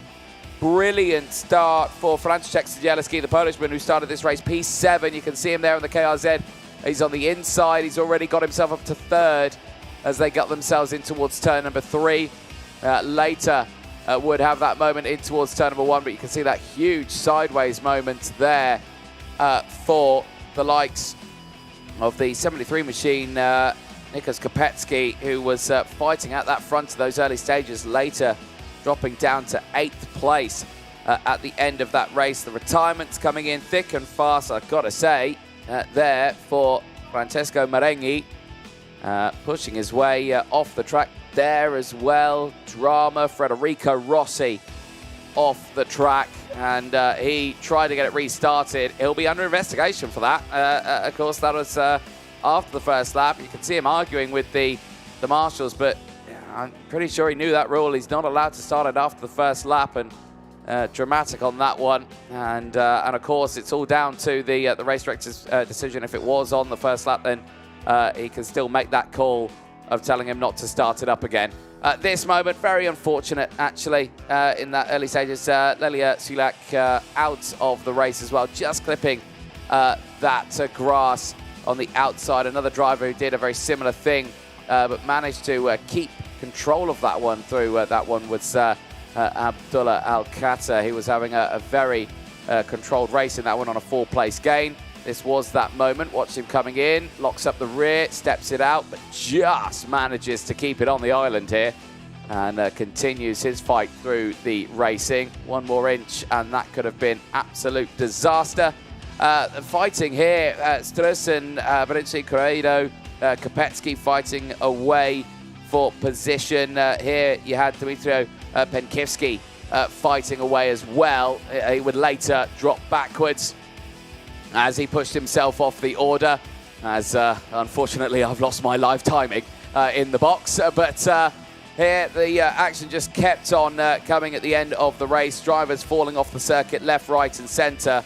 And Davide Iannone was another one of those drivers who certainly just lost out in those early stages. But still, the field had all the work ahead of them as the drivers pushed themselves all the way to the very end of the race, as the teammates are continuing to battle away in those early stages to try and gain any places that they could to push them through. There at the moment, just falling off the circuit all by himself. Guido Badoli there, just going too fast into the corner and dropping him backwards later. Those retirements happening, and again for Dmitry Penkivsky, just finding himself falling backwards. The final lap in the sunshine would see the likes of Franciszek Zielinski. He would push his way through, he'd take the win, but 14 seconds later down the road, Manuel Sconiamillo takes the intermediate classification lead and pole position for tomorrow. Down to Nicole Sutherland, who is on the very good at the end of that race. Thank you very much then, Anthony. I'm down here, of course, with Manuel Sconiamillo, who will be your pole sitter tomorrow going into our super heats. Manuel, great racing from you so far today. You set yourself up really nicely going in tomorrow. It will be pole for super heats.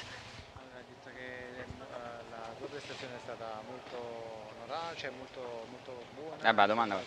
Questo vuole sapere qual è il tuo feeling per domani.